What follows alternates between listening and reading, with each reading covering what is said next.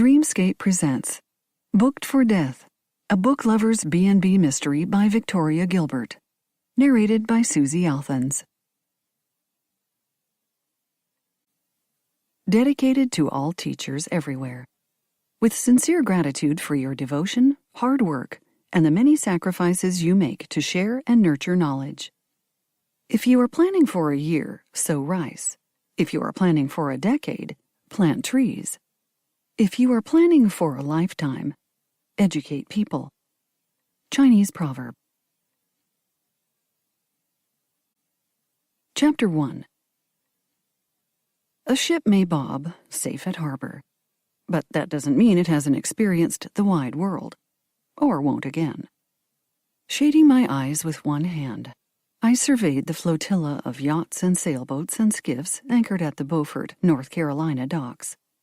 When people questioned my decision to become an innkeeper in this historic waterfront town, I always told them I was like those vessels, quiet and settled at the moment, but still ready to sail off on a new adventure whenever I chose.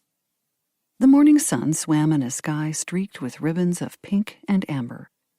Although I'd have preferred to linger, I needed to leave the boardwalk and hike the few blocks to my home. It was early morning. Time for my workday to begin.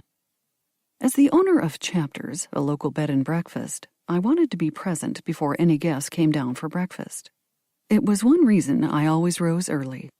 We served breakfast until 10, and if I didn't fit in my daily walk before our 7 o'clock start, I tended to get distracted and skip it altogether. I strode up the narrow sidewalks, batting aside some low-hanging tree branches without thinking. I'd made this trek often enough to know when to avoid a slap in the face. Reaching Ann Street, I turned left, passing a row of tree-shaded homes. As always, my pace slowed as I admired the beauty of my neighborhood, where simple but elegant 18th century houses were interspersed with mid-19th century cottages and gingerbread-encrusted Victorians. Chapter's bed and breakfast was one of the oldest homes in Beaufort. With a single triangular gable and white clapboard siding, it featured covered porches on both the main and upper levels. The shield-shaped historic designation plaque near the Delft blue front door proclaimed that the house had been built in 1770. This was true, although one could quibble about the rambling addition that had been added at a later date. The addition was deep enough to be separated from the picket fence enclosing the English garden only by a flagstone patio, but it was also narrow enough to render it invisible from the front. Many of our guests were shocked when they drove around to the parking lot and realized the house's true size. In fact, if I'd collected $1 for every time someone said, "It's so much bigger than it looks from the street," I'd have amassed a tidy sum. As I circled around the house to reach the staff entrance to the kitchen, I noticed that the wax myrtles that lined the side of the house had reached a height that would soon shadow the kitchen windows. They'd need a good pruning in the fall. I mentally added this to my never-ending list of chores as I pushed open the back door and stepped into the bed and breakfast's large kitchen. Alicia Simpson, Chapter's 62-year-old housekeeper and cook, stood at our commercial gas range, dubiously eyeing the fish she held over a cast-iron frying pan. Now, I ask you, who eats this for breakfast? Although drawn by the aroma of strong coffee mingled with the tangy scent of black tea, I halted my progress across the kitchen. Come on, you've done this sort of thing before. I'm sure Great-Aunt Isabella hosted some literary events that focused on British authors. I stepped back to avoid the splatter of grease as Alicia dropped the fish into the pan. Besides, this being a Josephine Tay celebration, we need to serve a full English breakfast at least once. The guests expect that sort of thing.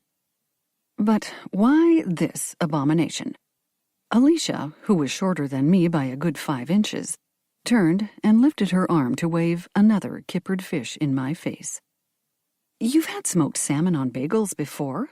It's not that different," I said, while Alicia turned away again, muttering about "dang fool notions." I crossed to one of our long work counters and lifted a silver cloche off a white ceramic serving platter. Inhaling the smoky aroma of cooked sausage and bacon, I glanced over at a foil-covered plate. That was probably the fried tomatoes. All that's left to do is the eggs? And the toast and finish frying up these dang fish, Alicia said, squaring her plump shoulders. Her dark hair, streaked with gray the color and texture of steel wool, was caught up in a hairnet studded with multicolored plastic gemstones. I smiled. Alicia always claimed that even though she was just a housekeeper and cook, that didn't mean she had to abandon all sense of style. Although, I thought, Alicia Simpson is hardly just an anything. After running the bed and breakfast for over 3 decades, the first 35 years for my great-aunt, and the last one for me, I suspected she was just as much an attraction as Chapter's library-themed guest rooms and extensive library. I covered the bacon and sausage before leaning back against the soapstone counter to survey the kitchen. Bright and airy, with a 12-foot-high beadboard ceiling, it was one of my favorite rooms in the house. My great-aunt had remodeled the original space when she'd converted her home into a bed and breakfast, adding commercial-grade appliances and other features that enhanced the kitchen's functionality. But she thankfully retained its traditional style. Plain white cabinets, many with mullined glass fronts, were fitted with black iron hardware. Light spilling from the large windows set into the pearl gray walls sparkled off the bright white subway tile backsplash and stainless steel appliances and sinks. A pair of French doors led to a large pantry that housed metal shelving, a standing freezer, and our commercial-grade dishwasher. "When is Damien supposed to arrive to start dinner?" I asked, mentally bemoaning the complexity of the War of Roses-themed dinner party I'd planned to honor mystery author Josephine Tey's most famous story, The Daughter of Time. Of course, I'd adjusted the menu to accommodate modern tastes. No one wanted peacock or swan today. But we were serving boar, roasted with baked apples, as one of the entrees. "Not soon enough, I wager." Alicia flipped the fish in the frying pan before turning to me. She swept her metal spatula through the air like a rapier. He tends to overestimate his ability to multitask, if you ask me. She thrust the spatula in my direction. And it doesn't help when you have him cooking such complicated nonsense. Boar, for goodness sake. Who serves boar? Richard III probably did, which is why it fits our theme for tonight. I bit my lower lip, considering the cost of the meat, which I'd had to order in from a specialty provider. Hopefully, our freelance chef, Damien Carr, hadn't been exaggerating when he'd claimed he could handle such a unique menu. "Well, I just hope no one chokes on a bone from those pike," Alicia said. "I bought them already filleted." "Maybe, but that's a fish with more bones than a cat has whiskers, and the bones are just about that thin, too." Alicia deftly scooped the final kipper from the pan and flipped it onto a pile of fish already layered on a serving plate. Knowing how fast he likes to work in the kitchen, I'm not trusting Damien to check those fillets as carefully as he should. I'll look them over before he cooks them. But we better focus on breakfast right now. I hear stirrings in the dining room, which means at least some of our guests have already come downstairs. Alicia slapped the spatula against one palm. "Well, after the ruckus they made last night, that bunch from Virginia can wait." I straightened and stepped away from the counter. "What ruckus? I didn't hear anything." "No, you wouldn't have. It happened before you got back from that party for your friend, Julie." Alicia shook her head. "I almost had to say something, especially since that other lady, Ms. Rowley, the one with the yacht, complained." "The Delamonts were making too much noise?" I frowned. The family, book dealer Lincoln Delamont, his wife Jennifer, and their 16-year-old daughter Tara, were 3 of the 6 guests staying at Chapters for the week. Was Tara playing her music too loud? No. It was the parents, fighting like hens scrapping over a last kernel of corn. Really? What about? Alicia shook her head. "Didn't hear much, just a lot of yelling. And before I could drag myself up the stairs to tell them to pipe down, the whole thing apparently blew over. Anyway, they got quiet, so I just left it alone. Although," she turned back to the range, "I did pick up a word or two, something from the missus about cheating, which doesn't surprise me given that fellow's flirtatious behavior. Oh? I mulled this information, which fit with Lincoln Delamont's aggressively charming persona and well-groomed good looks. Little too well-groomed for my taste, I thought, experiencing a pang as a vision of my late husband's tousled hair and lazy smile flashed through my mind. I guess not all is well with that marriage. Too bad when they have a child. I closed my lips to silence my next word as that child bounded into the kitchen, the dining room door slamming behind her. "Any coffee yet?" Tara Delamont asked, popping a pair of earbuds out of her ears.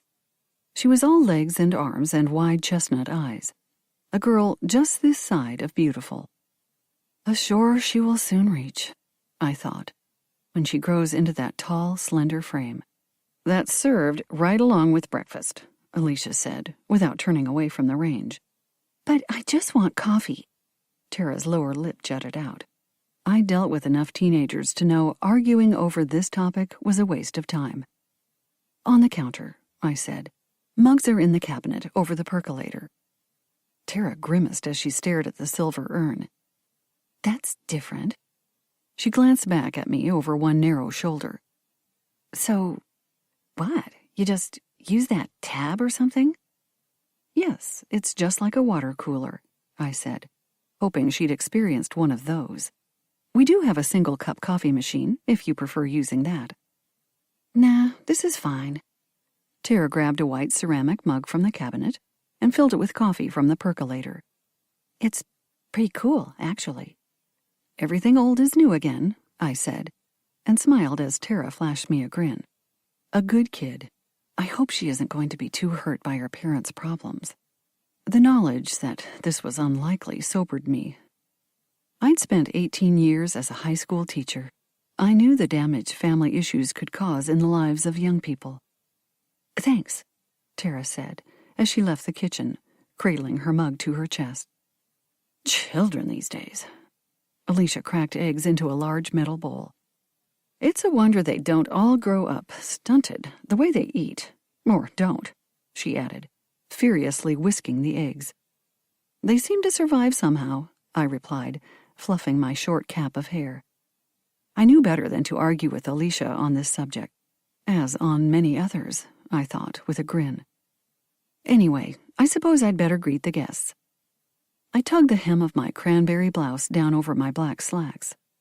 After experimenting with wardrobe choices when I'd first taken over chapters, I'd found that adopting an elegant simplicity was my best option. A flowing silk or linen blend blouse paired with plain cotton or wool trousers was always my best bet. I needed to look put together, but not too fussy. Walking into the dining room, I called out, "Good morning," and reminded myself to smile. Knowing guests liked a cheery hostess, I trained myself to smile more frequently. It wasn't too difficult. I'd also learned to project a pleasant but tough attitude when I'd taught high school English. This was just a different mask. "Hello," said a tall, lean woman in her mid-30s. She was seated at one of the 3 round tables in the dining room, wearing a tight tank top that showed off her well-toned arms. Her lightly tanned skin still held a sheen of perspiration from what I suspected was an early morning run. The husky man seated beside her was at least 20 years older. His cropped white hair gleamed in vivid contrast to his weathered face. Todd Rowley looked like someone who'd spent too much time in the sun, which wasn't surprising, given his self-proclaimed love of sailing. "Good day, Miss Reed," he said. "I hear we have a full English breakfast today." "Yes, and it's just about ready. But please, call me Charlotte. I may be the proprietor of chapters, but we don't stand on ceremony here." "Good. So you can call me Todd," the man replied, with a broad smile. "And Kelly," the woman chimed in, tossing her long braid of golden brown hair behind her shoulders. I studied the couple for a moment. Todd Rowley was a 57-year-old entrepreneur who owned a lovely yacht named the Celestial, currently docked at the Beaufort Harbor. His much younger wife, his third, if what I'd heard was true, had once been a track star and had, according to her comments at the previous evening's cocktail party, almost made the U.S. Olympic team. Almost. I examined Kelly's intelligent face. She had a natural beauty that most would envy. But I detected a well of sadness in those lovely hazel eyes. As if her life was all about that. Almost, I thought, with sympathy. It was a situation I understood. I'd almost led a different life as well. Filled with love and children and... I shook my head. No, I couldn't dwell on such things. Had a good run this morning? I asked brightly. Oh, yes, Kelly Rowley replied. Surprisingly, the streets were uncrowded.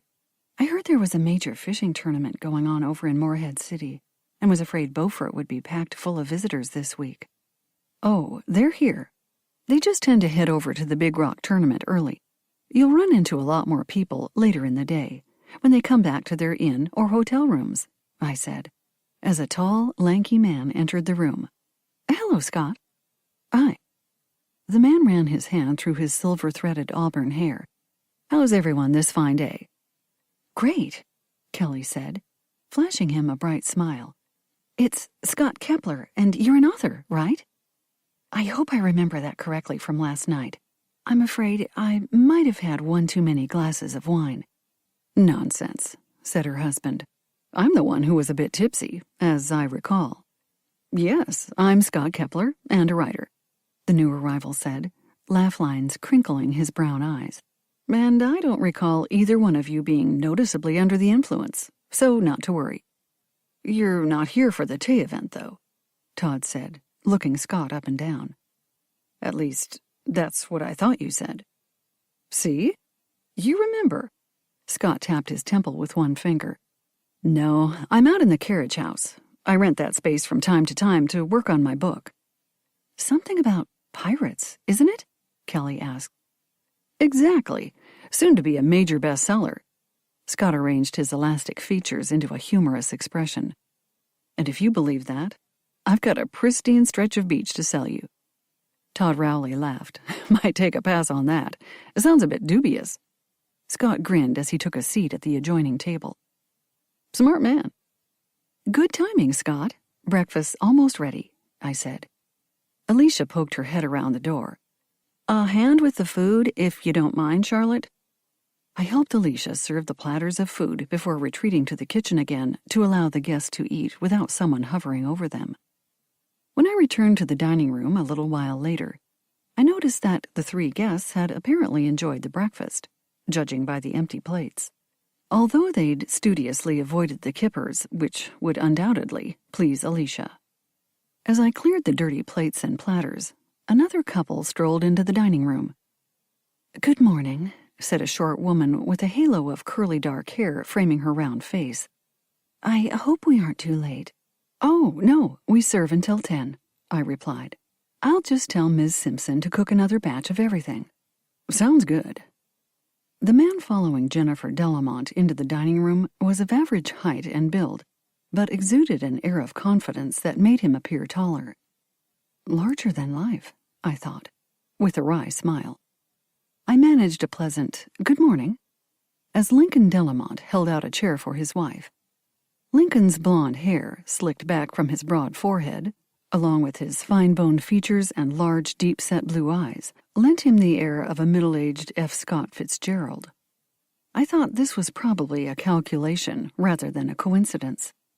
Kelly shoved back her chair and stood up. Todd, we should be getting along if we want to tour some local sites before tonight's party. Oh, right, Todd said, standing to join her. I do want to check out the Maritime Museum and the Watercraft Center. And the shops, Kelly added, casting him a smile. Of course, and the shops. Todd slipped one hand through his wife's bent arm. How could I forget the shops?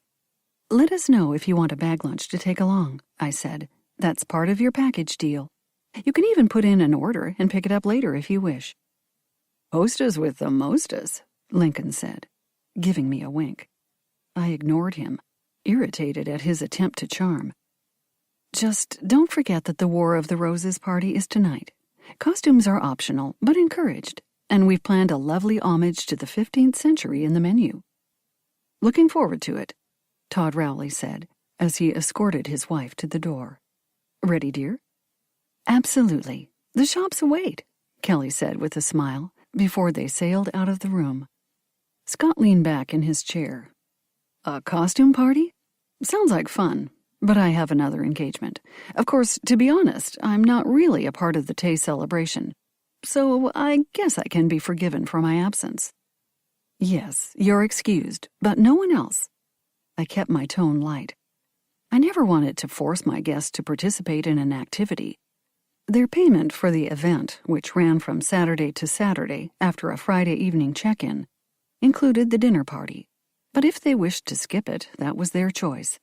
We do have some local people attending the party, so there are plenty of participants, even if you can't come, Scott. Although, you are welcome, of course.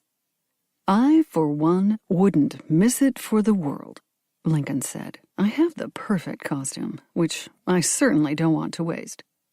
"Let me guess," I said. "Richard III?" "Oh, no." A slow smile spread over Lincoln's face. "That's much too expected. No, I plan to represent his eventual adversary, Henry VII. Siding with the opposition, the House of Tudor against the House of York." Scott stood up and tossed his napkin onto the linen tablecloth. Lincoln sat back in his chair. "The Tudors won." "But even that line didn't last," Scott observed. "Still, your choice is unique, so good for you." Jennifer tapped her chin with one finger. "According to Tay, Henry was the villain who killed the young princes." Lincoln shrugged. "Who knows the truth of that story? Tay had her opinions, but nothing has ever been proven." "At any rate, I hope you'll all have a good time tonight. Virtually traveling back in time, just as Tay's Detective Grant did," I said, as Alicia appeared with fresh eggs and other items and plopped them down in front of Lincoln and Jennifer. "Full English breakfast," she said. "Enjoy." Lincoln lifted his fork.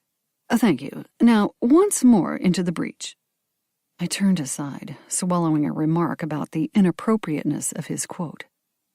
Because as far as I knew, no one was at war or in any danger of death. Of course, as later events soon proved, I was quite wrong in this assumption. Chapter 2.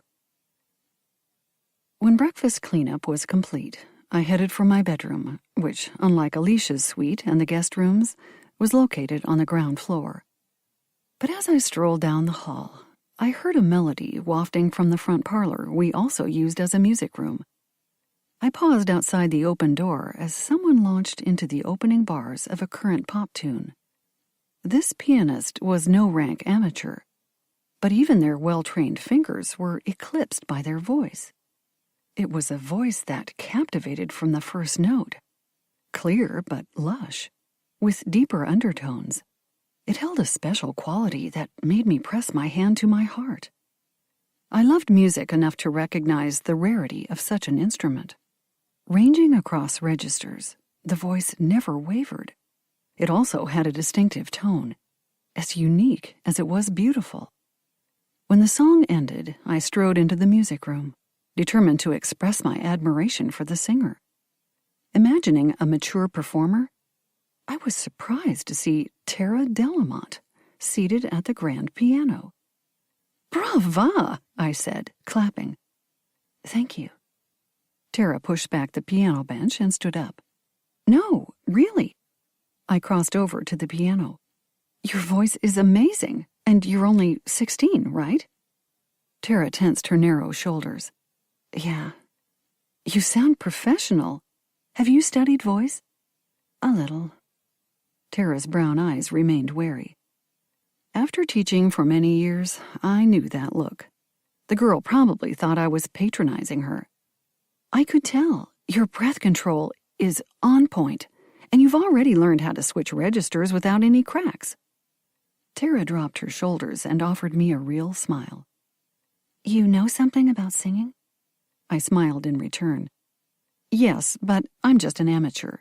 Oh, I've sung in choirs and choruses all my life, but I certainly don't possess anything like your natural talent."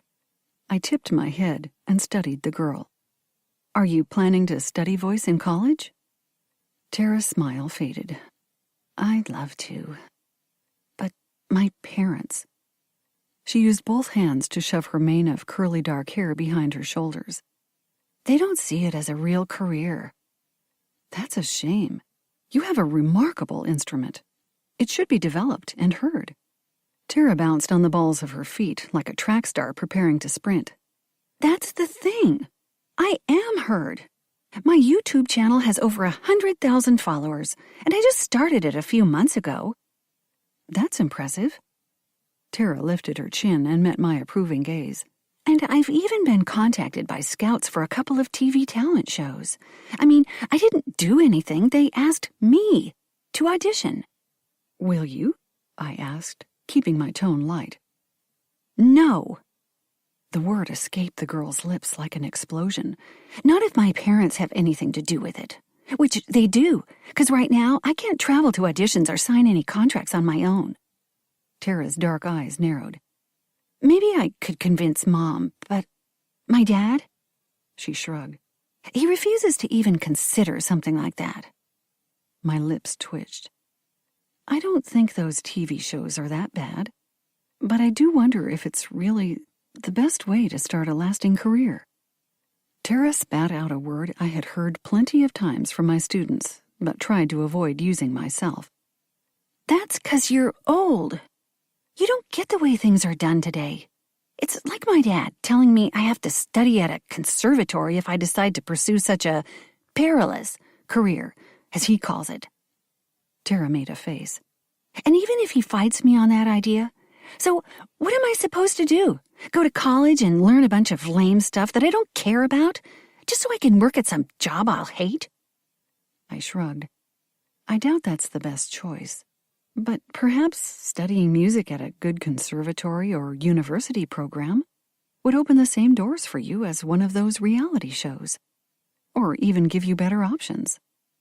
Tara's lips curved downward. Yeah, sure.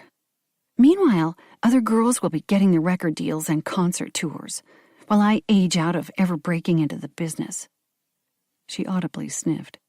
You old people are all the same, thinking things have to be done the way they were back in the dark ages, when you were kids.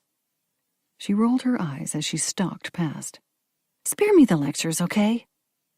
Sure thing, I said, as the girl strode out of the room. I sighed. What was I thinking, sharing my opinion with a young person I don't know? It was a force of habit, I supposed. I'd slipped into teacher mode without considering the fact that Tara, like her parents, was a guest at chapters. Your job is to be a hostess, not an instructor, I reminded myself. I waited a few minutes before I followed Tara out of the parlor. I was still determined to steal a few moments of quiet in my bedroom. But a noise made me pause. I peeked into the adjacent room, which was Chapter's extensive library. One of my guests was balanced on the sliding ladder that allowed access to the library's top shelves. I stepped into the library, identifying the culprit as Lincoln Delamont, even before he glanced over his shoulder. Can I help you find something? No, thank you, Miss Reed. I'm just examining the collection. Lincoln flashed me a roguish grin. As you know, I'm a rare book dealer. I simply can't resist a library like this. I wish you'd asked me first. I pointed at the pile of books scattered across the room's massive wooden desk. Some of the items on the upper shelves are fragile. I prefer to pull those for our guests myself, specifically for that reason, as I'm sure you can understand. I didn't mention that some of those volumes were also quite valuable. Lincoln would know that just by looking at them. But even if he was breaking one of the bed and breakfast's few rules, I reminded myself that my hostess status meant I had to stop short of accusing him of any wrongdoing.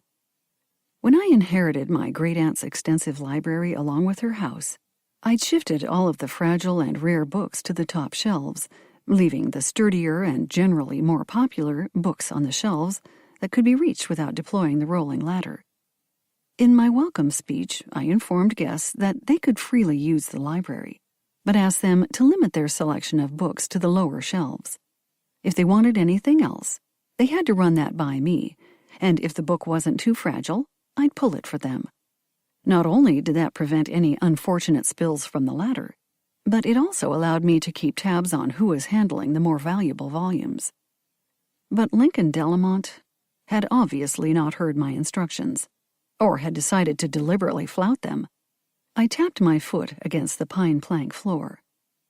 "I'm sure you're fascinated by my great-aunt's collection, but I must ask you to get down. As I mentioned when you arrived last night, I prefer that guests not use that ladder." I twitched my lips into what I hoped was a pleasant smile. "Insurance liability being what it is, it just isn't safe, for you as well as for my pocketbook." Lincoln climbed down to one of the bottom rungs before leaping to the floor. As he turned to face me, his sharp nose twitched like the pointed muzzle of a fox. "I assure you, Ms. Reed, I have more than a passing acquaintance with library ladders, many of which are much less stable than this one." "I'm sure, but those aren't located in my bed and breakfast." I strolled over to the desk and picked up a leather-bound volume. "You do have a good eye," I said, examining the title page. "A first edition Romance of King Arthur, illustrated and signed by Arthur Rackham, is quite rare, as I suppose you know. You wouldn't be searching for items to buy, would you?" "Not exactly." Lincoln dusted off his hands. "But I am very interested in Isabella Harrington's library, particularly in how she acquired it." I placed the leather-bound volume back on the desk. "That's easy. She purchased the books. Sometimes individually, but also in large lots from estate sales or from those downsizing and selling entire collections. Why do you ask?" Lincoln lowered his pale lashes over his blue eyes. "Having conducted a little research on your great-aunt, I'm curious how she was able to afford the initial investment. Didn't she start out as a maid in the early 1950s? It was at some grand estate on the James River in Virginia, but still, hardly a way to amass a fortune." "True, but she apparently came into some money after that, before she bought this house." I frowned. She never really explained how that came about. "I bet she didn't." A smirk twisted Lincoln's thin lips. "What's that supposed to mean?" I took a breath and reminded myself to temper my tone. Despite his annoying air of superiority, the book dealer was a guest. "I'm sorry, I guess I don't understand your point, Mr. Delamont." "Please, call me Lincoln." Tracing a spiral pattern in the rug with the tip of his expensive leather loafer, the book dealer didn't meet my searching gaze. "I just find it interesting that a former maid was able to acquire so many valuable books. It takes a great deal of money to accumulate a library like this, you know. I assumed she must have inherited something from the family. As you did," he added, casting me a sly smile. "I know nothing about that. My family on that side were farmers. I doubt she inherited a fortune from them." Annoyance had sharpened my tone, but I decided Lincoln Delamont was being provocative enough to warrant my displeasure. "I've always assumed she made some shrewd investments, and I know she occasionally sold some of her original acquisitions to buy other books." "Yes, I recall seeing some of them on the market. A bit beyond my reach at the time, I'm afraid." I studied his face, wondering why he looked so smug. "Anyway, since I did inherit her library as well as the house, it's my job to take care of both, which is why I have an inflexible rule about guests not accessing the more fragile volumes, and staying off that ladder. How and why Isabella Harrington started her book collection is not really my concern." "Perhaps it should be," Lincoln said. "I'd hate to see your reputation tarnished by a relative's past misdeeds." I instinctively cast a glance toward the hall. Lincoln's voice was unusually loud and resonant, and I wanted to reassure myself that no other guests were loitering nearby. "Excuse me, Is that a threat? Lincoln Delamont shrugged. Just a warning. Based on my investigations, I've discovered something about your great-aunt's past that you, and indeed the rest of your family, might not know. A fact that, if disclosed, could be very bad publicity for your bed and breakfast. Very bad indeed. It might even force you to sell. Books to you? I snapped, no longer caring about his guest status. Oh, I'd love to pick up a few of those treasures. Lincoln motioned toward the books on the desk. But that wasn't what I was implying. Okay, so what exactly are you suggesting? That you could lose chapters if everything came to light. And I'd hate to see that. Lincoln's smile broadened. I really would. I examined the book dealer for a moment as I collected my thoughts. It was obvious that he was attempting to blackmail me over some indiscretion from my great-aunt's past. Perhaps not for money, though. Although he hadn't come right out and asked me to sell him some valuable volumes from the library for next to nothing. I suspected he'd be demanding that soon enough. I thrust back my shoulders and looked Lincoln in the eye. I had no plans to sell anything, despite whatever dirty secrets he'd dug up on my great-aunt. But before I rejected his little scheme outright, I decided to do some sleuthing of my own. If I could uncover whatever he considered so damaging and proactively defuse that bomb, you must have misunderstood. I'm sure there's nothing in my great-aunt's past that could possibly lead to such a disastrous consequence. Now, if you'll excuse me, I should get back to work. Please, leave the books you've pulled on the desk. I will reshelve them later. I left the room, but paused in the hall to call back at him. And stay off that ladder. The last thing I want to deal with is a dead guest. Chapter 3. I abandoned my dream of a peaceful hour spent reading in my room and walked back into the kitchen to question Alicia. Maybe I could pry enough information out of her to dismiss Lincoln Delamont's hints of scandal. I just had the most unpleasant encounter. With that Delamont fellow? Alicia asked, without glancing up from a short stack of lunch request forms. Yes, how did you know? Saw him head for the library right after breakfast. Figured he was going to check out the books, being a dealer and all. Alicia looked up at me. Her dark brown eyes narrowed. He's a right royal pain, if you ask me. I have to agree with you on that point. I crossed to the counter where Alicia was working and rested my hip against the lower cabinet. I was just wondering. You worked for my great-aunt from the beginning, didn't you? I mean, from the moment she converted this house into a bed and breakfast? Alicia tapped the pen she was holding against her palm. Yes, she hired me in 1983, right before she opened the doors to guests. She fixed me with an intense stare. Why are you asking? Oh, Lincoln Delamont mentioned something. I shook my head. He seems to think there are some skeletons rattling around in Great-Aunt Isabella's past. Some stuff that could be damaging if the truth were to be exposed. You don't have any inkling as to what that might be, do you? Alicia dropped her gaze as well as the pen. Nope. Can't think of a thing. I just thought, well, if there was something, maybe I could take care of the situation before Mr. Delamont decides to spread rumors. I tapped my fingernails against the charcoal gray soapstone countertop, hoping to draw the housekeeper's attention. But Alicia kept her gaze focused on the lunch requests. I appreciate your loyalty to my great-aunt, but it's really better if I know, whatever it might be. I mean, if there are any scandals in her past. There aren't, leastwise. I don't know of any.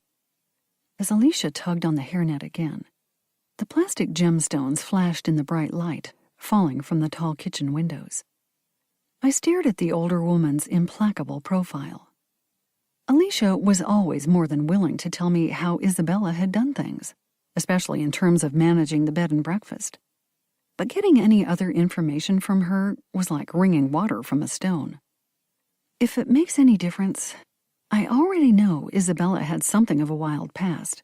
At least, if what my Grandma Ruth always said is true. Alicia cast me a side-eyed glance. Nice way to talk about her own sister. Anyway, I wouldn't know much about that. As I said, I didn't start working for Isabella until 1983. She must have been close to 60 at that point, and while she was always spry, even up until right before she died at 92, she was never what I'd call wild. Energetic and charming, yes, but not wild. I did a quick mental calculation.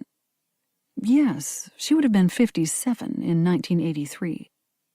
I tapped the countertop with my fingers. Funny, I never thought about it before. But she started a business when most people would be about ready to retire. Necessity, I always figured, Alicia said, her focus back on her lunch requests.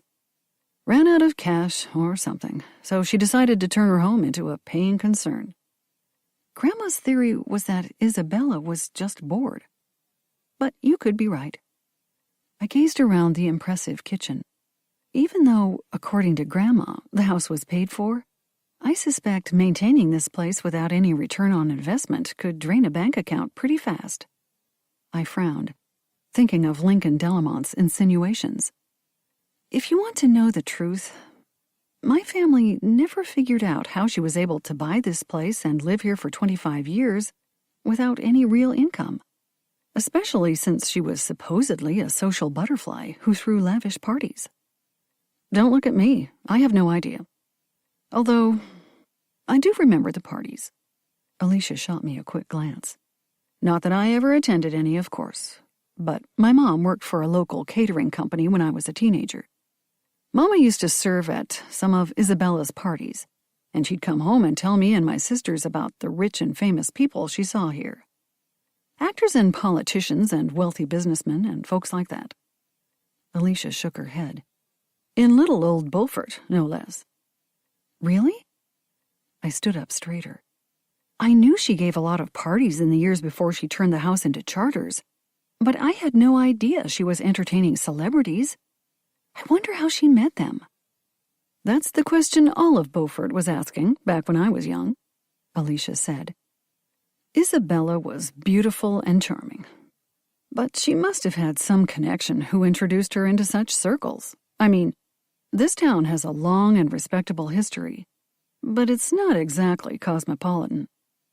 I considered this for a moment. Maybe part of the attraction was getting away from the city? Enjoying a taste of small-town life near the sea? Alicia laid aside one lunch request. Could be. I just know it always baffled us regular folk in town.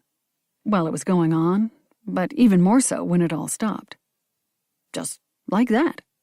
She snapped her fingers. No more parties. Then Isabella up and converted her house into a bed and breakfast about a year later, which is why I figured it was a money issue. That's certainly possible, I suppose. I traced a figure 8 on the countertop. But if there were numerous wealthy and famous people at these parties, maybe this secret scandal is related to one of them somehow. Could be, but again, I wouldn't know anything about that. Alicia picked up the paper she'd set aside and waved it at me. Now, excuse me, but I need to get to work on this request. Mr. and Mrs. Rowley wanted to pick up their lunches early. All right, don't let me keep you. I gave Alicia a brief nod goodbye before I headed for the hall. Preoccupied with thoughts of Isabella's mysterious past, Lincoln Delamont's cryptic threats and his daughter's angry comments, I almost collided with Todd and Kelly Rowley, who'd walked into the front hallway from the porch. Plastering on a smile, I faced the couple. I hope you've had a good time this morning? Oh, yes, Kelly replied. The town really is quaint, and it's still quiet, at least right now. It'll get a lot busier later, when all the Big Rock tournament participants and visitors return for dinner and drinks at the restaurants near the docks. Fortunately, you won't have to fight the crowds this evening, since you're having dinner here. Todd Rowley glanced at his wife. We're excited about that, aren't we, sweetheart? Kelly had a beautiful costume made, he added, turning his gaze back on me. That's great, I said. thinking about everything I had to do before I could don my own costume, a hand-me-down from Isabella I'd found while rummaging around in the attic. Jennifer Delamont clattered down the stairs, stopping short when she noticed me and the Rowleys. "Oh, hello. Have any of you seen my husband? I can't imagine where he's gotten to." "He was in the library, Miss Delamont." I noticed the lines creasing Jennifer Delamont's brow and softened my tone. "But that was a little while ago. I'm not sure if he's still there." "He's not," Kelly said with a toss of her long braid. "Todd and I were just out walking and saw him dashing off somewhere when we turned onto this block." "Really? He didn't tell me he was going out." Jennifer Delamont bit her lower lip as if to stop herself from saying anything more. "He was in a hurry." Todd winked at Jennifer. "Maybe he wanted to sneak out and get you a gift before you realized he was gone." "I doubt that," Kelly said sharply. As Jennifer turned a myopic gaze on her, the younger woman twitched her lips into a smile. "I just mean, not everyone is as sentimental as you are, Todd." Kelly slipped her arm around her husband's waist before turning to me. "He spoils me, always buying me little surprise gifts." "You deserve it," Todd said, patting Kelly's hand. "No, that wouldn't be it," Jennifer Delamont said, her shoulders slumping. "Well, thanks anyway. I guess I'll catch up with him later." She turned and headed back upstairs. "Poor thing," Kelly said, when Jennifer had disappeared into the upper hallway. Catching my eye, she shrugged. "I heard them yelling at each other last night after the cocktail party. I think you'd gone out by that time." "Yes, it was my friend Julie's birthday." I turned away slightly. "Sorry, but I really should get moving. There's so much to do before this evening's festivities." "Don't let us keep you," Todd said. "We're heading back out as soon as we grab our bagged lunches. I want to spend some decent time at the Maritime Museum before we need to change for the party." "Well, have fun." I noticed that Kelly was staring up the staircase, as if her thoughts remained focused on Jennifer Delamont. She probably feels as bad for the woman as I do, I thought, especially since, unlike Jennifer, she seems to have such a happy marriage, as I did, once upon a time. Chapter 4. Later that afternoon, I worked in the English garden that filled most of Chapter's backyard. Cutting a flower stem, I jerked back my hand as a thorn pierced my skin. The crimson roses fell, scattering across one of the white gravel paths that outlined the formal flower beds. I stepped back, twitching my finger away from the blood that pooled inside my suede gardening glove. "War of the Roses indeed," I muttered to myself, as I yanked off the glove and waved it at my friend, Julie Rivera, who'd agreed to help me decorate Chapters for the costume party. The things I'd do for my guests. "It will be worth it. You'll see," Julie said. I wasn't so sure, afraid I'd taken on too much with my War of the Roses dinner party. When I'd planned a week-long literary event as a celebration of Golden Age mystery author Josephine Tay, I thought it would be fun to include a costume party honoring Tay's famous story, The Daughter of Time. A War of the Roses themed event had seemed a natural nod to the book, which featured Tay's detective, Alan Grant, investigating the truth about Richard III and the princes in the Tower. But the complexity of offering a 15th century influenced dinner, along with the necessary decorating, had proven so stressful. I wished I'd never come up with the idea. I peeled off the other glove and shoved both into the pocket of my jeans. Hanging my garden shears off the edge of my bucket, I stared at the containers overflowing with flowers. Now we've really done enough, I thought, considering the swaths of scarlet and white fabric Julie and I had already hung in the dining room to frame a reproduction of a medieval tapestry panel. With the addition of fabric chair covers and 2 full metal shields, I thought my decorating was complete. But Julie had noticed the blooming shrubs in the garden and suggested adding vases filled with red and white roses, which I thought was a great idea at the time, until I encountered the vicious thorns studding the stems of the flowers, of course. "I feel like a pincushion," I said, wrapping a tissue around my bleeding finger. "But he that dares not grasp the thorn should never crave the rose," Julie said, her brown eyes sparkling with good humor. "Good old Anne Bronte. She sure had that right," I said, not surprised that Julie could quote a classic but not so well-known author. A voracious reader, she owned Bookwaves, an independent bookstore on Front Street. We'd actually met when I visited Bookwaves not long after I moved to Beaufort. Julie, upon discovering I was the new owner, had graciously offered to lead the local book club discussions held at Chapters once a month. "Until you get used to it," she'd said. Appreciating her kindness, I'd made a habit of visiting Bookwaves to buy new books, which had led to a close friendship. Even though Julie, at 35, was 7 years younger than me, we'd bonded over our mutual interest in books, music, good food, and intelligent conversation. And while I was a widow who had no current interest in dating, I enjoyed Julie's tales of her romantic adventures. I suppose it was a bit of living vicariously. "I think we probably have enough." I motioned toward Julie's pail of white roses before leaning over to collect the scattered crimson blooms and drop them into my own bucket. Julie shoved a pair of garden clippers into the pocket of the green canvas apron I'd lent her. "I won't argue with that," she said, stripping off a pair of borrowed gardening gloves. "Here, let me grab that bucket so you can take those things back to the garden shed," I said, crossing to her. We were about the same height, but Julie possessed the curvier figure, a fact she sometimes bemoaned. Although she enjoyed flirting, she didn't like to be appreciated simply for her dark-haired, dark-eyed, voluptuous good looks. She preferred men who admired her mind as well as her physical attributes, who are harder to find than they should be, I thought. I forced an image of my late husband from my mind. Even though it had been 3 years, I still had a hard time believing Brent was gone forever. And I still have no interest in dating someone new, I thought. As Scott Kepler walked around the corner of the holly hedge that separated the carriage house from the rest of the backyard, Julie had urged me to consider Scott as more than a friend, but I knew it was impossible for 2 reasons. First, because I was still in love with my late husband, and second, because although she hadn't noticed it yet, Scott was way more interested in Julie than in me. I thought it was a perfect match. A book lover and an author. What could be better? Not to mention that Scott seemed like a kind and intelligent man. While he lived in Asheville, North Carolina, which was around 6 hours away, he visited Beaufort often to conduct research for his books. "Hello, ladies," Scott said, giving me a nod before his gaze swung back to Julie. "Hi there."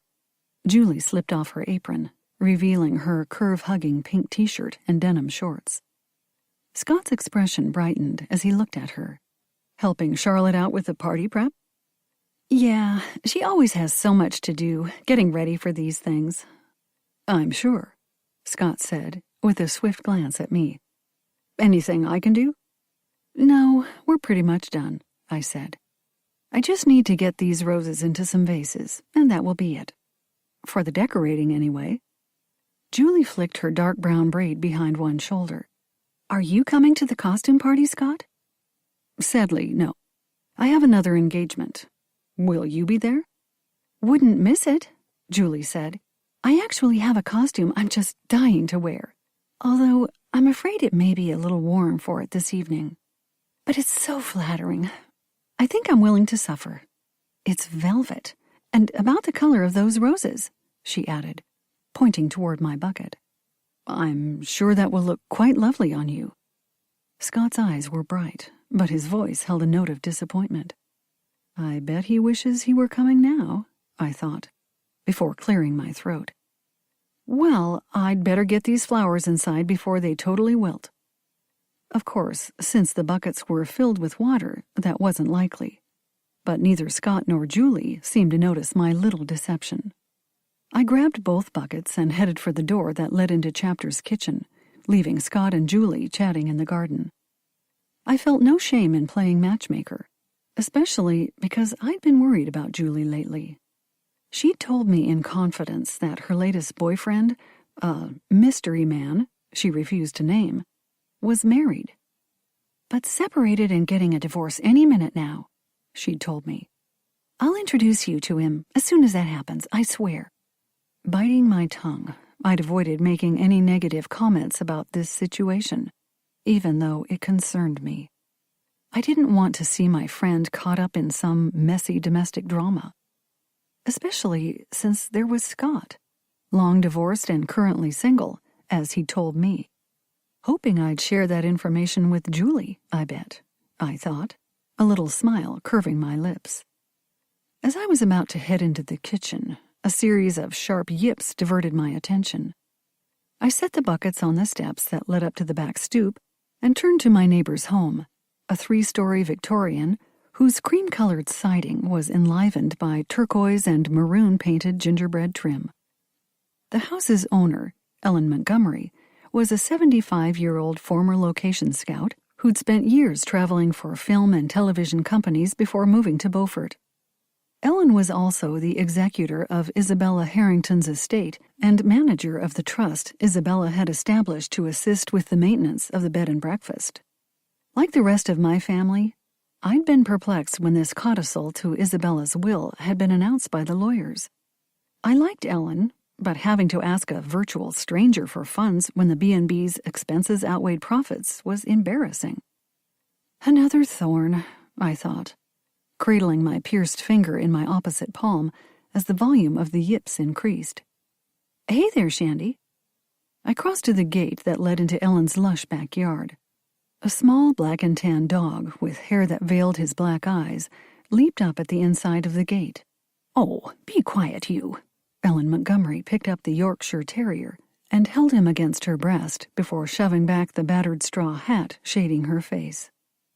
Sunlight glinted off her snow-white bob, which was streaked with deep purple and cerulean blue highlights. And hello, Charlotte. Looks like you're doing a little gardening, too. I ran my fingers through my own hair. Emerald might look good in mine, I thought, before shaking such a silly thought from my head. I was an innkeeper who hosted literary events. Given the wide variety of guests who visited chapters, it was best if I kept my appearance, like my manner, gracious and unassuming, no matter how boring and confining that sometimes felt. Just trying to fight some of the weeds. Seems like they can take over if you let things go even a few days, especially at this time of year. Absolutely, and it's probably the best time to do it today, even though it's hot. Most of the tourists are over at Morehead City right now. I made a face. I don't know about you, but I always hate it when I look up from weeding and find visitors staring at me over my back fence. Ellen stroked the long fur on the Yorkie's back. Yes, the streets will definitely get busier in the evening. But perhaps I should have left Shandy inside. I don't want him to bother your guests with all his yapping. She grinned. I don't call him the Holy Terrier for nothing. It's fine. Chapter's walls are thick enough to block out most outside noise, even a yippy dog. I leaned over the gate to pat Shandy's head, earning a sloppy lick across my hand in return. Ellen fixed me with her intense and somewhat disconcerting gaze. You have a full house for the week, I hope? No, unfortunately, we aren't completely booked. You should have rented out any extra rooms to the fishing folk. Lord knows they're always looking for places to stay in the area. I had someone knock on my door just the other day, hoping I'd rent a room during the tournament. Which I won't. I thought that would be disruptive to my other guests. I frowned. I guess if I'd lived here longer, I would have known not to schedule this author celebration for the same week as the Big Rock tournament. But I had no idea how many visitors it brought to the area. It's one of the largest fishing events in the world. But cut yourself some slack, Charlotte. People who don't live here don't realize just how huge it is. You might want to remember it for next year, though. Isabella used to forego her literary events and rent out to the fishing crowd for top dollar. Next year, sure. I mentally chided myself. I could have used the extra money. Although Chapters did pay for itself, I had little in the way of extra funds and was reluctant to ask Ellen for too much from the trust. But I'd already planned this Tay event when I realized the conflict. "Live and learn," Ellen said. "At least as you told me yesterday. You have some local people paying to participate in the events, even though they aren't staying with you, right?" "Fortunately." I curled my injured finger in to touch my palm. I really could have used the lodging fees. Next year I'd know better. Ellen shook her head. "You aren't as ruthless as Isabella. She had a firm rule that anyone who wanted to participate in the literary events had to stay at the house, at least for a night, even if they were local." "Really?" I fanned my flushed face with one hand. What an idiot I am. Not even as savvy as Isabella, a woman 50 years my senior. "I'll definitely know better next year. Now, if you'll excuse me, I need to get back to work. There's a lot to do before tonight's party." "Of course," Ellen said. "Come on, Shandy. Let's grab ourselves some water and a snack, shall we?" She gave me a little wave before heading toward her back door, the Yorkie trotting at her heels. I cast one glance toward the garden. After noting that Scott and Julie were still engaged in what looked like a lively conversation, I grabbed the flower buckets and carried them into the kitchen. Alicia spared me one glance before turning her focus back to her vigorous scrubbing of the counters. "Call for you. I didn't pick up because I was elbow-deep in cleaning. Anyway, they left a message." I set the buckets in one side of our deep double sink. "Oh? Well, maybe I better check on that before I do anything with these flowers. Just in case it's someone wanting a future reservation. You don't need to mess with the roses, by the way. I'll collect some vases and deal with them as soon as I check that phone message." "Don't worry. I'm always happy to leave the floral arranging to someone else," Alicia said as I headed into the pantry. Since we needed to provide phones in our guest rooms, we still had a landline. I punched the playback button on the answering machine connected to the phone. The caller announced herself as Claire Stevenson. My mother. I shook my head. I should have figured. Mom always called the landline number rather than my cell phone and left her full name. She told me that she'd been trained to do so when she'd called her aunt in the past, so that Alicia would know to leave the message for Isabella rather than answer it herself. Mom's message was a request that I return her call, which I did after checking my watch. Mom had left Dad to care for their menagerie of rescued dogs and cats so she could visit my older sister, Sophie, and her family for a few weeks. Since Sophie lived in California, I always checked the time, aware of the 3-hour time difference. I'd once accidentally phoned Sophie at 8, which was 5 in the morning her time. I wouldn't make that mistake again. "Oh, hi, Charlotte. Thanks for getting back to me. I have some great news I couldn't wait to share." Mom's effervescent tone sparkled over the phone. I smiled. While both my sisters had inherited Mom's bubbly personality, I was more reserved, like my dad. "Sophie is pregnant again?" I asked, since that was one of the few things that could inspire my mom to call me in the middle of the day. "Heavens, no. She's 45 now, you know. And while it's certainly possible, I don't think either Sophie or Bill want more than the 3 they've already got." Mom's bright laugh rang in my ear. "I mean, little Jaden is such a handful. I think they said enough is enough a while ago." "Yeah, he's something else." "Wait. Did you hear something from Mel?" I held my breath, hoping this was true. My younger sister, Melinda, a costume designer, lived in New York City. She had just turned 40 a few months ago, a milestone the family had celebrated at my parents' home in Charlottesville, Virginia. Mel had married her longtime partner, Beatrice, 2 years before, in a ceremony made bittersweet for me by the combination of Mel's joy and Brent's absence. "Yes," my mom said in a triumphant tone. "The procedure worked. Bea is pregnant." "That's wonderful," I said, my chest tightening. Brent and I hadn't been able to have any children. We'd been discussing adoption right before he died. I shook off my foolish pang of envy and told Mom I'd call Mel as soon as I could. There was no point in allowing my own sadness to cloud my sister's or my mother's happiness. Besides, Mel and Bee's baby just meant another niece or nephew for me to spoil.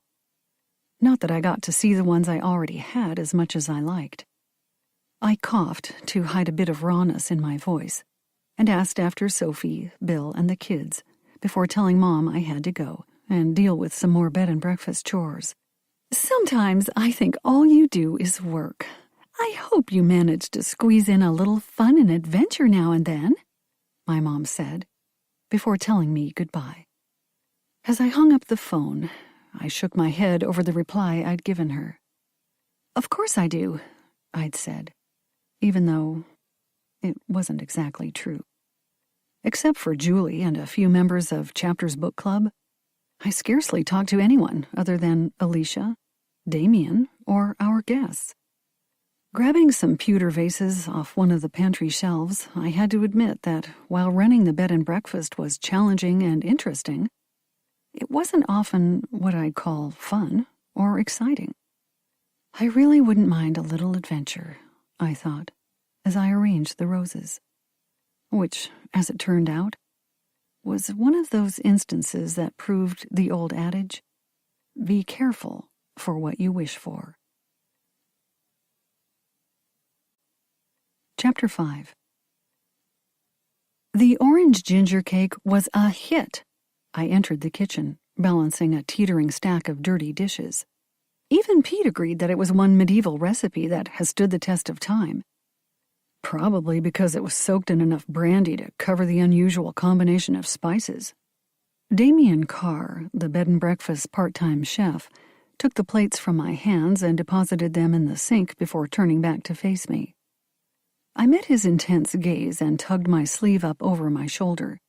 The square neckline of the emerald velveteen gown was cut so wide that the sleeve cap tended to slip down my upper arm. Could be. He wasn't too complimentary about the vegetables or the pike, but he did say that the boar was nice. Damned with faint praise, as always.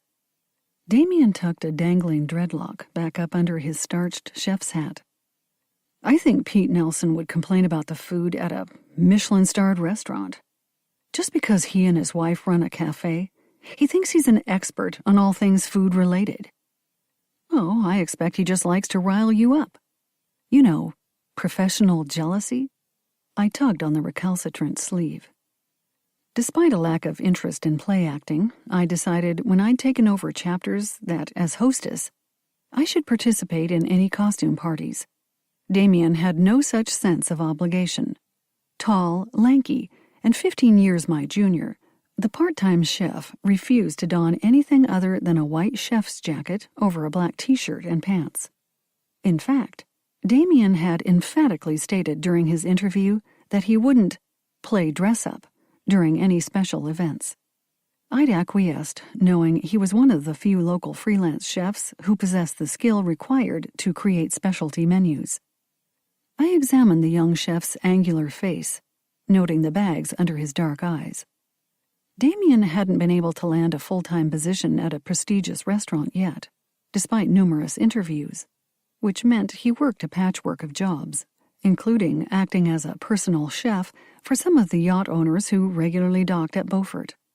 Knowing his erratic schedule probably took a toll on his health, I tended to cut Damien some slack, even when his temper got the better of him. "Hello, dear," called out a loud voice.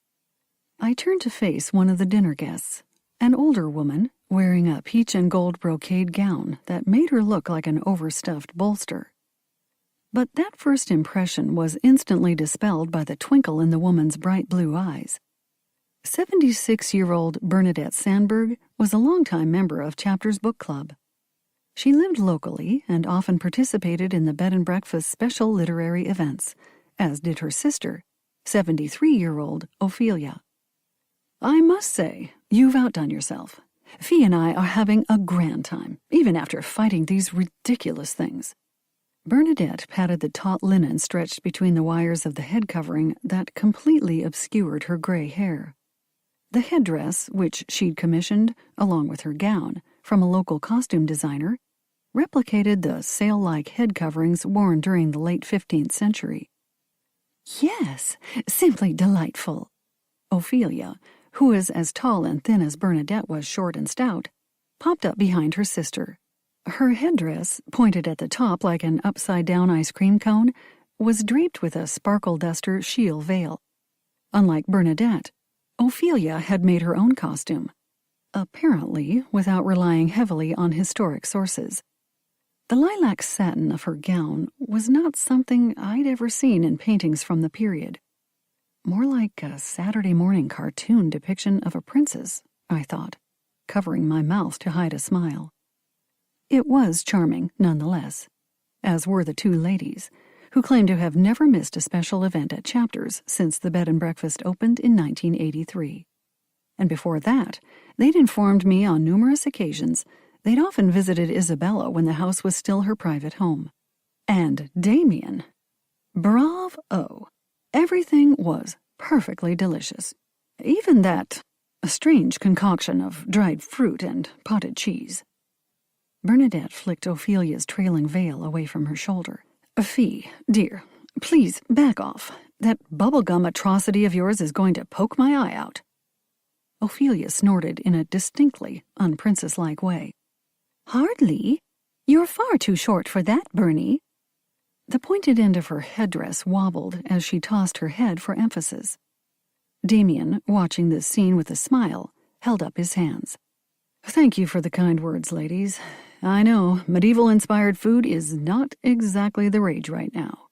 But perfect for celebrating the daughter of time, Bernadette said. Takes one right back to Richard III's era. Just like Inspector Grant studying all those books after he saw that sympathetic portrait of Richard. I'm afraid your reference is lost on me, Damien said. I haven't read the book. As Ophelia bobbed her head, her headdress slid over toward her left ear, exposing her short hair. Dyed a brilliant cardinal red, it provided a startling contrast with her rosy pink headgear. You ought to. It's a classic. Anyway, you should be proud of yourself, Chef. Not many could pull off a meal like that. Fee, you're losing your hat, Bernadette observed before waving her fingers at Damien and me. We must go. Everyone was headed outside, and I expect a literary discussion is in the offing. She beamed. My favorite thing, as you know. Yes, mine too. I cast both sisters a warm smile. Go ahead, I'll join the group as soon as I can. The older women bustled off, their hard-soled shoes ringing against the pine plank floors. Go, join your guests, Damien said, waving a tea towel. Alicia will finish tidying the dining room any minute. She can help me clean up in here. Thanks. I guess I'd better see what they're all up to. I gave Damien a wink. And keep an eye on the open bar, even if it is just wine and beer. Good idea. Damien turned back to the sink. Pete was hitting the sauce pretty hard at dinner, along with that Delamont guy. You might need to supervise those two. Stepping out the back door, I had to admit that my guests' colorful costumes created a fabulous tableau. Of course, up close, most of the costumes gave off a high school drama club vibe. But the flickering tongues of light cast by the lawn torches lent their outfits an uncanny air of verisimilitude. Standing at the edge of the flagstone patio, I could imagine gazing across the stone plaza of a 15th century English castle, observing festivities at court. The illusion was broken only when I glanced up at the lights twinkling above my head. They weren't stars, only tiny white Christmas lights, threaded through the slats of the pergola. I lifted my heavy skirts and headed for the outdoor bar at one edge of the patio.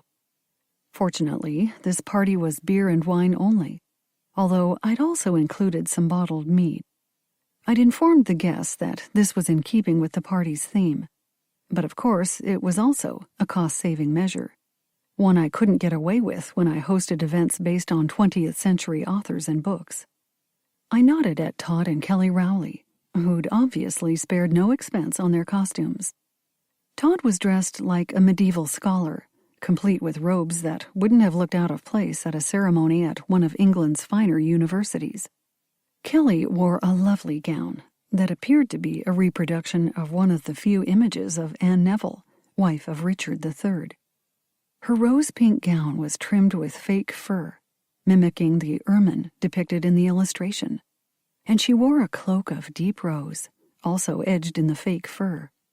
I discovered the same illustration in the Rouse Roll, an illustrated chronicle created by 15th century historian and priest John Rouse, and was impressed by Kelly's devotion to period accuracy.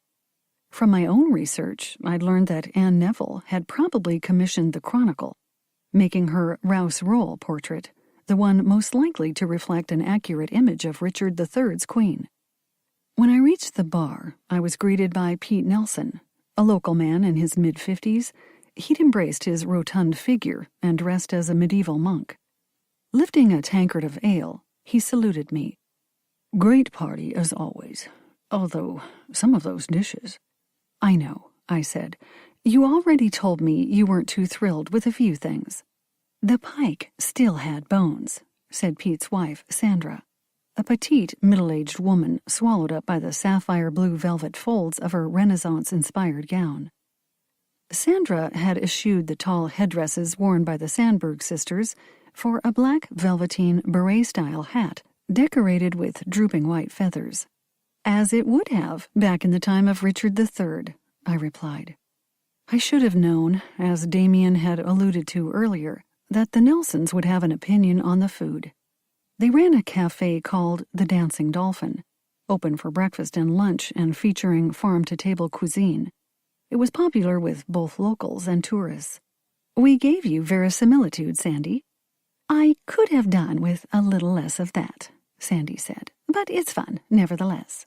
"As I mentioned, I did like the boar," Pete said, before downing another swig of ale. "But I need to talk to that chef of yours about his heavy hand with spices. I almost choked over those vegetables." I adjusted my own headdress, which was a simple starched linen coif. "Please, don't blame Damien for that. He was following the recipes I gave him." "A chef should taste his food and adjust," Pete said. "I'm sure Damien sampled all his dishes." I glanced over the cafe owner's shoulder and noticed Tara Delamont following Jennifer into the back garden. By the teen's furious gesticulations, I suspected the mother and daughter were embroiled in some sort of argument. "Excuse me," I said, clutching several folds of my velvet skirt with one hand. "I need to check on something." I raised the hem of my gown above my sturdy walking shoes and hurried over to the white picket fence that enclosed the garden. It looked like trouble was brewing between Tara and her mother, and I wanted to stem any argument that might spill over onto the rest of the party. Staying behind the fence, I slid in close to a large lilac bush and peered into the shadowy garden. Yes, I was eavesdropping. But if I could head off a major incident that might ruin my carefully orchestrated event, I didn't care. "You never listen to me," Tara wailed, plucking at the glass baubles decorating the neckline of her amber velvet gown. Tara had proudly informed everyone at dinner that she'd made her own costume, which had impressed me. The teen's gown was elegant and historically appropriate, although the fake gems she'd hot glued to the back satin trim were too gaudy to appear real. In keeping with her age, Tara had left her hair uncovered, but she'd skillfully woven her dark locks into tiny braids looped back in a style I recognized from a few Da Vinci portraits. "That's not true." Jennifer fiddled with the edge of the white linen scarf she'd tied around her head to form a simple coif. She'd allowed some of her dark curly hair to peek out from beneath the scarf, which actually flattered her round face. Unfortunately, her dark gray wool gown and its corded belt made her plump figure appear as dumpy as a sack of flour. She's obviously dressed as a servant or peasant woman. Pondering this choice, I couldn't help but wonder if Jennifer Delamont was sending a pointed message of some kind, perhaps despite her husband, who looked every inch the medieval king. His costume, based on a portrait of Henry VII, the Tudor king who defeated Richard III at the Battle of Bosworth Field, was a resplendent ensemble of black velvet trimmed with amber brocade. "Oh, Right, because constantly telling me Dad won't approve is listening? Tara tapped her ballet-slippered foot against a garden path paver. You're destroying my life, and you just don't care. No one is ruining your life, Jennifer replied, more gently than I thought I could have managed in the situation. You can still study voice and perform professionally someday, but those TV shows are out. But you watch them. Tara placed her balled fist on her slender hips. Yes, and if it was up to me, maybe. Jennifer shook her head. But that's a moot point. Your father will never approve. Dad is such a jerk. Tara spun around so fast that her heavy skirts swung like a bell. I wish he were dead. I shrank back deeper into the shadows as Tara stormed out of the garden. Jennifer Delamont sighed deeply before following her daughter. After they'd passed me, I strolled over to the other edge of the yard. When I reached the row of hollies that created a natural fence between the patio and the carriage house, the sound of voices halted my progress. Perhaps Scott was entertaining a guest. I stepped back, not wishing to intrude. But when I recognized the voices, I sucked in a breath. Lincoln Delamont was engaged in an animated conversation with Julie. Assuming they were talking about books, I considered joining their discussion, until I heard words that stopped me in my tracks. And apparently, you're married, not separated. Julie's normally pleasant tone was edged with anger. I never claimed that I was separated. Lincoln's voice was slick as oil on wet pavement. Liar. You did too. On the phone as well as by text. I wouldn't have attended this party otherwise, and you know it. I thought we were going to meet here for a fun evening. And what do I find? Why? Just your wife, who's obviously not divorcing you anytime soon. Not to mention your teenage daughter, who you somehow neglected to mention at all. The fury in Julie's voice was as obvious as the total lack of concern in Lincoln Delamont's. I backed away, shocked by this discovery. Even though I was aware that Lincoln had visited Beaufort on many other occasions, when he'd registered, he'd admitted being familiar with the area from previous book-buying trips. I'd never heard Julie mention him. So, Lincoln is her mystery man? That's certainly not what I ever imagined. I took a deep breath and marched back across the patio, ignoring a question from one of the Sandberg sisters. Sorry, I need to check something in the kitchen, I called over my shoulder. What I really needed was a moment to collect my thoughts. Unfortunately, as soon as I stepped into the kitchen, I realized I'd be thwarted in that goal. Pete Nelson and Damien were embroiled in an argument, one that had reduced them both to shouting and forced Alicia to demand that they take their issues outside. Enough! I strode to the center of the kitchen, stepping between the two men. Peter swore and stomped out of the room, while Damien ripped off his chef's hat and turned and kicked the ice maker with such force that the machine rattled and fell silent. Now look what you've done, Alicia said.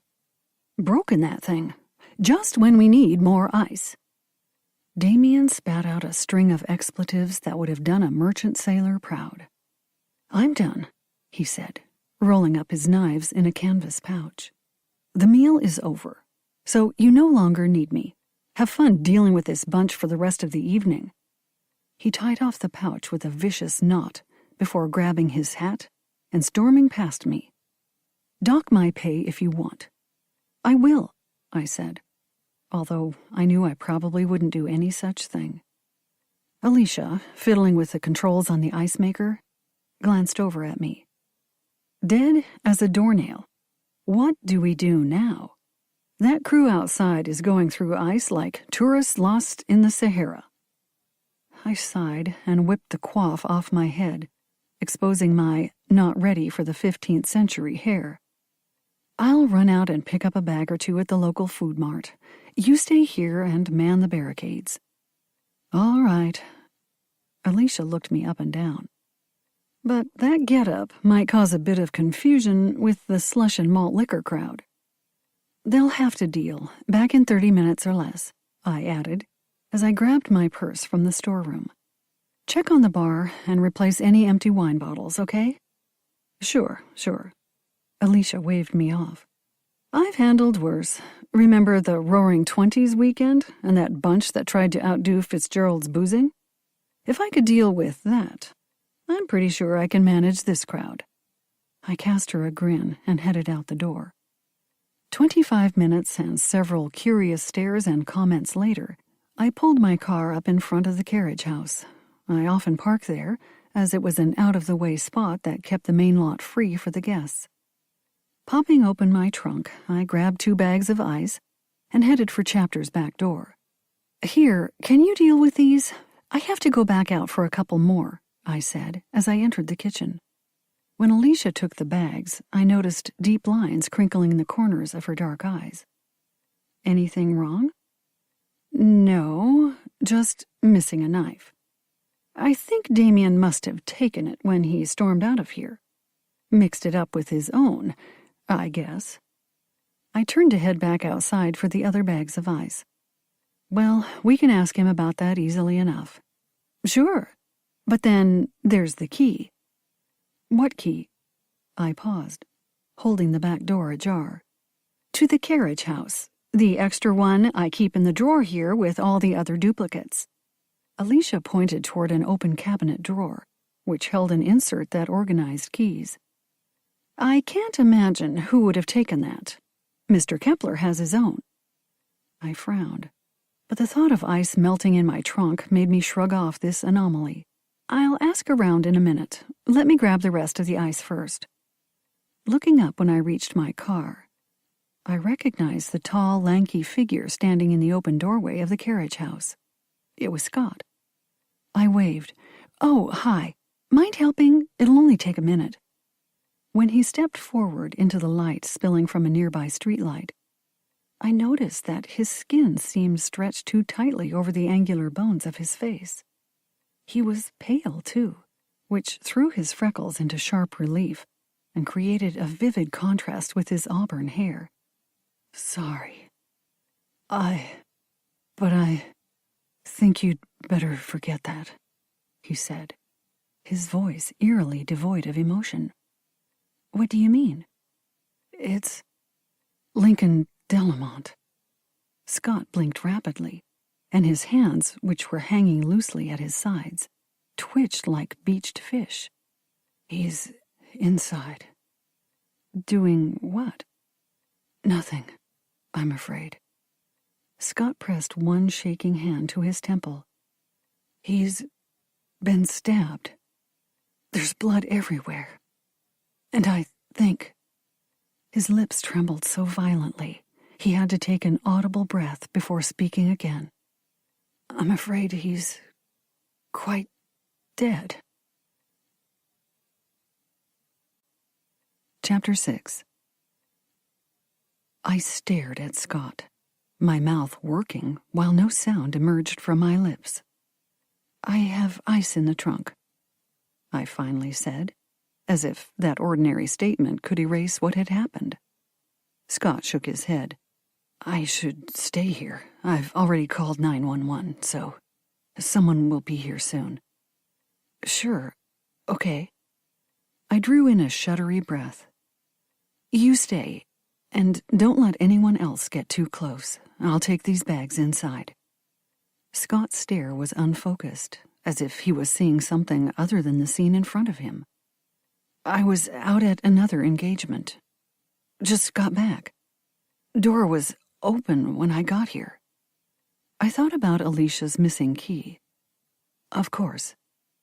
I grabbed the 2 remaining bags of ice, slamming down the trunk lid with my other hand. I can come back if you want. Scott leaned against the wood siding of the carriage house. No, I'm fine. You go on inside. Clutching the ice bags in one hand and several folds of my gown in the other, I ran to the back door, the damp plastic soaking one side of my raised skirts. Alicia took the dripping bags from my hands as soon as I entered the kitchen. What in the world? Looks like you just saw a ghost.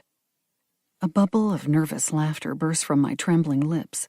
Not exactly, I said, when I got my voice under control. But prepare yourself for a visit from the police. Alicia tossed the bags of ice in the sink. Why? In heaven's name? It's Lincoln Delamont. Is he fighting with his wife again? As Alicia turned away to dry her hands on a tea towel, I realized she had removed the full apron she typically wore over her plain black work dress. I saw him making eyes at your friend Julie over dinner. Wouldn't be surprised if Mrs. Delamont noticed that, too. No. He's not doing anything, I said, echoing Scott. He's dead. Alicia kept her back turned, her hands twisting the towel into a fabric rope. A heart attack? No, stabbed. My gaze flitted to the wooden knife holder on a nearby counter. The empty slot for one of the larger kitchen knives gaped like a wound. Alicia's gaze followed. You aren't thinking our knife was used? She looked back at me, lines furrowing her brow. Do we have to tell the police about that? I think so, I said, yanking my drooping sleeve back up over my shoulder. Don't you? Alicia looked away again. It might get Damien in trouble, that's all. I narrowed my eyes. That was odd. Alicia was not Damien Carr's biggest fan. There was no reason for her to protect him. Unless she's actually protecting herself. Alicia had been devoted to Isabella Harrington. She might have decided to silence Lincoln Delamont before he could besmirch the good name of her former boss and friend. Then there's all the guests. I had no way of knowing where they'd all been while I was off getting ice. I shivered. Any one of them, including Scott, could have stabbed Lincoln Delamont while I was gone. Not to mention Damien, who'd stormed off earlier, but lived in a converted garage apartment nearby. Close enough to walk back again, I thought. And then there's still Alicia. Who knows where that key is kept, and could have easily snatched a knife from the kitchen. I stared at the housekeeper's broad back. She might have mentioned the missing knife and key simply to establish an alibi. I shook my head, reminding myself that this wasn't one of my favorite mystery novels. I wasn't Miss Marple or Inspector Gamache, or even Nancy Drew. I couldn't try to solve this mystery.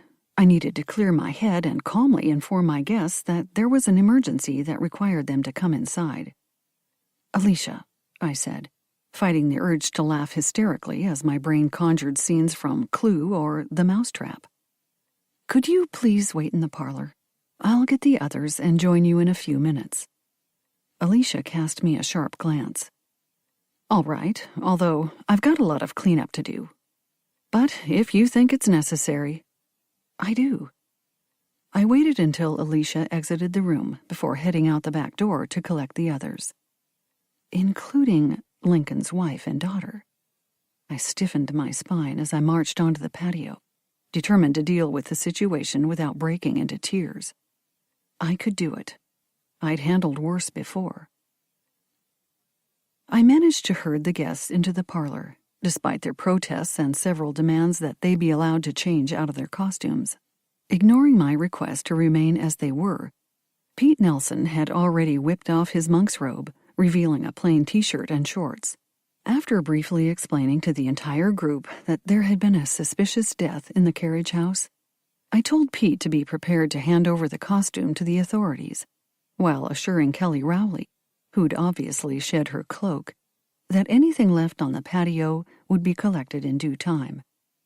At least I was spared the onerous duty of informing Jennifer and Tara about Lincoln's death. Even in the small town of Beaufort, the authorities sent enough officers to swarm the backyard and the house, as well as 2 detectives, who immediately separated the staff and guests so they could interview each person individually. I didn't even see Jennifer or Tara, who'd apparently been whisked away as soon as the police arrived. After an ambulance had taken away Lincoln's body, I slumped down into one of the library's worn leather armchairs. I could barely remember what I'd told the investigator, a tall, regal woman, whose name was Detective Johnson. I just hoped I'd included all the pertinent facts. The knife from the kitchen, the missing key, Damien Carr's angry exit, the argument between Tara and her mother, Scott standing so close to the murder scene, and that snippet of conversation between Lincoln and Julie. I massaged the throbbing pain above my right eye with one finger. Had I told the detective all of that? I couldn't remember. All I knew was that I hadn't mentioned one other suspicious fact. Lincoln's earlier hints that he had collected some dirt on Isabella Harrington. I knew I probably should have said something, but somehow, the idea that the investigation might expose my great-aunt's secrets had silenced me. I needed to know more before opening that Pandora's box. I leaned into the chair's high back and stared up at the web of fine cracks in the plaster ceiling. Detective Johnson had informed me that the guests would need to stay in town for at least a week. With the Big Rock tournament filling up all the local lodging, I knew they'd probably need to stay on at Chapters, even though that would undoubtedly be uncomfortable for Jennifer and Tara Delamont. Not like it's going to be a fun week for anyone, I thought. A fog of suspicion would undoubtedly envelop the entire party. Detective Johnson had promised to post a few officers near the carriage house and the house, so help would only be a quick call or a shout away. But still, I massaged my temples. If one of my guests had killed Lincoln, I'd be sharing my home with a murderer. I jumped to my feet when Detective Johnson strode back into the room. Our interviews are done. We'll leave you and your guests in peace for now. Of course, we'll continue our work out back. There'll be a perimeter established around the carriage house, staffed with an officer for at least a few days. I locked my knees to stiffen my wobbly legs. I guess the locals can head home? The detective examined me. Yes, but I'm afraid you do have to host the other guests for the remainder of the week. I made some calls, and there's no place for them to go. It's fine. They've already paid, so at least it won't cost them anything extra. Detective Johnson tapped her computer tablet with a stylus. You will lose 2 guests. The Rowleys are going to stay on their yacht. Not surprising, given the circumstances. Of course, they've been warned not to leave the area until we finish our questioning. And Mr. Kepler? He said he wants to stay, but of course, not in the carriage house. I suppose you can put him up in one of your rooms? That won't be a problem. Good. One of my officers will collect Mr. Kepler's personal items from the carriage house. We need to ensure that the scene isn't disturbed. And give your officers time to search the area. I nodded, instead of voicing this thought. Detective Johnson tipped her head. Is there something else you wish to share with me, Ms. Reed? I swallowed the ball of bile lodged in my throat. No. I just thought you seemed to have something else on your mind when we talked. But if you say there's nothing... The detective slipped her tablet into an inside pocket of her tailored jacket. I can't think of anything right now, I said, fighting my urge to blurt out Lincoln Delamont's hints about a scandal in my great-aunt's past. But I promise, if I remember anything else, I'll be sure to let you know. Excellent. Now, if you'll excuse me, I'm going to head back out to the scene. I suggest locking up after Mr. Kepler comes in, but don't worry. My officers will keep watch tonight. If anything suspicious occurs later, anything at all, just remember that help will be standing right outside your back door. I bobbed my head. Thanks, that's comforting. But I'm not really worried. I was surprised to admit that this was true. Although Alicia was still on my suspect list, along with everyone else at the party, I didn't feel personally threatened. If Alicia had murdered Lincoln Delamont, it would have been done to silence him before he could reveal salacious information about Isabella, not because she was some crazed serial killer. Same with the others, I realized. Whoever had killed Lincoln had obviously wanted him dead for a very specific reason. The murderer probably had no inclination to kill anyone else. I gnawed on the inside of my cheek. Hopefully. Good. If it makes you feel better, I can say that at this point we have no evidence to suggest that anyone at the party is a prime suspect, Detective Johnson said. Although, of course, we will continue to investigate every angle, including the possibility that it could have been a random attack, or an unknown individual with a vendetta against Mr. Delamont, who had tracked him here. I've also wondered if it could have been an outsider. I forgave myself for the lie, because while I hadn't actually considered that angle, it was definitely another logical option. I can't imagine anyone who was at Chapters tonight wanting to kill. Liar! Tara Delamont stormed into the room, followed closely by her distraught mother, who, except for the scarf covering her hair, was now wearing her street clothes. I assumed the police had allowed her to change once they'd questioned her. But Tara was still in costume. One of her thin braids had slipped free of her carefully arranged hairdo, and she tossed it behind her shoulder before rubbing the back of one hand over her mascara-stained cheek. She's the one you should lock up. While Detective Johnson looked on with interest, Tara stabbed her forefinger at me. I bet she killed him, and I know exactly why. Chapter 7. To her credit, Detective Johnson didn't even blink. Please, Miss Delamont, she said. This is neither the time nor place for such accusations. I believe you've already expressed this opinion in your interview. We will follow up on that information as well as everything else we've heard. Tara flung out her hands in a dramatic gesture. It's not just an opinion.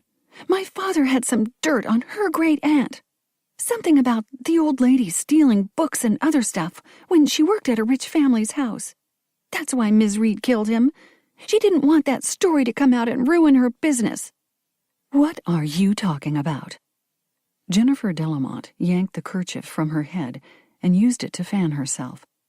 I never heard any such thing. Of course you didn't. Tara's full lips curled into a pout. It's not like Dad told you. Or me, actually. She tossed her head, dislodging another one of her braids. I found out Dad had some incriminating info on Ms. Reed's great-aunt. How did you discover any such thing? Jennifer asked, her gaze focused on her daughter. Her jaw, which had been clenched, relaxed, and I put two and two together. Apparently, Lincoln's wife had been expecting a different revelation. She was obviously aware of her husband's dalliance with Julie, and was relieved Tara hadn't uncovered anything about that particular secret. I saw it in Dad's appointment book. Yeah, I snooped. But he'd left it in your suitcase for anyone to see. I found it when we were in my room getting ready for the party, and you sent me to look for some more pins for my hair. Remember? You told me to check the suitcase in your room. So I did. And there was Dad's book, with a piece of paper sticking out of it, so... Jennifer pursed her lips. You read it? That wasn't right, Tara, no matter what. I just wanted to see what letter or memo was so important that he'd keep it stuffed in his appointment book. Tara focused on the tips of her slippers poking out from under her long skirt, instead of meeting her mother's gaze. Poor thing, I thought, realizing that Tara had been dealing with suspicions of her father's infidelity. She probably felt torn apart and figured it was better to know, one way or the other. I bet she hoped that piece of paper was a love letter or something, just to have the proof. And this paper included something about my great-aunt? I asked, keeping my tone as gentle as possible. Tara lifted her head and shot me a fierce glare. Yeah, he'd scribbled notes, like a memo to himself or something. It was info on someone called Isabella Harrington. That caught my attention because I remembered from Ms. Reed's welcome talk that Ms. Harrington used to own this house. Anyway, Dad mentioned something about her stealing rare books and other stuff from her former employers and using the money she got from her crime to buy this house and set up a fancy library. That's ridiculous, I said, my voice sharpening in spite of myself. My great-aunt was no thief. Oh, yeah? Dad seemed pretty convinced. Tara met my gaze without faltering. I bet that's why you stabbed him. You had to shut him up before he revealed your family's dirty secret. I took a deep breath before I could trust myself to speak. Nonsense. I wouldn't kill anyone over an old scandal. I think we'd better halt this conversation right now. Detective Johnson cast a sharp glance at Tara. You've already expressed this opinion to my partner, Miss Delamont, so there's no need to say anything more. If there is any truth in it, we'll find out soon enough. For now, I suggest you resist the urge to broadcast your suspicions. You don't want to muddy our investigation with unsubstantiated rumors. But it's the truth, Tara whined, before her mother grabbed her arm and pulled her out of the room. So sorry for that. I regret that you'll have to live with those two for the next week. Detective Johnson buttoned up her jacket before gazing speculatively at me. Of course, we do have to investigate her claim, but I do apologize for the unsubstantiated accusation. Investigate me all you want. I have nothing to hide, I said, my mind racing with thoughts of Lincoln's earlier insinuations of blackmail. I should have mentioned that up front, during my interview. If I brought it up now, it might look like I was trying to cover up my guilt. Which doesn't exist, I reminded myself. So why worry? But I was concerned, for Alicia, if no one else.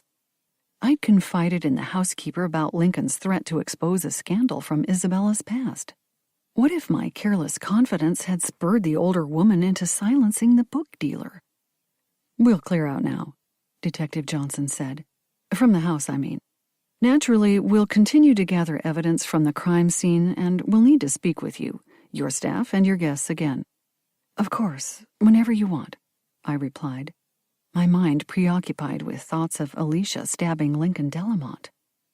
But then again, I thought, as the detective left the room, maybe Tara's just pointing fingers to lift the shadow of suspicion off herself.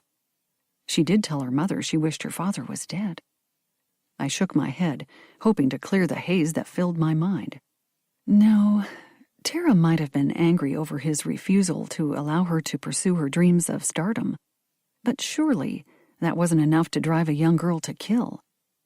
Besides, there were any number of people who might have wanted the book dealer dead, including his wife.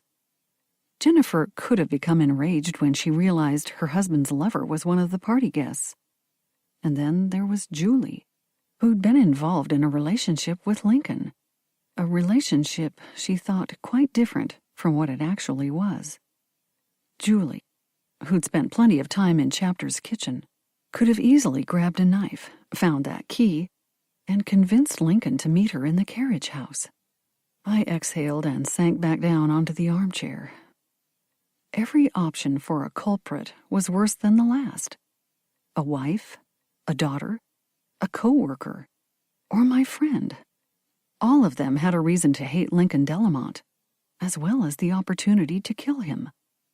The tap of shoes against the wooden floor made me sit up. Scott, hello. I suppose you want to know which room to use? If you don't mind. Scott set down a suitcase and adjusted the strap of the briefcase hanging over his shoulder. Police helped me collect a few things from the carriage house. Just the essentials and my laptop, but it will do for now. If you can show me to a spare room, I'll get out of your way. I thought the children's room, I said, rising to my feet. No one was using it, so it's clean. Just follow me. Upstairs, I ushered him into the large bedroom, which had one wall lined with bookshelves, like every other room in the bed and breakfast. But the decor in this room was decidedly more fanciful than in the other suites.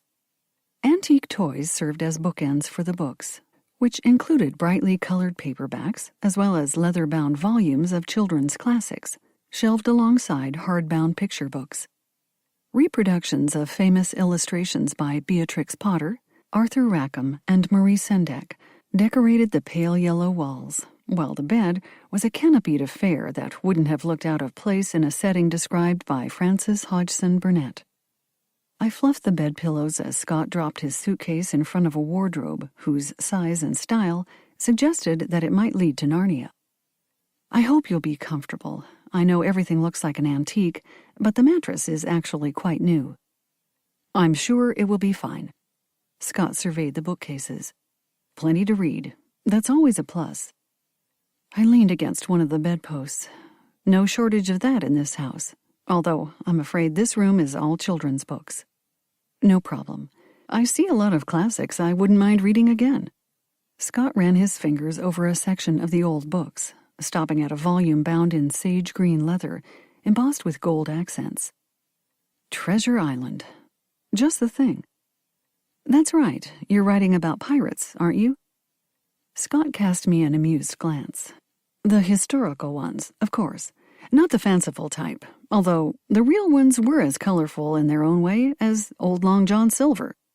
I suppose you've already investigated the famous cemetery in town. The old burying ground? Yes, I did that early on. Fascinating how much history is captured in those gravestones. But sad, too. That poor little girl, buried in the rum cask. As exhaustion swept over me like an ocean wave, I tightened my grip on the bedpost. It's sweet how people still keep decorating her grave, though. If only she'd made it back here alive. Think who her descendants could have been. Scott's smile turned bittersweet. It's funny how things turn out sometimes. I guess no one really knows how long they have on this earth. You're thinking of Lincoln Delamont. I shook my head. I'm sure he didn't see his death coming. Probably not. But... Scott rubbed his forehead with one hand. Maybe it wasn't as much of a shock as you think. Releasing my hold on the bedpost, I crossed to a nearby wooden rocking chair. What do you mean? I asked, as I sank down onto the hard seat. Just that Delamont may have had any number of enemies, judging by his business practices. Scott strode across the room, grabbing a bright blue painted chair and setting it down so he could face me. He was a bit of a crook, if you ask me. Oh, I didn't know you were acquainted with him before this weekend. I wasn't, but my father had some dealings with him. Unfortunately, as it turned out. Scott rapped his knuckles against the wooden armrest on his chair before adding, You wouldn't have connected the dots because my dad wrote under a pseudonym. You may have heard of him? Nathan Kane? I studied Scott's face, which had lost its usual cheeriness. The novelist? Yes, the famous Nathan Kane. Scott's smile was wide, but his lips had thinned, giving his expression a pained look. Best-selling thriller writer, as I'm sure you're aware. Nathan Kane was your dad? Really? I tried, and failed, to keep the awe out of my tone. Of course I'd heard of Nathan Kane. Everyone had. He was one of the handful of authors known by everyone, even people who'd never picked up a book. His thrillers had been adapted into numerous films and television shows. Really and truly, which is one of the reasons I chose to write nonfiction. Even though he used a pen name, his real name was common knowledge among editors and publishers. Scott offered me a lopsided smile. I didn't want to compete, you see. I understand. But what did your father have to do with Lincoln Delamont? Dad liked to collect rare books now and then. He had the money, so why not? Scott shrugged. Anyway, he had some items he wanted to sell a few years back. Pretty rare stuff, so he thought he could get a good price for them. Unfortunately, based on some bad advice he got from a friend, he used Delamont as a broker. The books were sold, all right, but Dad soon found out he'd received far too little for them, much less than they were worth. And you think Lincoln Delamont cheated him? Influenced by Scott's expression, I didn't frame this as a question. Yes, and so did Dad, once he talked to other people who were knowledgeable about rare books. Scott slumped in his chair, lowering his head so that I couldn't see his eyes. Dad didn't take it well. He was very proud of his savvy and intelligence, and never wanted to appear the fool. When Lincoln Delamont was able to dupe him, It hit him hard. I think it may have even contributed to his death." Scott sat up with a jerk of his shoulders, as if shaking off a chill. "Dad died of a heart attack, which was probably due to decades of smoking, even though he'd quit a few years before his death. I don't suppose I should attribute that to Lincoln Delamont's shady behavior, but I still think Dad's anger over Delamont's graft didn't help matters." I slid my fingers along the smooth surface of my chair arm. It does shine a light on Lincoln's personality. From everything I've heard, it seems like he wasn't the most honest individual.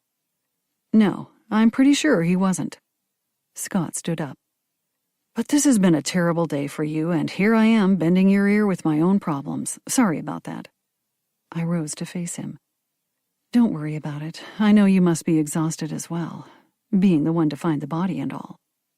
As I turned to go, I couldn't help but ponder Scott's words. If he truly thought Lincoln's actions had contributed to his dad's death, that was more than just proof of the book dealer's thievery. It also gave Scott a motive.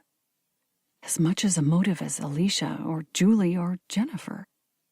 I tossed off a swift, "Good night," and fled the room. Halting my headlong flight halfway down the stairs, I gripped the handrail and considered my situation with a clearer head. Yes, several possible killers could be sleeping beneath my roof. But if anyone now staying at Chapters had murdered Lincoln, their motives had nothing to do with me. As long as I didn't pose a threat by voicing my suspicions, I should remain safe.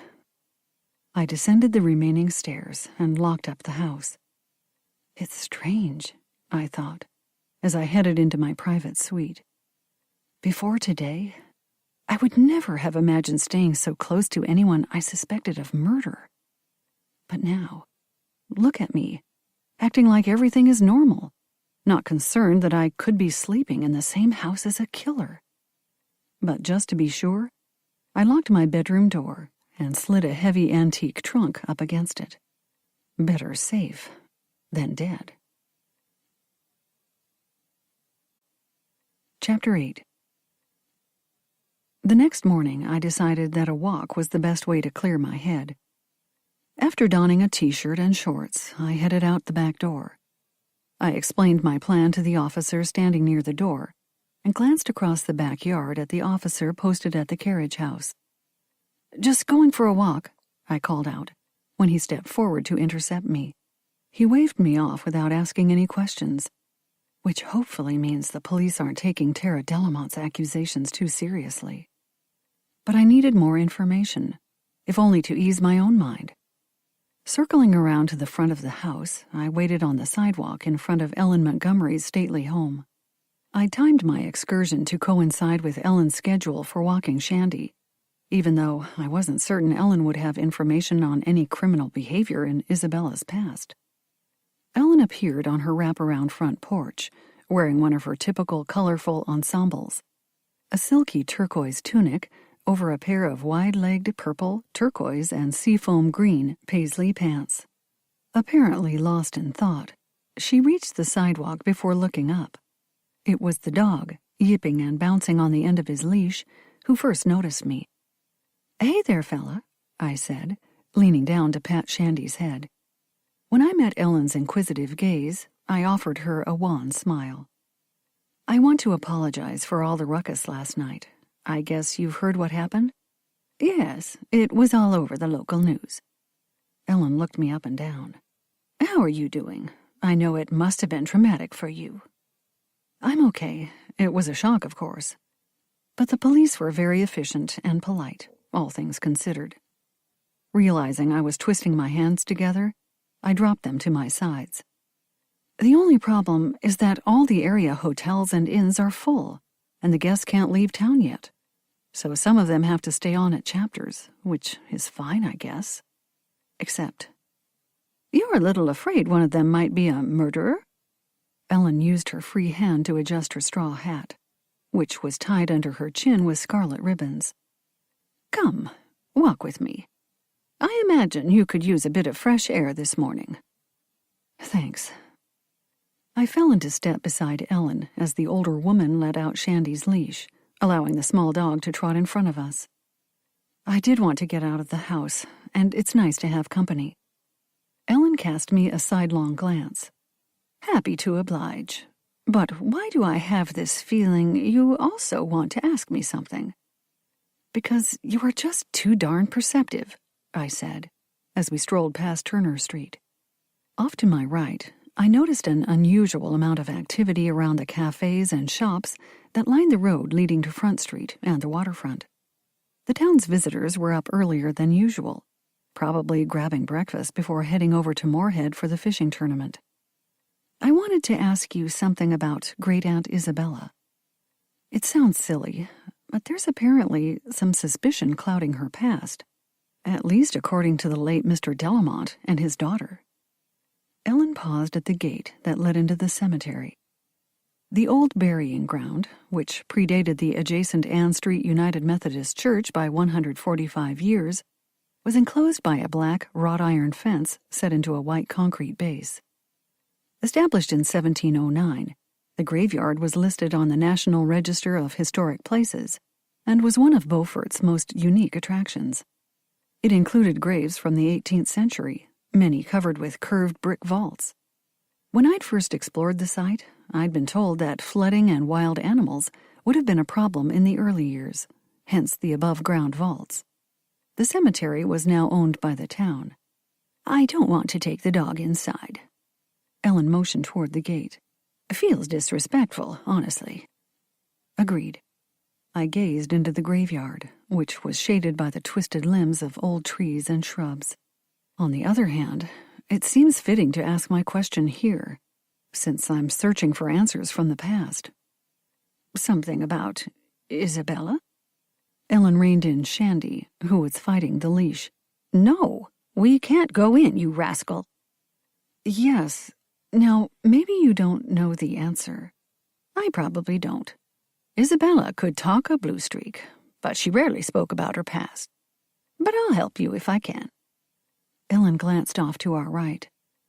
However, if you don't mind, I'd prefer to sit down first. Let's head down Craven. There are plenty of benches in that little park between Front Street and the docks. I nodded and followed Ellen and Shandy down the street, passing another church on one side and a bar, which sat back on an alley to the right. If it had been later in the day, I would have suggested stopping. I'd always enjoyed grabbing a beer or glass of wine at the small bar on summer evenings when I wasn't hosting events at chapters. The brick interior and outside patio were equally charming and offered a quiet retreat from the bustling crowds of tourists who filled the area closer to the waterfront. Crossing Front Street, Ellen headed to a tree-shaded patio area off the main boardwalk. She scooped up Shandy and sat down on one of the backless wooden benches. All right, she said. Ask away. You look like you're dying to do so. I grimaced as I took a seat next to Ellen. Please, don't mention dying. Sorry. Ellen stretched out her legs as Shandy spun around before snuggling in her lap. I assume you're trying to figure out something related to Isabella's past? Yes, mainly about the period in the 50s when she worked as a maid. I realize you didn't know her until much later, but I thought maybe she'd mentioned that time once or twice. Ellen pursed her lips and looked over at the boat slips before replying. I'm afraid I'm not going to be very helpful. She did tell me she'd worked at some fancy estate back in the early 50s, but that was all she said. She was always tight-lipped about her youth. Ellen absently stroked Shandy's back as she stared beyond the boardwalk. Following her gaze, I focused on the forest of masts that filled the harbor. That's the thing. She never talked about that time in her life with my family either. All we knew was that she went to work there when she was in her mid-20s. I think that must have been around 1950, since she was born in 1926. I looked down at my hands, which were clutched in my lap. Not sure why she took that job, to be honest. She actually had a college degree, so that always puzzled me. Ellen, fiddling with Shandy's harness, didn't meet my questioning gaze. It doesn't surprise me. From what I've heard from older relatives, women had difficulty finding professional positions in those days, especially since it was not long after the men came home from the war. I guess that makes sense. According to my mom, Isabella only worked at the estate for a few years. Then she disappeared for a year or two before showing up here in Beaufort and buying that house that later became Chapters. Really? Your family must have been very concerned. Yes, they were. Especially since she never contacted them between the time she left the estate and her eventual move to Beaufort. I remember Grandma fussing about that years later, at one of our family reunions. Shandy wriggled with pleasure as Ellen absently scratched a spot behind the little dog's ear. Things were a bit crazy in the 50s for a lot of people, but the economy was booming. Maybe Isabella found a way to make some quick cash. Ellen side-eyed me.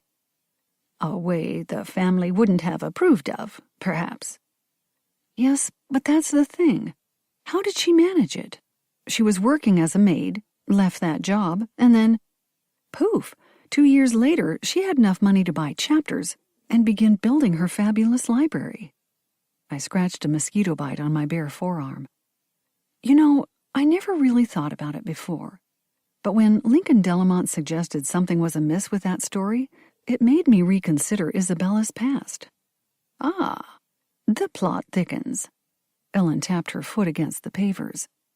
Did Delamont insinuate that Isabella was involved in some sort of illegal activity? Yes. He implied that she stole some rare books and other valuables from her employers, then sold the items to fund her new life in Beaufort. I pressed my thumb against the bite, which I'd scratched to bleeding. I thought he was just threatening to expose an old scandal so I'd sell him some valuable books at a discount. Then last night, his daughter, who read some notes he'd kept about his investigation into Isabella's past, accused me of killing him to keep the story quiet. I see. Ellen pushed back her hat, allowing it to hang from the ribbons tied around her neck. I wouldn't worry. Personally, I doubt there's any truth in Delamont's tale. Yes, Isabella was very evasive about how she made enough money to buy her house and live there for so long before having to convert it into an income property. But I have another theory. Ellen cast me an amused glance. I always suspected there was a man involved. A sugar daddy, I guess you'd say. Someone who couldn't marry her, but wanted to keep her in style. Really? Considering this suggestion, I realized it wasn't out of the realm of possibility. Despite possessing beauty, intelligence, and charm, Isabella Harrington had never married. In fact, she'd never even mentioned any gentleman friends to my family. If she'd had a secret lover, perhaps a wealthy man who wouldn't or couldn't leave his wife, that might explain a lot of things. Not just her single status, but also her ability to live at Chapters for years without any obvious means of support. Supposing that were true, do you think she turned Chapters into a bed and breakfast in the early 80s because her benefactor died or something? I mean, she didn't seem to need the money before then. Ellen stared out over the harbor. I can't say. Despite our many conversations, Isabella never breathed a word about such a thing. She claimed she went into the lodging business simply because she was bored.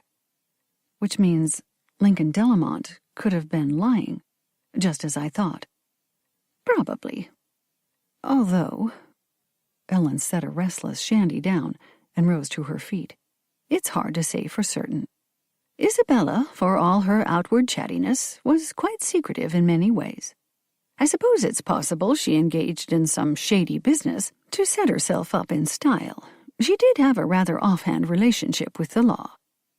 In what way?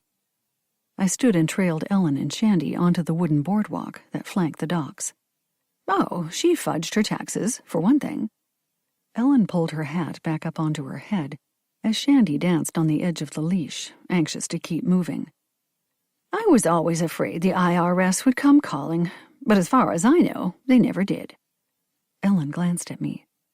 From my handling of the trust, I believe that mess was all sorted out before you inherited Chapters.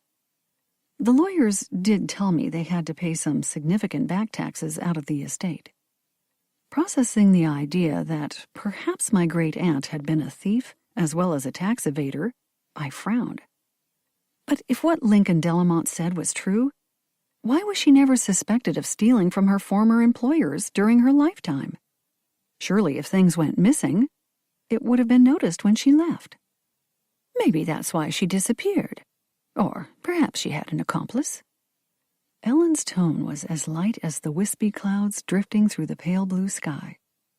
I understand there were several sons in that family, and a few of them were the right age to appreciate a young woman with Isabella's charms. Maybe one of them helped her take a few valuables and covered up any losses. You mean one of them could have also become her lifelong benefactor? I grimaced as another thought occurred to me. Or her blackmailer. I doubt that. Ellen leaned against the wooden railing separating the boardwalk from the water below. Isabella wasn't the kind of person to put up with that sort of thing for long. No, I think that if that was the scenario, it would have been a love match, and they would have been in on the theft together. I gazed out over the water. The emerald shoreline of nearby Carrot Island, a refuge for wild horses and other native animals, glittered in the early morning sunlight. That's the romantic way to look at it. But I'm not convinced. Now that I think about it, I remember my late grandmother saying that Isabella seemed much happier in her later years, even though establishing and running chapters required so much time and effort. Did she?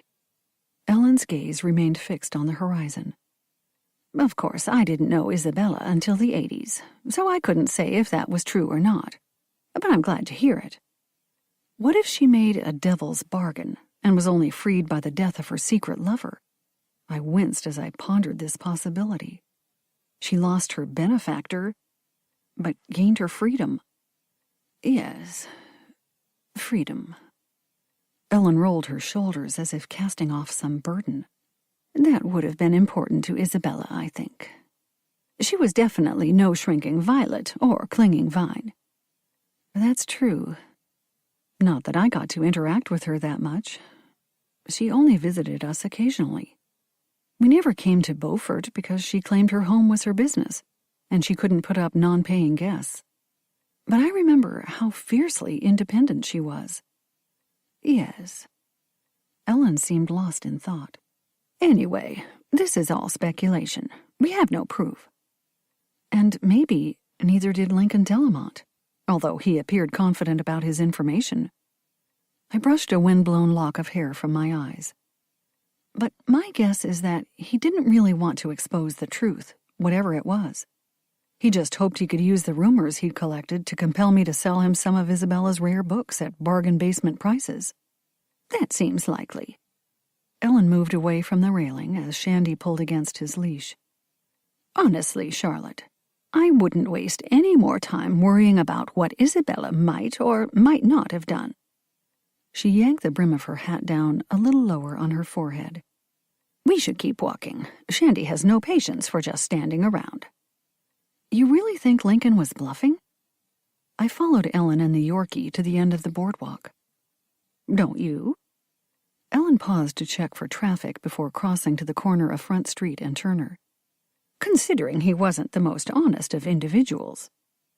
That's true, I said, thinking of Scott's comments from the evening before.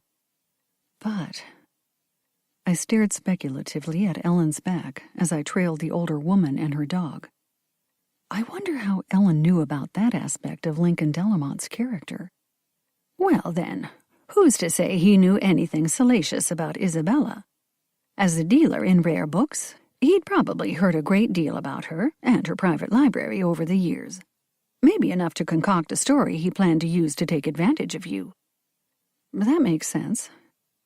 I increased my stride to keep up with Ellen's fast pace. More sense than my great-aunt being a thief anyway. It's just too bad his daughter had to stumble over his lies. Before he was murdered, you mean? Ellen cast me a wry smile. No, I'm not suspecting you of stabbing him. Although I can understand a desire to do so. That's just it, though. I said, as we trotted down Ann Street. "There are any number of people who actually had a reason to kill him." "Oh?" Ellen paused at the gate to her front yard.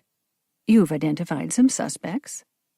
I glanced at the back bumper of a police car parked beside the bed and breakfast.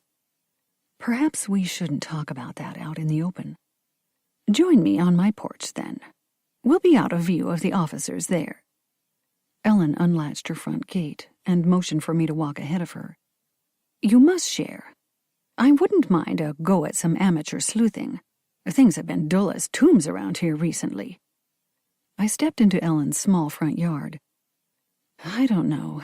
I haven't worked it all out, so I might be casting aspersions without any basis in fact." "Then you definitely need me as a sounding board. Who better? I'm certainly not a suspect, unlike anyone who was at Chapters last night." Ellen latched the gate behind her before unhooking Shandy's leash from his harness. The dog bounded away, running in circles around the shrubs dotting the yard, while Ellen and I climbed the short flight of steps that led up to the covered front porch. "Okay, I'll share my thoughts, but only if you agree to tell me if my ideas are complete nonsense." I settled onto a white porch swing. It would be nice to hear another opinion. Ellen sat down in a turquoise Adirondack chair. "Just like in the classic novels, I can be your Captain Hastings or Watson." I pushed off from the wooden floor of the porch with one sneakered foot, setting the swing in motion. "Sorry, but I don't think I qualify as a Perot or Holmes. You'd fit that profile better."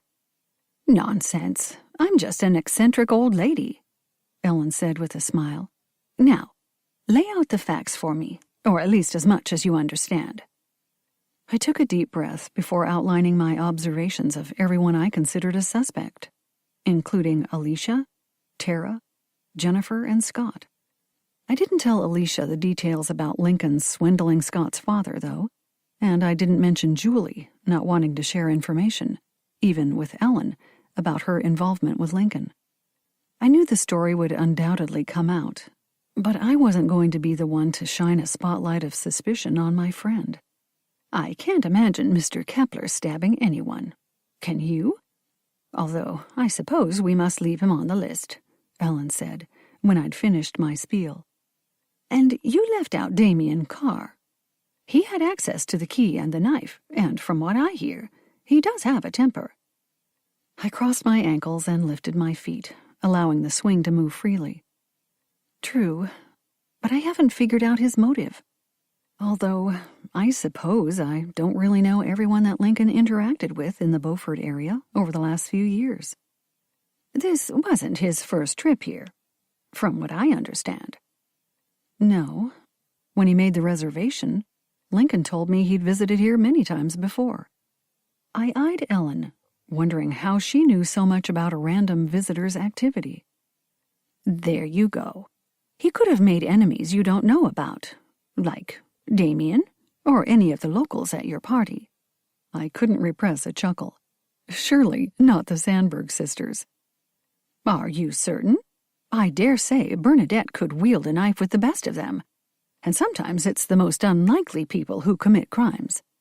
At least that's been my experience." Ellen leaned back in her chair and stared up at the slowly spinning ceiling fan. "From books and true crime shows, I mean." "I suppose anything is possible, even if not probable." I halted the motion of the swing before glancing at my watch. "Look at the time. I'd better go and help Alicia with breakfast, or I'll never hear the end of it." "As long as she doesn't have a knife, I think you'll be okay," Ellen said, as I leaped off the swing and headed for the porch steps. I cast her a raised eyebrow look over my shoulder. Very droll, but I think I'll be safe in my own kitchen. "One of the deadliest rooms in the house, statistically, I mean," Ellen replied, as I bounded down the steps and into the yard. I shot her a smile before using one foot as a barricade to keep Shandy inside the fence while I slipped out the front gate. "Anyway, thanks for listening," I called out from the sidewalk. "Always glad to play sidekick detective," Ellen replied with a cheery wave. Striding toward the kitchen door, I considered Ellen's offer. I knew I should keep my nose out of this case, and I definitely had no business dragging my elderly neighbor into it. Neither one of us was a trained investigator or even an experienced amateur sleuth. But we're smart women, I thought, as I shoved open Chapter's back door. And like some of the famous classic mystery heroines, we're also older and easy to overlook. The kind of women a lot of people might underestimate. Maybe just the kind of sleuths the situation required. Chapter 9. A clanging of pots and pans assailed my ears as I stepped into the kitchen. "What's up?" I asked, closing the door behind me. "Interfering cops, that's what." Alicia slammed a frying pan down onto the gas stove.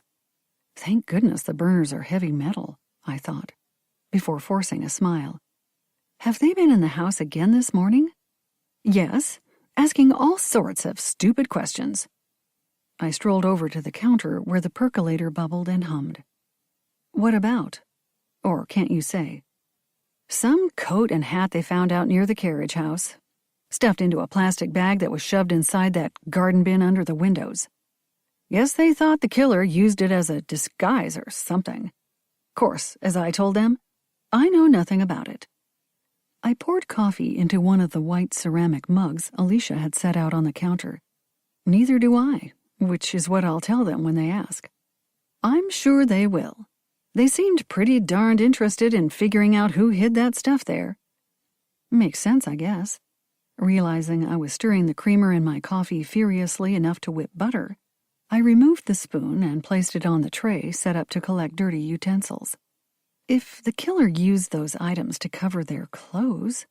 Alicia shook her head. "No blood on them, from what I heard. Or overheard, I should say." She cracked an egg into the pan with one hand before glancing over her shoulder at me. "I may have listened in on a couple of the younger officers. Chatty lot, I must say." Which means they probably weren't warned during the murder. I pondered this as I sipped my coffee. Maybe the killer was going to use them for a getaway, but decided against it. Or realized they could slip away without any disguise. Could be. Or it might just have been a guest from another event. Someone could have stored those items there for some kind of surprise, then forgot all about them. Alicia waved her spatula through the air like a baton. "It was an old trench coat and fedora, from what I heard." "Overheard," I said, my lips quirking upward. "Well, if you want to get technical." Alicia tugged her hairnet over some loose curls spilling down the back of her neck. "Anyway, the coat and hat looked like items from the 30s or 40s, according to those cops. Like something a guest might have worn to the party we held for the Dashiell Hammett weekend."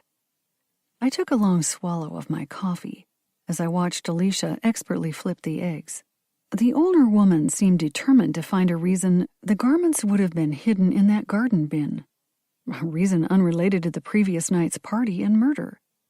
Which raised my curiosity, as well as the hair on my arms. "I suppose that's possible," I said, deciding that alerting Alicia to my suspicions was not a smart move. "They took the coat and hat away for analysis, I suppose." "Yep, sending them to the lab, they said." Alicia lifted the perfectly cooked over-easy eggs with the spatula and slid them onto a plate. "Could you carry this into the dining room? Mr. Kepler's in there all by his lonesome. I thought I'd make something to order." She turned and held out the plate. "There's also some toasted English muffins and bacon in the warming oven." "Sure." Taking the plate from Alicia, I looked her squarely in the eyes. "The carriage house key never showed up?" "Nope, nor that knife. Got asked about them again, too." Alicia wiped her hands on her apron. "Vanished into thin air as far as I'm concerned," I told him. "I'm sure the police will eventually sort it out." I kept my tone light. Staring into the housekeeper's dark eyes, I tried to imagine her as a murderer. It seemed improbable, but definitely not impossible, I thought. as I collected the muffins and bacon from the warming oven.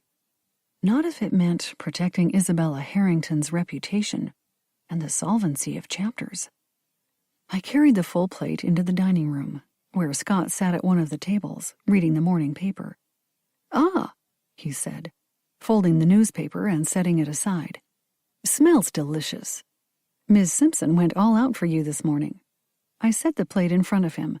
"Eggs cooked to order, no less." "Thanks." When Scott looked up, I noticed the dark circles under his eyes. "No problem. The others haven't come down for breakfast, and I think Alicia was eager to cook for someone."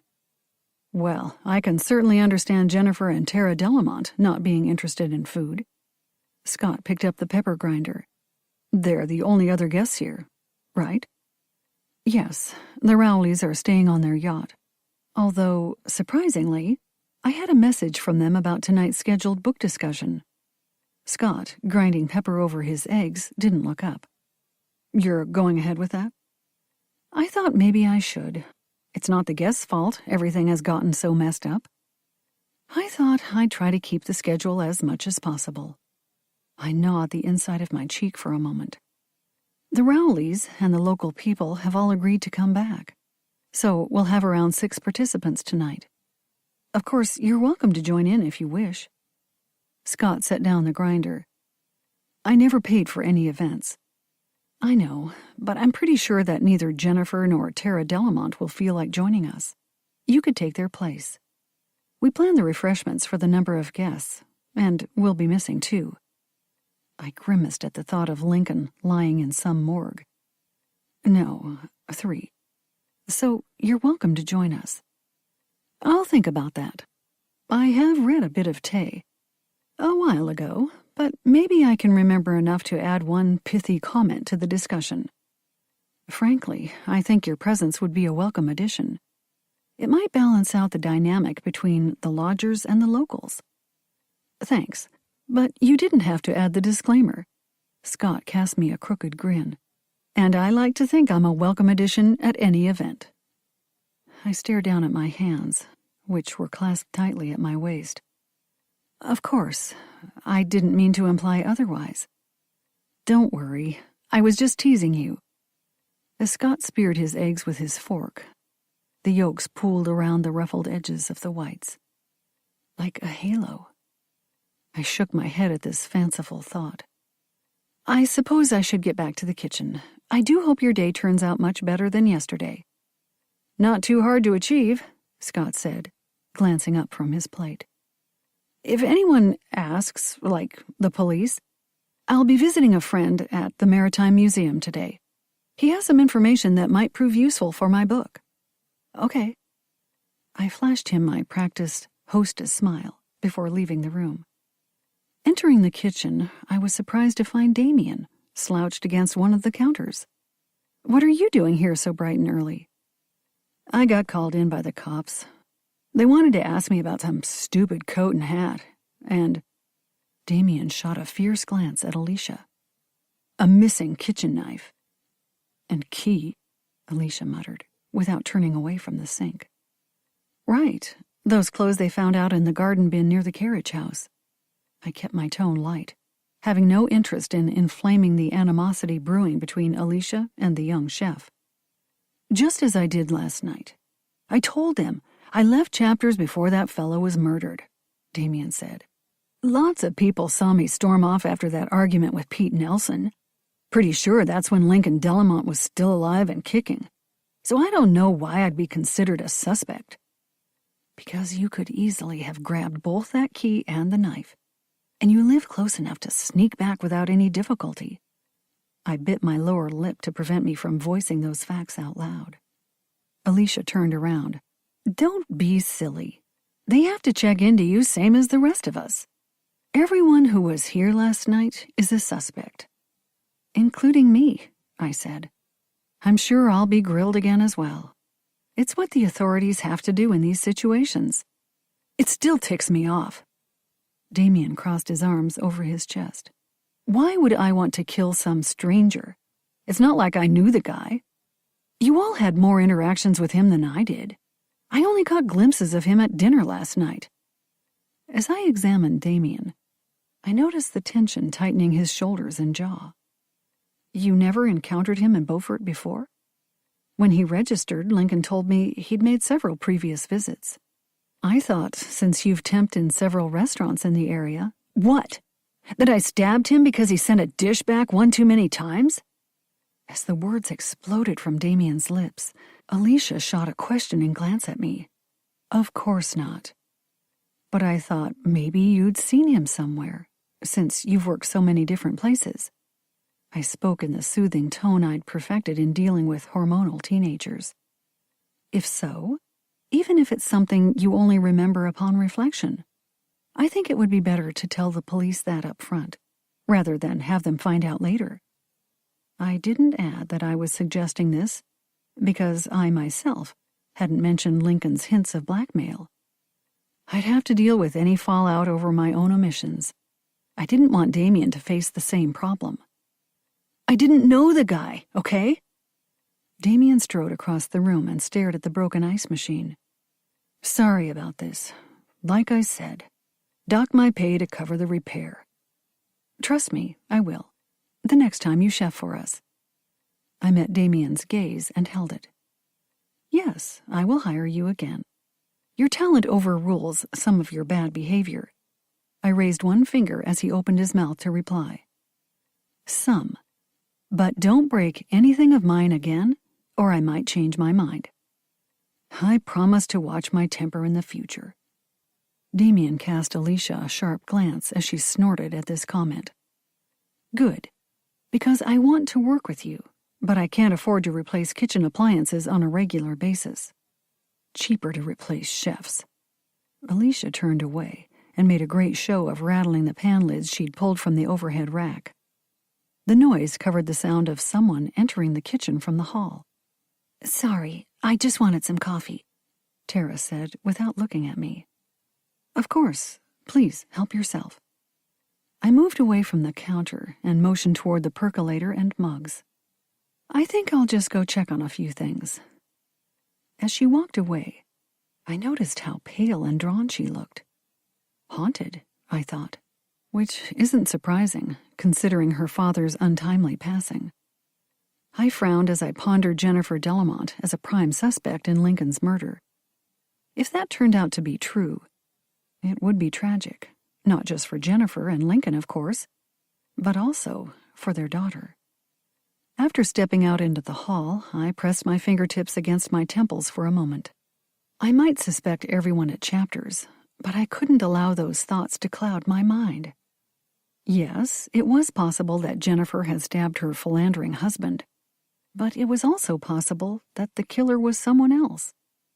Someone like Scott, I thought, glancing over at the open door to the dining room. Someone Lincoln cheated or swindled. I sighed. Apparently, Lincoln had been the type of person a lot of people might have wanted dead, which wasn't going to make discovering his killer a walk on the beach. Chapter 10. Can I help? I peered through the laddered back of the chair I was holding. Todd Rowley stood in the hall, the front door standing open behind him. Yes, thanks. If you could close the door and then grab a couple of the chairs from the dining room, that would be great. I'm afraid there isn't enough seating in the library for this evening's book discussion. Kelly will be along in a few minutes. She forgot her notes for tonight and went back to the yacht for them. Todd shut the front door before lifting a chair with each hand. I'm surprised you expect a good crowd after last night. Honestly, one reason Kelly and I decided to join in was because we were afraid no one would show up.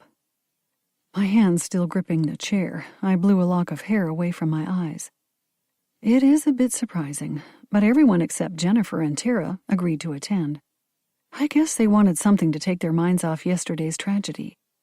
Or to check out the other guests, looking for any telltale signs that one of them is the murderer. Todd strode past me, the chair swinging in his grip. Library, you said? Yes, thanks. Just drop them anywhere. I'll arrange the seating later, I said, following him. I hope you don't mind that we decided to move back to the yacht. Todd set down the stairs and turned to face me. It's nothing against you or your hospitality. I set down my own chair before replying. Don't worry, I totally understand. Honestly, I think if I could stay somewhere else for a few days, I would. It must have been quite a shock.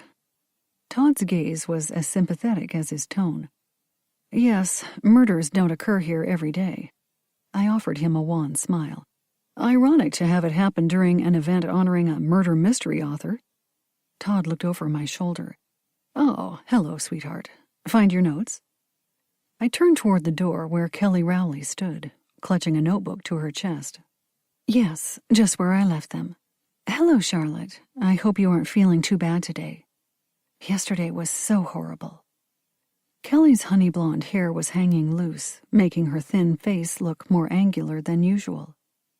I examined the younger woman, noticing her extreme pallor and chapped lips. Of course, I reasoned, that's only natural. Not everyone has dealt with a shocking death before. I hope you recovered your cloak in all the confusion. Your costume was so lovely. I'd hate to think you lost a part of it. Kelly blinked rapidly. My cloak? Oh, yes, I got it. Thanks. She used both hands to sweep her hair behind her shoulders. Anyway, as Todd may have told you, he and I decided to participate in any events you host this week. Kelly moved to her husband's side. I mean, we really doubt that Mr. Delamont was killed by one of the staff, or a guest. It could have just as easily been someone from the outside. Todd slipped his arm around his wife's shoulders. Yes, we talked about it. And the truth is, Delamont was at the carriage house, which is hidden from view if you're in the main house or even on the patio. Anyone could have snuck into that section of the backyard without the rest of us noticing. He tightened his arm around Kelly. That's partially why we were determined to be here tonight, to show that we don't suspect any of the staff or guests. Thanks for that. But I worry that a few others won't be quite so understanding. I tipped my head and looked over the entrepreneur and his wife. I suppose you've heard Tara Delamont's claim that I'm the killer? Todd waved his free hand as if shooing away a bothersome insect. Yes, but we dismissed it as the ravings of a young girl who'd just received a terrible shock. I'm sure she'll apologize once the investigation clears you. I don't even care about that. As you say, she was probably in shock. I scooted one of the chairs across the floor and placed it at the edge of the oriental rug that covered the center of the room. I just hope the authorities discover what actually happened, sooner rather than later. I'm sure they will, Todd said. Kelly turned aside, staring at one of the bookshelves. I don't know. Lots of murder cases go unsolved, you know. It's not like in books. Yes, life is never quite so neat and tidy. I dusted off my hands. Thanks again for the help, but I won't keep you. I'm arranging the seating now, just to have it done, but the discussion won't start for... I glanced at my wristwatch. Another hour and a half. The Rowleys offered further assistance with setting up the room, but I waved them off. No, you've done enough. You are guests, after all. Please, feel free to stop by the kitchen if you'd like a drink of any kind. Alicia is putting together refreshments for later, but I'm sure she'd be happy to open a bottle of wine or whatever else you might like. If you just want to relax, the front porch rockers are available, or you can use the parlor. After Todd and Kelly left, I took a moment to lean against the desk, taking a deep breath to shake off a surge of panic. Every time I spoke to any of the guests, my mind questioned their innocence, and although it seemed unlikely that either of the Rowleys could have been involved, I still couldn't strike them off my suspect list, which made talking about the murder with them unnerving. The hardest person to contemplate as a killer was Julie, of course. I really couldn't wrap my mind around the idea of my friend harming anyone, but I was worried that the authorities would view her motive as more compelling than most, which just made me more determined to discover the actual murderer, sooner rather than later. Or, barring that, I hoped to at least clear Julie's name before her relationship with Lincoln became public knowledge. When I'd arranged the chairs in a wide circle, I checked my watch again. With an hour to spare before the book discussion, I decided to retreat to my room. I wanted some time alone before facing my guests again. Sitting on the edge of my bed, I absently picked up the framed picture of Isabella I'd placed on the nightstand. It was a black and white photo, showing a young Isabella arm in arm with her older sister, my Grandma Ruth. What exactly did you get up to? I examined Isabella's face, with its classic features, arresting eyes, and well-shaped brows. She'd been a lovely young woman, not as tall as her lanky sister, but more voluptuous. She'd been blessed with masses of wavy brown hair and deep-set dark eyes. In the photo, her hair was swept back from her broad forehead by a pale velvet headband, giving her the look of an older Alice Little. So, Isabella, what rabbit hole or mirror did you fall into after you left that estate? And what treasure did you find or steal there? Of course, I received no reply. I placed the photo back on the nightstand with a sigh. Having known my great-aunt only when she was older, I'd never given much thought to Isabella's younger years. I drummed my fingers against the nightstand. Perhaps because they'd never been a topic of conversation at family gatherings. Any discussions involving Isabella had focused solely on her life in Beaufort. Almost as if she didn't exist before then, I thought, rising and crossing to my dresser. I picked up a silver-plated hairbrush that had once belonged to Isabella and ran its soft bristles through my own hair. Or maybe the older members of my family did know about some scandal in her past and were careful to avoid conversations that touched on that subject. Knowing my Grandma Ruth's outlook on life, I could imagine her refusing to entertain any notion that her sister might have had a lover, especially if the man had been married. While Grandma was tolerant enough not to cut Isabella out of her life over such a thing, she wouldn't have publicly acknowledged the possibility. Definitely not to anyone else in the family, much less strangers. Which doesn't mean it didn't happen. I tapped the back of the brush against my palm and considered the alternative, which was much less pleasant. If Isabella had actually been a con artist or thief, no, I decided. I definitely prefer the sugar daddy option. I laid down the brush and resolved to search the attic again. Digging through some of the papers and photographs stored there might reveal the truth. But not today. As I peered into the mirror hanging above the dresser, I realized I looked almost as pinched and drained as Kelly Rowley. Dashing into my attached bathroom, I slapped on another coat of lipstick and a swipe of blush before heading out to join Alicia in the kitchen.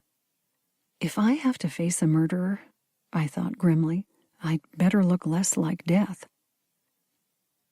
Todd and Kelly were waiting in the library when I carried in the first tray of hors d'oeuvres. They were both clutching empty wine glasses, so I hurried back to the kitchen to grab some Chardonnay. "Is this okay, or do you prefer the red?" I asked when I returned with a bottle. "No, white is fine," Todd said, and Kelly nodded her agreement. Better for this warm weather. I refilled their glasses before making several trips to the kitchen to collect more snacks and additional bottles of wine, along with the requisite glasses and a few non-alcoholic drink options. The Sandberg sisters were the next to arrive. They bustled into the library like pigeons flocking toward a pile of breadcrumbs, greeting the Rowleys in tones that held friendliness and suspicion in equal measure. They were followed by Pete and Sandy Nelson, who both clutched white paper bags. "Thought you might appreciate some extra food." Pete held up the bag. "I've got lettuce wraps, and Sandy's toting some homemade veggie chips." "Thanks, but you didn't have to do that." In their matching Dancing Dolphin logo t-shirts and khaki shorts, the cafe owners looked both ordinary and innocent. I couldn't imagine either one of them plunging a knife into Lincoln Delamont. But someone had. "Just leftovers from the lunch rush," Sandy said. "You want these in the kitchen?" "Yes, thanks." Ask Alicia to find a serving platter for you. No problem. Sandy grabbed the other bag from Pete's hand and headed into the hall. How about our real murder mystery? It's the wildest thing I've been involved in, I must say. Ophelia Sandberg sank down into one of the room's leather armchairs, fanning her face with a sheaf of handwritten notes. Not me. Bernadette slumped into the library's other armchair. I was a nurse in Nam. Nothing was or ever will be crazier than that. Or more tragic, she added, staring down at her broad, blunt-nailed hands. Pete sat in one of the hard-back dining room chairs.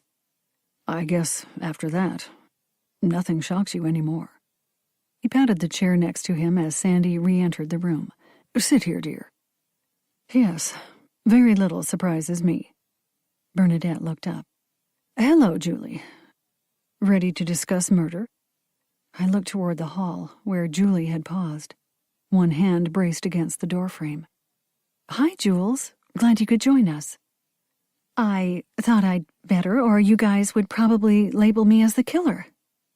Despite her bright smile, tension edged Julie's voice.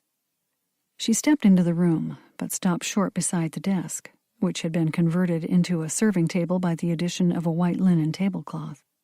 I noticed that Julie also had chosen to wear more blush and lipstick than normal, and that her long black hair was twisted into a messy ponytail. That was unusual. Julie was typically very particular about her appearance. Of course, if she's only recently stabbed her lying lover to death. I shook my head as my friend poured herself a full glass of wine. No, that wasn't any way to think. The haunted expression in Julie's chestnut-brown eyes could just as easily be due to the 1-2 punch of discovering that her boyfriend was still quite married, right before he was also suddenly found quite dead. Excuse me while I see if Alicia needs any help in the kitchen. I motioned toward the desk. Please, help yourself to the hors d'oeuvres and drinks, and go ahead and start the discussion if you want. I won't be long. As I left the room, I reached out and patted Julie's rigid arm. Glad you're here. Her dark eyes flashed. Thought I'd better be. I know how people would talk otherwise. I opened my mouth to say something about no one thinking Julie was a murderer, but clamped my lips shut instead. I might not believe she was guilty, but I knew others could be eyeing her as the culprit. All the more reason for me to keep looking for evidence that will point the finger elsewhere, I thought. In the kitchen, I conferred with Alicia about any additional food for the event before stepping out the back door. A little fresh air sounded like the perfect antidote for the headache throbbing behind my eyes. A police officer was no longer stationed at the back door, but there was still one officer monitoring the area around the carriage house. I strolled over to the perimeter established by yellow caution tape. Everything quiet out here? I asked the woman. No sign of trouble so far. The officer shifted from one leg to the other. It had to be uncomfortable to wear a full uniform, including a gun holster, in the June heat. Can I get you some water? I asked, allowing my gaze to sweep over the carriage house. Police activity had torn up the grass around the building, but at least the azaleas that flanked the front door had remained undamaged. Why, sure. Water would be great, the officer replied, pushing her hat back so she could wipe her damp forehead with her hand. Pretty hot out here tonight. Yes, it is. I'll grab you a bottle, or at least have one brought out to you. As I considered whether I could spare the time to carry out the water myself, or would need to ask Alicia's help, my attention was captured by a flash of purple in one of the azalea bushes. It wasn't a blossom, as those were already faded. And anyway, they had been pale pink. This looked like sunlight bouncing off a small, faceted object. Hold it. There's something caught up there, next to the door. I pointed toward the azaleas. The officer turned to examine the shrub. Yes, there is. Wonder how the investigators missed that. She pulled a pair of evidence gloves from an inside pocket of her jacket and slipped them on.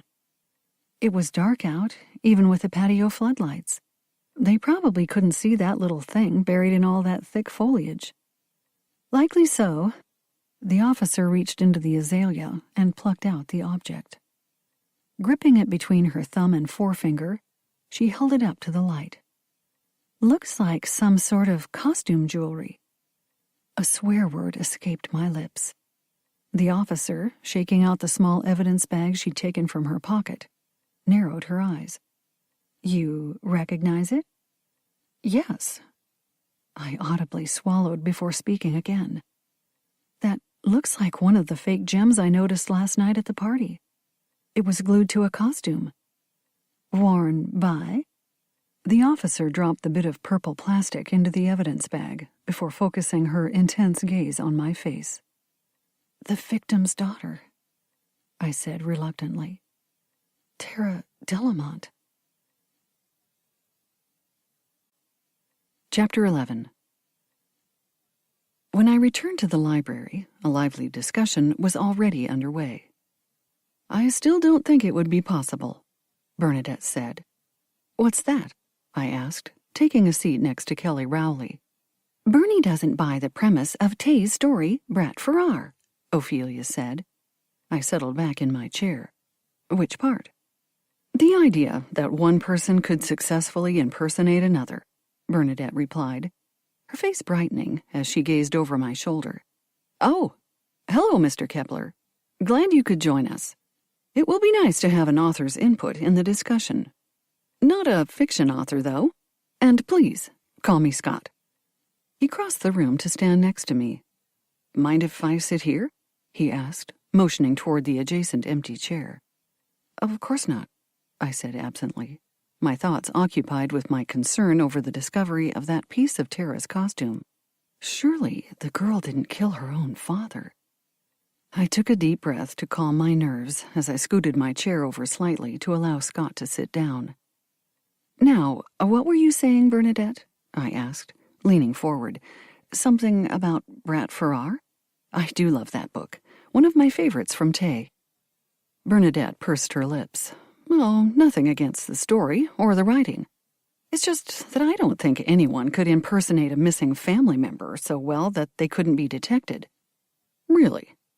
Pete clasped his hands over the slight bulge of his belly. Knowing how foolish people can be, I can accept that particular plot point without much effort. I mean, just think of some of our own patrons. He shared a knowing look with Sandy. And it's not an unusual convention in mystery stories, Todd said. Patricia Highsmith does something similar in The Talented Mr. Ripley. Bernadette dug her heels into the pile of the rug. But the protagonist in that book doesn't actually encounter family members. Not under his assumed identity, anyway. I just think family would know their own. Pete leaned back in his chair. Never underestimate the gullibility of the average Joe. Bernadette cut Pete a sidelong glance. You're saying you think most people would be fooled by someone impersonating a supposedly long-dead family member? If years had passed, yes. Especially if the person was a child when they disappeared. People can change dramatically as they age. Pete glanced at Sandy, who was studying her manicure as if the chipped polish on her nails held some secret clue. And not just their appearance. That is true, Ophelia replied. Believe it or not, I used to be dreadfully shy. But that's just growing and maturing, Todd said.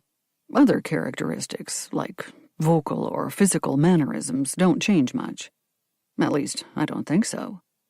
Scott shifted in his chair. Tay did ensure that Brat was schooled by someone who knew the family well. He didn't just show up and try to pass himself off to the family without possessing all the pertinent information. Yes, she handled that well. Otherwise, I think the story would have seemed preposterous. Sandy looked up and met Scott's gaze. The way Tay handled it, I could suspend my disbelief. Bernadette narrowed her eyes. I still say it wouldn't work. The family should have questioned Brat more, in my opinion. That would have seemed more realistic to me. Kelly Rowley, who'd kept her head bowed over her tightly clasped hands ever since I entered the room, murmured, You'd be surprised what people will accept as the truth, if they really want to believe it. I turned to her. You mean the family accepted Brat's story primarily because they wanted it to be true? Kelly lifted her head, shoving her hair behind her ears.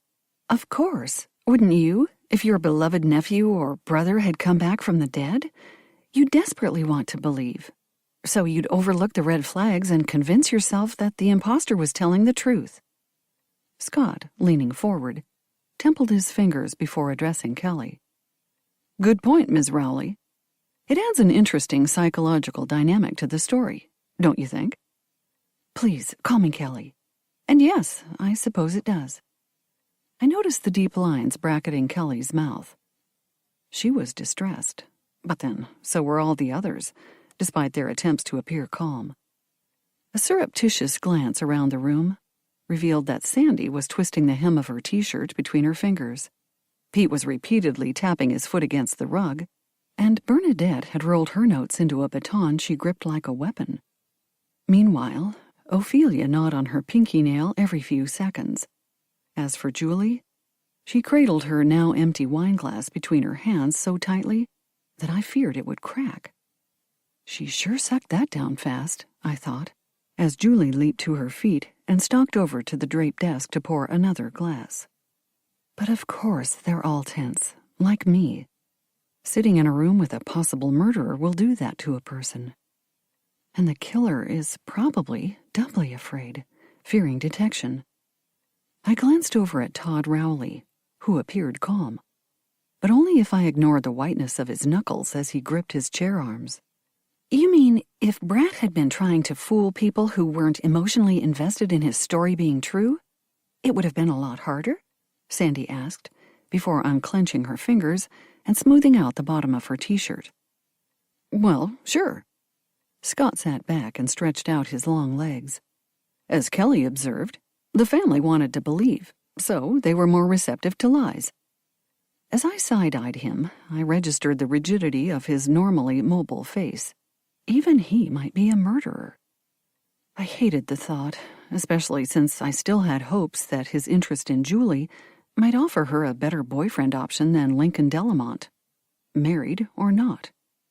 Or perhaps, like the family in Brat Farrar, I was just seeing what I wanted to see. Desperately hoping to prove that Julie was not the killer, I was probably looking at all the other guests with more suspicion than necessary. I absently ran my fingers through my hair, spiking it before smoothing it down again, when I realized what I was doing. Lies and deception are at the core of most mystery novels, aren't they? Interesting how they get handled by different authors. Tay seems to want to make Brat likable, despite his deception.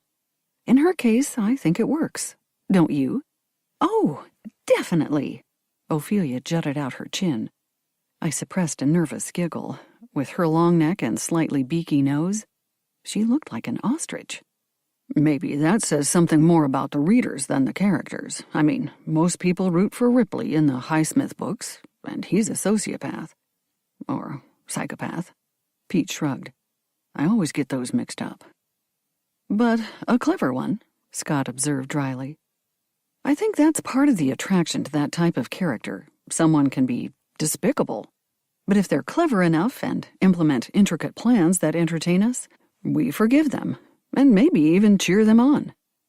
Todd unclenched his hands and glanced around the room. Confess it, we all feel that way. I think it's our strange attraction to morally gray characters. Perhaps because they are more psychologically compelling than someone who is simply good or evil. I nodded. Ruth Rendell was a master at creating that sort of character. Flawed, yet fascinating. Didn't she also write under a pen name? Sandy asked. I think we read one of her novels for a book club a while back, but it was under a different name. Barbara Vine, Todd said, with a glance at his wife. One of Kelly's favorites, isn't she, dear? Yes. Kelly stared down at her hands, which were clasped in her lap. She had such an incredible ability to get inside the head of even the most damaged characters and make you care about them, even while you deplore their actions. Oh, for goodness sake! Wine sloshed over the rim of Julie's glass as she stalked across the room. She plopped down in a chair and took a long swallow before continuing. Someone's been murdered. Someone we all knew, even if only for a day, and here we sit, discussing literature like a bunch of overeager undergrads. It's better than sitting at home with our own thoughts, Sandy said, with a quick glance at her husband. I told Pete we had to come. The breakfast and lunch rush kept me so busy I didn't have time to think earlier today. But as soon as that was over, she took a deep breath. Well, I just got so antsy. I told Pete we had to attend this discussion. Julie flung the hand clutching her wineglass toward Pete and Sandy. And to prove neither of you was the killer?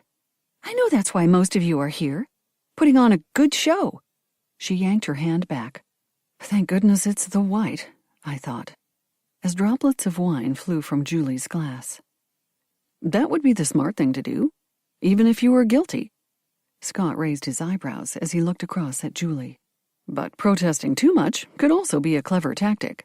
As would appearing totally cool and firing off snarky comments, Julie spat, jumping back to her feet. So much for my matchmaking, I thought. Excuse me, but I think this was a mistake. Julie strode across the room, plunking down her wineglass on the desk before fleeing into the hall. I carefully set my own glass on the floor next to my chair and stood. Not to worry, I'll go and see if she's okay. You all just carry on with the discussion, and please, enjoy some of this, I added, motioning toward the snacks before I exited the room. A slam confirmed my suspicion that Julie had dashed out onto the front porch. I followed, mentally rehearsing what I might say to my friend. Even though I didn't want Julie to think I suspected her of killing Lincoln, I did want to learn more about their relationship. But as the front door closed behind me, Julie wheeled around and jabbed a forefinger at me. You think I was mixed up in this, don't you? A breeze ruffled my hair, carrying with it the scent of water and sharp longing to escape to the beach. I heard you talking with Lincoln by the carriage house. I cleared my throat. I wasn't trying to spy. I just stumbled upon you two. But when I realized you were having an affair... We weren't! Julie's chest rose and fell rapidly. Yes, we were considering it. That's what this weekend was about, she added, in a quieter tone. But then he showed up with his wife and daughter in tow. Yeah. Julie turned aside. Gripping the porch railing with both hands, she stared at the craftsman bungalow across the street. And yes, as you've undoubtedly guessed, he was my mystery man. We met when Lincoln visited Bookwaves a couple of times. It was just friendly at first. A few shared lunches and strolls on the boardwalk and that sort of thing. But then we started chatting online and... well... Julie tossed her head, making her long ponytail bounce. Things got more involved. I assume he led you to believe he'd soon be free to date you openly? Julie expelled a gusty sigh. Yes, he told me he was getting a divorce, that he'd already moved out of the house he shared with his wife. And he never mentioned his daughter. I moved close to Julie and placed a hand on her shoulder. I'm sorry. It seems he wasn't very honest. He was a good liar, I'll give him that. He had me completely fooled. Julie turned her head to look at me. But I didn't kill him. I know you didn't. The problem is, you do have a motive, which means we need to be careful. Don't lie to the police or anything. But I'd make sure they know the whole story, and be clear about the fact that you didn't plan to encounter Lincoln's family. That will remove any suspicion that any of your actions could have been premeditated. I mean, I'm sure you wouldn't even have attended the costume party if you'd known Lincoln wasn't going to be alone. Julie looked away. Naturally, I was shocked when I saw Lincoln had included his family in what was supposed to be our romantic getaway. I couldn't understand why he would do that, even if he had lied about being legally separated. And yes, it made me angry. It was like he was rubbing his deception in my face. Okay, you were angry. But what actually went through your mind? Did you think maybe he wanted to break up with you? Perhaps, or maybe he hoped I'd just accept the situation. Julie turned to face me. Like I'd agree to be his secret mistress forever. Or something. I shook my head. I know better. You'd never stand for that. You better believe it. Julie crossed her arms over her breast. I wasn't about to continue to sneak around. Not this girl. And that's what you were telling him when I overheard the two of you? Basically. And in case you missed that part, I broke it off with him, too. She scrunched her nose. I informed him that I had no intention of ever speaking with him again, either online or in person. Well, I hope you told the authorities that. I mean, if you broke it off, why would you feel compelled to kill him? I looked my friend up and down. Anyway, it's important that you are the one to end the relationship. Make sure the police know that. Julie bowed her head, hiding a clear view of her face. Sorry to inflict this soap opera on you. I know I was stupid. So very stupid. As I heard Julie's voice crack on that last word, another scenario flitted through my mind. Maybe Lincoln hadn't taken Julie's dismissal well. Maybe he tried to force himself on her. Maybe Julie had struck him in self-defense. But she would have had to have grabbed that knife and the key ahead of time, which makes it premeditated. No, that can't be right. Maybe Lincoln took the key as well as the knife, planning to lure her into the carriage house and threaten her. Although that seems out of character for him, from what little I observed. I shook my head. I couldn't sort all this out on my own. I need my Sherlock, I thought, with a swift glance toward Ellen's house. Why don't you run on home? I can make your excuses to the others. I motioned toward the door. Did you bring a purse or anything? I can grab your stuff if you want to wait out here. No, I just carried my phone and my keys in my pocket. And thankfully I walked here, so no worries about me driving after drinking. A single tear skittered down Julie's cheek, streaking her blush. Sorry, it's just so much to take in, all at once. I gave her a quick hug. I totally understand. It has to be rough, discovering Lincoln's true nature and then experiencing the shock of his death. Don't be too hard on yourself. Julie's lips trembled. I know you mean well, but I can't. She dashed more tears from her eyes with the back of one hand. You don't know everything, and I can't tell you, not now. I stepped forward and patted her arm. It's okay. Go home. Relax. It will all get sorted, sooner or later. Julie pulled away so roughly that my hand flew up in the air. Turning on her heel, she made for the steps. I know, she called back over her shoulder. That's what worries me. Chapter 12. The book discussion fizzled soon after I returned to the library, disintegrating into a few half-hearted comments and desultory replies. Faced with one another's obvious lack of interest, the guests soon made excuses to depart, leaving me with far too much leftover food and a headache that wouldn't subside until I finally fell asleep hours later. The next day, I called Ellen as soon as I felt it reasonable to phone someone on a Monday morning. I'd love to chat, she said, but I'm volunteering at the fort today. Maybe you could drive over and meet me during my lunch break? We could walk on the beach and talk. The fort was Fort Macon, a North Carolina state park located at the tip of Atlantic Beach, offering views of the Atlantic Ocean, Bogue Sound, and Beaufort Inlet. It was a historic site and popular tourist destination.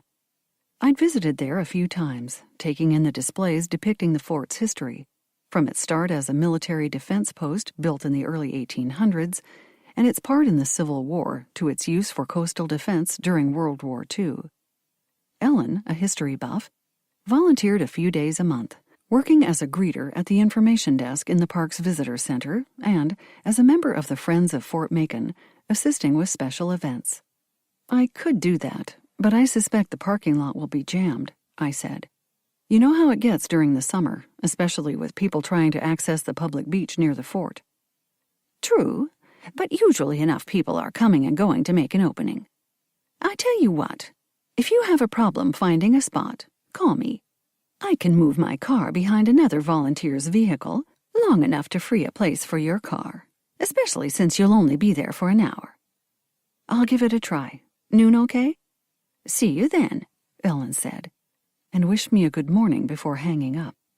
I pocketed my cell phone and considered what I could accomplish before I had to head over to Atlantic Beach. With only Scott and the seldom-seen Tara and Jennifer Delamont lodging at Chapters that week, Alicia and I had made quick work of breakfast. I had no events planned for the day, and so, despite the heat, I decided it was the perfect time to start my search of Isabella's papers and photos. But before I could put my plan into action, my cell phone rang. Seeing it was Julie, I thought I'd better answer rather than letting it go to voicemail. I barely had a chance to say hello before Julie launched into the real reason for her call. I just wanted to assure you that I didn't hate Lincoln, despite everything. You mean, despite the fact that he lied to you about being separated and getting a divorce and all that? Oh, and the fact that he had a daughter that he didn't tell you about? I clucked my tongue. I can actually see getting pretty angry over something like that. Of course I was angry. You saw that last night. But you should know by now that I'm not one to pine over men. I mean, when it's over, as far as I'm concerned. How did Lincoln take you breaking it off with him? Not well, although he stayed calm and tried to charm me into changing my mind. He didn't lose his temper. Not like... Julie fell silent before finishing this thought. Not like what? I sat up straighter on my bed. Had he lost his temper with you before? There was a stretch of silence before she responded. Yes, once or twice. I mean, he never hit me or anything. But he'd scared you a little? I stared at the opposite wall, where I'd hung one of my wedding photos. Brent looked back at me, his smile as gentle as always. We'd had arguments, of course, but they'd always been fair fights, never ones that escalated to the point where I felt threatened in any way. There was this one time when I got a little nervous, I guess. He was visiting me at Bookwaves. No one else was in the shop. He tried to kiss me, but I was worried that a customer could walk in at any minute. So I pushed him away. I'm guessing he didn't like that. No, he grabbed my arm when I stepped back. He grabbed you? I tried and failed to keep disapproval from coloring my voice. Yes, but it's not like he left a bruise or anything. Only he did hold me pretty tight, which made me feel uneasy, I guess. You continued to see him after that? Look, Miss Manners, it wasn't as bad as you're imagining. And at the time, I just thought, well, I believed it showed he was passionate about me, you know? I humphed before replying. You've been reading too many of those bodice rippers you stalk. You should have dumped him as soon as he pulled that little stunt. Julie sighed deeply. I know, but I'd just broken up with Henry right before I met Lincoln. You remember Henry? The monosyllabic guy, who always seemed more interested in watching sports than in making love to me. You wanted to dive into a more passionate relationship with someone a bit mysterious? I can understand that. I may have done something similar once or twice in the past, before Brent, of course. I suppose I was veering too far in the other direction. But anyway, I've always played it so safe in my love life. I just wanted to experience something a little more exciting, which, unfortunately, translated into me deliberately ignoring the red flags I noticed when dealing with Lincoln. Live and learn, I said. I suppose. Julie didn't speak again for a few seconds. I just wanted you to know, in case the investigation turned up some stuff that might make you wonder if Lincoln was abusive. It was my turn to fall silent for a moment. Was he? Not to me, not really. But I did get this phone call from another girl he dated on the sly a while back. Someone from Beaufort? Yes, I'd rather not mention names, if you don't mind. No use dragging her into this.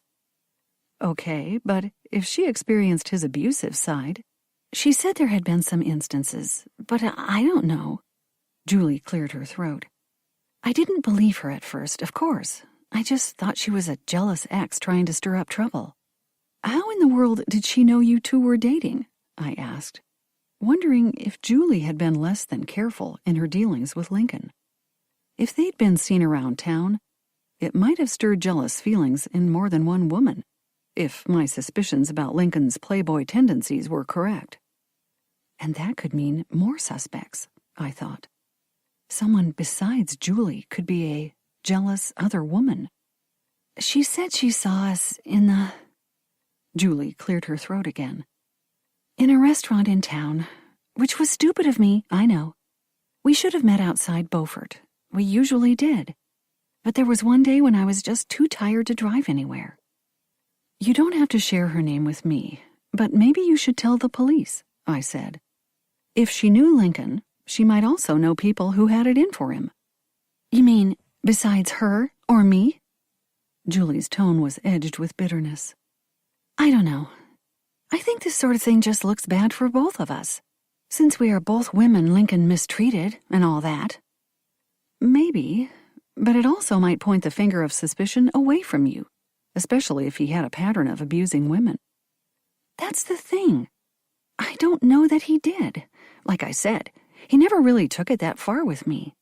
And as for the woman who contacted me, well, I only have her word about what happened between them. But why would she call you? Do you think she might have wanted money to stay silent about your relationship? Although, come to think of it, that's a bit of a stretch. It's not like you're rich. No, but Lincoln is. Was. Julie inhaled an audible breath. Maybe she thought he'd pay up, but didn't want to approach him directly. She might have wanted to use you as an intermediary because she was scared of him. I can't imagine this person trying to shake down anyone, Julie said. But how well do you really know her? Isn't it possible that in an attempt to blackmail Lincoln, this woman could have asked him to meet her at the carriage house that night? Perhaps he did, meaning to pay her. But it all went horribly wrong. Maybe he even threatened her, and she had to defend herself. I suppose. Although, why would she have had that knife? I mean, I can understand stealing the key to sneak into the carriage house to meet Lincoln, but the knife part doesn't really add up. Julie sounded strangely reluctant to pursue this line of inquiry, which made me wonder just who the woman might be. I respected Julie's discretion if this involved a friend, or even one of her bookstore regulars, but felt compelled to urge her to take action to protect herself. Consider this. Maybe it was Lincoln who swiped the knife and the key. He might have planned to get into the carriage house to talk to someone, like this other woman, in private.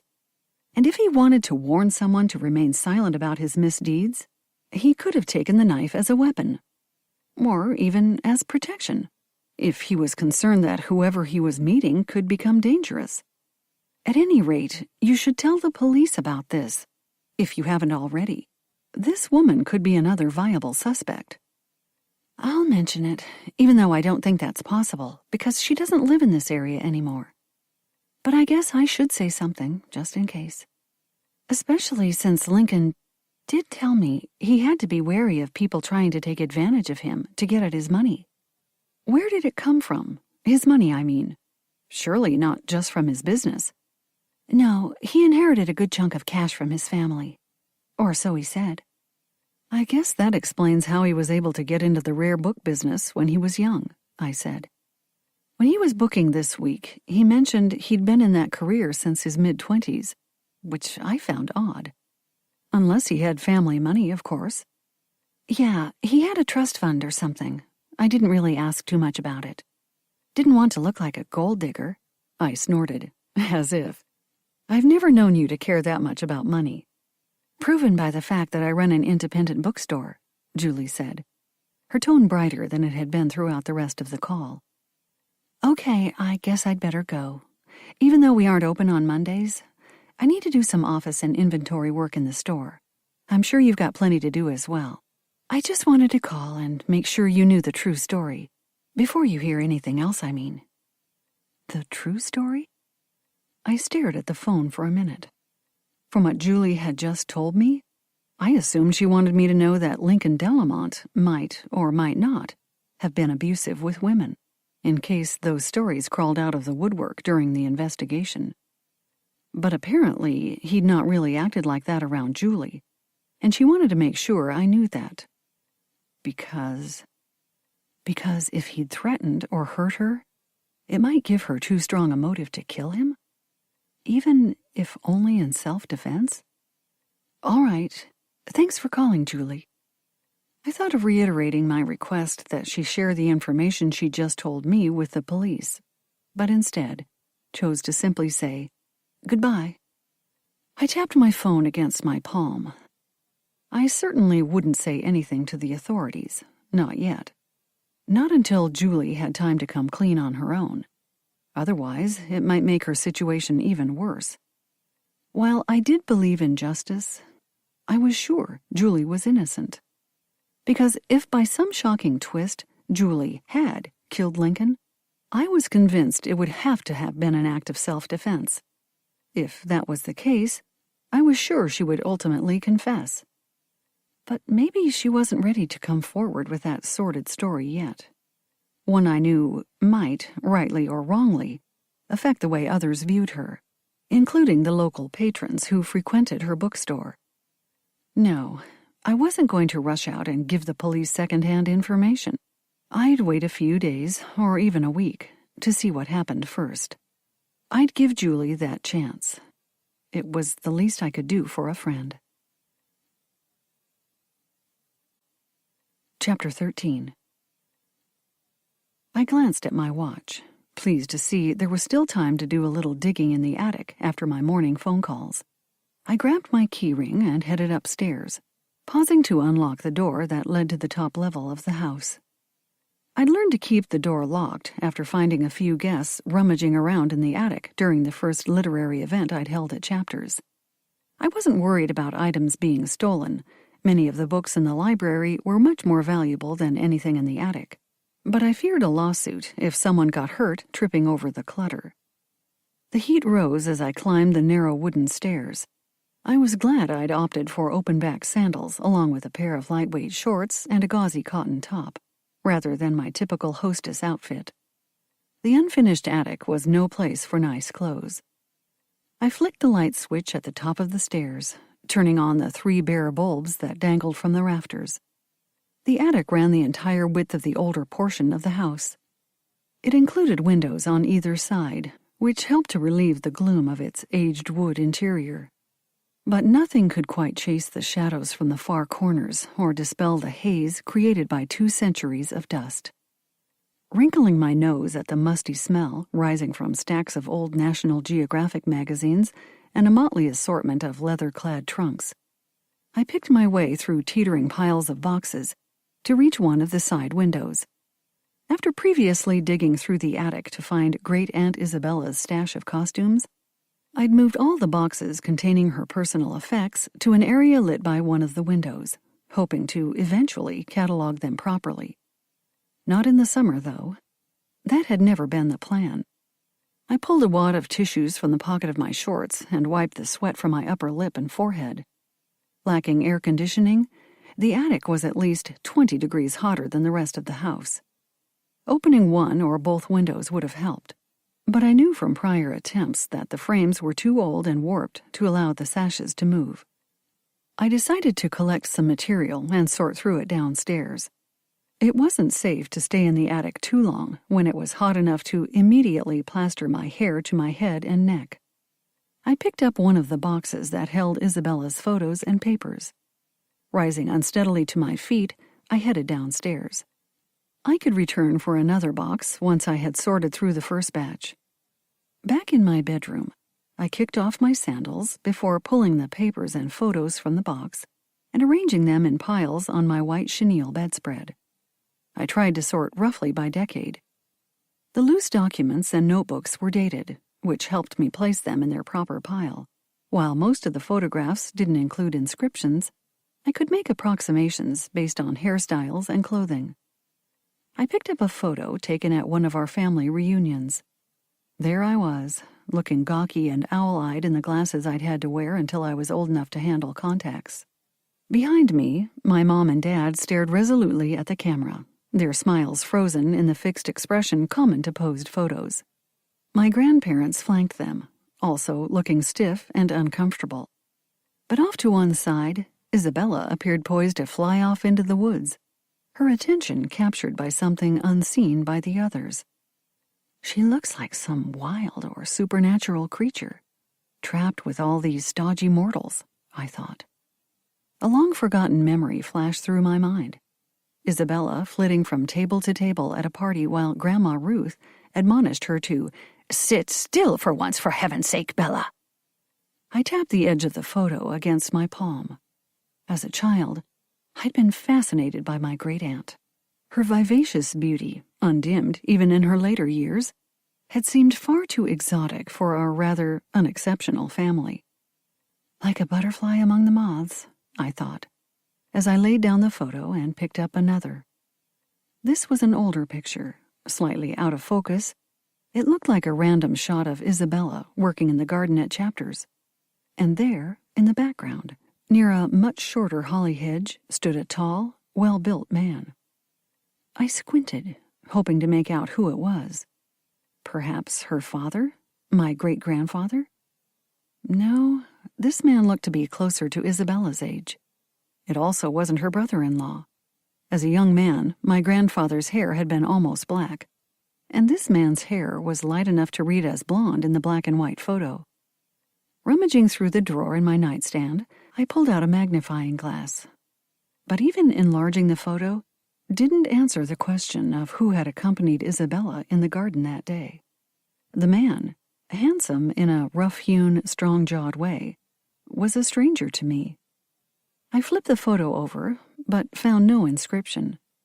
Dropping the magnifying glass onto the bed, I held up the picture and noticed the smudge of fingerprints marring its glossy finish. I'd been careful not to touch the surface of the photo, but it looked like someone had handled it often, and carelessly, in the past. "Now, who are you?" I asked aloud. "Just some random visitor? Or Isabella's very own mystery man?" I placed the photo on my nightstand, near the picture of my great-aunt and grandmother. It felt like a clue to Isabella's possible mysterious benefactor. Or, more tragically, her blackmailer. I decided to keep it separate from the other items until I could examine it further. The rest of the materials were ordinary enough. More photos from our family reunions, as well as pictures of parties at Chapters and other Beaufort events, and a few postcards and letters sent to her from members of my family. There were also copies of legal documents I thought I'd look through later, although a cursory examination revealed nothing of interest. My first dig into Isabella's past appeared to be a dud, at least in terms of proving or disproving Lincoln Delamont's claims. So far, there was nothing that explained how Isabella had acquired the funds to buy Chapters. In fact, all the legal documents seemed to date from after her acquisition of the property. Once again, it was as if her life before that date had fallen into a deep well. I sighed and fluffed my now dry hair. What had I expected? A signed confession from my great-aunt, detailing daring acts of thievery and other crimes? I snorted at my own naivete. If Isabella had stolen valuable items and sold them on the black market to fund her acquisition of Chapters and build her library, she certainly wouldn't have documented that behavior. As I slid the separated stacks of papers and photographs into an empty cardboard expanding file I'd found in the library, a small gray journal slipped out of one of the larger notebooks. I picked it up, my fingertips dimpling the soft suede cover. It was not one of the typical spiral-bound notebooks that Isabella had favored for recording random notes and recipes. It looked like something meant for more permanent and perhaps more important information. The cover and spine lacked lettering or embossing of any kind, but there was a date scrawled on the inside cover, 1952. A quick calculation told me Isabella would have been 26 that year. One of the years she was out of touch with the family, I thought. remembering my mom's comments about Isabella being at least old enough to take care of herself when she'd gone missing. I flipped to the first page in the journal and slumped back against my pillows, baffled again. The journal was filled with writing, in a hand I recognized from other documents written by Isabella. But the tightly packed script was total gibberish. Flipping through the pages, I noticed changes in the ink used to write the curious arrangements of letters and numbers. It seemed that the journal had not been filled all at once, but rather, as indicated by the fading and discoloration of the earlier entries, over a significant period of time. I grabbed the photo of the mysterious man and slipped it between the pages before sliding the journal into the small purse I intended to carry when I drove over to Fort Macon. Ellen Montgomery might know nothing about either the photo or the journal, but I didn't care. I desperately wanted to share them with someone I felt I could trust. Taking a deep breath, I stood and slung the purse strap over my shoulder as I slid my feet into my sandals. A glance at the clock told me it was time to drive to Atlantic Beach and meet Ellen at Fort Macon. I smiled grimly as I padded over to the dresser and yanked a comb through my hair. Yes, it was definitely time to see Ellen.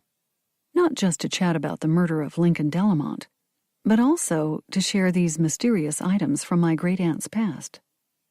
Because, I thought, as I left my room and headed outside to my car, Lincoln Delamont might have been wrong on certain points, but he could have been right about one thing. My great-aunt might indeed have had secrets the family would not want exposed. I climbed into my car, glad that the shade from the holly and a nearby magnolia tree had kept it relatively cool.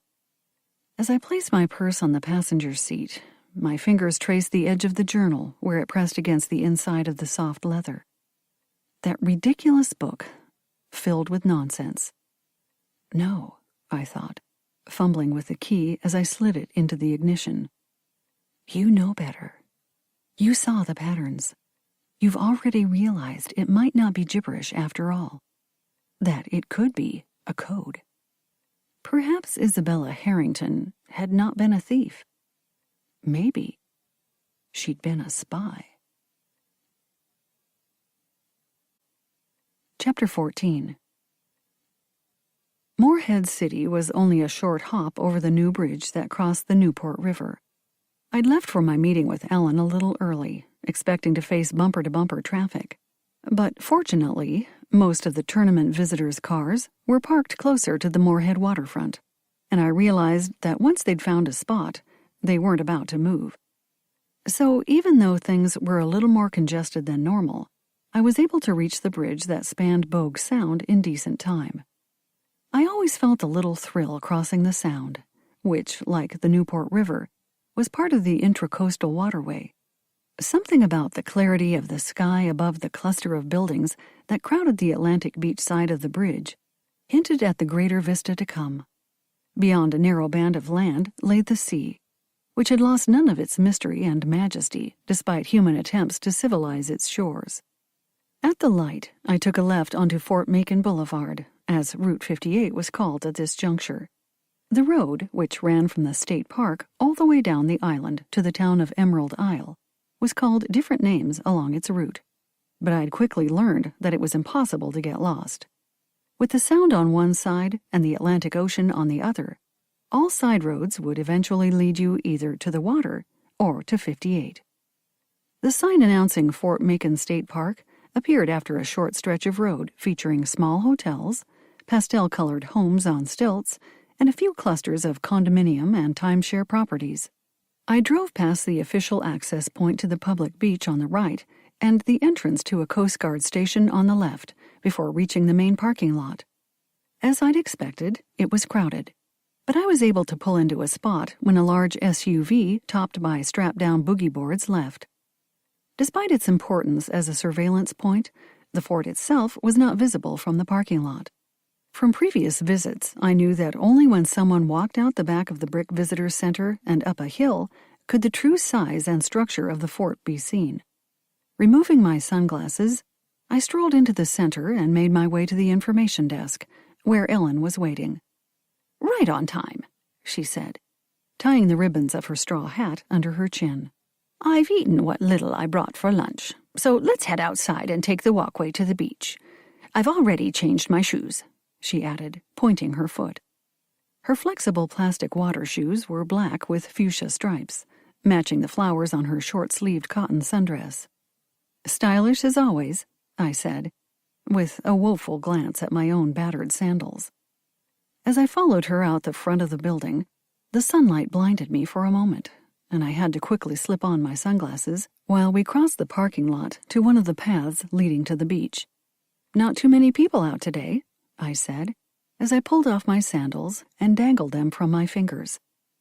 Walking in the drifted sand near the dunes was hard enough without the added problem of shoes. I glanced over at Ellen, admiring her good sense in choosing footwear meant for the pool or beach. "Not here, maybe. But this isn't really the official beach access. That's closer to the entrance of the park." "Oh, right. I saw that coming in." "That's where most people park if they can. There's boardwalk access to the beach there and a lifeguard on duty during the day, at least in season. But when that lot is full, people park at the fort, which isn't great for our visitors. But what can you do?" "There is a path here," I observed, my gaze focused on the expansive view of sea and sky. "Yes, there are a few unofficial paths, and really, it's impossible to monitor, so we don't even bother. Although visitors are warned not to swim over there." Ellen motioned toward an area to our left, where the beach curved around at the end of the point. "The Beaufort Inlet and Ocean merge there, and there's a jetty, so it can be quite dangerous. It isn't even safe for wading. But a lot of shell hunters walk the beach in that area. Supposedly, it's the best place for that." "You're not a shell collector?" I asked, gingerly picking my way through the hot, dry sand. Ellen glanced at me as she adjusted her hat. "I'm not a collector of anything, except the art pieces I use to decorate my house. I did too much traveling when I was working, I guess. It's hard to collect much random stuff when you don't have a permanent home for many years." We'd reached the hard-packed sand near the water, which was blessedly cool against my bare feet. I paused for a moment, breathing in the heady scent of salt air, before following Ellen. "I can imagine, but I bet it was exciting, traveling all over the world when you were younger." "Sometimes. I enjoyed learning about new places and people, but it was exhausting too." Ellen cast me a wry smile. "I wasn't usually traveling to tourist destinations, you know. With location work, you can end up in all sorts of out-of-the-way areas." "Dangerous?" I asked, my gaze captured by a sand dollar half buried in the sand. "Occasionally." Ellen stopped walking as I bent down and lifted the fragile white disc from the ground. "Ah, a whole one. That's rare. I usually only find bits and pieces." I gently shook the sand off the shell before carefully slipping it between the tissues I'd stuffed in the outside pouch of my purse. "It's good luck, I hope. I could use some of that right now." As I pulled my fingers away, they slid across the bulge of the suede journal I'd stored in the main section of the purse. "I'm not much for superstitions, but I suppose it is considered lucky." Ellen turned her head to look out over the ocean. I followed her gaze, staring at the darker blue ribbon of water that separated the clear sky from the rest of the greenish-gray sea. The waves were low, rolling in gently instead of crashing, but still stirring up a froth of white foam along the shore. "It's so amazing to think how it just goes on and on," I said, staring at the horizon. "You have to wonder at the sheer bravado of the earliest sailors, just heading for that edge, never knowing where it would lead." "Especially since some of them thought they might fall off," Ellen said dryly. She turned to me. "Now, I believe you wanted to talk through some ideas you had about who might have killed that unfortunate Mr. Delamont." "Yes." I considered sharing the journal and photo first, but decided that could wait. I suppose there's really nothing I can add to the investigation that the police haven't, or won't, uncover. But it just helps to talk it out, especially since some of the people involved are your friends. Ellen sent me a sidelong glance. "You and Julie Rivera are close, I believe." "We are. And I confess that part of my urge to investigate this murder is so I can clear her from any suspicion. I detailed Julie's hidden connection to Lincoln Delamont as we strolled along, the lacy edge of water lapping at our feet. The truth is, she mentioned having some secret boyfriend, but she never told me his name, even though apparently they'd been engaged in a relationship for a while. Mostly online, but still. Ellen grabbed the brim of her hat as the breeze blew it back. She was probably afraid you'd judge her, since Delamont was legally still married. She should have known I wouldn't have. Although I might have warned her that she was being foolish. That sounds a bit judgy to me. Ellen flashed me a bright smile before continuing. But aside from that, do you really think she has the temperament to stab someone? Not really, except maybe in self-defense. I have wondered if Lincoln might have asked her to meet him at the carriage house, and she was, I don't know, worried for her own safety. I shrugged. It seems he'd been physically aggressive with her once or twice before, and I can picture him becoming quite abusive if he didn't get his way. Ellen thrust her hands into the pockets of her sundress. But can you picture Julie staying with such a man after he did anything drastic? Even if it was a newish relationship, and she was still giving him the benefit of the doubt. Not really. Not for long. Although she did put up with some stuff that Well, never mind, I said, not wanting to completely betray Julie's confidences. Ellen and I had hit a patch of saturated sand that made my feet sink in with each step.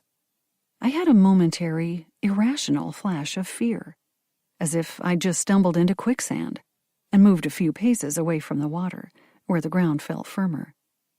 And then there's the other side of the triangle. Yes, Jennifer Delamont, the wronged wife. Ellen joined me on the firmer sand. Given what you've said, I expect it wasn't the first time she'd uncovered her husband's infidelity. I couldn't let that pass. Julie swears they weren't actually having an affair. Yet.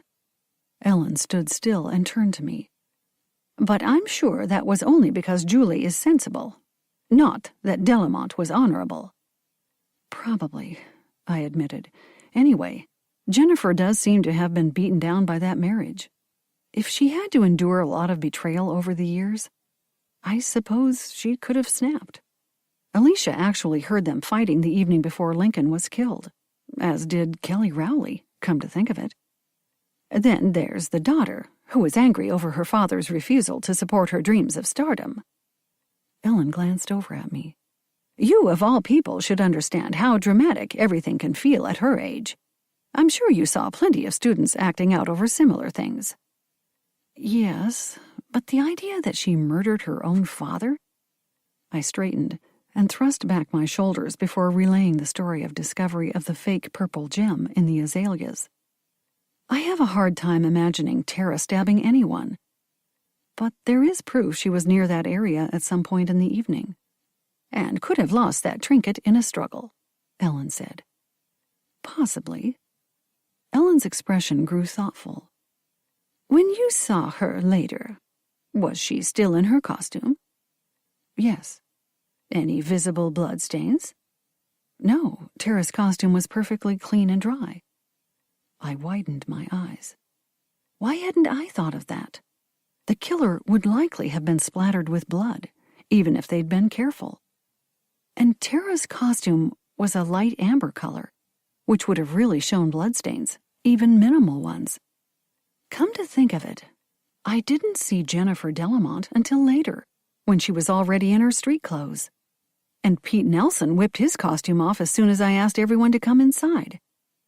Something to look into. I can't imagine Pete murdering a stranger, but perhaps he had some previous unknown connection to Delamont. That's entirely possible. It wasn't Lincoln's first trip to Beaufort, and Pete is an argumentative sort. I took a breath and added, I also noted that Alicia wasn't wearing her customary apron after I got back from the store.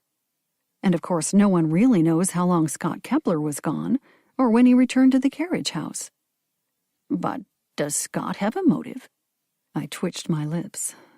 Unfortunately, yes, I said, as I recounted my discussion with the author. You think he might have wanted revenge for Delamont cheating his father? It's a possibility, don't you think? Especially since Scott seems to think the scam contributed to his father's fatal heart attack. Ellen held up one hand. Which means we have motives and opportunity for Julie, Jennifer, Alicia, and Scott, she said, ticking off the names on her fingers. There's also a suspicious clothing change for Pete, although we don't have any sense of a motive there. At least, not yet. Meanwhile, Tara seems to be in the clear, based on her appearance after the murder. Anyone else? Damien Carr, I said reluctantly. Again, I don't know what his motive would have been, but he did have the opportunity, and he has a temper. Ellen nodded. I've heard he's a bit of a firebrand. Yes, and he lives so close to Chapters, he could have walked from his apartment. Everyone saw him leave in a huff, but he could have returned a little later, climbed the back fence, killed Lincoln, and returned home without ever being seen. Which also means he could have easily changed his clothes before the police called on him. I suppose so. I shoved my drooping sunglasses up onto the bridge of my nose. Alicia, Damien, and Julie would have known where the key to the carriage house was kept, too. Although, I guess any one of the guests could have figured that out ahead of time. They do have access to the kitchen, even when Alicia and I are out. And, of course, Scott had a key, Ellen said. Right. As for the knife, the block sits on the counter, so again, it wouldn't have been hard for anyone to scope out a knife to use as a weapon ahead of time. Ellen dug the toe of her water shoes into the sand. Back to square one. It seems we can't really narrow down the list of suspects yet, although I believe I'd eliminate the Sandberg sisters. And maybe Sandy Nelson. Her husband has a temper, but I've never heard her even raise her voice. I tapped 2 fingers against my lips. Then there's the Rowleys. I can't imagine why either one of them would want to stab Lincoln Delamont. But I admit I don't really know much about them. Did they stay in costume? Ellen asked. Yes, but... I frowned. Kelly left her cloak outside. She said she collected it later. But there's still that little wrinkle of suspicion. And Todd's costume was a dark, voluminous type of material that might not have shown stains unless you were really looking for them. Ellen held up 3 fingers on her other hand. So, they stay on the list. On the second page, perhaps, but worth further investigation. That brings us to 8 possibilities. Quite a challenge. Yes, I don't envy the police having to handle so many suspects. Ellen pursed her lips. I'm sure they've dealt with that before, although perhaps not involving a murder. I don't think there's been a murder in Beaufort in over 30 years. She pointed at her watch. But interesting as this is, we probably should head back. I don't want to make my volunteer partner wait too long for her lunch break. That's fine, I said, but held my hand to stop Ellen from striding off. One thing before we start back. There's something else I wanted to ask you, if you don't mind. As long as you aren't asking for an excessive amount of money from the trust, Ellen said, with a lift of her well-groomed eyebrows. I take my management of the trust seriously, you know. No, it isn't anything like that. This is something I found when I was poking around in the attic this morning. 2 things, actually. I reached into my purse and fished out the journal. Awful hot day to be digging around in the attic. Ellen's gaze snapped to my hand. Were you hoping to find evidence of Isabella's innocence? Or guilt. I really just want to know. But I didn't actually find any proof either way. I held up the journal and waved it under Ellen's nose. But I did find this. As Ellen ducked her head, the wide brim of her straw hat cast a shadow over her face. And this is? There was a wariness in her tone that made me examine her face more closely. A book full of gibberish, or so I thought at first. But now, I wonder. I held out the journal. Take a look. Ellen gingerly pulled it from my fingers. After flipping through the first few pages, she expelled one sharp breath before snapping it shut and thrusting it back at me. Yes, it appears to be a journal, written by Isabella. I recognize her hand. But as you say, it makes no sense. I crossed my arms over my chest. I don't know about that. I think it's in code. And there's one more thing. Check out the photo I placed between the pages. Ellen shot me a questioning look before opening the journal again.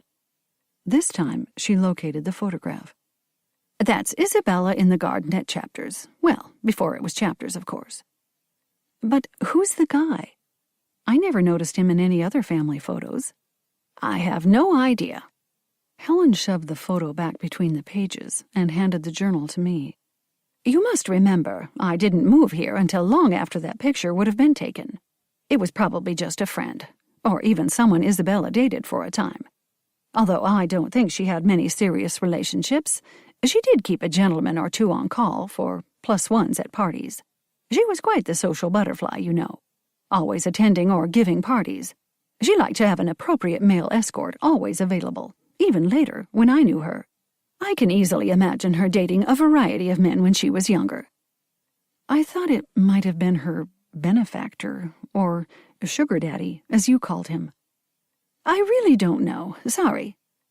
Ellen yanked her hat further down her forehead. We'd better get moving or I'll be late. She took off, almost loping across the hard-packed sand. I increased my stride to stay beside her. Okay, but what about that strange writing in the journal? It looks like it's a code. It made me think. Ellen slowed her pace and shot me a sharp glance. What? That Isabella was some sort of spy or something? Really, Charlotte. I know you love books and stories, but sometimes your imagination gets away from you. This isn't some suspense novel. You have to admit, it's odd, especially with the date inside the front cover. It was one of the years when Isabella was out of contact with my family, in case you didn't know, which made me wonder if she was engaged in some sort of covert operation or something. I lifted my hands. I know. I've read too many spy thrillers. Oh, I grant you, it probably is a code. But I'm guessing it was some personal code that Isabella created so she could write frankly about her life without worrying about anyone ever reading it. Ellen strode along the water's edge. Her eyes focused straight ahead. She could be fanciful like that. I straightened my sunglasses and marched in step with her. She was probably right. I was imagining things, looking for conspiracies and crimes where there were none. That makes sense. More sense than someone who lived most of their life in Beaufort being a spy. It's not like she worked somewhere where they dealt in secrets. Not even at a company where she could have engaged in industrial espionage. Exactly, Ellen said, as we turned away from the water and plowed through the deeper sand to the path. Honestly, I doubt that investigating Isabella's colorful but decidedly ordinary past is worth much of your time. Now, this murder, on the other hand. We have plenty of suspects, that's for sure. I just wish Julie wasn't one of them. It would help if I knew more about where everyone was and what they were doing closer to the time that Lincoln was killed. I paused to slip on my sandals before stepping onto the hot asphalt of the parking lot. I thought I'd visit the Sandberg sisters this afternoon. They probably know something about that. Good idea. They tend to keep an eye on everything. I'm sure they'll have at least a little information on the movements of the people at the party. That's what I thought. I paused as we reached the parking lot road that held my car. I should let you get back to work. Thanks for agreeing to speak with me today. It does help to talk over all the options. Happy to help. Ellen patted my arm. Just don't worry yourself to death over this. Yes, it's a tragedy, and I'm sorry it happened at Chapters, but I'm sure it will be sorted, sooner rather than later. The Beaufort police are quite capable, you know. They'll find the culprit. I'm sure. I just want to know who to avoid. I offered her a brief smile. I don't want to end up like those foolish female characters in horror films, locked in a cellar with a murderer. Ellen tapped her forehead with her finger. Good thinking, Sherlock. I keep telling you, I'm Watson, I called after her as she turned away. She just waved her hand over her head and kept walking. Chapter 15. After driving back from Atlantic Beach, I parked my car at Chapters and called the Sandberg sisters to make sure they were home before I walked the few blocks to their house.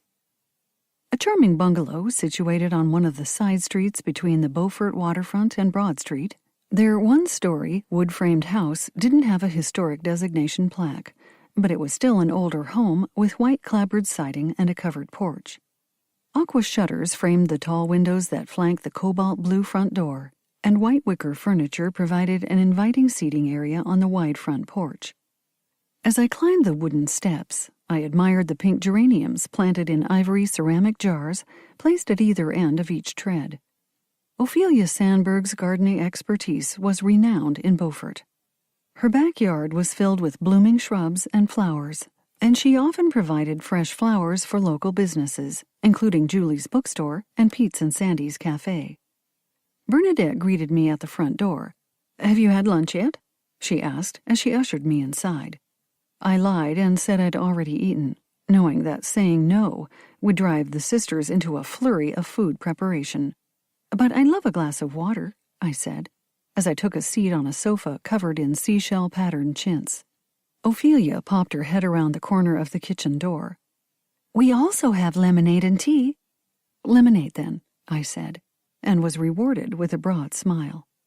I expected the drink would be accompanied by some type of dessert, so I wasn't surprised when Ophelia bustled out of the kitchen, holding a glass of lemonade in one hand and a small china plate in the other. "Sugar cookies," she said, placing the items on the white side table next to the sofa. "Just out of the oven 10 minutes ago." "They look delicious," I said. And they were. I nibbled on one of the cookies while Ophelia and Bernadette settled into 2 armchairs that faced the sofa. Allowing my gaze to wander, I experienced the emotion I always felt when I visited this house. Envy. Despite Chapter's historic beauty and charm, it sometimes seemed too large for comfort. This bungalow, with its pale jade walls and white cotton curtains edged with lace, felt more like a home than my rambling house. The airy rooms were filled with wicker plant stands and simple, whitewashed wooden furniture. Watercolor seascapes and vases overflowing with Ophelia's flowers offered pops of color. "You said you had some questions for us," Bernadette said, "about the other night, I suppose?" I took a swallow of lemonade before answering. "Yes, I was away from the house for a bit, getting ice. Which means I'm not sure where everyone was at the time of the murder. I thought maybe you could clear that up for me." Ophelia shared a look with her sister. "The thing is, we probably aren't going to be too much help with that question. We were inside Chapters most of the time you were gone, I'm afraid." She tugged the hem of her pink and lilac floral print skirt over her knees. "I'd misplaced my reading glasses, you see." "Again," Bernadette added, stretching out her stocky legs. Unlike Ophelia, who was dressed for a garden party, Bernadette wore khaki shorts and a plain white polo shirt. Ophelia fiddled with the lace trimming the collar of her ivory silk blouse. "Now, Bernie, you've been known to lose track of a few things, too." "But not every day." Bernadette met my interested gaze with a shrug. "It's true, though. We were in the garden for a bit, but then Fee realized she'd misplaced her glasses when she tried to read one of your flower markers. So it wasn't too long after you drove off that we headed into the house to search for them. We just arrived back outside on the patio when you called everyone into the parlor. So I'm afraid we can't help you with where everyone was while you were gone. But..." She kicked off her sandals and put her feet up on the tufted hassock in front of her chair. "We may have some other information that could prove helpful." I set down my glass and slid to the edge of the sofa. "Oh? Like what?" "Well, earlier in the evening, right before dinner actually, I overheard Lincoln Delamont having a rather heated conversation with your chef. I think you were in the dining room talking about Tay and the inspiration for the dinner menu at that point." Ophelia smoothed down a flyaway strand of her fire-engineered hair. It was more like an argument, from what you told me, Bernie. They were fighting? I asked. What about? Bernadette narrowed her eyes. I'm not sure. I was coming back from the powder room when I heard raised voices in the library. I thought that was odd. You stopped to listen, right? Ophelia asked. Just peeked in to see who it was. Bernadette cleared her throat. I was worried it might be some strangers wandering in while we were all preoccupied with the party. I tightened my lips to prevent a smile. Bernadette had been curious, as I would have been. But since she was always accusing her sister of being too nosy, I assumed she didn't want to admit that. You saw Damien, Carr, and Lincoln in the library? That is odd. I'd have thought Damien wouldn't have left the kitchen at that point. And anyway, he told me they didn't know each other. Seems like they did, at least well enough to have a disagreement, Bernadette said. But unfortunately, I didn't really hear what it was about. I didn't linger long. I thought it best to beat a retreat before they noticed me. Ophelia demurely crossed her ankles as she leaned forward in her chair. Bernie mentioned all this to me later, after we both overheard Lincoln embroiled in another argument, this time with his wife. Another confrontation on the same night? He was a contentious guy, wasn't he? I sat back and grabbed another cookie. A replacement for lunch, I told myself. Bernadette nodded. I wasn't surprised to find out he'd been killed. Seemed like the type to make a lot of enemies. What was the argument with his wife about? I asked, reaching for my glass of lemonade. The cookies, while delicious, were a little dry. Poor Mrs. Delamont was berating him for flirting with Julie Rivera over dinner. And he was, you know. Ophelia cast me an apologetic look. Julie didn't seem to be encouraging him, but still. I wasn't about to share what I knew on that subject. Jennifer Delamont was having words with Lincoln about it? When exactly was this? Just after you'd driven off, Bernadette replied. They were standing right outside the garden, near the holly hedge, so they weren't in the middle of things. As I mentioned earlier, Fee and I had just wandered that way to check out your flowers. Anyway, the argument didn't last very long. Lincoln stormed off, practically knocked Fee down as he passed us. Ophelia pressed her hand to her cheek. It's true. He bumped right into me and kept walking without saying a word. He headed off in the direction of the carriage house and disappeared behind the hollies, Bernadette said, flicking a short lock of her steel-gray hair behind her ear. That was the last we saw of him. Finishing off my lemonade, I waved off Ophelia's question about needing more before I replied. Which means Lincoln was involved in at least 2 arguments before he was killed. 3, I thought, remembering that overheard conversation between him and Julie. But I wasn't about to mention that to the Sandberg sisters. I was there to gather information, not spread rumors. We told the police all of this, of course, Ophelia said. I hated to add your chef and Mrs. Delamont to their list of suspects, but one can't lie to the authorities. I just don't think that's the proper thing to do. No, you were right to tell them, I said. It's better that they have all the facts. And if someone is innocent, they have nothing to fear. Not so sure that's always true. Bernadette's tone betrayed a distrust I'd never have expected from her. You don't think justice is always served? I asked, keeping my own tone light. Bernadette snorted. Hardly. Depends on who you are sometimes, doesn't it? She cast me a baleful glance. Sorry, but I've seen some things that make me a bit cynical. When you were at the university? I asked, remembering that Bernadette had worked as a nurse at one of the University of North Carolina campuses. Yes. Students got treated differently sometimes, depending on their backgrounds. And other things. I leaned my elbow on the arm of the sofa and rested my jaw against my balled-up fist. But I don't get the sense that the Beaufort police will be unfair. They seemed very professional. Hopefully, you're right. Bernadette lifted her feet off the hassock and kicked it away from her chair. Sure we can't get you some more lemonade? She asked, pointing at my empty glass as she stood up.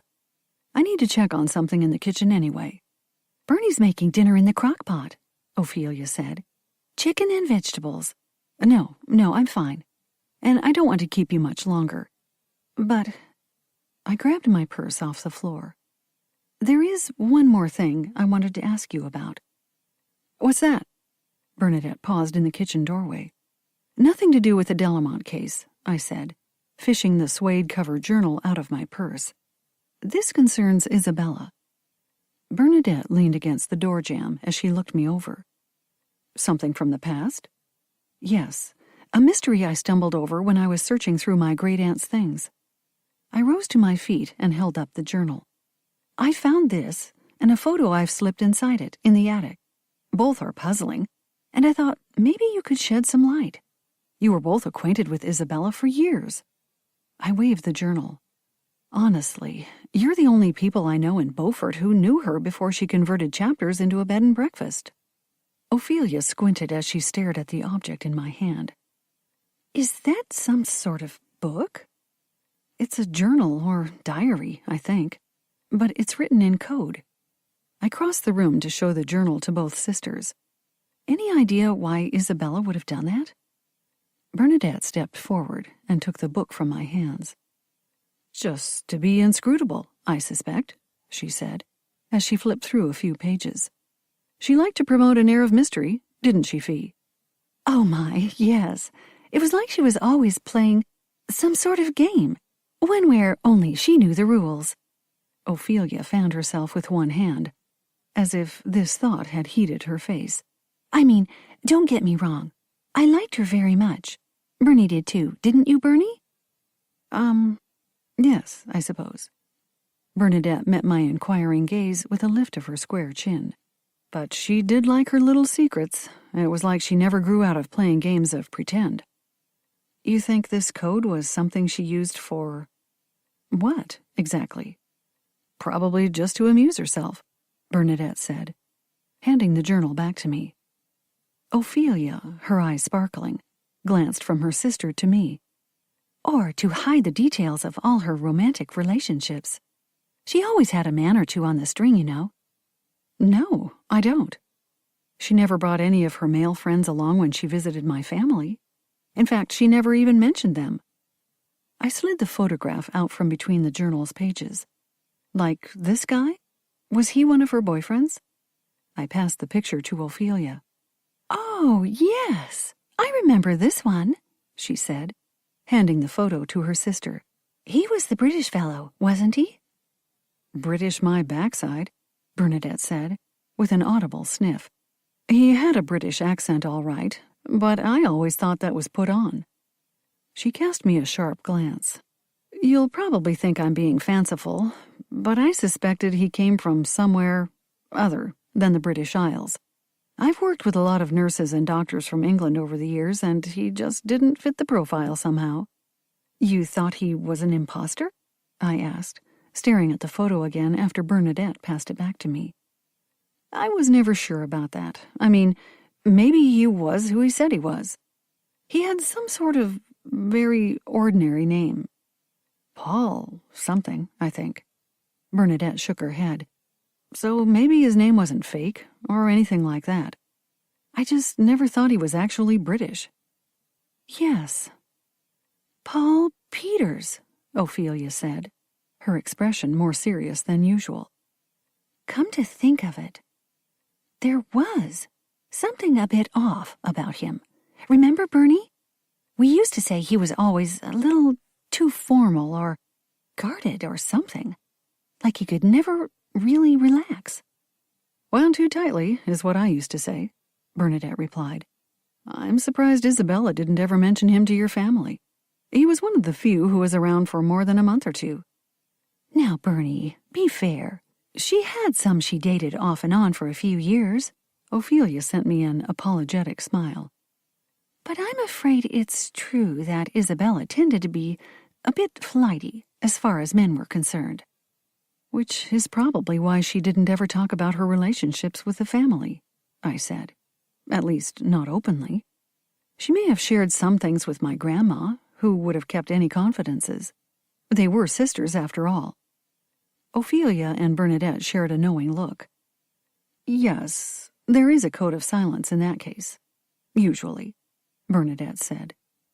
I slipped the photo back inside the journal. But you say the guy in this picture was a more lasting relationship?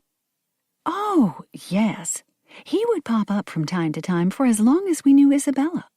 Until she started up the bed and breakfast, that is. Never saw him again after that, Ophelia said. I tightened my grip on the journal. This information supported my supposition that the man in the photo was my great-aunt's mysterious benefactor. Or blackmailer, I reminded myself. Did they seem close, Isabella and this Paul Peters guy? Did it seem like she cared for him?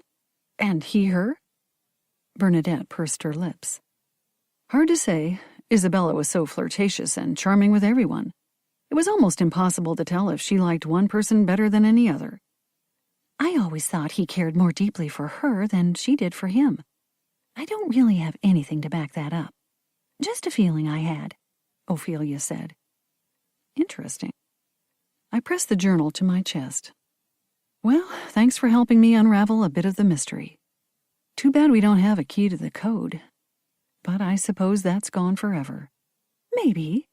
But you might want to search the library.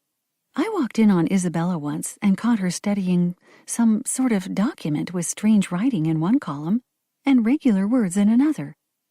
Ophelia plucked at the lace on her collar and cast me an embarrassed smile. She had it opened up on the desk, but folded it as soon as she caught me staring. She wasn't expecting me, you see. I was returning a vase I'd borrowed and showed up earlier than we'd planned. Anyway, I saw her shove the document inside a book. Can't remember what book it was, sadly, and she probably changed it out once I left anyway. But maybe she left the key to that code buried somewhere in the library. I do recall the strange writing resembling what you just showed me in that journal. Worth a look, I suppose, I said, groaning inwardly at the thought of searching through every book in my great-aunt's extensive library. You never told me about that, Bernadette said, with a sharp glance at her sister. Ophelia fluttered her hands.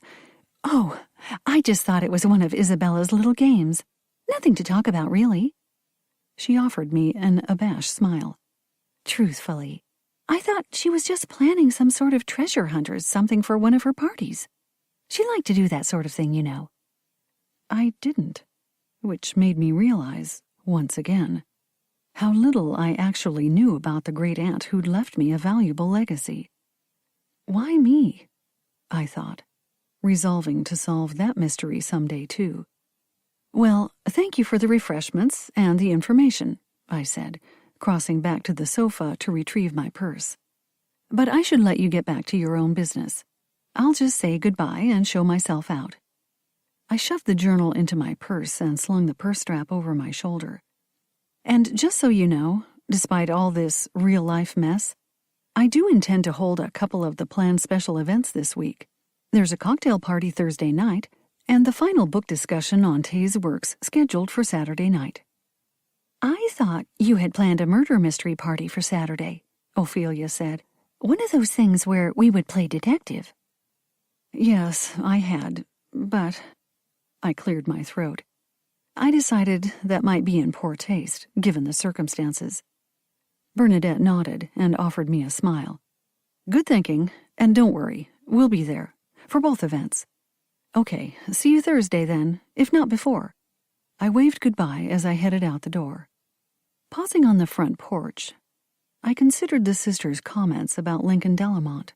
He'd gotten into arguments with both his wife and Damien, as well as had a confrontation with Julie on the night he was killed, which meant that my friend was not the only one who should be listed high on the suspect list. It shows a pattern of combativeness, I thought, as I descended the porch steps and made my way to the sidewalk, and speaks to Lincoln's tendency to bring out the worst in people. So perhaps there was someone unrelated to Chapter's staff or guests who wanted him dead. It was a hope I intended to cling to as long as possible, anyway. Chapter 16. Taking a detour on my walk home, I headed for the waterfront. Right off the boardwalk, a long wooden building housed several businesses, including Julie's bookstore, Bookwaves. Peering into the picture window of the bookstore, I saw only silent shelves and shadows, and remembered Julie's comment about the store being closed on Mondays. So much for a chance to talk with her again in person. I strolled along the boardwalk, appreciating the bright splashes of color the flowers in the over-the-rail flower boxes lent to the grayed timber railing that separated the walkway from the boat slips. As usual, the harbor was filled with boats of all types and sizes, from small dinghies to sailboats boasting towering masts. The Rowley's yacht, the Celestial, was docked at the end of one wharf. Its pristine white hull glittered in the bright sunlight, outshone only by the chrome fittings. Indigo and turquoise stripes swept from bow to stern in an undulating pattern that mimicked the waves. Leaning on the top rail for a moment, I wondered how it would feel to have enough money to buy something so beautiful and so expensive to maintain. I supposed owning a yacht was like most things. If you had to ask how much it would cost, you couldn't afford it. Not that I had any reason to complain, since I owned property that was worth over $1 million. Yet I was almost always short on cash. I pushed a lock of hair behind my ears. That wouldn't be the case if I sold chapters, of course. I could make a great deal of money, and without a mortgage to pay off, it would all be profit. But I had no intention of doing that. Great-Aunt Isabella had bequeathed me the bed and breakfast for some reason. Perhaps because she'd realized that since I was widowed and childless, I'd be the one family member willing to uproot their life to move to Beaufort. Or maybe, I thought, as I turned away from the railing and resumed walking, it was that conversation I had with her after Brent's funeral, when she caught me in my old kitchen, weeping silently, unable to continue to make small talk with the people who'd come to pay their respects. When she told me that what I needed was a new start, somewhere far from the home I'd shared with my husband. When she said that sometimes you have to reinvent yourself in order to survive. I thrust my hands into the pockets of my shorts, allowing my purse, swinging from its shoulder strap, to bang against my thigh. Isabella had been over 90 at that point, yet she was still talking about new beginnings. I only hoped I could remain as positive throughout my life. Reaching the end of the boardwalk, I crossed Front Street and walked a couple more blocks to reach another side street. Since I couldn't talk to Julie, I decided to stop by the Dancing Dolphin Cafe and question Pete and Sandy Nelson about what they'd seen at the costume party. Of course, I reminded myself, you need to be careful. Pete is still on the suspect list. But he wasn't at the top of my list, and even if he had been, I doubted he'd take any action during daylight hours, especially with Sandy present. Reaching the old house that had been converted into the Dancing Dolphin, I realized that since it was past 2 o'clock, the cafe would be closed. But since Pete and Sandy lived above the restaurant, they might still be at home. I walked around to the wooden staircase that hugged the side of the house. Having visited Pete and Sandy before, I knew the staircase led to the upper level of the building, where they'd created a spacious apartment. Knocking on the peacock blue door, which matched the house's wooden hurricane shutters, I considered the best way to broach the subject of whom they'd seen where at the party. I knew Pete had been in the house, arguing with Damien in the kitchen, right before I left, but he had headed back outside before I went to get the ice. So I hoped that either he or Sandy could tell me more about the movements of the other guests while I was gone. Sandy answered the door. "Charlotte, what are you doing here?" she asked, wiping her hands on the apron she was wearing over her t-shirt and shorts.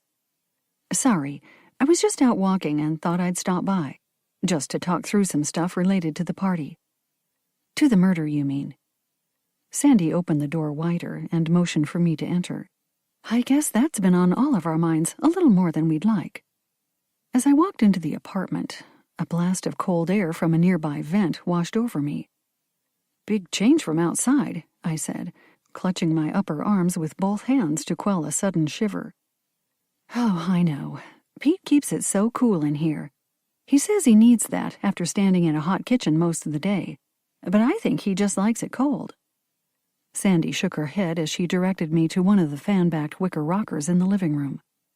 I tell him all the time he'd be better off in Antarctica than Beaufort, but he just says there isn't much call for a cafe there. Sandy flashed me a smile as she headed for the kitchen. I sat down, allowing my gaze to wander. The Nelsons had removed most of the walls on this upper floor, creating an open-concept living space. A wide island, with bar stools creating seating along one edge, separated the large white-on-white toned kitchen from the dining and living areas. Everything was meticulously clean and bright, with only a few decorative elements lending color to the rooms. I knew from previous visits that beyond the kitchen lay a large bedroom with an ensuite bathroom, as well as a guest bathroom and an office that doubled as a guest bedroom. A perfect amount of space for two people, especially since these two people spent much of their time working in the cafe below. I sighed, again coveting the coziness of the space. Like the Sandberg sisters' cottage, this setup was more to my liking than my much older, rambling house. But, I reminded myself, Chapters is your business, not just your private home. Even if Isabella did live there, all alone, for many years before she converted it into a bed and breakfast. That was something I found hard to imagine. When filled with guests, Chapters didn't feel too large and echoing, but when no one was there... I set my purse on the polished wood floor beside my chair. At least in the slow winter months, I had Alicia living at the bed and breakfast with me. We didn't share a lot of confidences, but she was another human being I could talk to from time to time. For many years, Isabella had been totally alone. Or was she? I forced a smile as Sandy returned with a glass of water. "You want anything else? You just ask," she said, pulling up another wicker chair to face me. "And Pete will be out in a minute. He was taking a little nap. He needs that sometimes after the lunch rush." "I can imagine," I said, after taking a sip of the water. "It's hard work running any type of restaurant." "Yes, but we love it. Usually."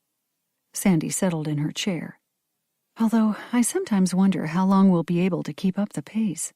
We're only in our mid-50s now, so it isn't too tough. But as I told Pete, I don't plan to be doing this when I'm in my 70s. "And who do you think will take it over?" Pete appeared in the doorway to the master bedroom, rubbing at his right eye with one finger. "Neither Shauna nor Liza will likely move here to run a cafe." "No, of course not. They have their own families to think about now." Sandy leaned forward and added in a conspiratorial tone, "Second grandchild is due in the fall. Liza this time. We're thrilled, of course." "That's nice. I guess it's a time for such news. I just found out my younger sister's wife is having a baby too." "Oh, how lovely," Andra said, clapping her hands. When I talked to her the other evening, Mel sounded so happy. She's been waiting a long time for this, so she's thrilled. As are my parents, of course. I waited until Pete had taken a seat in the rocker next to mine, before diving into my inquiry.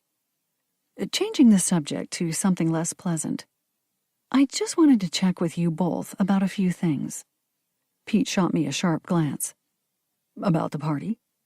"Yes, I know you don't have all the answers, but I thought perhaps you'd seen something that might help me understand the situation better." I lifted my shoulders in a "what can you do?" gesture. "I have to live with some of the guests, you know. I'd like to be sure I'm not under the same roof as a murderer." Sandy shared a look with her husband. "Well, as to that, we are a bit concerned for you, honestly." "Why's that?" I took a long swallow of water before setting my tumbler on the glass-topped wicker table next to my chair. "That Scott Kepler fellow," Pete said. "He's still at Chapters, right?" "Yes, and in the house proper now, since the carriage house isn't available." Pete drummed his fingers against the arm of his chair. "That's unfortunate, in my opinion." "What do you mean? Surely you don't suspect Scott of being the killer." "He doesn't seem like the type, but..." Sandy twisted the hem of her apron between her fingers. We've just wondered, because Pete says he saw Scott arrive back at Chapters sometime before he said he did. I sat up, swinging the rockers of my chair so far forward that I had to slam my heels against the floor to stop their movement. You did? Yeah. Pete scratched the side of his nose. His gaze focused on the string of cobalt blue glass balls caught up in the fisherman's net that hung on the opposite wall.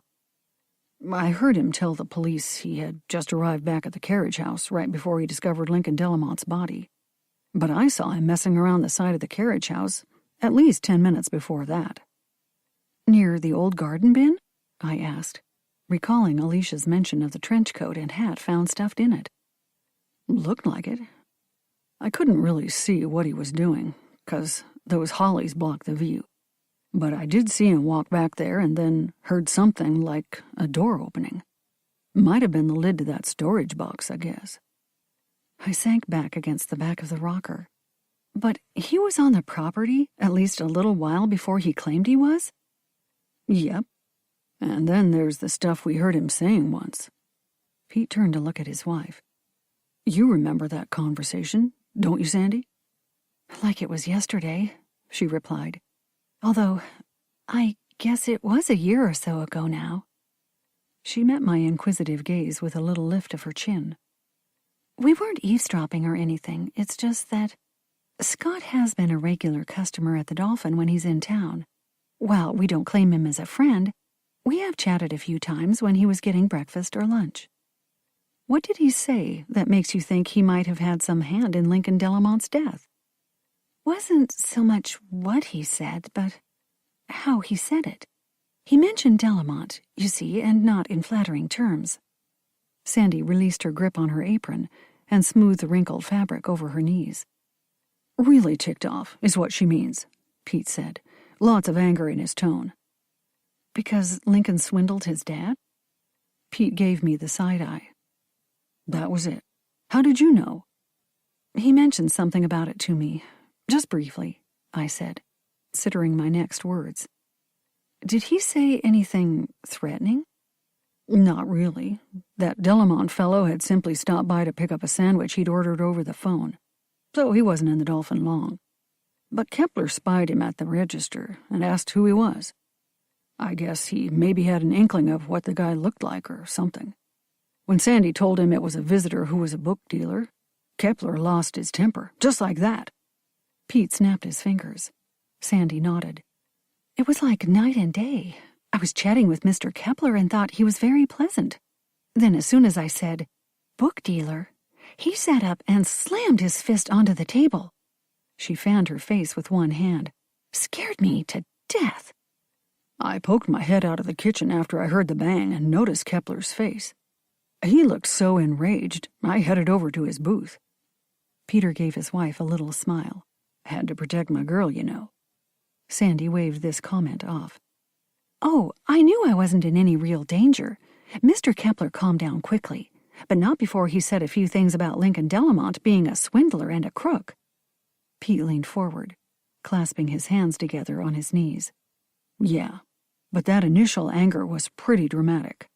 We've wondered ever since the other night if maybe Kepler had it in for Delamont and used the confusion of the party to kill him. Which makes us worry a bit about him staying at Chapters with you and Alicia and poor Mrs. Delamont and her daughter still there, Sandy said. Oh, I don't know. I can't picture Scott Kepler as a killer. I fiddled with a loose piece of wicker poking out of the arm of the rocker. Even though he admitted he laid some of the blame for his father's death at Lincoln's door. I shook my head to clear this thought. While it was true that Scott had a motive, so did others.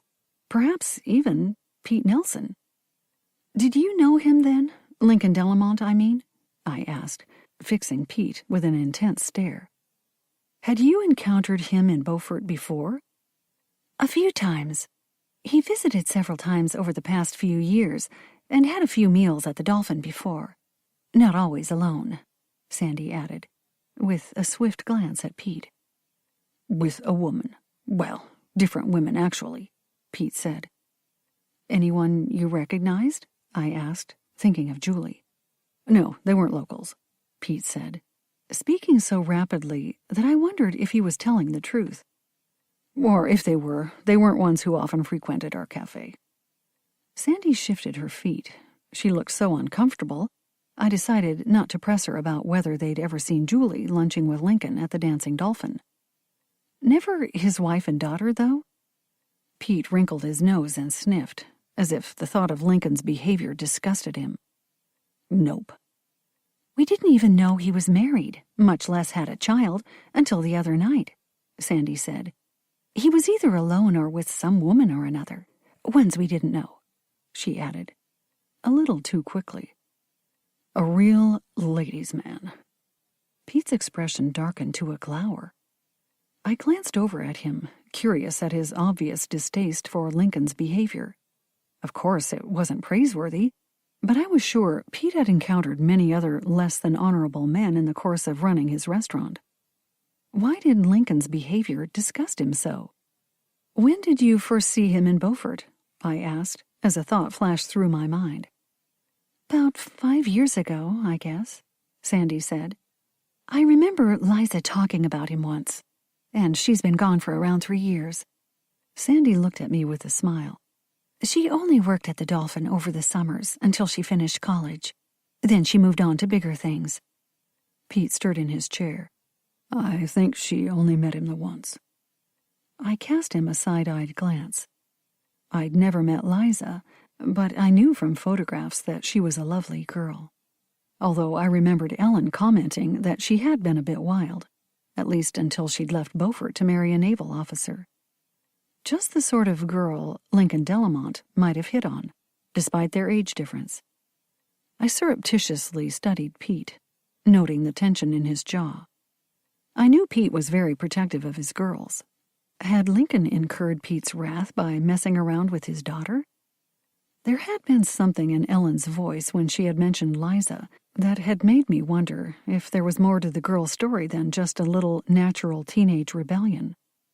And Julie had mentioned a woman who'd contacted her to warn about Lincoln's proclivity for violence. It was entirely possible that Liza had seen Julie dining with Lincoln at the Dolphin during one of her visits home. Was Liza one of Lincoln's former girlfriends? Victims, I thought. And if Lincoln had mistreated Liza in any way, that alone could have been Pete's motive for killing the man.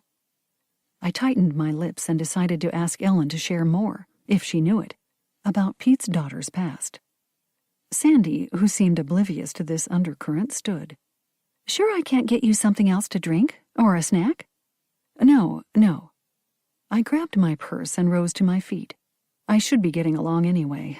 I know you must be tired, and I need to think about helping Alicia with some dinner for our guests. I twitched my lips into a semblance of a smile. There's not many of them left, so I thought we'd offer some additional meals, if they're interested. We said goodbye, and I beat a hasty retreat, my mind racing with thoughts of Scott or Pete as the killer.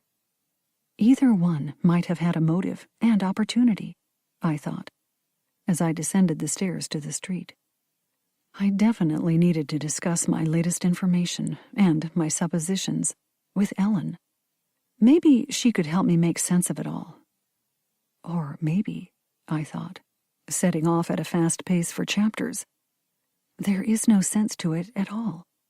Maybe I'm just chasing an imaginary butterfly, like Shandy often does, running in circles that lead nowhere.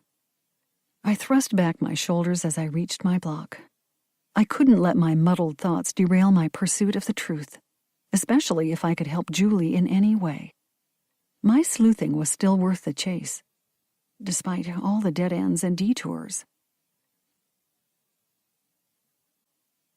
Chapter 17. Having given Alicia the day off, I was prepared to make breakfast for the few remaining guests, but soon discovered it was unnecessary. As I fiddled with the percolator, Jennifer Delamont wandered into the kitchen to inform me that she and Tara were taking off before breakfast. They'd been given permission by the authorities to leave the Beaufort area for the day, and planned to drive into Wilmington to consult with a lawyer on several matters concerning Lincoln's death. Scott, my only other guest, had also refused my offer to make him breakfast, simply requesting one of Alicia's cinnamon rolls and coffee. I want to take some additional photos of the area before I dive into more research at the Maritime Museum's library, he'd told me. So I was left with more time on my hands than I'd expected. Pondering Ophelia Sandberg's comments about my great-aunt hiding things in her books, I decided to search the library. Not that I could go through every volume in a morning, but I could at least make a decent start. In the library, I stood in the middle of the room and surveyed the shelves covering all 4 walls. The idea of taking down every volume and checking for hidden papers or other secret documents was daunting. But I knew the best way to accomplish any major goal was to break it into smaller components. I couldn't allow myself to become overwhelmed by the sheer magnitude of my task. Instead, as this quiet moment unfolds, let the soft music guide your thoughts into a calmer space before the story returns.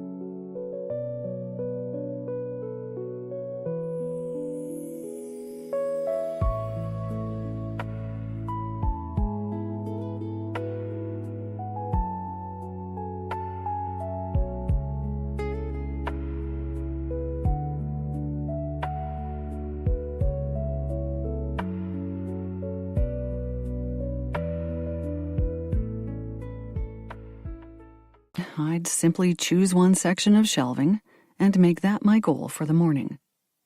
There's no rush, I reminded myself as I climbed the rolling ladder to start at the top left edge of the shelving section. Whatever Isabella's secrets, they've remained hidden this long without causing any harm. Or at least none you know about. Surely they can keep for weeks or even months longer. It was 2 hours later before I discovered anything inside the books other than their bound pages.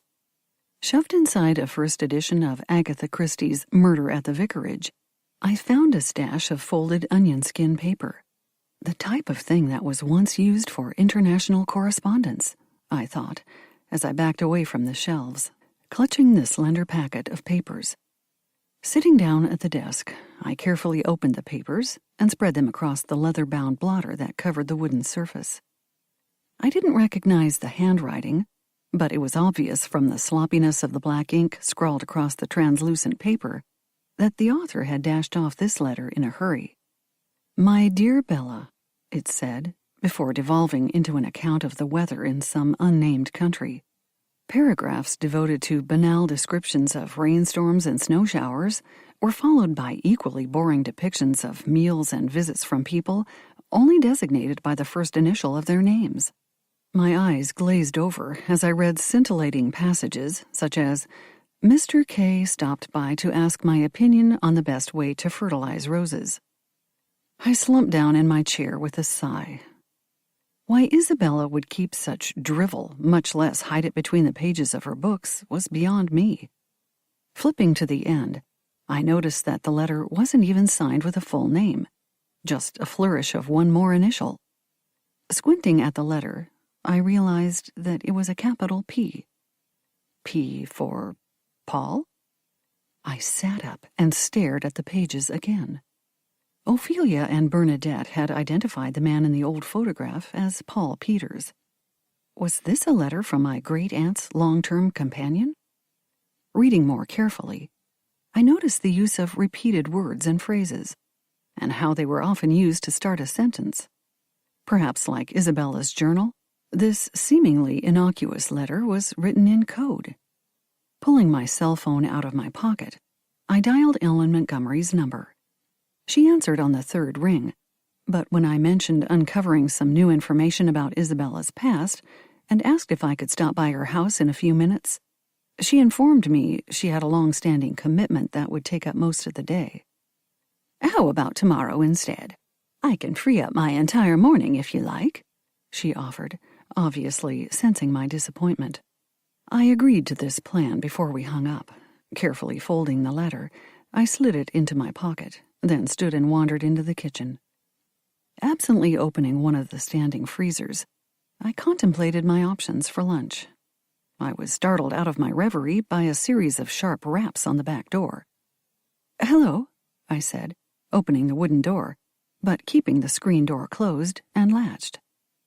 Kelly Rowley stood on the cement stoop, clutching a leather-bound book to her breast. "Oh, hi, Charlotte. I just stopped by to return this." She held up the slim volume, which I recognized as a copy of Hemingway's Old Man and the Sea. "Sorry, I'm here by myself this morning, so I wanted to be a little cautious." I unlocked the screen door and held it open. "Please, come in." After Kelly entered the kitchen, I hesitated for a moment before latching the screen door again. Of course, it would be easy enough for a determined attacker to break through that door, but at least we'd hear them before they got inside.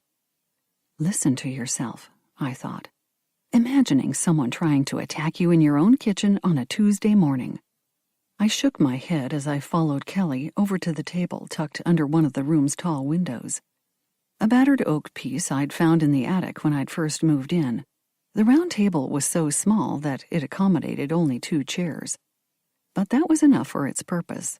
Alicia and I typically ate our meals there, often alone, since our schedules didn't always coincide. We reserved the dining room for our guests. "Mind if I sit down?" Kelly asked, her hand resting on the rounded back of one of the wooden chairs.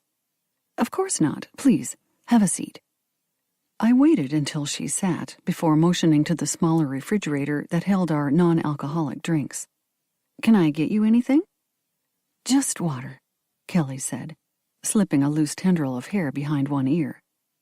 As I grabbed a tumbler from a cabinet, I noticed that Kelly had lost that sleek but simple elegance I had admired upon meeting her.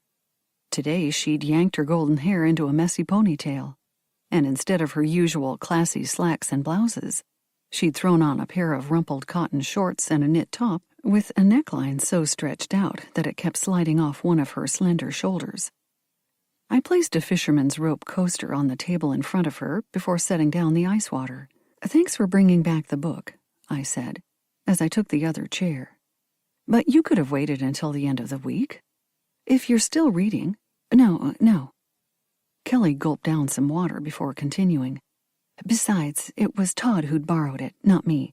He didn't mean to take it out of the house, of course, but when we had to pack up and move back to the yacht so quickly—" Kelly's lashes, surprisingly pale without their usual touch of mascara, fluttered over her light eyes. "Apparently it got mixed in with some of his own stuff in his briefcase. He didn't notice it until last night when he was going through his things." "Well, thanks." I picked up the book and slipped it into my lap. "As it turns out, I was just headed for the library when you stopped by. I'll mark it returned in the guest checkout card file for you."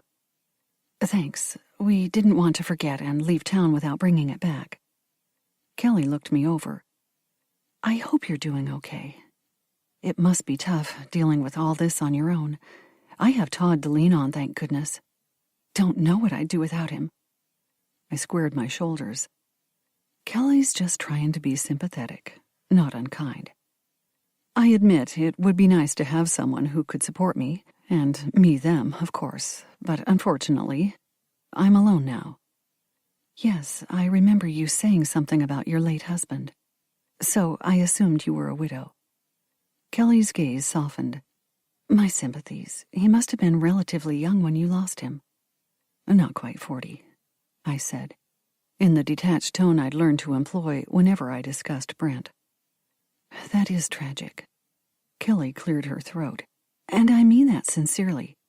You see, I lost my parents when I was young, never really got over it despite trying for many years."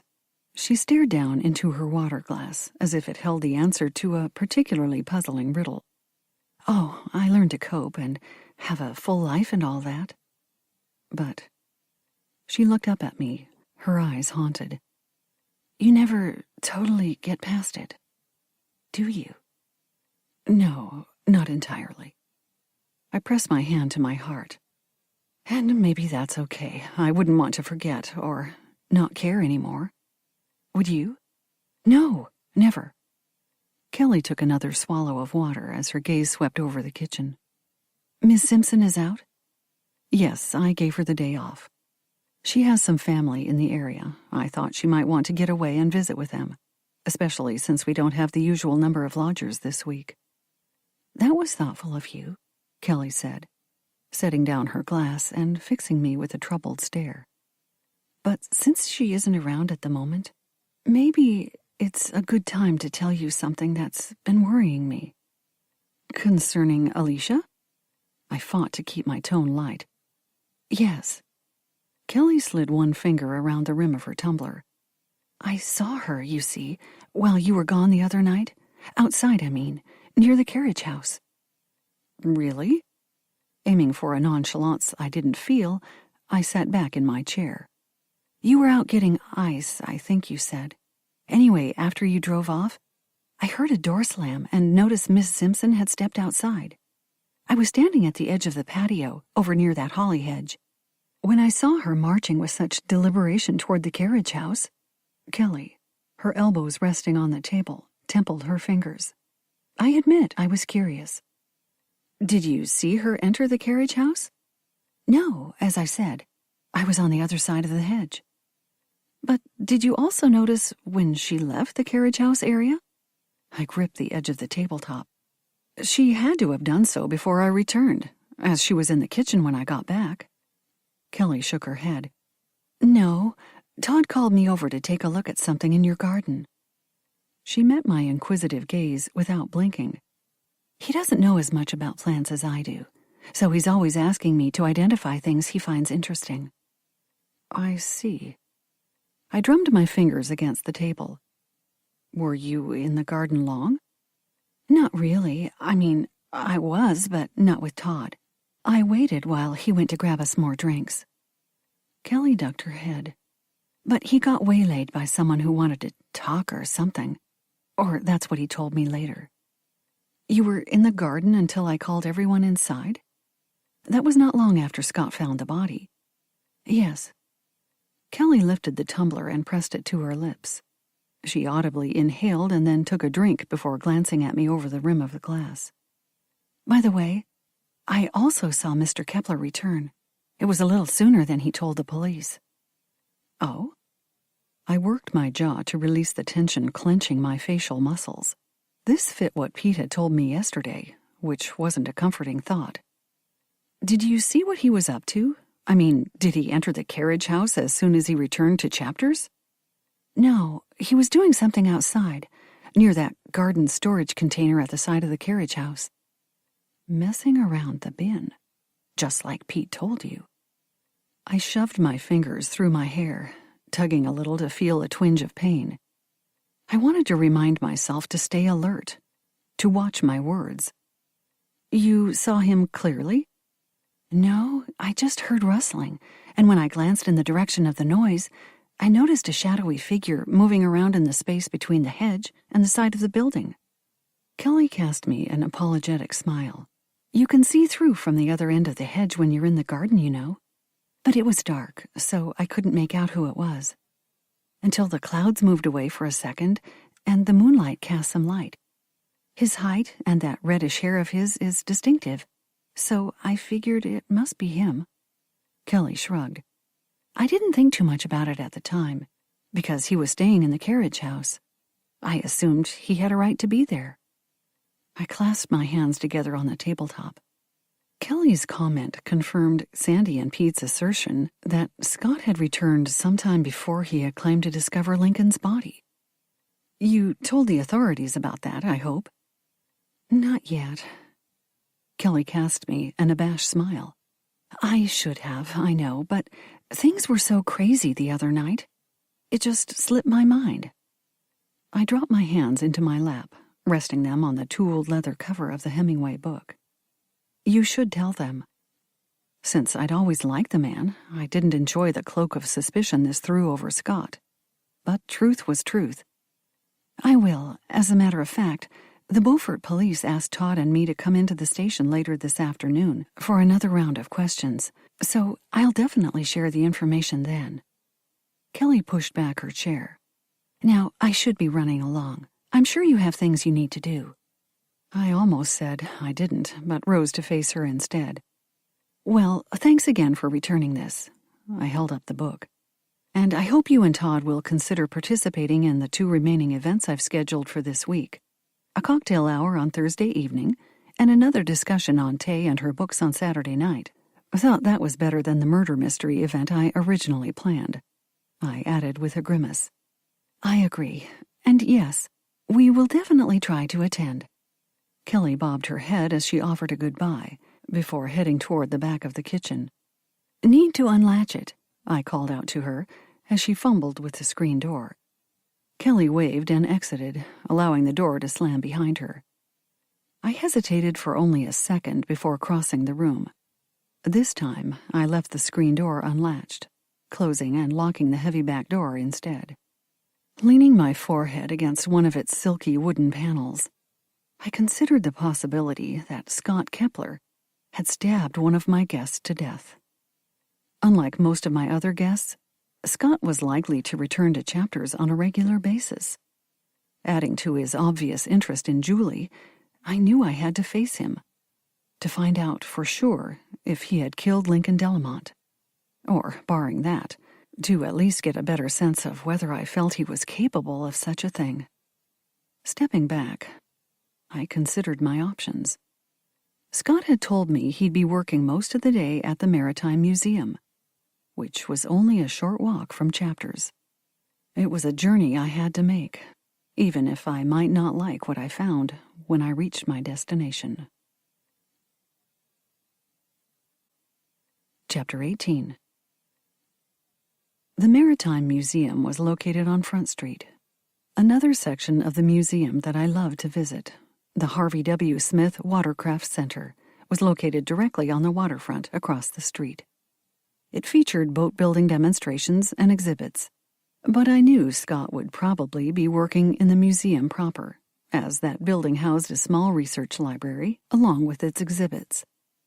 Walking into the museum, I resisted the urge to examine the items on display that chronicled the history of the Queen Anne's Revenge, the flagship of Edward Teach, better known as Blackbeard.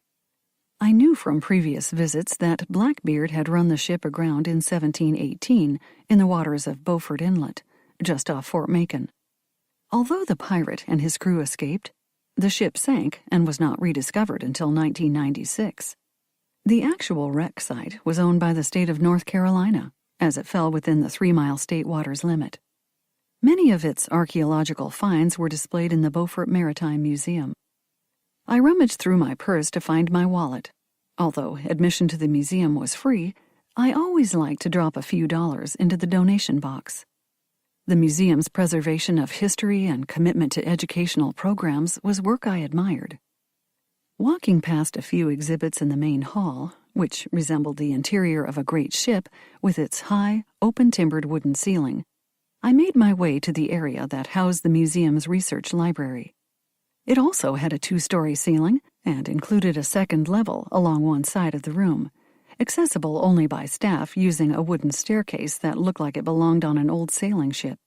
The first level, with its tall bookshelves topped with a ledge displaying ship models, a large study table, and an inviting fireplace flanked by wingback armchairs, was available for use by visitors. Scott was seated in a leather-upholstered, curved-back wooden chair at one of the tables, numerous volumes open on the table in front of him. He looked up as I entered the room. "Why, Charlotte, hello. What brings you here?" he asked as I sat down. "Curiosity," I said, meeting his inquiring gaze squarely. "To be honest, I've recently heard a few things that don't quite match what you told me about your movements on the night Lincoln Delamont was killed." I leaned forward, resting my arms on the table. I wanted to clear up the confusion, for my own peace of mind, if nothing else. "Oh?" Scott casually closed his laptop. What stories has the rumor mill been grinding out? That's just it. I know it could simply be people spreading gossip, and also anyone could be mistaken about what they saw, given the confusion of that evening. I gripped my forearms with my hands. That's why I wanted to ask you about it directly. Scott leaned back in his chair and studied me for a moment before speaking. Or they could be deliberately muddying the waters, throwing suspicion on someone else to protect themselves. I've considered that as well, but... I fixed him with the stare I'd perfected to bring an unruly classroom to order. 2 different people have mentioned that you arrived back at Chapters sometime before you discovered Lincoln's body. They also said you were messing around, as they phrased it, near the side of the carriage house before you went inside. Oh, that. Scott shrugged. Yes, I lingered outside for a while before I headed inside, but it wasn't for any nefarious purpose, I assure you. Just something silly, actually. What do you mean? I'd picked up a few things while I was out during the day, thinking I might join the party. Even though I wasn't really part of the Tay celebration, it just seemed like it might be fun to surprise you and the guests by appearing in costume. To surprise Julie, I bet you mean, I thought, as I narrowed my eyes and continued to stare at him.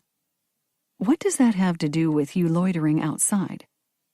Okay, so I found an old trench coat and fedora at a consignment shop, and decided I'd just throw the coat over my regular clothes, slap on the hat, and appear as Tay's character Alan Grant. I figured a trench coat and fedora would work for a detective from the 30s and 40s. Scott cast me an abashed smile. A foolish idea, I know. Those were your items the police found in the garden bin? Yes, sorry for the confusion, but I explained the situation to them once I realized they'd taken the coat and hat away for analysis. I slid back in my chair, dropping my hands into my lap. But why stuff them in the bin? That was just convenience. At first, when I came up with my plan, I thought I'd don my costume outside instead of bothering to unlock the carriage house. But then, after I'd already shoved the bag in the bin, I realized I had my laptop and figured I'd better store it. I just thoughtlessly left the clothes bag in the bin when I headed inside. Where you found Lincoln? Yes, unfortunately. The lines bracketing Scott's mouth deepened. I totally forgot about the coat and hat until I heard the police had found them. I looked him over. His explanation made sense, and he appeared perfectly sincere. But then, if he had killed Lincoln, he'd had time to come up with a plausible story. I frowned as another thought occurred to me. If Scott had been outside the carriage house earlier than I'd originally thought, he could have glimpsed the killer. If it wasn't him, of course. Did you see anyone fleeing the scene? No. As I told the police, I didn't see or hear anything suspicious, not until I entered the carriage house. Yes, the door was unlocked, which should have been my first clue that something wasn't right, and went inside. But whatever happened obviously occurred before I returned to the property, because all I saw was Lincoln's body. That would explain the missing key, I thought, before placing my hands back on the table. And the police know all this? Of course. I'm only sorry I forgot to mention the items earlier. It would have saved the authorities some time. They could have eliminated them as evidence right away. I'm not sure they would have taken your word for it, I said, using my fingertip to trace a question mark on the tabletop. No, you're right. They'd probably have sent them off for analysis anyway. Scott rested his chin on his hand and studied me. You look unconvinced. You don't really think I had anything to do with Delamont's death, do you? I lifted my hands. Your story sounds reasonable, but I know you do have a history with the man, which gives you a motive. My dad, you mean? Lincoln Delamont swindling your dad, to be more precise. Scott nodded. Not an impossible stretch to imagine someone killing over that, I suppose. But even though I was angry with Delamont for his unsavory business practices, and have always wondered if his actions might have affected my father's health, I promise I didn't kill the guy. Besides, Scott pointed his finger at me. I believe you also have a motive, if what I've heard about Delamont threatening you with blackmail is true. How did you—" I shook my head. Never mind. I should have known that rumor would get around. As rumors do. Yes, unfortunately. But despite that, I also swear I didn't stab the guy. Scott's gaze swept over me. It seems we're at an impasse on that topic. Why don't we set aside our mutual suspicion and talk about something else? As I surveyed his pleasant face, I had to admit that I wanted to keep talking, but not about Lincoln's murder. My gut told me he was innocent, and while that wasn't proof, I was more interested in his feelings for Julie and in determining whether or not he was a good match for my friend. Is this for your book? I gestured toward the pile of texts on the table. I assume this is all research for that project. Yes, it's never ending. Scott flashed me a smile. Or at least it feels that way. I guess that tends to be true, especially for nonfiction. If you want to get it right, and I do. Which is good. I noticed tension tightening his jaw. It reminded me of our discussion the night of the murder. It seemed mentioning his writing made him a little uncomfortable, and I thought I might know why. Despite your dad's success, you really have no desire to write fiction? More like because of it. As I said the other night, I don't want to fight in my father's arena. Dad may have passed away, but I'm sure some reporter or blogger would dig up our connection and compare my fiction to his. Scott lowered his lashes, veiling his brown eyes. I'm pretty sure I'd come up short in that analysis. You don't know that for certain. But I do. Dad was such a famous literary figure, well respected by his peers. His books were not only bestsellers, they also won prestigious literary awards. Scott glanced up at me. Quite a shadow to live under as a writer, let me tell you. I do okay with my historical tomes, but I'm nowhere near his level. And if I tried to equal his success in fiction... His lips twitched into a sarcastic smile. Well, let's just say I don't plan to subject myself to that humiliation. But you obviously make enough to write full-time, which most authors can't do. I shrugged. Or so I'm told by my writer friends. That's only because I inherited enough money from Dad to supplement my earnings. Otherwise, I'd need a full-time job on top of the writing. Scott flicked his hands as if casting away a piece of trash. I'm lucky, I know. Even if I occasionally resent my father's success, it's allowed me to live the way I do, and help support my daughter. I sat up straighter. I didn't know you had a family. Not much of one. Well, not exactly. Both parents dead, no siblings, and divorced years ago, Scott said. But I do have one child, Abigail, or Abby, as I call her. She's 10. This added a new wrinkle to the possibility of him being a suitable companion for Julie. Fortunately, I knew she liked children, which should make this a plus rather than a problem. You see her often? Oh, yes, as much as I can. My freelance schedule helps with that, since her mom's a lawyer, which means she often needs me to take care of Abby, which is fine by me. Scott shifted in his chair. In fact, Abby's been pestering me to let her visit Beaufort, and I'd hoped she could accompany me on this trip. He raised his eyebrows. Thank goodness that didn't work out. Yes, that's a blessing. I'd hate to think of her mixed up in this. It's bad enough that Tara Delamont is caught in the middle of it. That is a shame. Even worse if she is the killer. I tapped the table with one finger. I don't think she is, honestly, because of her costume, for one thing. Oh? What would that have to do with anything? She was still wearing it later, when not everyone else was, and there wasn't any blood on her rather light-colored gown, or any evidence that there ever had been, I said.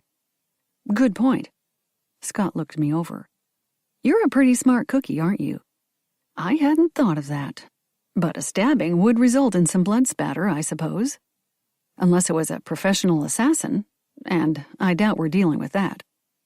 Which also makes Julie an unlikely suspect, since she never changed out of her costume either, I said, thinking I should throw my friend's name into the mix. Scott was looking at me with a new level of interest that I wanted to quash. Not that he was flirting, but there was a new intensity in his gaze, and I wanted to make it clear I wasn't trying to encourage such a thing. I thought he was a better match for Julie. And besides, I didn't want to encourage him or any man in anything beyond friendship. Not yet. I wasn't ready for that. Maybe I never would be.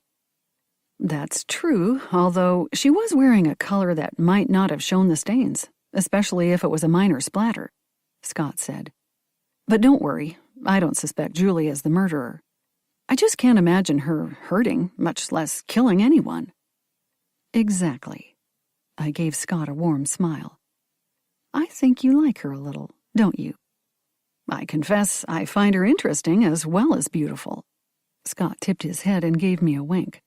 Since you're her friend, I hope that meets with your approval. It does, unless... Scott's eyebrows quirked. I killed Lincoln Delamont? Trust me, I didn't, although I must confess I didn't shed any tears over the guy's death. You'll be even happier that he's gone when you find out the truth about Julie's relationship with him.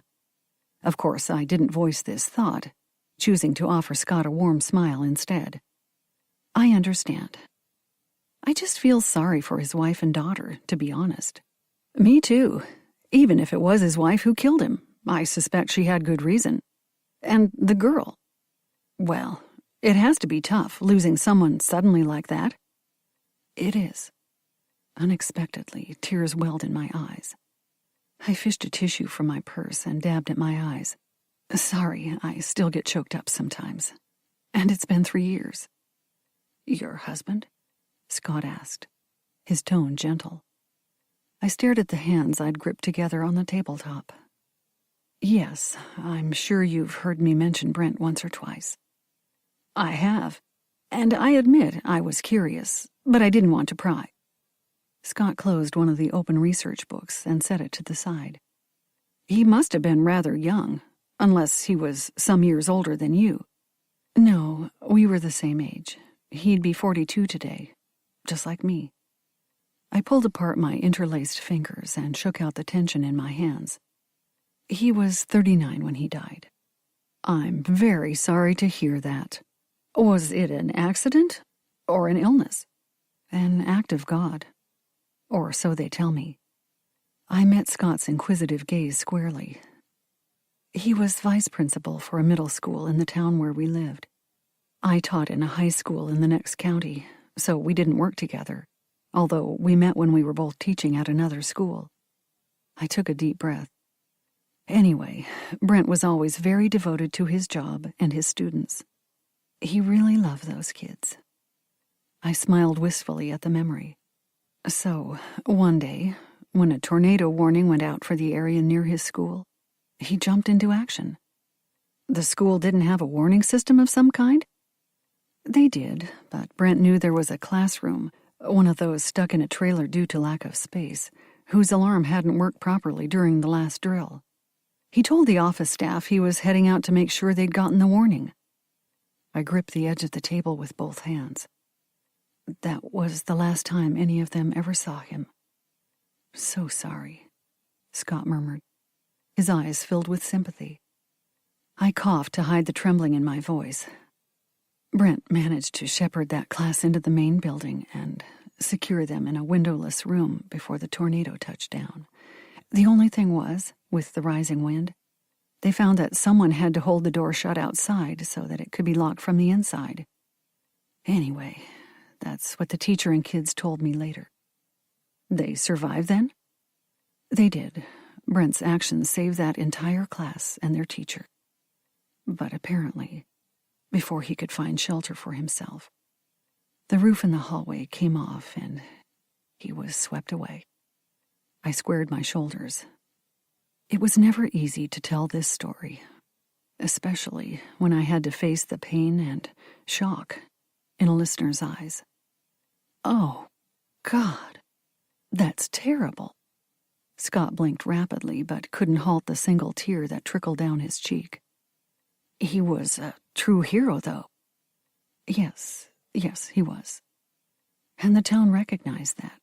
They gave him a hero's funeral, and even renamed the school for him. And they were very kind to me, too. helped me out any way they could. As they should have. It was still above and beyond. The town even paid for a memorial plaque dedicated to Brent in the local park.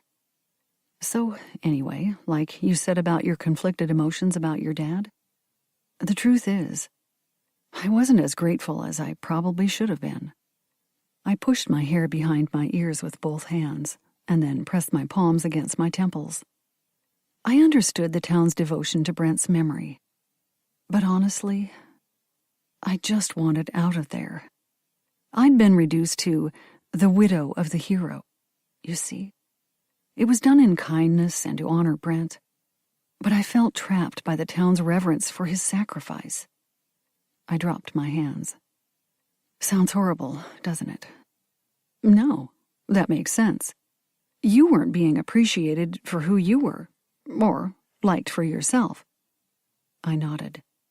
Exactly. And even though I did and do love and admire my husband for his bravery and sacrifice, I am now alone. He'd done a heroic thing, but that still meant he'd left me. Selfish, I know. But understandable. I had a similar feeling about my dad. I loved him, but wanted to be my own person. When he was alive, I was always questioning whether people I met really wanted to know me for me, or were hanging around just as a way to connect to him. And I always felt guilty about that. Something we have in common. I absently ran my fingernail over the deckled edges of one of the books on the table. Anyway, when my great-aunt left chapters to me in her will, I jumped at the chance to start over, even if I had to give up my teaching career. But honestly, I didn't quite know what I was getting into, I said, allowing my hand to rest on the book's cover. I guess, for starters, that you didn't expect a murder on your doorstep. I offered him a wan smile. No, I definitely didn't see that coming. Scott reached across the table and covered my hands with his. Well, hopefully this will all be cleared up soon and you can get back to your normal life. Thanks, I said, sliding my hand away. Not because it felt wrong. No, it was actually nice to feel a man's touch again. But in addition to my reluctance to encourage more than friendship with any guy, there was also my belief that Scott's real interest was Julie, a situation I wanted to encourage, not complicate. Not to mention, I reminded myself, that Scott is still a suspect. Despite his seeming honesty and the ease of our conversation, I had to remain on my guard. Because if life had taught me anything, it was that just wanting something to be true didn't make it so. No matter how secure I felt, Brent's death had taught me that everything could change in the moment between one breath and the next. Chapter 19. A crash startled me from sleep. Throwing a lightweight robe over my short PJs, I grabbed my cell phone off my nightstand, filched a walking stick from the umbrella stand in the corner of my bedroom, and stepped cautiously out into the main hall. The noise was coming from the kitchen. I glanced upstairs, where everyone else in the house slept. No one but me appeared to have been awakened by the clatter. Fingering the phone in my pocket, I tiptoed to the kitchen door. One glance reassured me that there was no intruder, only a girl seated at the small table under the window. "Tara, what are you doing in here at this hour?" I asked as I crossed the kitchen. Surveying her tangled hair and bleary eyes, I wasn't surprised by the empty split of spumante lying beside her bare feet. It had obviously rolled off the table, the source of the sound that had woken me. I released my grip on the cell phone in my robe pocket and leaned over to pick up the small blue bottle. "And what's all this?" I asked, shaking the bottle under her nose. "You're too young to be drinking alcohol." Tara straightened, tossing her heavy mane of hair behind her shoulders. "I've had wine at home plenty of times." "But this isn't your home. It's mine. And I don't allow underage drinking here." I waved my hand over the empty cracker sleeves and bits of cheese littering the tabletop. And while I don't mind my guest having an occasional snack, I prefer they ask first. I was hungry, Tara said, fixing me with a glare that would have frozen the blood of most adults. But I taught high school for far too long to be intimidated by such tactics. Fine, but either Ms. Simpson or I would have fixed you something if you'd asked. I pointed to the clock. Earlier in the evening, of course. Not at 3 a.m. Tara dropped her head into her hands. Couldn't sleep. I can't ever seem to sleep anymore. I noticed the shaking of her narrow shoulders. I'm sorry. I pulled out the other chair and sat down across from her. I know this is a terrible time for you. But drinking won't really help, you know. I know. Tara straightened and met my sympathetic gaze. It's just, today was especially awful. I wanted to blot it all out. What happened? I know you and your mom spoke to a lawyer today. Well, yesterday, actually, I added with a smile I hoped would ease the girl's anxiety. Tara yanked her fingers through one of the knots in her curly hair. Yeah, and it made me realize that I did something stupid. Said something, I mean, to the police. It was the truth, but... She shook her head. So dumb. Telling the police the truth isn't stupid, I said. Tara grimaced. It is, if it ends up getting my mom in trouble. Her eyes were rimmed in red. I frowned and swept aside a scattering of cracker crumbs. Was this something to do with a piece of trim from your costume? Tara shot me a sharp look. Yeah. How'd you guess that? I saw the officer find it, caught up in an azalea bush near the carriage house, I said, thinking it best not to mention that I was the one who'd first noticed the fake gem. It popped off my gown when I was trying to look inside. Tara's direct stare dared me to question her further. I'd take that challenge. You were at the carriage house close to the time your dad was killed then? Right after you drove off to get something. Some more drinks or whatever it was you told the police. Ice, I said mildly. It seemed that Tara wanted to talk, despite her belligerent attitude, and I had no intention of stopping her. Yeah, anyway, a little before that, I overheard my dad talking to some woman. Tara wound one lock of her hair around her finger. I didn't see them. They were behind that big hedge. But I recognized Dad's voice. And the woman? Couldn't tell who it was. I mean, I knew it wasn't Mom, but all I could figure out was that it was some female. They were whispering, you see. But you heard what was said? Tara squinched her face, as if the memory pained her. Unfortunately. Dad asked the woman to follow him into the carriage house. The woman agreed, although she didn't seem too thrilled about it. Then I had to scramble out of there because they were moving out from behind the hedge and I was afraid they'd see me. Once I heard a door open and close, I figured they'd gone inside. You tried to look in the carriage house windows to see who it was? Tara nodded. I just wanted to know for sure. I thought it was probably your friend, that Julie person. I figured that, anyhow, 'cause Dad was flirting with her at dinner. Tara cast me a disdainful look. Yeah, I noticed. So did my mom. Sorry, I said, not sure what else to say. It didn't matter anyway, as Tara was now on a roll, the words bubbling out like water from a spring. I crawled behind that bush to try to look in the window, but couldn't see anything 'cause the curtains were drawn. There was just a little slit I could peer through, but even though I did try, it was too dark inside. So... Tara lifted and dropped her shoulders in an exaggerated shrug. No go. You didn't stick around to see who else might have entered or exited the building? Tara wiped her mouth with one hand before answering. No. Somebody else showed up and I heard the carriage house door opening. So I ran out the back opening of the hedge, into the garden. I was able to see who came out of the carriage house, though. It was my dad. I guess the woman stayed inside to hide because of who showed up to confront Dad. I leaned forward, resting my arms on the table. Your mom? Tara's lips trembled as she nodded. Yeah, She looked so pissed, I was afraid to stick around. And you told the police all this? Uh-huh.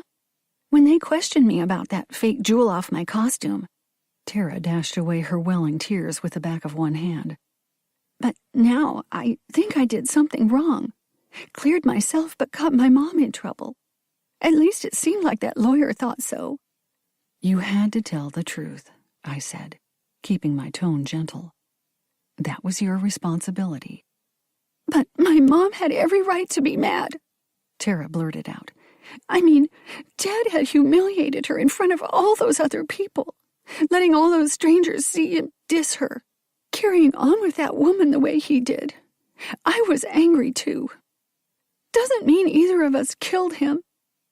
No, it doesn't.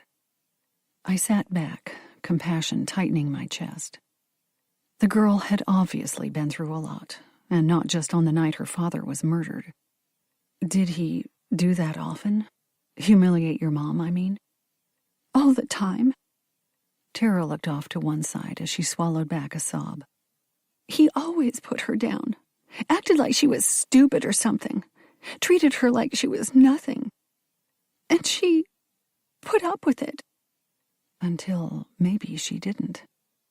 I refused to voice this thought aloud, instead reaching my hand across the table. You defended her, I bet.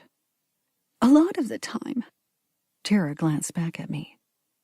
She stared at my hand for a moment before wiping her fist under her nose. Did she get angry about it when he wasn't around? Sometimes. Not that I blamed her. I thought she should have slapped him or kicked him in the nuts or something.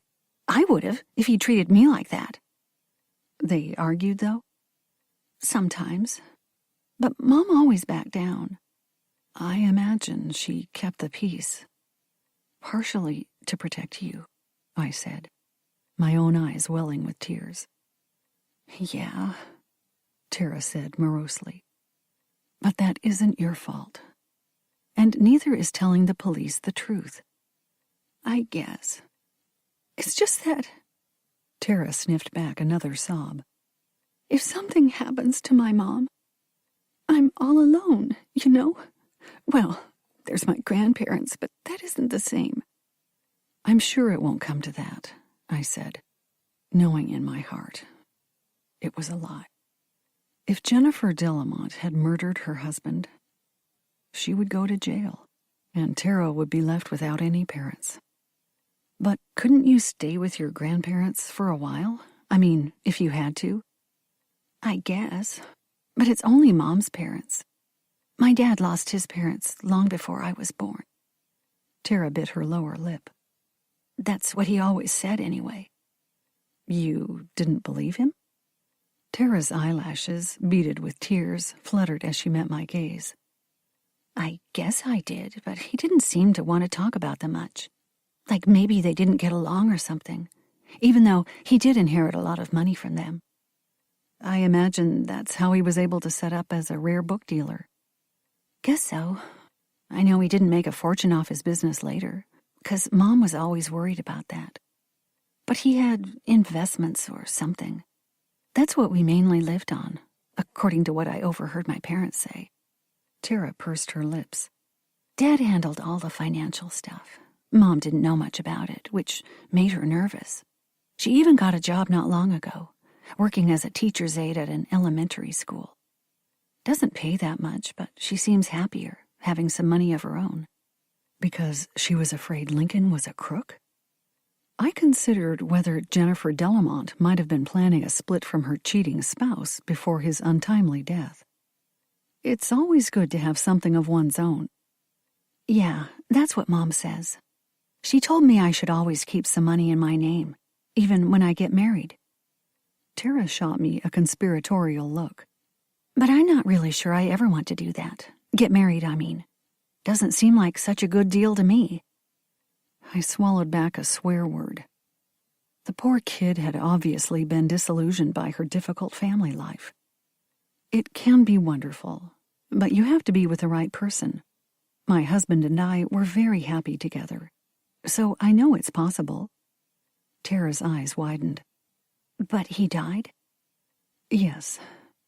I fought my urge to weep, unsure whether it was sparked by my loss or Tara's situation. At any rate, indulging my own emotions wouldn't help the girl.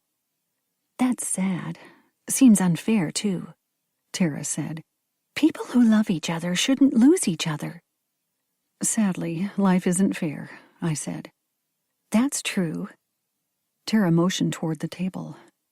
"I'll clean up this mess if you want." "No, I'll get this. You go to bed." I shoved back my chair and rose to my feet. "You're my guest," I added in a softer tone. "And even if you weren't, I'd want you to get some rest." Tara stood to face me. "I'll try. Thanks for listening," she added with a tremulous smile. "And not treating me like I'm a brat." "If anyone has a right to act out, you do," I said. "And honestly, you haven't done anything too terrible. But," I shook my finger at her, "don't get into the booze again, okay?" "Okay." Tara's smile, faint but earnest, reassured me that she'd abandoned her claims about her connection to her father's murder. Which she probably never believed, I thought, as the girl left the kitchen.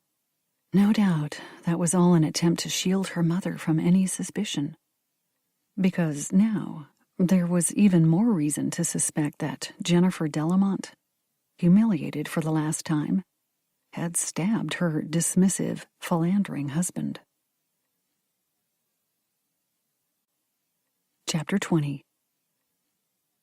I cleaned up Tara's mess, then wielded a handful of paper towels and bottle of cleaner to attack some other areas of the kitchen, not because they really needed cleaning. Alicia kept the space practically spotless. But because I was too full of nervous energy to go back to bed. Shoving a rolling metal cart to one side so I could reach the edge of one counter, I noticed a crumpled piece of paper on the floor. I picked it up and realized it was some sort of letter. That was odd. Alicia wouldn't have just tossed something like that, and I always handled any mail or paperwork in my office. I carried the letter to a counter that had a light fixture built into the cabinet overhead. Flicking on the light, I smoothed out the paper so I could read the contents. The information printed in the upper right-hand corner was my first clue. It was the name and address of a prestigious restaurant in Beaufort. I glanced at the date. It seemed the letter had been written in early May. The salutation, "Dear Mr. Carr," surprised me, until I remembered that Damien had worked a gig at Chapters around that time. He'd obviously received the letter and read it here while cooking for us, then tossed it away for some reason. That reason wasn't hard to imagine once I'd read through the entire letter. It was a polite but firm rejection of Damien's application to work at the restaurant as a sous chef. Despite commending his cooking skills and experience, the owner had felt compelled to turn down Damien because, as he put it, a friend and restaurant patron had warned him about Damien's volatile temper. I leaned over the counter, staring at the rumpled page. Damien had been trying to land a full-time position as a chef for some time, so I knew this had to have been a blow. No wonder he'd balled up the letter and tossed it aside. He'd probably meant to pick it up later, but had simply forgotten it in the rush of preparing a special dinner for one of Chapter's events. "You're up late, or is it early?" I turned to face the speaker. "Both, I guess. Hope I didn't wake you." "I woke myself. I had a nightmare about being lost in the dunes, which I guess was because I was thirsty. The tepid water from the bathroom wasn't cutting it, so I thought I'd grab a cold bottle from the fridge." Alicia padded into the kitchen in a fluffy lavender robe and matching slippers. "What's that you're studying so intently? Worrying over the bills in the middle of the night now?" "No, I found this behind that cart, which I guess hasn't been moved in quite some time." I waved the page through the air. "It's a letter to Damien from a restaurant in town." "Oh?" Alicia narrowed her eyes. "I'm guessing from the condition and where you found it, that it wasn't an offer of employment." "The opposite, I'm afraid." Alicia crossed her arms over her chest. Another rejection? No wonder he tossed it aside. Yes, but this didn't have anything to do with his cooking skills. The owner says he's been warned off hiring Damien because he's heard too many negative things about his bad temper. I fixed Alicia with a stern stare. You wouldn't happen to have had a hand in that, would you? I'm aware that you have some long-standing connections with a few of the restaurants in town. Me? Why would I do that? Alicia cast a sharp look at me as she brushed past on her way to the refrigerator. She grabbed a bottle of water and leaned back against the closed door of the fridge. Because you dislike Damien. Admit it, you're not a fan. Alicia gulped some of the water before responding. That's neither here nor there. I think he's an arrogant little twerp, but I'm not going to go out of my way to trash the guy's career. She took another long swallow of water. Besides, I don't have that much influence over anybody, much less some owner of a fancy restaurant. Well, someone apparently did. Yeah, more likely that Lincoln Delamont fellow. May he rest in peace, Alicia added, without any real sympathy. Why would he have done that? Damien told me he didn't even know the guy. Alicia cut me off with a wave of her hand. Honestly, do you think Damien always tells the truth? Of course, it was before your time, but I remember him talking about Delamont creating a stink at some restaurant a few years back. Apparently, Damien was filling in for the chef, who'd broken his arm jet skiing. The way Damien told it, he got to the restaurant and discovered the chef hadn't ordered in some ingredients for the specialty of the house, so Damien had to make do. Why would that cause a problem? Alicia tapped the now empty water bottle against her palm. Oh, Delamont claimed he'd made a trip to that restaurant for the house special, and when it wasn't what he expected, because Damien had to substitute stuff, you see, he threw a fit. Chewed Damien out in front of the other patrons as well as the owner. I suspect Damien did not take well to that sort of treatment. Heavens, no. They had a regular knock-down, drag-out. Verbally, at least. I met Alicia's amused gaze with a roll of my eyes. I can't imagine, unfortunately. I bet you can. Anyway, Damien was really steamed about it. I remember Isabella having to calm him down so he'd be in the right frame of mind to create some cakes for one of her book club teas. This was a day later, too, so I guess he'd been stewing about it all night and morning. I stared back down at the letter dangling from my fingers. But there's probably not a connection. Cutting me off again with a loud sniff, Alicia tossed her bottle into the recycling bin. Yeah, well, I heard Damien muttering about Delamont when he was fixing the food for your War of the Roses dinner. It was after he caught a glimpse of him in the dining room, I guess. Anyway, he banged a few pans around and muttered something about Delamont being a nasty snitch who screwed things up for other people. Alicia tapped the side of her nose with one finger. Which makes me wonder if your blackmailing book dealer was the one who soured that restaurant owner on hiring Damien. He might not have lived here, but he did know some people in town pretty well, from what I've heard through the grapevine. It could be, I suppose.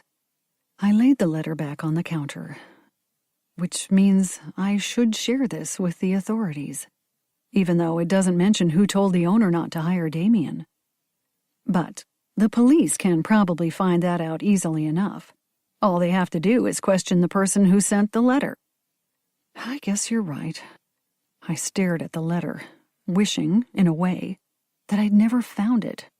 I hated throwing more suspicion on Damien. But if he did kill Lincoln Delamont, he needs to be brought to justice for that crime. I shook my head. Somehow, the more I heard about Lincoln, the less I felt like finding his murderer, even though I knew that didn't constitute rational thinking. Of course, at 4 a.m, who was rational? I shrugged off my indecision, folded the letter, and stuck it in the pocket of my robe. I'll give it to Detective Johnson tomorrow, I told Alicia, who was eyeing me with suspicion. "I mean, we don't know this letter connects Damien to Lincoln, do we?" "Nope. Although, if it was Delamont who messed up Damien's chance at that job." Alicia allowed that thought to dangle as she walked past me. She paused in the doorway to glance back at me over her shoulder. "That could be a strong motive for murder, don't you think?" What I thought was that her possible desire to protect Isabella Harrington's reputation offered an equally valid motive, but I didn't voice this aloud. Instead, I just bid her good night. I waited until I heard her footfalls on the stairs before I left the kitchen, but I didn't immediately head back to my own room. Instead, I wandered into the library, figuring I might as well check another couple of shelves. I doubted I'd fall asleep at that point, and there was no sense in just lying in my bed, staring at the ceiling. Searching the books for more of Isabella's hidden notes or letters seemed like a better use of my time. My search didn't yield anything until I opened a copy of Dorothy Sayers' Murder Must Advertise. Since she was one of my favorite authors, I had my own dog-eared copy that I'd read several times, but I'd never opened this one. Flipping through it, I discovered another folded sheet of onion skin paper tucked between chapters 10 and 11. I didn't bother to read it this time, instead sliding it into the pocket with Damien's letter and heading back to my bedroom. Placing Damien's letter on my dresser, I crossed over to my bed and slumped down onto the firm mattress. I opened the newly discovered document, expecting another innocuous but possibly coded message from the mysterious Paul. But this was a note written in Isabella's hand. After smoothing out the folds on my knee, I read an account of some party she'd attended, deducing from the references to popular music and clothing that it had been written in the early 70s. All of which was vaguely interesting, in a historical sort of way, but seemed otherwise too bland and inconsequential to be connected to my great-aunt's other, more mysterious documents. Until I ran across a name that made me gasp and release my hold on the letter. The flimsy paper fluttered from my fingers and drifted to the floor near my bare feet. I didn't bother to pick it up. My mind was processing a discovery I knew would require additional thought and careful questioning of the person mentioned in the document. An individual I trusted, who had claimed she had not known Isabella in the 1970s. Someone who'd always told me and others that she'd first met Isabella after moving to Beaufort in the 80s. A woman identified in Isabella's letter only by her initials, but lauded as a friend and confidant.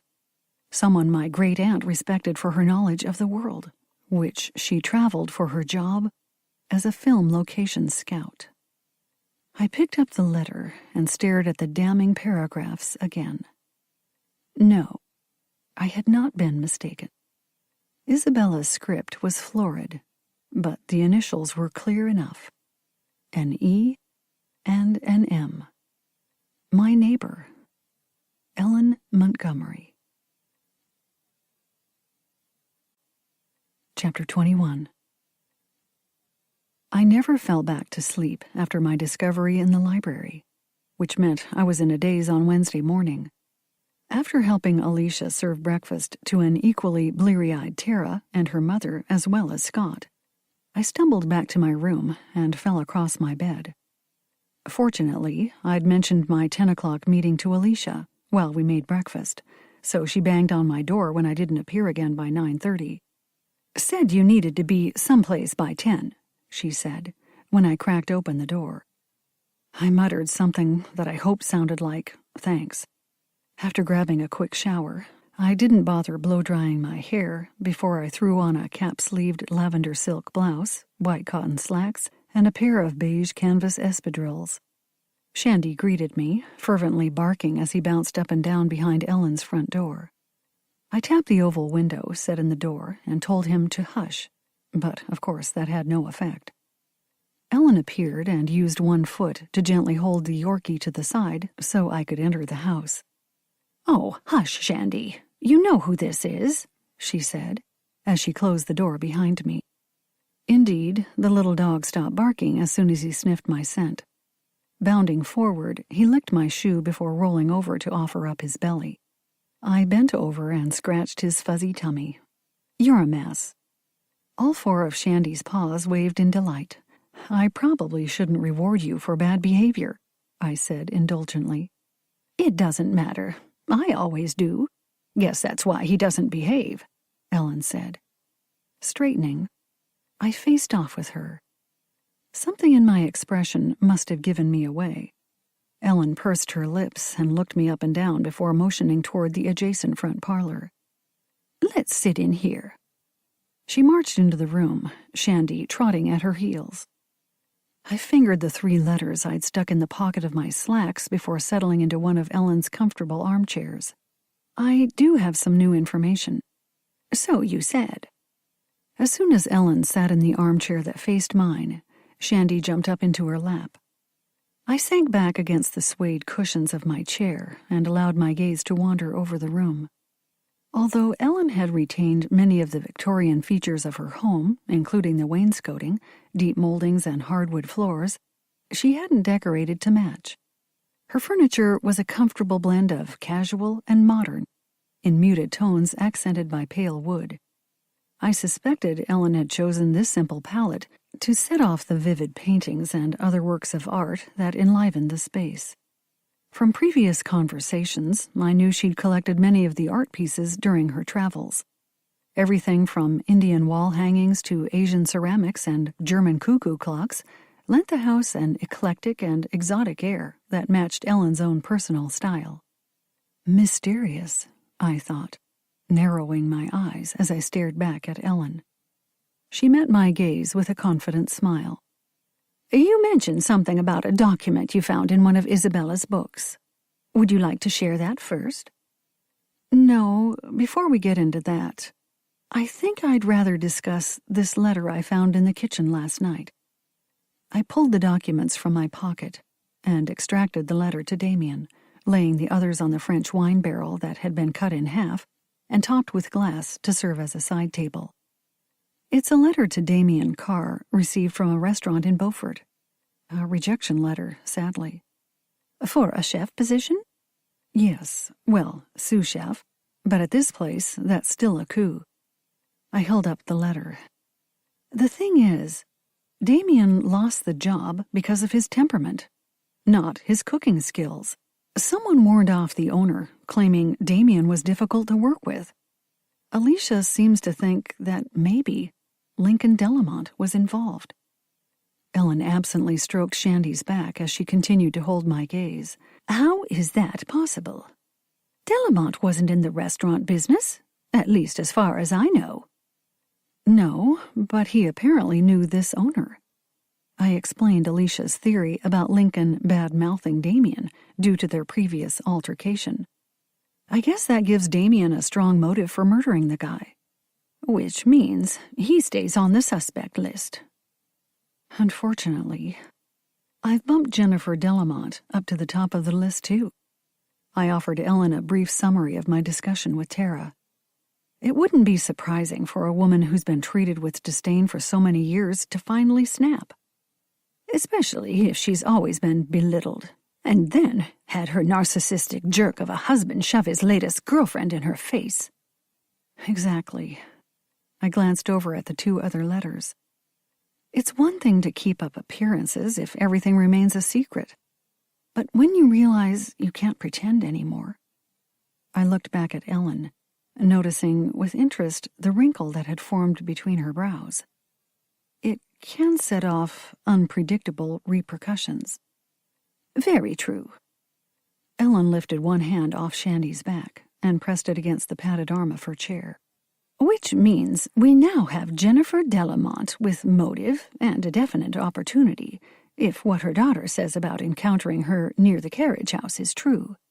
But there's also Damien Carr, who appears to have a strong motive as well. And could have walked to and from his apartment easily enough," I said. "Likely without being seen." "Yes, I imagine he knows the area well enough to move about unobserved." Ellen tapped the arm of her chair. I'm friends with the owner of that particular restaurant. Perhaps I should give him a call and see if I can find out if it was indeed Delamont who convinced him to reject Damien. Oh, I don't know. Shouldn't I share the letter with the police first? They could question him officially. Ellen lifted her hand and flicked it, as if tossing away something.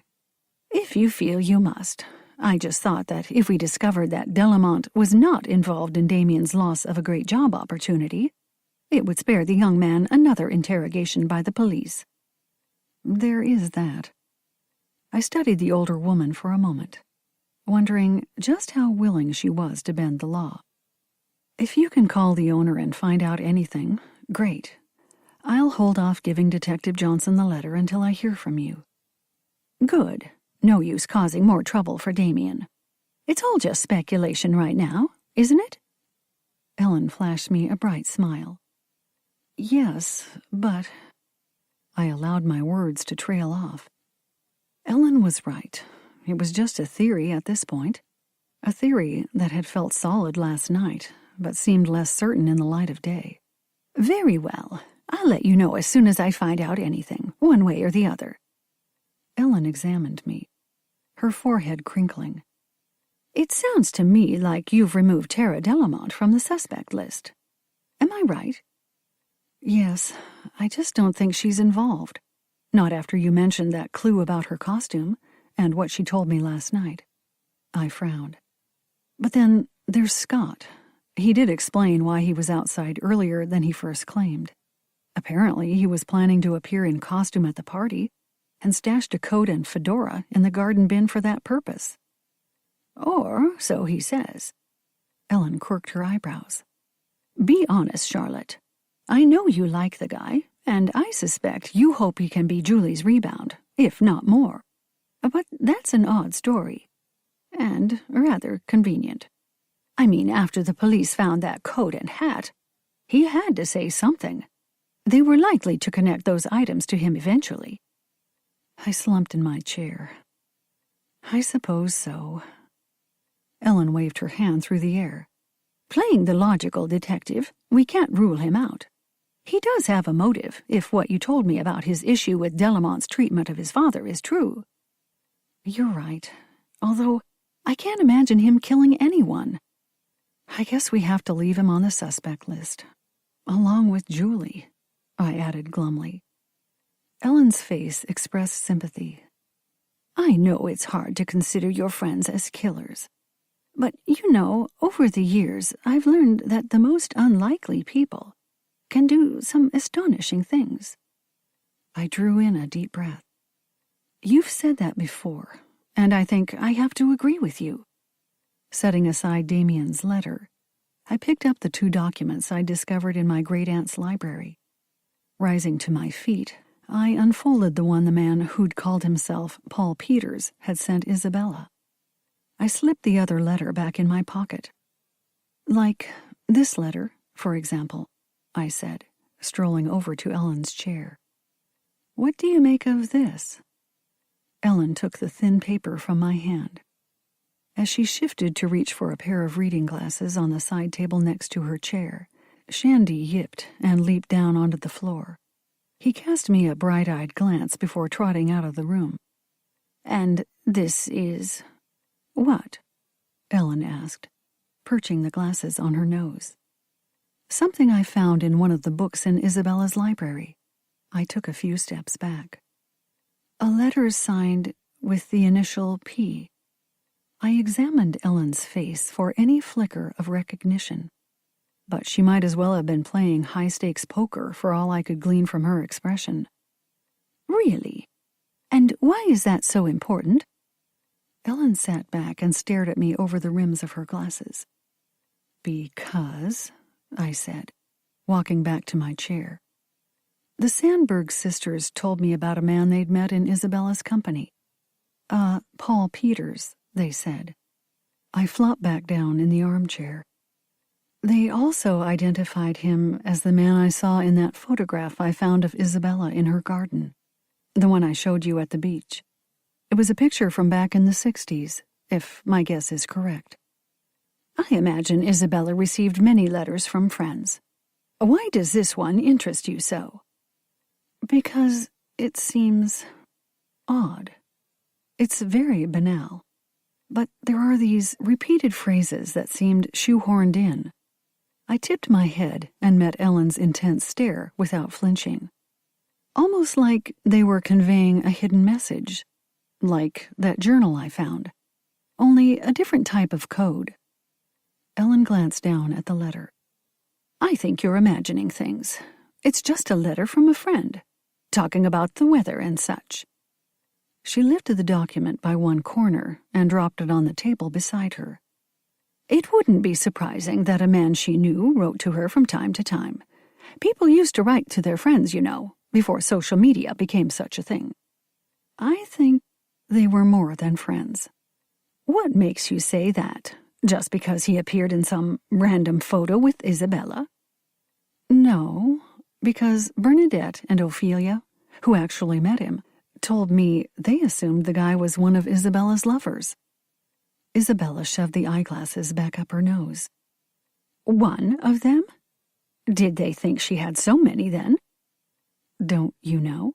Heavens no, how could I? I wouldn't know anything about her personal life during that time period.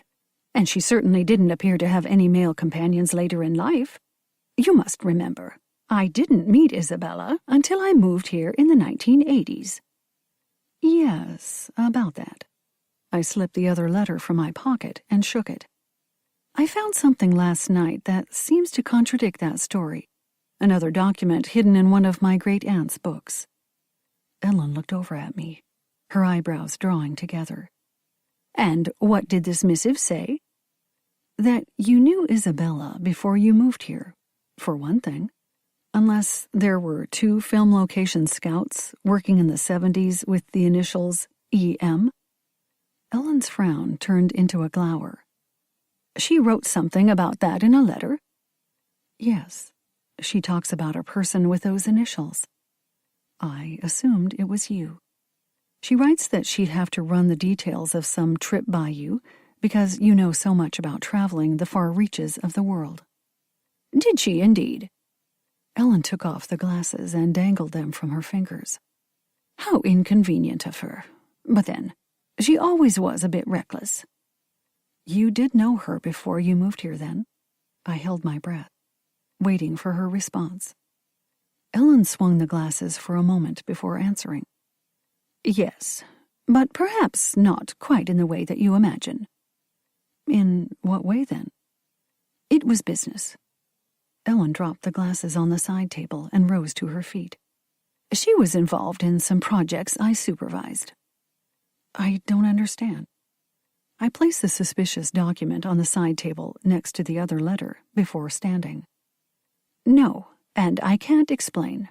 Not now. I would need to. Ellen cleared her throat and snatched up Damien's letter. Here, take this too. I'll make that call to the owner as soon as I can. If he confirms that it was Lincoln Delamont who suggested that he reject Damien's job application, then perhaps you should share it with the police. But otherwise, I would simply discard it. I stepped close enough to take the letter from her extended fingers. I take it you aren't going to explain your previous connection to my great-aunt? Not today, maybe another time. Ellen's gaze swept from my head to my feet and back again.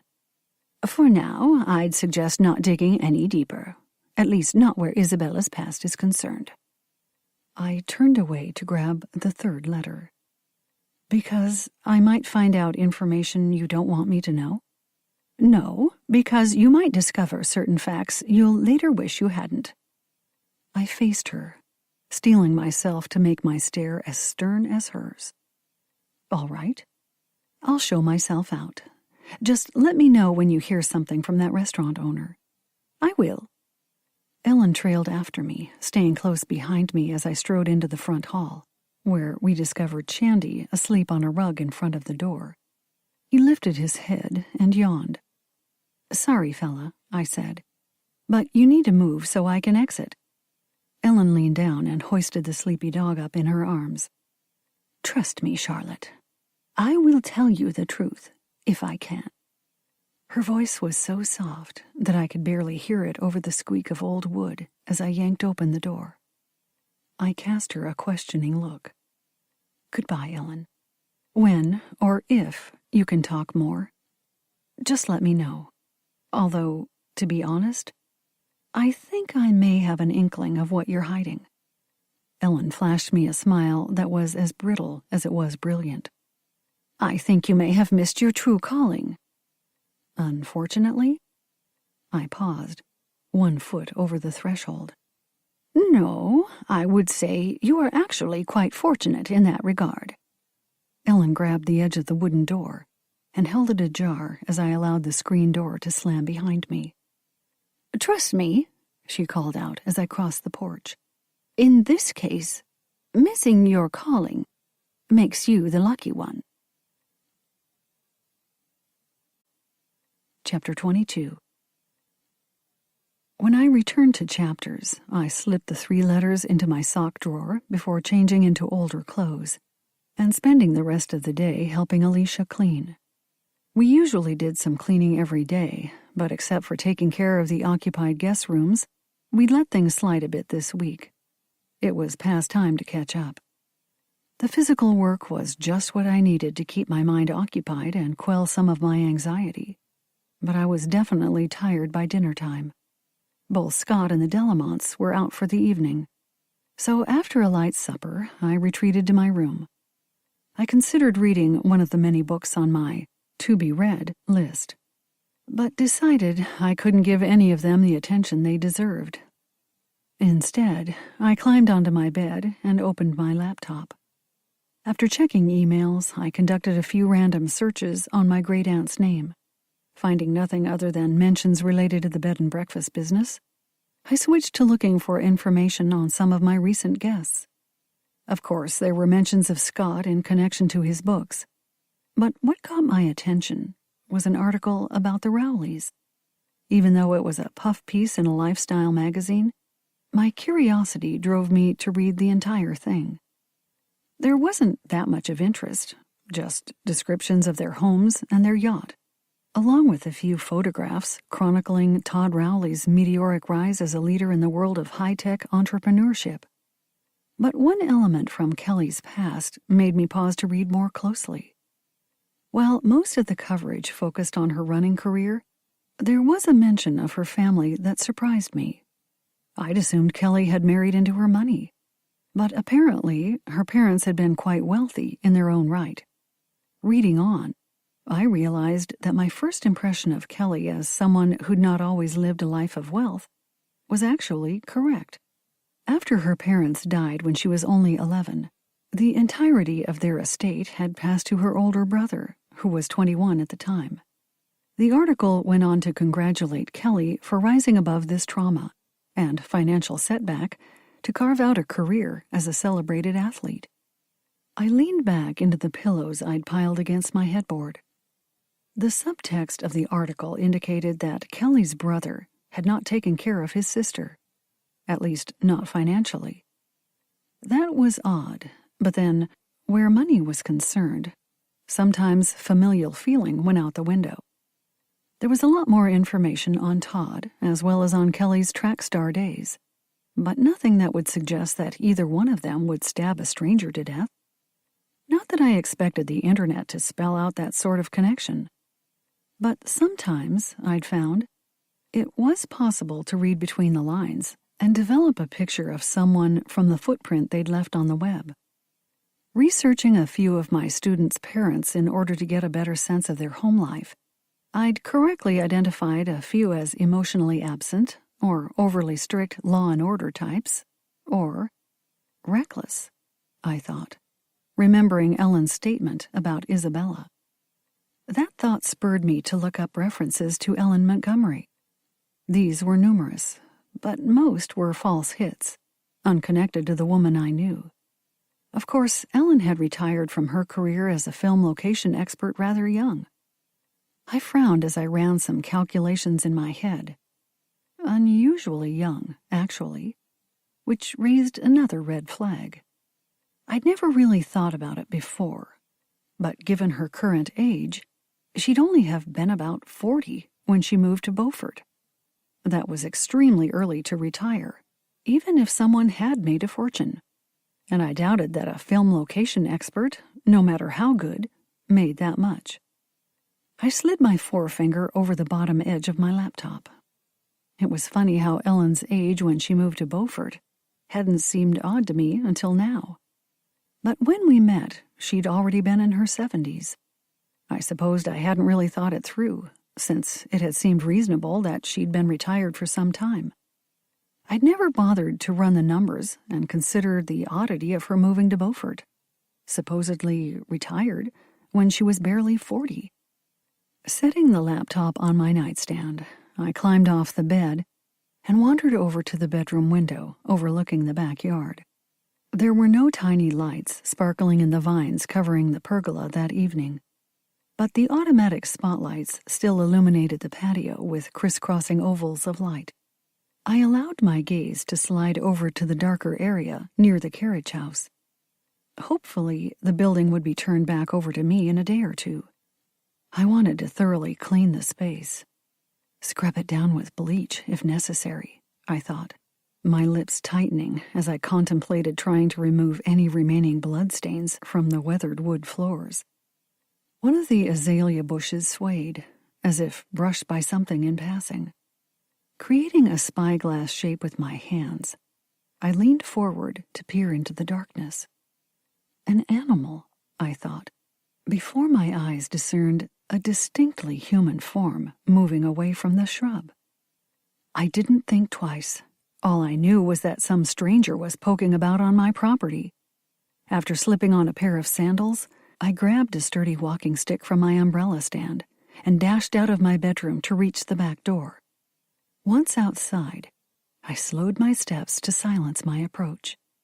A rustle of branches made me suspect that the intruder was still on the premises. Lifting the walking stick in a defensive posture, I advanced on the carriage house, determined to reveal the trespasser. As I moved close to the azalea bushes, I heard a whooshing noise. I spun around to face the holly hedge and, startled, dropped the walking stick. But as my gaze tracked the sound, I realized it had been made by an owl, flying out of the hedge and sweeping up into the night sky. My shoulders slumped as I exhaled a sigh of relief. I leaned over to retrieve the walking stick, only to see it slide away from my fingers. Before I could turn to see who had grabbed it from behind, the stick whistled through the air. A blow sideswiped my head and struck my shoulder. I fell to my knees, bracing myself with my palms. Choking as the scattered leaf meal filled my mouth and nostrils, I barely registered the sound of footfalls. My attacker was fleeing the area. The reverberation of the wooden rails of my back fence confirmed it. They had leaped the fence and gotten away before I'd had a chance to catch a glimpse of them. I sat back, spitting out fragments of twigs and leaves. Lifting and rolling my injured shoulder, I was relieved to feel it move freely. It would be sore, of course, probably excruciatingly so, but at least it seemed to be in its proper place and unbroken. Blinking to focus my eyes, I noticed something glinting at the base of one of the azaleas. I crawled forward to examine the object more closely and realized, with a strange sense of detachment, that it was a knife. Not just any knife, I told myself, as I recognized the handle, but the one stolen from the knife block in the kitchen. The murder weapon. I staggered to my feet, using the discarded walking stick to brace my trembling legs. Obviously, the intruder had not been a random trespasser. It was the murderer, returning the knife to the scene of the crime. The knife flashed, its metal surface sparkling, when I poked it with the tip of my walking stick. Wiped clean, no doubt, along with the handle. I sniffed, identifying the scent rising from the murder weapon as a strong cleaning solution or solvent. I backed away, my gaze still fastened on the knife. I knew I needed to alert the police, but was afraid to leave the scene in case the killer felt emboldened enough to return. Footsteps crunched the gravel behind me. Swinging the walking stick with my good arm, I turned to face whoever had stepped up behind me. "Whoa!" Scott held up his arms, crossed to protect his face. "What's going on? I just walked back from having dinner on Front Street. But I swear, I haven't been drinking that much." He grinned and dropped his arms. "No need to fight me off." "I thought you were the person who struck me," I said, lowering the walking stick while tightening my grip on it. Scott had just appeared. Or had he? I rubbed my eyes with the back of my free hand. "Struck you?" Scott looked over me with concern. "Someone was here just now?" "Yes, an intruder. I saw them from my bedroom window and came out to investigate. You should have stayed inside and simply called the police." "I know, but I wasn't exactly thinking straight. Anyway, when I got out here, I didn't see anyone. Then I heard a noise and looked away for a moment, and whoever it was hit me and ran." I rubbed my shoulder. "Nothing broken, and they missed my head, so I think I'll be fine." "But still..." Scott moved closer, placing one hand on my forearm. "Sure you're okay?" "Yes, but we do need to call the police." I grimaced as the pressure of Scott's fingers sent a fission of pain up my arm. "Well, sure." Scott stepped back, dropping his hand. He reached inside the inner pocket of his light jacket to extract his cell phone. "I'll do that right now." He punched in some numbers before looking back at me. "You really didn't catch a glimpse of the person who hit you? Didn't see anything that could help identify them?" I shook my head, realizing as I did so that I wouldn't have told him even if I had, because there was still a possibility he was involved. Or Jennifer Delamont, I thought, as Scott talked to the police dispatcher. Or Damien, who knows this house and grounds well enough to sneak in over the fence. "They're on their way," Scott said as he pocketed the phone. "Can I help you inside? You look like you need to sit down." "Yes, but we can't yet. Not until the police arrive." I gestured toward the bottom of the azalea bush. "The intruder left that behind." Scott's eyes widened as his gaze followed my pointing finger. "Is that your missing kitchen knife?" "Yes. And it wasn't there before tonight, or the police would have discovered it days ago." "What are you saying? That the killer came back to simply drop the murder weapon at the scene?" "Wiped clean of any evidence." I touched the side of my nose. "Take a good whiff of the odor rising from that shrub." Scott sniffed. "Solvent." That's what I thought. I blinked as Scott's tall figure swam in front of me. Maybe I wasn't quite as calm as I'd assumed. "You know, maybe I do need to sit down or something," I said, as I wavered slightly, leaning hard into the walking stick to prevent my knees from buckling. Scott sprang forward, catching me by my upper arms. I squeaked as his fingertips dug in close to my injured shoulder, but still allowed myself to fall into his arms. He might be the murderer, my brain warned me, but my shaking limbs didn't care. I rested my head against his shoulder, grateful for any support at that moment, knowing that without it, I'd have collapsed and fallen to the ground.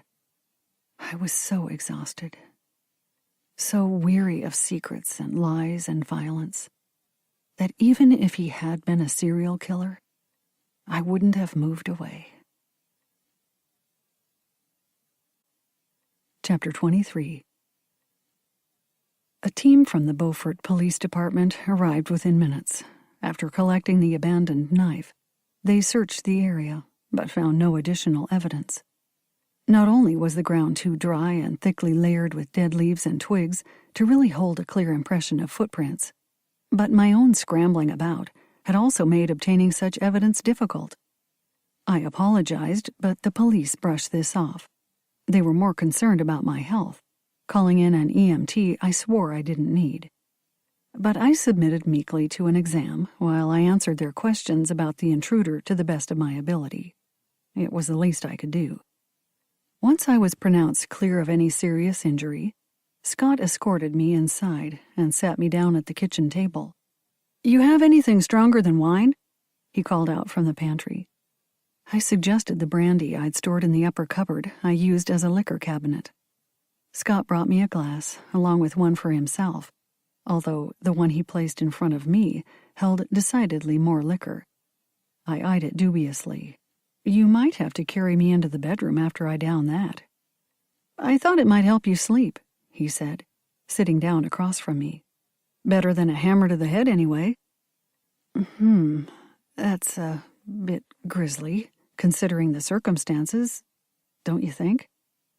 I took a drink, hoping my lack of a reaction to such a large swig wouldn't convince Scott I was a lush. I wasn't. But Brent had loved his brandy and cognac, collecting the finer varieties. I'd sampled enough glasses with him in the past to inoculate me against the coughing or sputtering response of a novice. "Sorry. Sometimes I blurt out stupid things when I'm on edge," Scott said, the humor fading from his expression as quickly as it had appeared. "No need to be nervous," I said, wondering if Scott's reaction was heightened by guilt. If he'd killed Lincoln. Staring into his earnest face, I found this hard to believe, but I knew I should remain on guard. The police didn't find anything other than that knife, and with one of their cars patrolling the area all night, I doubt the intruder will return. "Too bad you couldn't see who it was." Scott leaned back in the chair until the front legs rose off the floor. "That could have closed the case right then and there." I circled the rim of my glass with one finger. As I said, I didn't see anything. I couldn't even tell if my attacker was male or female. Scott sat forward with a lurch, banging the chair legs down onto the ceramic tile floor. "I guess it will remain a mystery then." "Perhaps. But maybe the police will glean some information from that knife, even if it was wiped clean." "Doubtful." Scott polished off his brandy in 2 gulps. "Well, I suppose I should head on upstairs. Unless you do need me to help you to your bedroom." "No, I can manage," I said, after another swallow of brandy. "But thanks for your support outside. I might have hit the ground again otherwise." "You're quite welcome." Scott stood, holding up his empty glass. "I can wash this if you want." "No, that's okay. Just set it in the sink. I'll put both tumblers in the dishwasher later." I gave him a wan smile. "Health regulations, you know. Need that hot water cleansing on any dishware." "Oh, right. Not like my house, where a quick rinse will sometimes do." Scott flashed a grin before crossing to the sink. "No, I'm afraid we have to be a little more thorough." I used the table to brace myself as I rose to my feet. "Good night, Scott." He paused in the kitchen doorway to look back at me. "Night, Charlotte. Hope you sleep well." "I'll be fine," I said, although I was actually afraid sleep, good or otherwise, would elude me once again.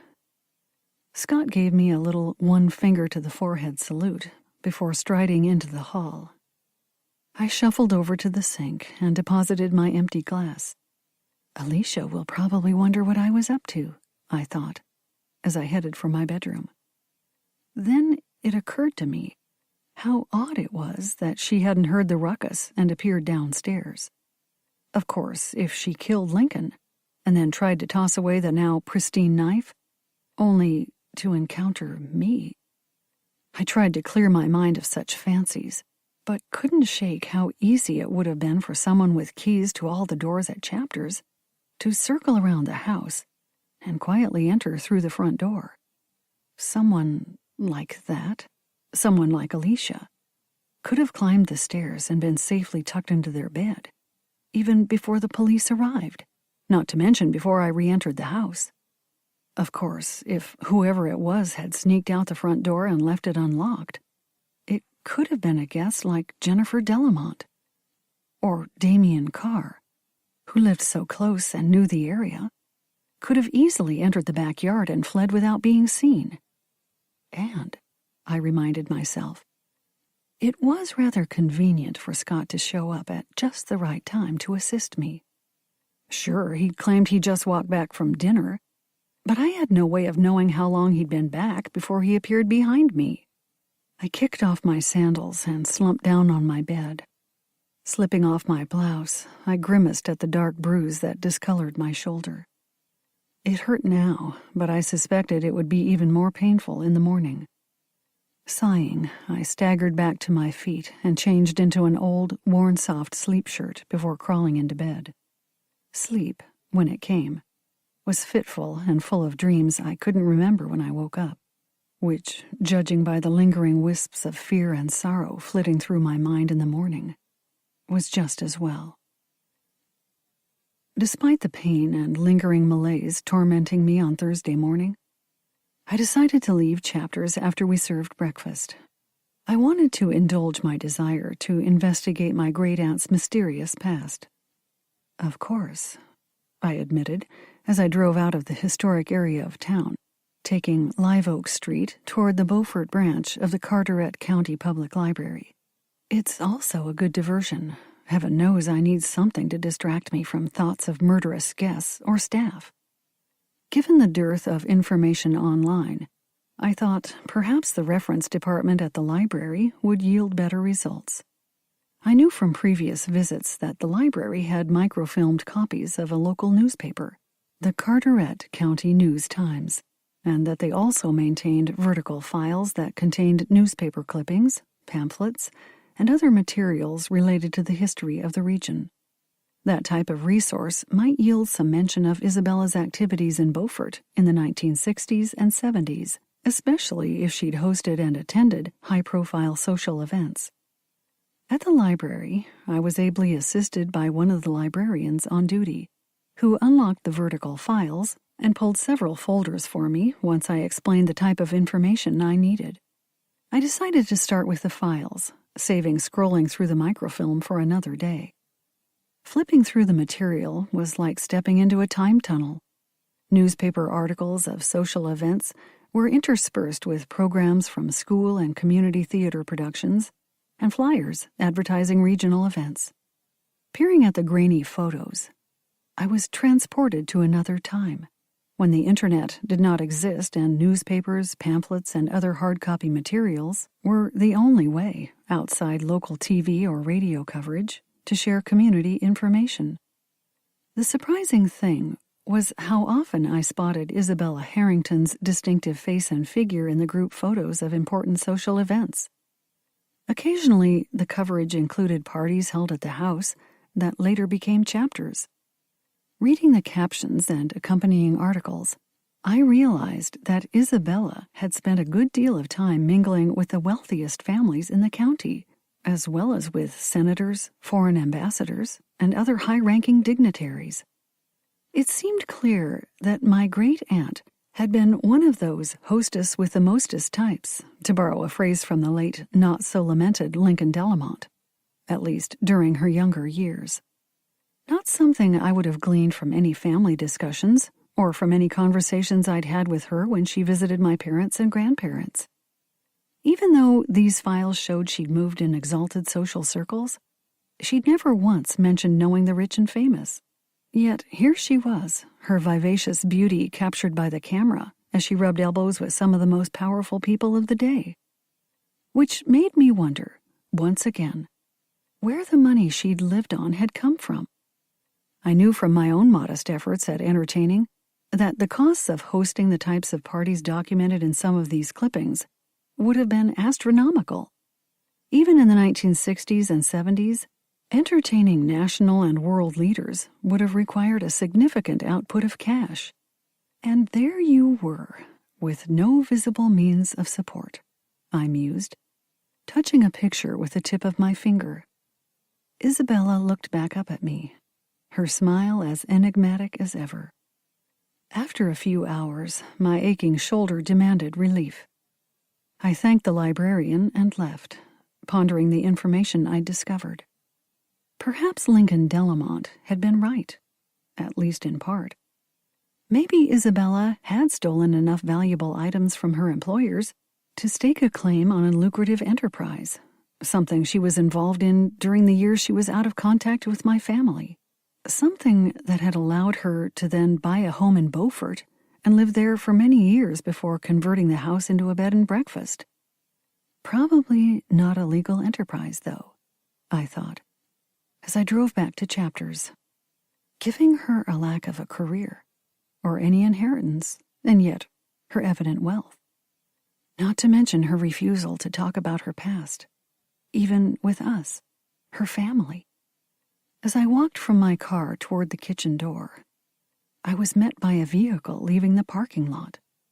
Peering into the car, I was surprised to see Tara Delamont in the back seat. The passenger's side window rolled down, and an older woman poked her head out.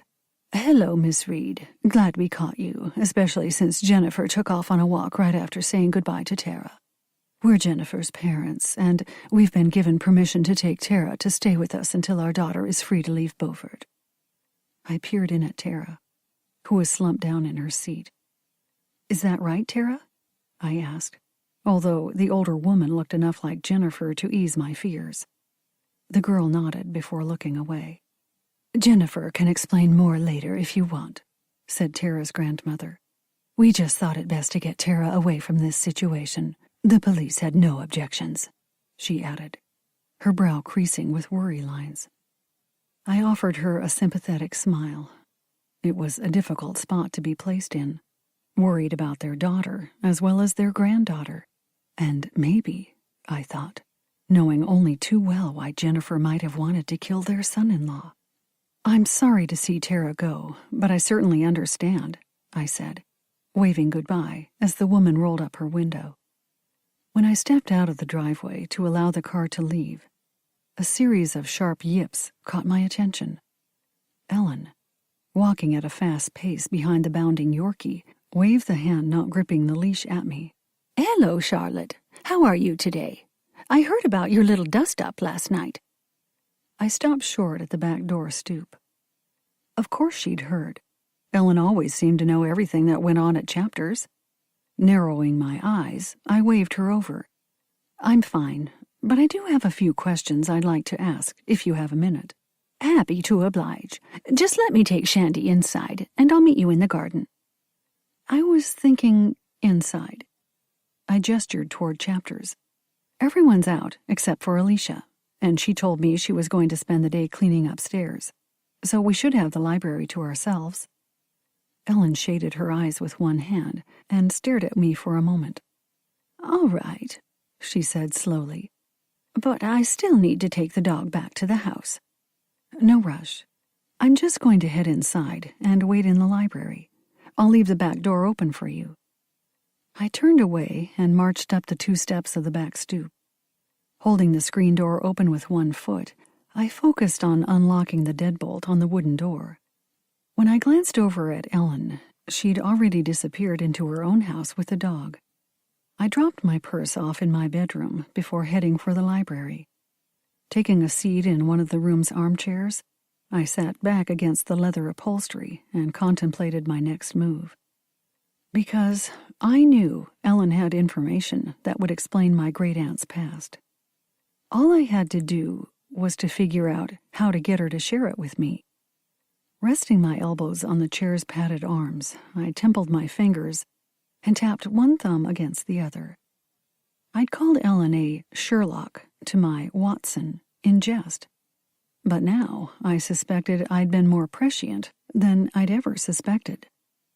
My 75-year-old neighbor was, to all appearances, simply a retired film location scout with a love of small dogs and a taste for exotic fashions. But I now suspected she was much more than that. Someone cleverer than her carefully cultivated old lady who gardens persona. Someone more devious. Someone, perhaps, far more dangerous. Chapter 24. Ellen joined me in the library several minutes later. "I locked the back door," she said, as she sat in the armchair facing mine. I thought that was best, all things considered. I rubbed my sore shoulder. You're right, thanks. First things first. Ellen stretched out her legs. Her purple and lime green print wide-legged pants clashed violently with the muted tones of the oriental rug. I did talk to the owner of that restaurant, and he confirmed our suspicions regarding Damien. It appears that Lincoln Delamont was the person behind Damien losing the position, which does give Damien a legitimate reason for wanting him dead. Yes, I'm afraid it does. Ellen looked me up and down, her eyes narrowing. But this isn't why you wanted to talk to me, is it? I imagine you want to ask me more questions related to Isabella's past. Yes, and I hope you can be more forthcoming this time. You're in luck, then. Ellen ran her fingers through the vividly colored streaks of hair at her temples. I've just received approval from the higher-ups to share a few things with you. Now that so much time has passed, most of the information is no longer of any importance anyway. What sort of higher-ups? My old bosses. Well, Ellen tipped her head and offered me a sardonic smile. Not so old, as it turns out. They seem to keep getting younger as I continue to age. That happens, I said, clutching the arms of my chair with both hands. Not to pry, but are you actually retired? I mean, if you still have to check with bosses. Ellen held up one foot, seemingly intrigued by the laces of her magenta sneaker. One never actually leaves my old job. Not completely. I continue to have to clear certain things with the powers that be. Still secrets you need to keep? Definitely. Ellen dropped her foot with a thump. She studied me with her piercing blue gaze before speaking again. Tell me, what is it you suspect? That I was working for U.S. intelligence? That's my first choice.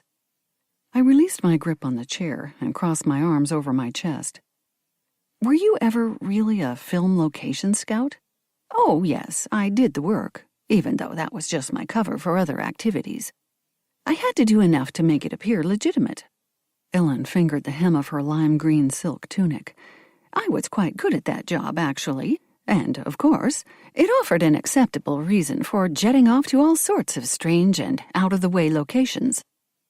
Including trips that had nothing to do with movies or TV? If you were asking if there were some advanced scouting expeditions that were more about other matters, then yes. You were a spy. I'd never expected to address these words to anyone, but I knew they were appropriate in this case. Ellen waved this remark aside. Intelligence officer is the more appropriate term. It all comes down to the same thing, doesn't it? I suppose. But I assure you I wasn't skulking about wearing lapel pin cameras or carrying death-dealing umbrellas, nor did I chase people down dark alleys in foreign countries. What exactly did you do? Something tied to my great-aunt, it seems. I'm afraid my precise duties are one of the secrets I still can't reveal. Ellen pulled her legs back in against the chair. But yes, I was connected to Isabella. I was her handler, as a matter of fact. I lowered my arms and clasped my hands in my lap. Great-aunt Isabella was a spy, too? Yes, and a very good one. Although a bit of a loose cannon sometimes. Ellen lowered her eyelids, shadowing her eyes. That's why I was sent to Beaufort, you see. To keep an eye on her after... Well, I suppose I'd better start at the beginning, or none of this will make any sense. I slumped against the back of my chair. I think you should. Very well. Ellen straightened and leaned forward, her hands gripping her knees. You know that after she graduated from college, Isabella went to work at an estate in Virginia. Yes, and our family always wondered about that. Oh, that was totally legitimate. Like I mentioned before, it was a difficult time for women, even university-educated girls like Isabella, to find jobs, especially after all the men came home after the war.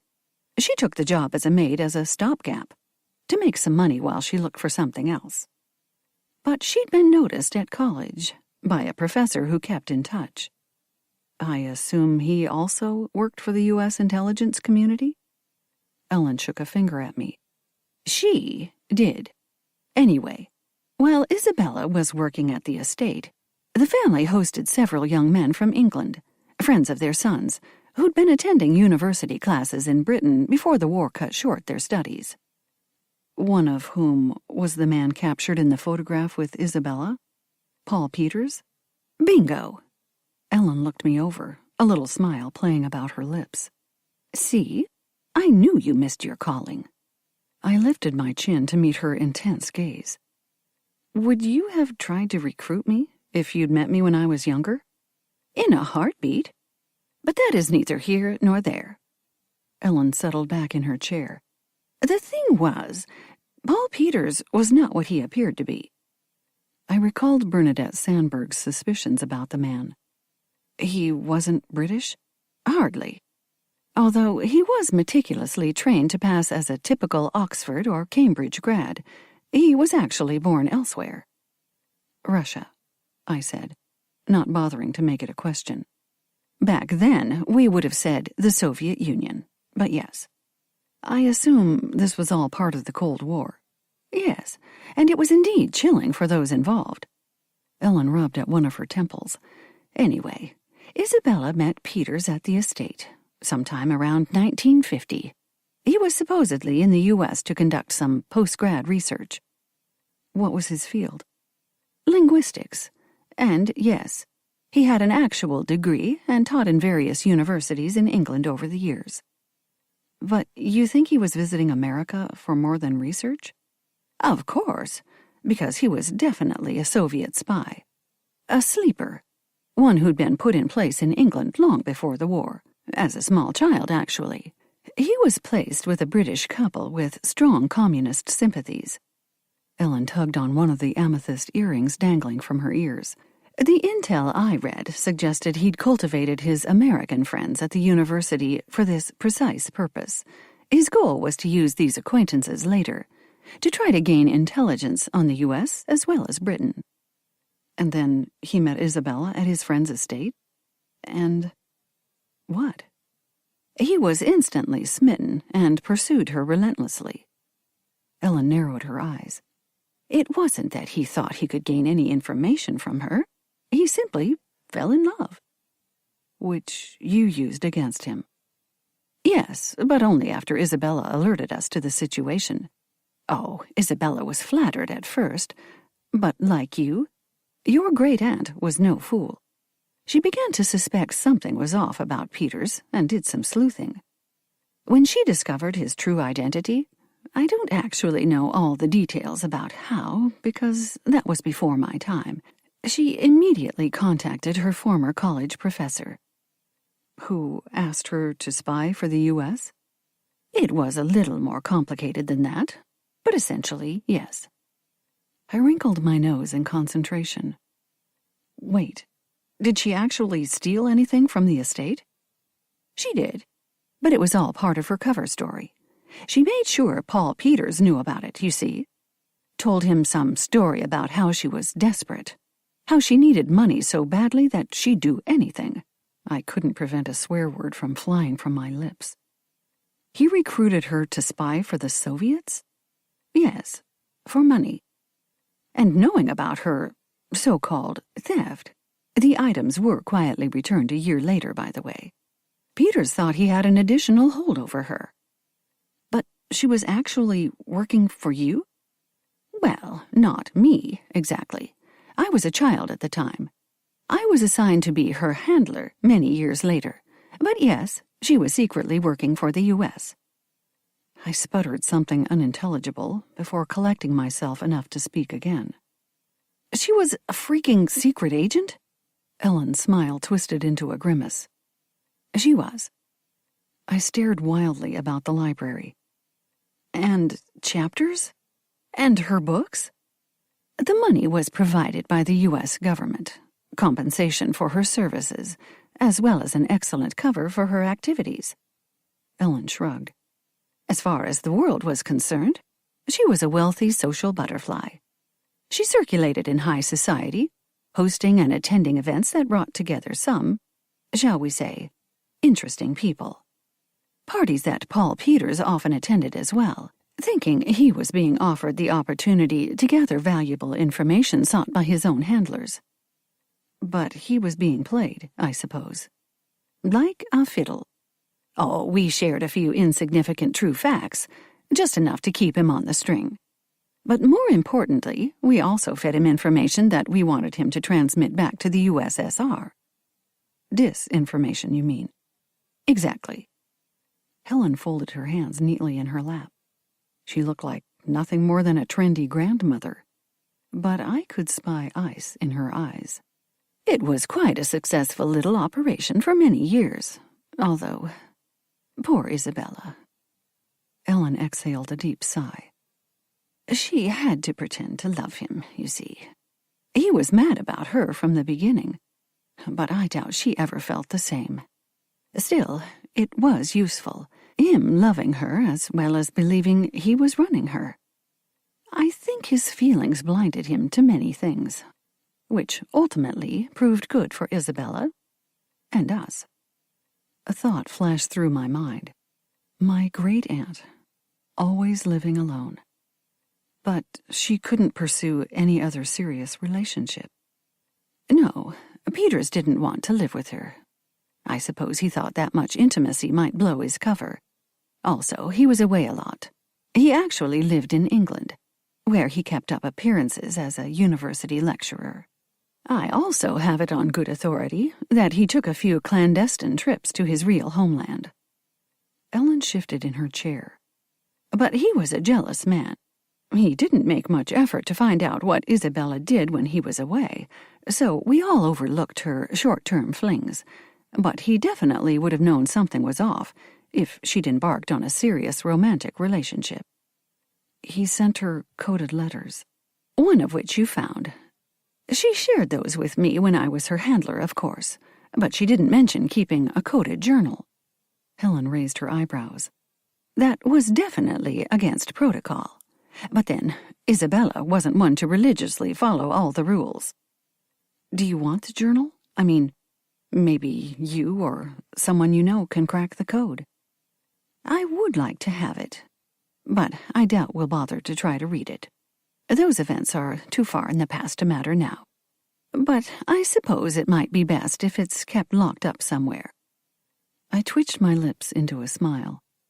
Just in case it proves that aliens did land at Roswell, and the government has been covering it up all this time? Ellen laughed. Wrong time period. More like we faked the moon landing. Which we didn't, she added, waving one hand through the air. Anyway, just give it to me whenever you want. I'll find a proper home for it. I studied her intelligent face for a moment. You retired very early, if my calculations are correct. You would have only been about 40 when you moved here in the 80s. Why was that? Were you still Isabella's handler? No, she'd retired at that point. Paul Peters died, and we saw no point in trying to set her up with anyone else. Besides, she'd already been in the game for far too many years. The agency felt it was time she was out. They allowed her to keep the house free and clear, and do whatever she pleased with the property. Of course, she decided to turn it into chapters and run it as a bed and breakfast. Not that she really needed the money, as there was still enough in the trust that had been set up for her use to last through her lifetime. I think she was simply bored. But why send you here if Isabella was no longer working for your agency? Ellen stirred uncomfortably in her chair, fixing her gaze on a point over my shoulder. It was just something that worked out for everyone. I did retire rather young, not by choice. I'd been injured, you see, during another operation. Quite badly, I'm afraid. I lost my nerve for the game after that, even for a desk job. So the agency offered me a deal. A free house and stipend if I'd move to Beaufort and keep an eye on an important former asset.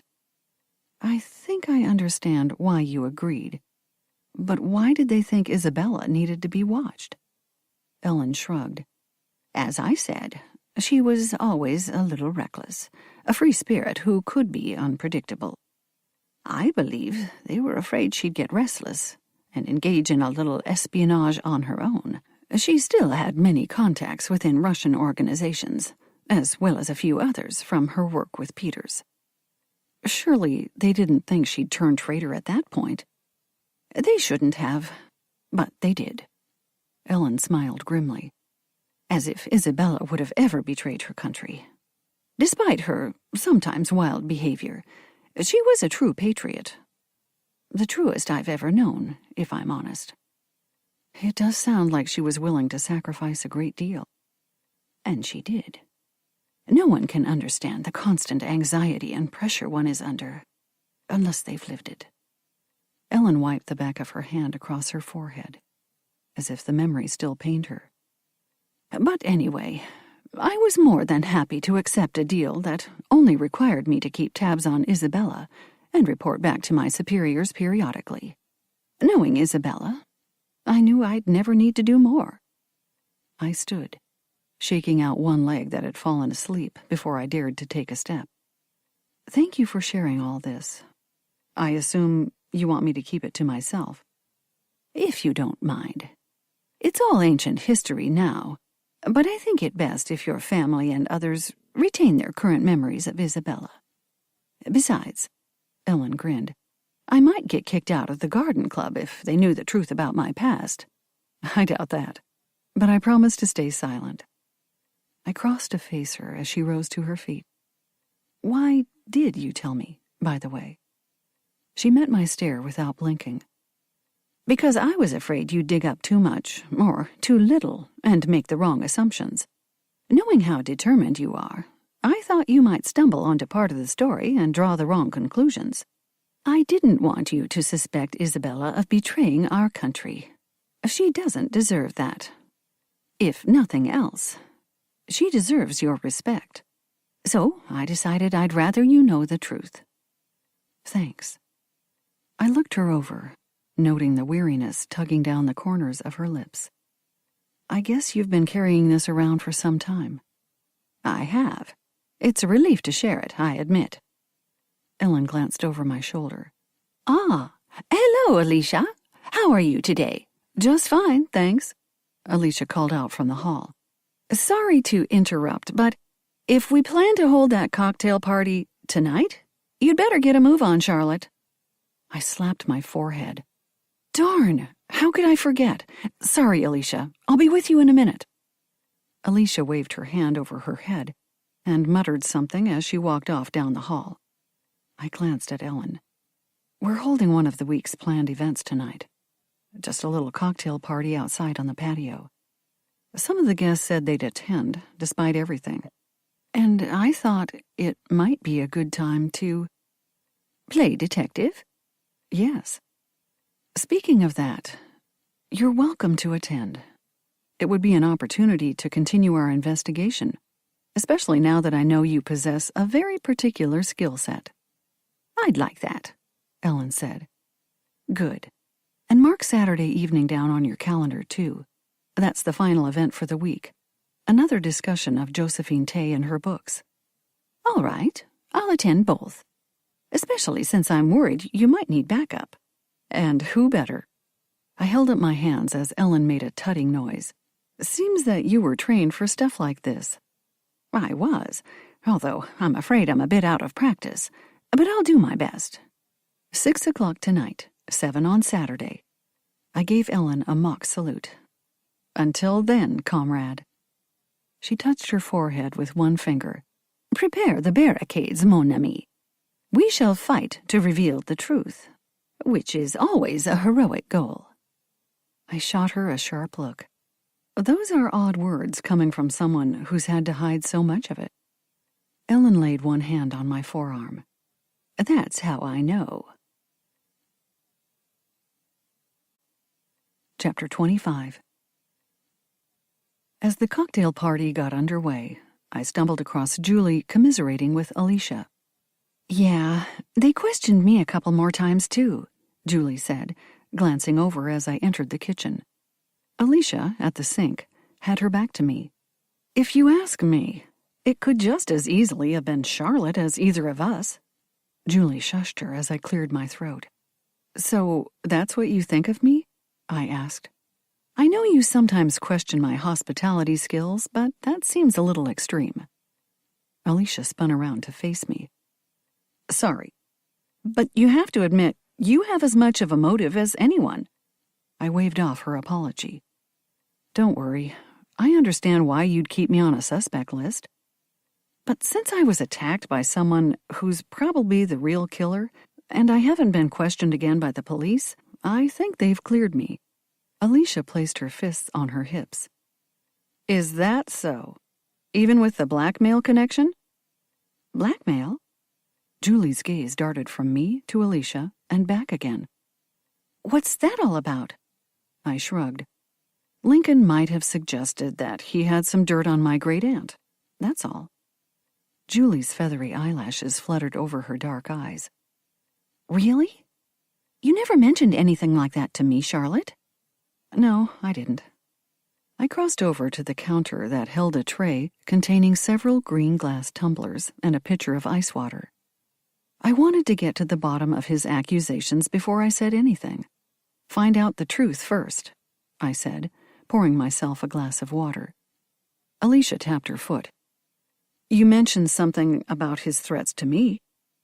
Because I wanted to know if you had any information that would validate or disprove Lincoln's claims. I was pretty sure you wouldn't know anything about it, I added to Julie. It was something from Isabella's past, and you didn't even meet her until a few years ago. Julie toyed with the delicate gold chain encircling her wrist. Lincoln might have told me something. Yes, but I didn't know you were involved with him until later. And by that point, everyone figured I might have killed him? Julie tossed back her heavy fall of dark hair. Alicia nodded sagely. The thought crossed my mind, for sure. Once I heard you'd been involved with the man, a woman scorned, and all that. Well, to be honest, you're on my list. I cast Alicia a sharp look. Since you did know about Lincoln's threats to expose some dirt from Isabella's past. You think I'd kill to protect her reputation? Alicia snorted. I did care about the crazy old broad, but I wouldn't murder anyone for her sake. No, but maybe for your own, I thought, narrowing my eyes as I met Alicia's defiant stare. Because if a scandal shut down Chapters, you'd be out of a home as well as a job. Since we obviously can't solve this right now, I think I'll go join the rest of the suspect pool on the patio. Julie shot Alicia a hurt look as she swept past us. She allowed the screen door to slam behind her. Guess I ticked off your friend. Sorry, Alicia said, as she turned back to the sink. Do I need a new housekeeper and cook? I asked, not bothering to temper the sharp edge to my tone. I was irritated with Alicia's treatment of Julie, who'd always been nice to the brusque housekeeper. Nicer than me, I thought, with a little pang of remorse. My relationship with Alicia had never been more than cordial, probably because I'd always felt a sense of resentment from her. I'd always suspected that she thought she should have inherited Chapters instead of me, which isn't, I realized, entirely out of line. She was the one who spent over 30 years of her life working here, and then I just sail in, not knowing anything about running a bed and breakfast. Nah, not planning to quit anytime soon. Alicia glanced at me over her shoulder. In fact, I bet I'll still be here after you've thrown in the towel. She pulled a metal serving tray from a cabinet and banged it down on the counter. Not exactly what you expected when you inherited the place, is it? As I stared at her back, I noted the tension hunching her shoulders. Given her admittedly legitimate resentment, I wondered if she'd have no problem lying to me about the knife, her movements on the night Lincoln Delamont was killed, or anything else. I thrust back my own shoulders and marched over to the sink. If you do know anything more about the murder, you'd better have already told the police. They will find out eventually, you know. Don't know any more than I told you, Alicia said, without looking at me. Now, I need to get some snacks together to take out to that crowd, unless you want them drinking on empty stomachs, which I don't advise. "I'll leave you to it then," I said, before making a quick exit. I should have stayed to help, but I didn't feel inclined to do so. Besides, at this point, I suspected Alicia would be happier with me gone. Outside, I made my way over to the patio, where the guests were clustered in small groups. Next to the table we'd set up as a bar, I spied Ellen deep in conversation with Bernadette and Ophelia Sandberg.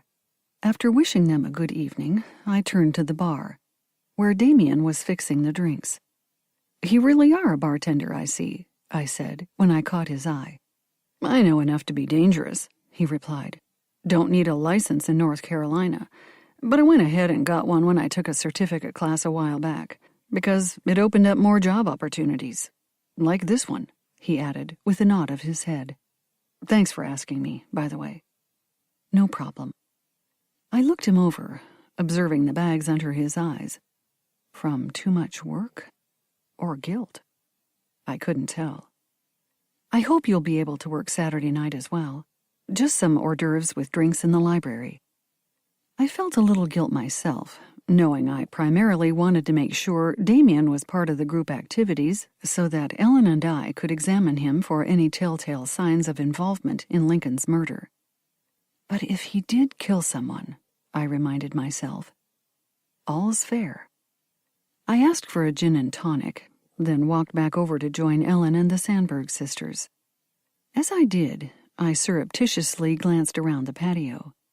Surprisingly, Jennifer Delamont was present. Clutching a large glass of what could have been either water or vodka, she was engaged in a lively conversation with Todd and Kelly Rowley. Julie, I noticed, was chatting with Scott and the Nelsons. As I expected, Scott was standing close to Julie, and the look on his face when he glanced at her told me my assumptions about his growing interest in her were correct.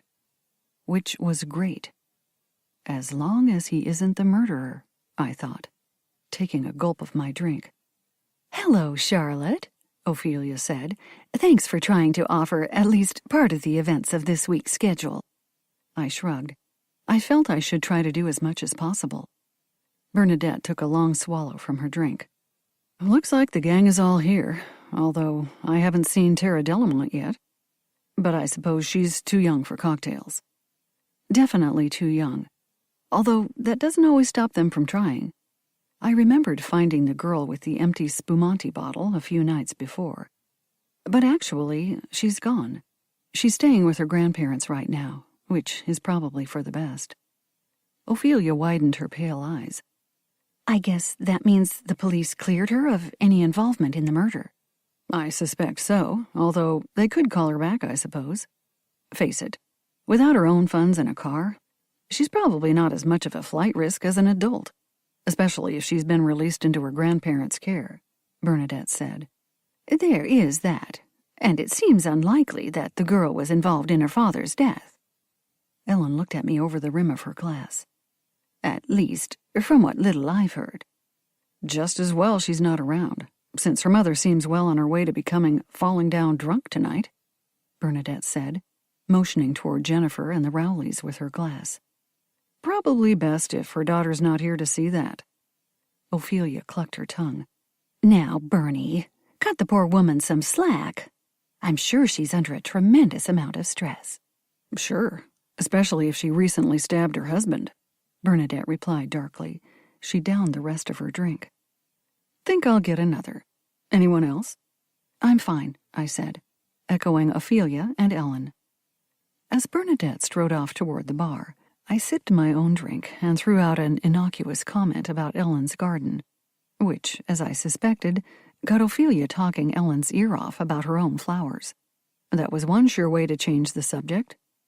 I gave Ellen a raised brow look before slipping away. "Good evening," I said as I joined Julie, who'd left Scott and the Nelsons to talk to the Rowleys. "Thank you all for coming. I know it isn't under the greatest circumstances." Now, there's an understatement. Julie flashed me a wry smile before she tossed back her drink and walked off to deposit her empty glass on one of the small tables we'd set up on the patio.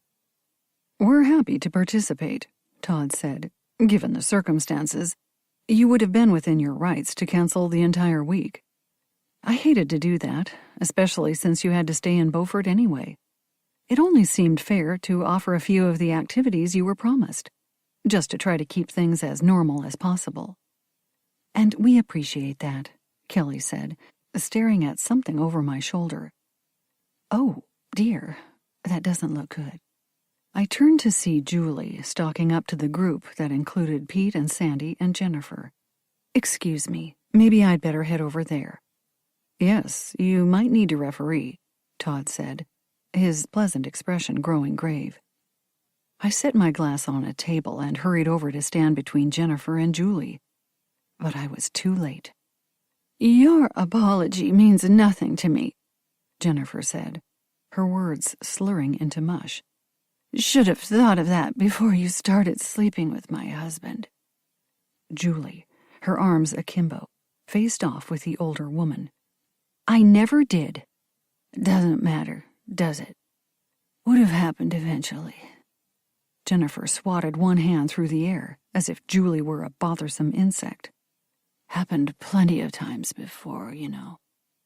No, I don't, and I'm not sure I should take your word for it, Julie said, widening her stance like someone getting ready to throw a punch. Jennifer's laugh dissolved into a choking fit. Sandy made a sympathetic noise and moved closer, but Jennifer stumbled away before Sandy could pat her back. Catching sight of me, Julie's haughty pose crumpled. I just wanted to apologize, she said. I didn't want to cause any trouble. I know, I said, but maybe this wasn't the best time. Not cause trouble? As Jennifer flung out her hand, the tumbler she was holding flew from her fingers and crashed onto the flagstones. All of the guests turned their heads at the noise. Ellen, handing her own drink to Bernadette, strode over to my side. What's all this, then? She asked, fixing Jennifer with a stern glare. I'm afraid you're drunk, Mrs. Delamont. Not that you don't have reason to indulge, but perhaps you should take a bottle to your room instead. Who died and made you queen? Jennifer, wobbling, gripped her upper arms with both hands. She stared at Ellen, blinking rapidly. I don't even know who you are. Do I? Probably not, Ellen said. I'm Charlotte's neighbor, Ellen Montgomery. Not even a guest, Jennifer said, before slumping down onto the patio. She stared up at Ellen with bleary eyes. You think I killed him? My husband, in case you didn't know. Lincoln Delamont. He was stabbed, just over there, she added, flapping her hand in the general direction of the carriage house. Yes, I've heard, Ellen replied, her voice suddenly gentle, but firm. I cut her a look, a well-trained interrogator's tone. Scott swiftly crossed the patio to stand beside Julie. A protective gesture, I thought, as he addressed Jennifer in a stern tone. Doesn't sound like you care all that much that he's dead. No, I don't. Why should I? He never loved me. Jennifer sat up straighter, folding her legs in a pretzel pose. Oh, sure. He pursued me in the beginning. All flowers and romantic dinners and sweet words. But that was his way. He loved the chase, not the person he was pursuing. After he achieved his goal, well, she pressed one hand to her forehead. Let's just say that once we were married, he showed his true colors. He treated me like dirt. Yeah, just dirt. Under his expensive shoes. Is this a confession? I glanced at Ellen, who gave an almost imperceptible shake of her head. I've got a broom and dustpan on my back porch, she said. Would it help if I grabbed them to sweep up this glass? I nodded, and she scurried off. Turning back to Jennifer, I held out my hand. Come on, let's get you inside. Jennifer stared up into my face for a moment before gripping my fingers. and allowing me to help her to her feet. "Sorry," she muttered. "Sorry. "It's all right, dear," Sandy said, elbowing her husband. "Pete, why don't you help Mrs. Delamont to her room? That way Charlotte can remain here with the other guests." I demurred, but the Nelsons insisted on taking Jennifer inside. "We'll ask Miss Simpson to make you some coffee. How about that?" Sandy said, as Pete wrapped his arm around Jennifer's shoulders. "I guess that's our entertainment for the evening," Julie said, as she watched the trio head into the house. She turned to me with an apologetic smile. "Forgive me for losing my cool with her earlier, Charlotte. I know we're all suspects, although it seems to me," she motioned toward the back door, "that's your culprit right there." "Maybe. But if so, it seems she had a reason." "I don't doubt that," Scott said, sliding his arm around Julie's waist. "You doing okay?" "I'm fine, thanks," Julie replied, without pulling away. She looked up at Scott with a warm smile. "But another drink wouldn't hurt. How about you?" "Sounds like a plan," Scott said. They turned and wandered off toward the bar as Ellen returned with a broom and dustpan. "Here, let me do that," I said, taking the broom from her hand. "You sweep and I'll collect," Ellen said, squatting down with the dustpan. After we gathered up all the broken glass, I motioned toward the holly hedge screening the carriage house. "No need to take it inside. There's a trash bin right behind the hollies." I followed Ellen over to the bin, lifting the lid so she could dump the broken glass. "Oh, I was wondering, could we meet again sometime tomorrow? I'd like to talk over our impressions of this evening in relation to our suspect list." "Of course, but I'm afraid I'll be volunteering at Fort Macon all day, so it will have to be later." Ellen tapped her chin with one finger. "Come to think of it, maybe you could do me a favor." "Happy to, if I can." "Well, my car needs a checkup, so I'm catching a ride to the fort with one of the other volunteers. Unfortunately, she has to run some errands after work. I was willing to ride along with her, but if you could come over around closing time and give me a lift home, I'd really appreciate it." "No problem," I said. "I don't have any other events planned before Saturday night, so I can easily do that. What time?" "The Fort and Welcome Center close at 5:30, so around then would be fine." Ellen cast me a warm smile. "And thanks." "Glad to do it," I said. "Maybe I'll even come a little early and take a stroll around the grounds in the fort. Get an extra walk in. That might be good for my mental state as well as my health." As I finished my sentence, a rustle made me turn on my heel to face the holly hedge. "Did you hear that?" Ellen stepped up beside me. "I think someone was lurking there." "Listening?" I looked at Ellen, whose expression had darkened. "Perhaps. I saw a figure moving behind the hedge, but couldn't see who it was." I frowned. "We should go join the others. Maybe we can tell something from everyone's location." "Doubtful," Ellen said, "but let's give it a try." She strode off toward the patio. I followed, gripping the broom like a weapon. Chapter 26. Of course, since all the guests were wandering about on the patio, we couldn't determine who'd been lurking behind the hedge.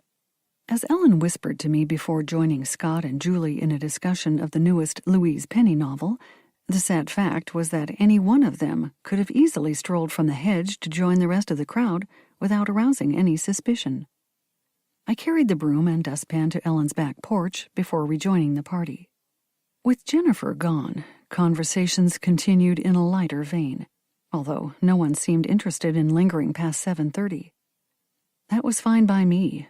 After helping Alicia and Damien clear away the food and drinks and clean the patio, I retreated to my bedroom. Pulling out my folder on the Tay discussion, scheduled for Saturday evening, I looked over my notes. I was actually surprised that all of the guests had agreed to attend Saturday's event. Perhaps because it was the last hurrah before the Tay week ended? Or maybe, I thought, to put on a brave face and show they feel no guilt, and therefore couldn't be the actual murderer. After making several changes to my notes, I returned the folder to my desk and got ready for bed. The snacks Alicia had made for the cocktail party would hold me until breakfast, and I certainly didn't want to socialize with anyone, not even Julie.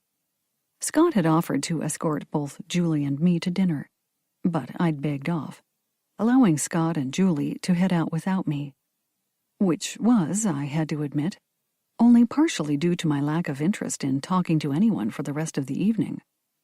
This was a perfect opportunity for Julie to spend some time with a man like Scott, who was kind, intelligent, and, more importantly, single.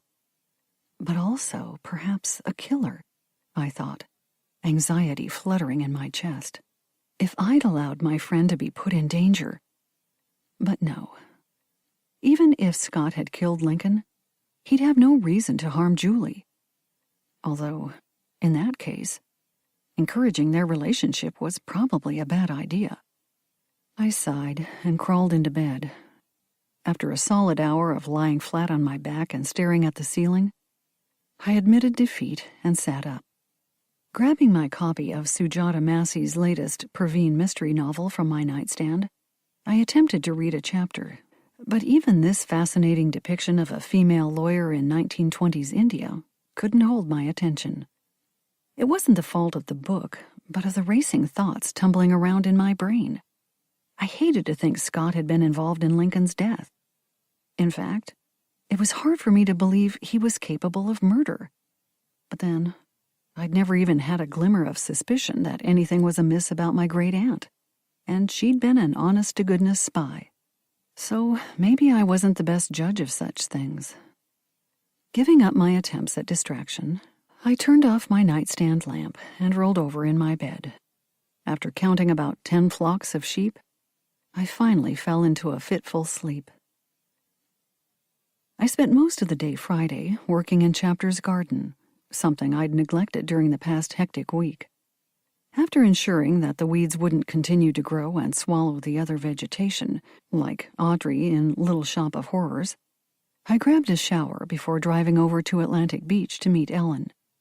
Fort Macon's park grounds stayed open until 8 o'clock, so there were still people around, hiking the trails and using the public beach. But since the actual fort closed by 5:30, I found that area almost deserted by 5 o'clock. I paused at the top of the paved path to appreciate a view of the restored early 19th century fort. The 5-sided structure appeared to have been built in a deep depression in the earth, but this was an illusion created by the grass covering the top and sides of the outer walls, or covert way. Surveying the main entrance, called the Sally Port, I had the fanciful notion that the fort had sprung up from the earth like a lime-washed brick mushroom. But a full survey of the scene displaced the human ingenuity that had constructed this coastal defense station. Butted up against the inner walls, wide, open-air corridors formed a moat that was officially called the Ditch. According to the history I'd read about the fort, this moat could be deliberately flooded to provide extra defense against invaders. It also functioned as a canal to absorb coastal flooding during hurricanes or tropical storms. Today, the ditch, bare of any vegetation except grass, was dry. It separated the inner section of the fort with its vaulted rooms, or casements, that formed a pentagon around a central plaza, from the thick outer walls. Roofed by grass, the outer walls included dark chambers at each corner. Called counterfire galleries, they had been used by the fort's defenders to fire on any enemy troops trapped in the ditch. I'd never walked into one of these rooms, finding the steps leading down into them almost as intimidating as the darkness of the enclosed chambers. I had often walked the ramparts, which were covered in grass and featured numerous cannon emplacements. Originally, cannons could be fired to protect the fort from enemy approaches on all sides, including from Bogue Sound, the Beaufort Inlet, and the Atlantic Ocean. Now only some of the cannons, restored by efforts of the Friends of Fort Macon, among others, remained. But visitors could still walk the grassy ramparts and look out over the water that surrounded the area on 3 sides. As I strolled down the sloping brick and timber wagon road and across the wooden bridge that led to the arched main entrance, the inner walls of the fort, devoid of any openings except narrow slits used for defensive gunfire, loomed above me. I popped off my sunglasses in the short tunnel formed by the casements, but I slipped them on again as I walked onto the open-air plaza, more accurately called the parade grounds. The row of casements that encircled the parade grounds had been used by the park to depict life in the fort from its earliest days to its use by the Army in World War II. The museum displays included reconstructions of soldiers' quarters, the fort's kitchen, gunpowder magazines, ordnance storerooms, and other scenes from the fort's history. Not all the casements had been turned into displays. Some were left empty.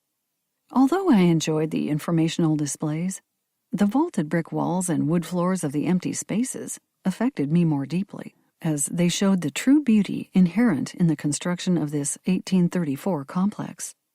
I wandered around the grass-covered parade grounds, trying to imagine what it had been like, living and fighting there.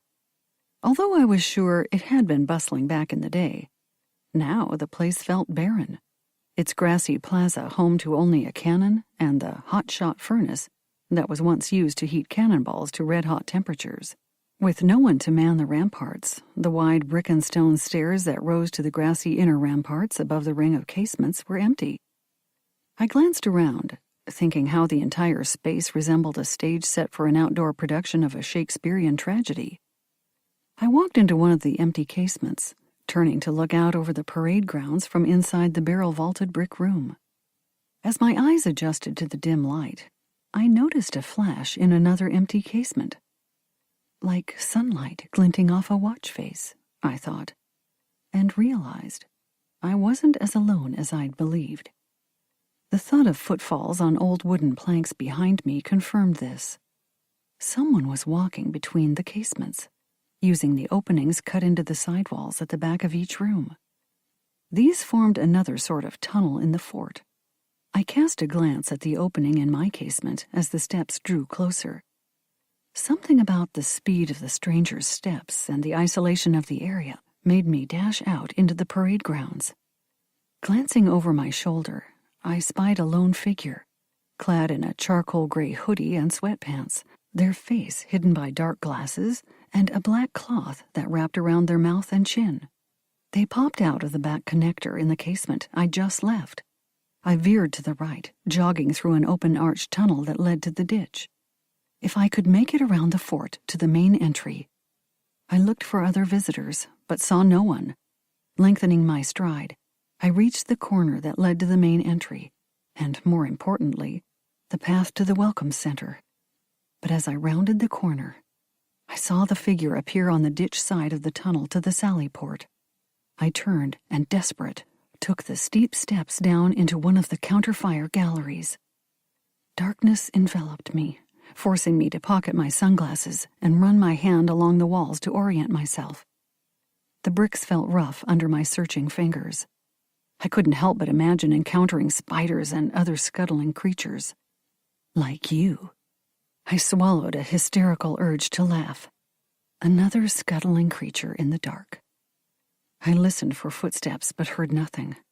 My pursuer was probably waiting for me to emerge, like the unfortunate rodent in a game of whack-a-mole. I cursed my stupidity in panicking and running into this trap. The Rangers will soon close the fort.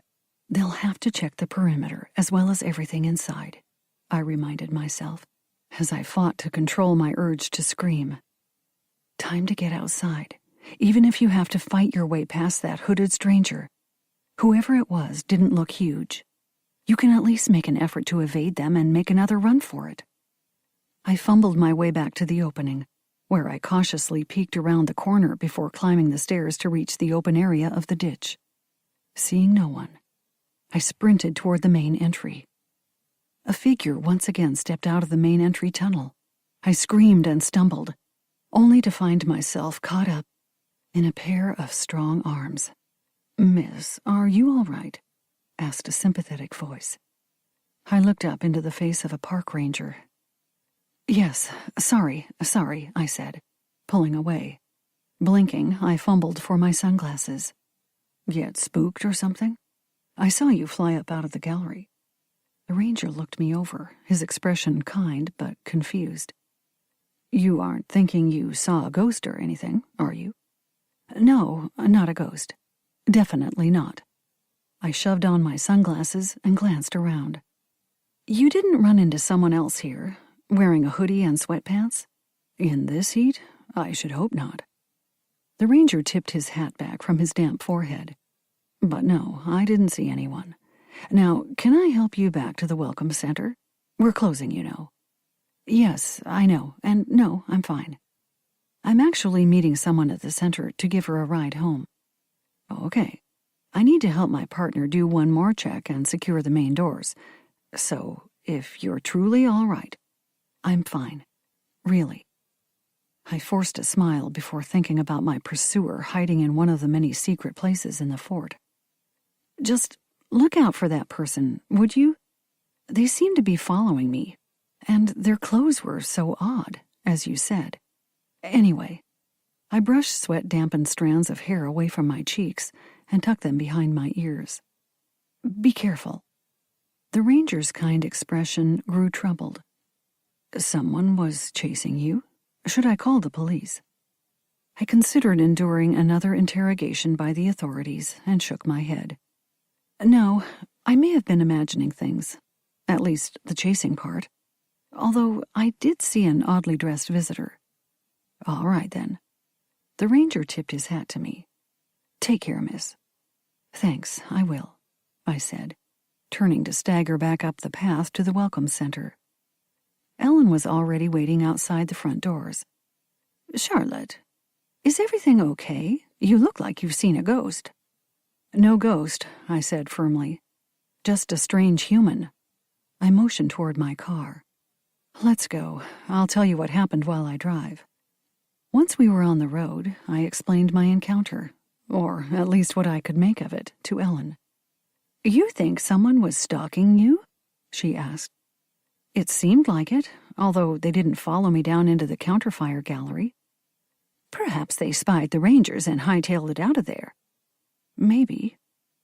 I cast her a side-eyed glance. "We both thought someone was listening to our conversation last night." "You think someone at the party overheard your plan to walk around the fort before meeting me?" I shrugged. "It's possible, right?"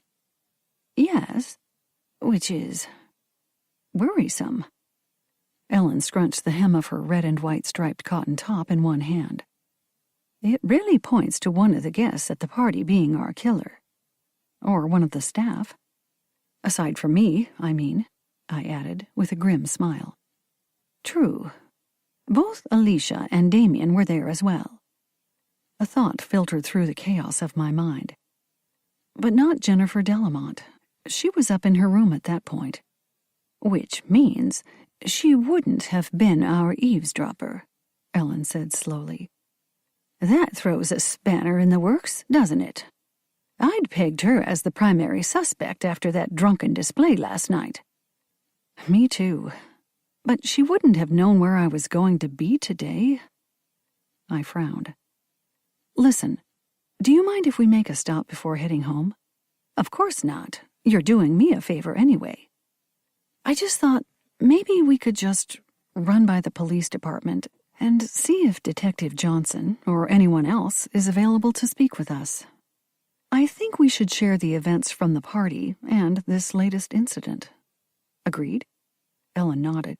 "Sounds like an excellent plan, especially now that it looks like someone is specifically targeting you." "And I'm afraid you could be next," I said. Ellen waved that aside. "Oh, don't worry about that. I can take care of myself." A swift glance at her face assured me that yes, she probably could. Chapter 27. As we drove from Moorhead City to Beaufort, I finally remembered a question I'd meant to ask Ellen but kept forgetting. "By the way, since you've lived in Beaufort for quite some time and seem in touch with the local gossip, I wondered if you'd heard anything about Pete and Sandy's daughter, Liza, being mixed up in some sort of bad romantic relationship. Before her marriage, of course." Ellen shot me a side-eyed glance. I may have heard something from Isabella. She found out something from the book club? Yes. Apparently, Pete broke down during one of their meetings. Sandy wasn't present, which Isabella said was a good thing. Anyway, they were reading Anna Karenina and got into a discussion about adultery and doomed love affairs. And it set Pete off. He fled the library, obviously distressed, and Isabella followed to make sure he was okay. I tightened my grip on the steering wheel. Did Pete tell her what was wrong? Ellen turned her head to stare out the side window as we crossed the bridge into Beaufort. He said he was afraid Liza was involved with an older man. A much older, married man. I thought that might have been the case, because I heard something from Julie that ties in with that, I said, before telling Ellen about Julie's anonymous caller. You think Liza could have been in a secret relationship with Lincoln Delamont? That would definitely give Pete a motive to kill him, Ellen said, when I'd concluded my account. He's very protective of his girls. Especially if Lincoln was abusive. I lifted one hand off the wheel and flexed my cramped fingers. It just seems to fit. The caller claimed that Lincoln could be abusive, like she was warning Julie to be careful. And Julie didn't want to mention her name, which would make sense if it was Liza. Pete and Sandy are her friends. She wouldn't want to draw their daughter into the murder investigation if she could help it. And you said Julie claimed that the caller wasn't in the area now, which would also fit. Yes, Liza's actually living overseas at the moment. I glanced over at Ellen. Her husband's in the Navy. That's right. Liza is married, which is probably another reason Julie wants to keep her identity a secret. Probably. I flexed my other hand, even though it might help her own situation. But that's Julie for you, more concerned about others than herself. I expect Lincoln Delamont realized that and exploited it, Ellen said darkly. He probably told her sob stories about his marriage and his past. I wouldn't be surprised, I said, remembering that Lincoln's parents had supposedly died when he was barely in his 20s. Anyway, we don't know any of this for certain, but if it is true, it does make Pete a more viable suspect in Lincoln's death. Unfortunately, Ellen said, it also makes me think that whoever killed him did the world a favor. I flashed a wry smile. Maybe, but perhaps we shouldn't share that with the authorities. Probably not our best move, Ellen said. Parking on the street near the police department, I debated aloud whether this was a good idea. Just dropping in on the police had seemed sensible while we were driving back to Beaufort. But now, I wondered if it would simply waste their time. Don't be silly, Ellen told me, as she strode into the station. This is a murder investigation. They'll want all the information they can get. The friendly young woman at the information window confirmed Ellen's claim. Let me see who's available, she said. If you like, you can wait in the conference room. She pointed across the hall to the only other door outside the locked perimeter of the actual station. Sitting at the table in the conference room, I couldn't help but think how its modern blandness contrasted with the historic, mysterious air of the fort we just left. Like leaping through time, I thought, as the inner door of the room opened. Detective Johnson walked in and grabbed a chair across from Ellen and me. Hello, what can I do for you ladies today? I hope we can do something for you, I said, before recounting the events of the cocktail party and my adventure at Fort Macon. You really believe someone was following you? Detective Johnson arched her dark brows. I shifted in the hard chair. Yes, and I think it may have been someone from the party, whoever was eavesdropping from behind the hedge. They'd have known where I planned to be and when. But to play the devil's advocate, Detective Johnson tapped her pen against her legal pad. You have to consider the possibility that the individual at Fort Macon was just a random stranger who gets a kick out of scaring tourists. I suppose, I said, realizing I might have jumped to conclusions again. Those sorts of things do happen, Detective Johnson said. More than you'd expect. Ellen cleared her throat. When the detective's gaze slid over to her, she leaned forward, her expression intense. That may be, but someone definitely overheard our conversation last night. I find that to be a strange coincidence. Don't you? Are you sure about that? The eavesdropper, I mean. Perhaps one of the guests was simply loitering at the edge of this holly hedge. It is near the patio. Detective Johnson sat back in her chair, her intelligent gaze studying Ellen. I'm absolutely sure. If you must know, I have experience with noticing such things, Ellen said. Oh? What would that be? I glanced at Ellen, waiting for her nod of approval before I spoke. Ms. Montgomery used to work for a branch of the U.S. Intelligence Services. Detective Johnson's dark eyes narrowed. Is that so? I don't suppose you have any credentials on you? Ellen lifted her hands. I'm retired, but I can give you a contact number if you'd like to confirm my previous experience. Not all the details, of course, she added, with a sardonic smile. But they'll have my name in their records. Interesting, Detective Johnson said, twirling the pen between her fingers for a moment before holding out her hand. Ellen fished a card from her purse and slid it across the table. Glancing at it, the detective raised her eyebrows again before standing. Be right back, she said, as she headed into the station. I'm not sure she thinks my encounter at Fort Macon is connected to anything, I told Ellen as we waited for the detective's return. Oh, I think she is considering all the possibilities, Ellen replied. She seems to be too intelligent to reject any leads out of hand. Detective Johnson returned a few minutes later. One of our officers is checking on your credentials, Ms. Montgomery. I hope you don't mind.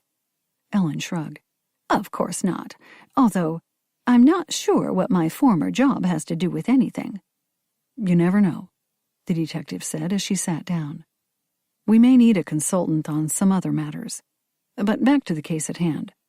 You two seem to have been playing at investigating, which I'm sure is amusing, but as you can see, might also be dangerous. If your stranger at the fort did happen to be Lincoln Delamont's killer, you could have put yourself in harm's way. I leaned forward, resting my elbows on the table. The thing is, we know the eavesdropper wasn't Jennifer Delamont, since she had already been escorted to her room at that point, and I doubt she was in any shape to sneak back outside, which blows my theory of her being the killer out of the water. That is, if there is any correlation between this eavesdropper and the individual at Fort Macon, Detective Johnson said. And even if that's true, it doesn't mean that the same person killed Lincoln Delamont now, does it? Chasing you around a historic site isn't really proof of anything. I ground my teeth in frustration, but had to admit she had a point. There was nothing that absolutely linked any of these actions or events. True, it could be simple coincidence. Ellen straightened in her chair and looked the detective over in a way that made her appear more like an interrogator than a witness. However, in my previous job I learned that seemingly unrelated occurrences could prove to be valuable clues. It's worth a little of your official investigation time, don't you think? Oh, rest assured we'll look into it. Detective Johnson's gaze slid from Ellen to me. She appeared lost in thought for a moment as she examined me. Now, Ms. Reed, tell me a little more about your plans for the rest of this week. Any more events on the schedule? Only one, I said, and described the Tay discussion planned for Saturday evening. Detective Johnson stared at a point over my head. And your guests have agreed to participate in this event? Yes, all except Tara Delamont. But I believe you've already cleared her. We have. Detective Johnson appeared lost in thought for a moment. You'll be talking about murder mysteries as part of this discussion. That's what Tay wrote. Well, she also wrote plays and a few other novels too, but we won't be talking about those. We'll be focusing on the mysteries. Interesting. I almost wish I could join you. I'm particularly fond of Tay's A Shilling for Candles. Detective Johnson grinned. I like a good mystery read myself. I guess that isn't surprising, although I suppose they aren't much like actual police work, Ellen said. Which is why I like them, to be honest. Real police work is quite different. Ellen nodded. Same in my previous profession. Days or months, or even years of tedious legwork, research and surveillance, punctuated by explosions of violent activity. Exactly. Detective Johnson tapped the pen against her jaw. I wonder, just how far are you willing to go to help the police in this matter, Ms. Reed? Before I could answer, a young man poked his head around the door and gave Detective Johnson a thumbs-up gesture as he handed her Ellen's card. Well, well, the detective said, sliding the card back across the table. The things you find out about people. They constantly amaze, don't they? Ellen said, her expression mild as milk. But now I'm curious about what you want Charlotte to do. I hope it's not something that will place her in danger. Detective Johnson looked from Ellen to me. I would definitely try to avoid that, but I admit it might put her in a rather tricky position. What exactly are you talking about? I asked. For the sake of Chapter's reputation, as well as clearing Julie and my own peace of mind, I was willing to take a reasonable risk, but I didn't want to agree to anything that might get me killed. Well, it just struck me that you are in an envious position to help us try to expose our killer. You are hosting an event where most of the original guests will be present. Except for Tara Delamont, of course. But as you said, we've ruled her out as a suspect. Detective Johnson cast us a knowing smile. You didn't hear it from me, but the girl was able to prove that she was on her cell phone secretly talking with a boy. Someone her parents had forbidden her to contact, which was why she was reluctant to tell us when we first questioned her. This call took place during the time we've pinpointed for Lincoln Delamont's murder. She even took some selfies right before the call, and they show a background that matches her room at Chapter's. So we have records of her exact location, and she was nowhere near the carriage house. That's a relief, I said. I thought so too. Detective Johnson sat back, crossing her arms over her chest. But we're still looking into her mother and some of the other guests and staff. And frankly, we seem to have hit a brick wall. We really have to allow the out-of-town guest to leave Beaufort if we don't get better intel soon. So, I thought.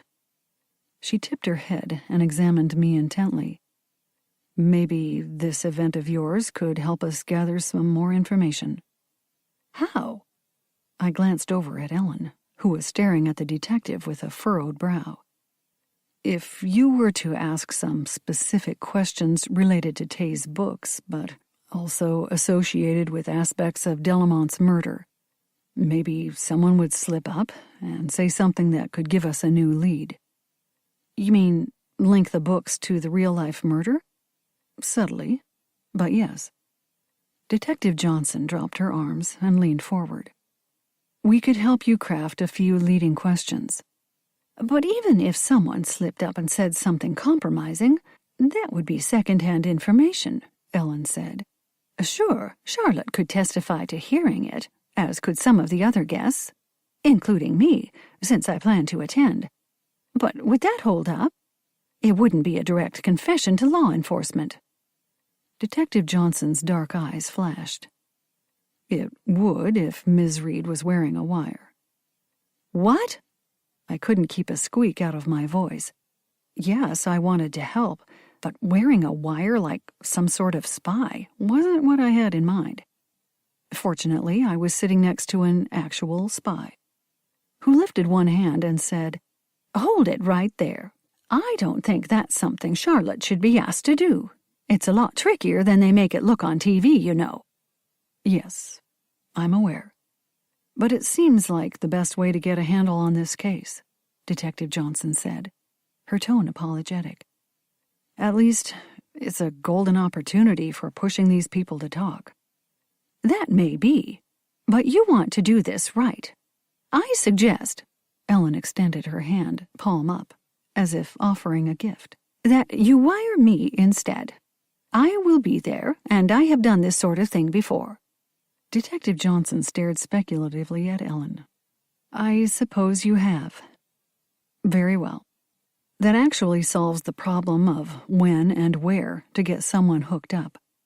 We can come to your house before you head over to Chapters and avoid the problem of the other guests noticing strangers wandering around the bed and breakfast. But won't you need to be nearby anyway? I asked, my mind reeling from the idea that an undercover operation was being planned for my home. Yes, but we can be down the block in an unmarked van, the detective replied. The State Bureau of Investigation can lend us equipment and any special expertise if we need it. The county sheriff's office will help too, if we ask. I turned to Ellen. Are you sure you're okay with this? I am, don't worry, Ellen said, giving me a pat on the arm. I really have done this before, many times, if I'm honest. It's been a while, but it's not something one forgets. All right, I said. I'll help with the questions if Ellen will wear the wire. Meeting Detective Johnson's approving gaze, I pointed a finger at her. But you'd better promise to show up immediately if you hear anything threatening. I don't want Ellen or anyone else hurt. We'll have a team at the ready, Detective Johnson said. First sign of trouble, and we'll be there.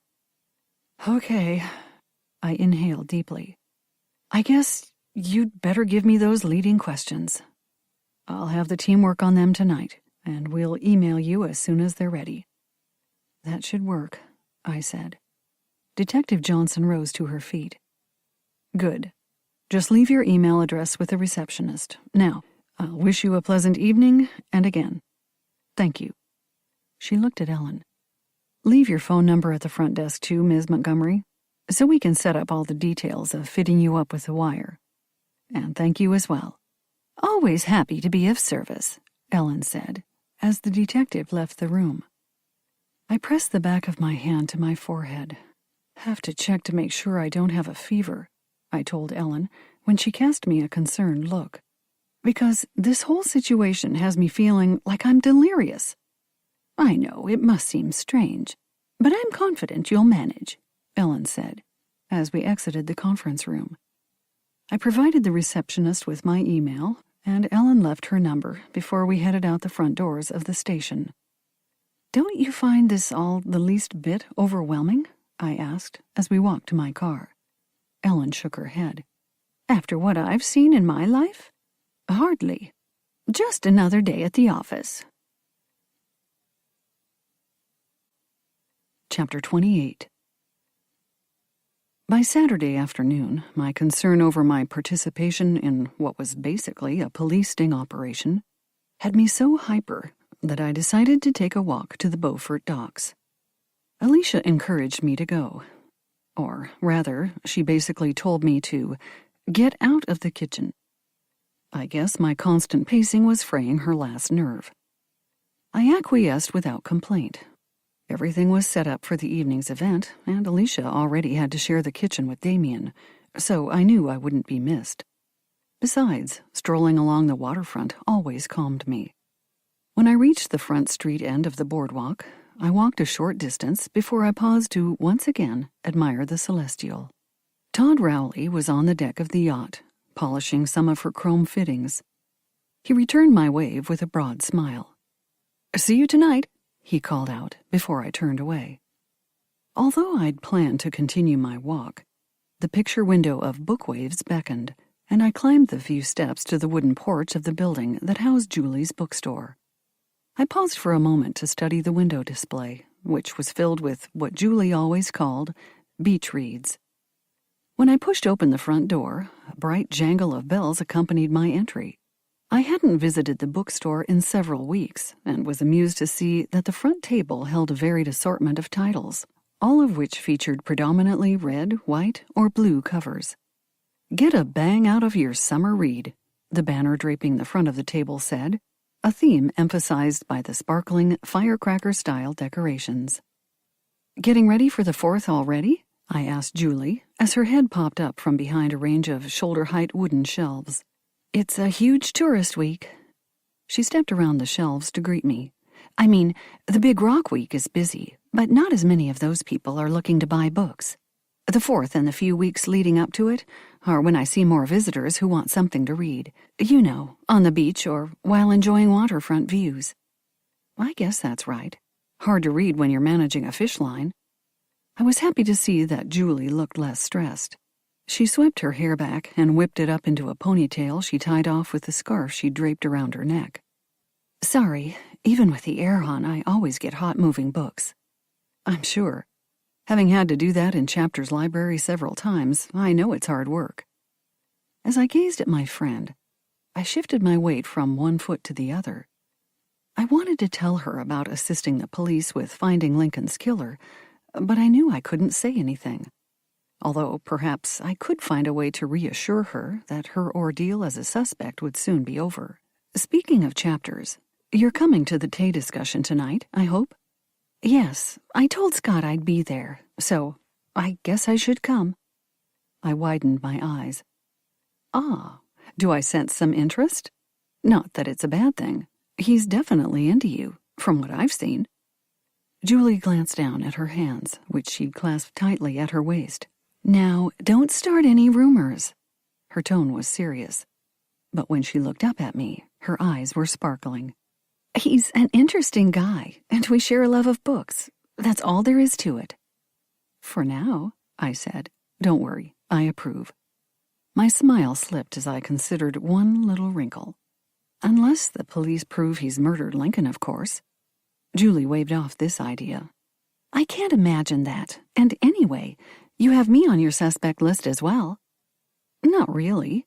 I know the police may still think of you that way, but I don't. Julie grinned. You're allowing your emotions to cloud your logic, Charlotte. What if we were in on it together? Or maybe it was everyone at the party. Ever think of that? No, that's one thought that hadn't crossed my mind. Besides, I added, with an answering grin, we're in Beaufort, not on the Orient Express. Julie picked up one of the thrillers from the front table. But it would make an interesting twist. She flipped the book over and read aloud. You'll never see the final twist coming. She tapped one corner of the book against her other palm. Bet I will, though. I've read too many popular titles recently, and they all have twists. At this point, I can usually guess what's coming. But you probably won't guess that the police will be listening in to whatever is said at the party tonight, I thought, as Julie placed the book back on the table. I grimaced. I didn't like the idea of deceiving my guests, especially the ones I considered friends. But the truth needed to be revealed, one way or the other. It was the only way we could all move forward without the shadow of suspicion hanging over us. Picking up another book from the table, I looked it over with surprise. My Cousin Rachel? In a brand new edition? When did that happen? Julie shrugged. Movie tie-in. You know how it is. People are suddenly interested in a classic again if it's made into a film. One of my favorites, I said, my fingers caressing the glossy cover. Was she a murderer or an innocent victim? Dun dun dun, Julie said, her voice mimicking the sonorous tone of a movie trailer announcer. You have to admit it's a brilliant use of an unreliable narrator, and long before they became so popular, too. You love that sort of thing, don't you? Julie tipped her head and examined me, her eyes as bright and unblinking as a falcon. Stuff where you have to puzzle it out and come to your own conclusions. I do. I mean, you're talking to someone who adores Henry James's Turn of the Screw for that very reason. Are the ghosts real, or in the narrator's mind? Or, as I allowed my statement to dangle, the string of bells on the door jangled again. Oh, hi there, Julie said, gazing at the door over my shoulder. How are you today? I turned to face Kelly Rowley. I'm good, she said, although I still thought she looked drained. Hello, Charlotte, she said, with a tight smile. Hi, I just saw Todd out on the boat. Yes, he's doing a bit of upkeep on her before we get ready for the party tonight. Glad to hear you're coming. I said. We are, although we will be a little late. I hope that's okay. Todd has a conference call with some business partners that he simply can't avoid. Kelly tugged up the strap of the turquoise swimsuit she was wearing under a gauzy white beach cover-up. That's perfectly all right. I tried to catch Kelly's eye to offer her a smile, but her gaze was darting about the shop, looking at everything except Julie and me. Thought I might pick up a beach read. We'll be heading out on Sunday, and I particularly enjoy reading when we're sailing. Something about being on the water, you know. Kelly's gaze settled on Julie. You've been given permission to leave the area, then? I asked, fighting to keep my tone casual. Yes, the authorities said we were free to go, as long as we leave contact info so they can stay in touch if they need to ask more questions, of course. Kelly finally cast me a glance. What is that you have there? Something you'd recommend? I realized she was referencing the book I was holding. This? It's a novel by Daphne du Maurier, My Cousin Rachel. Have you read it? Kelly shook her head. No, I've read Rebecca, which I liked, but not that one. Is it good? Very, Julie said, although it's one of those dark and twisty stories where it's hard to tell who's good or bad. Sort of like life, I said, without thinking. Kelly cast me a sharp glance before turning back to Julie. I do enjoy mysteries, she told Julie, but maybe that's too heavy for me right now. I understand. We've all been through a lot of stress this week, Julie said, sharing a look with me. Here's something that's popular right now. She plucked another book off the table and handed it to Kelly. Flipping it over, Kelly held the book close to study the back cover blurb, making me wonder if she typically used reading glasses. Oh, no, she said, thrusting it back toward Julie. It has a missing child theme. I can't read anything with that storyline. Julie, looking concerned, took the book and pressed it to her chest. So sorry. It's okay, you couldn't know. It's just that my older brother went missing when I was a child. He was 15. There was 10 years between us, so I don't remember much. Only that it was traumatic. It cast such a dark shadow over our family.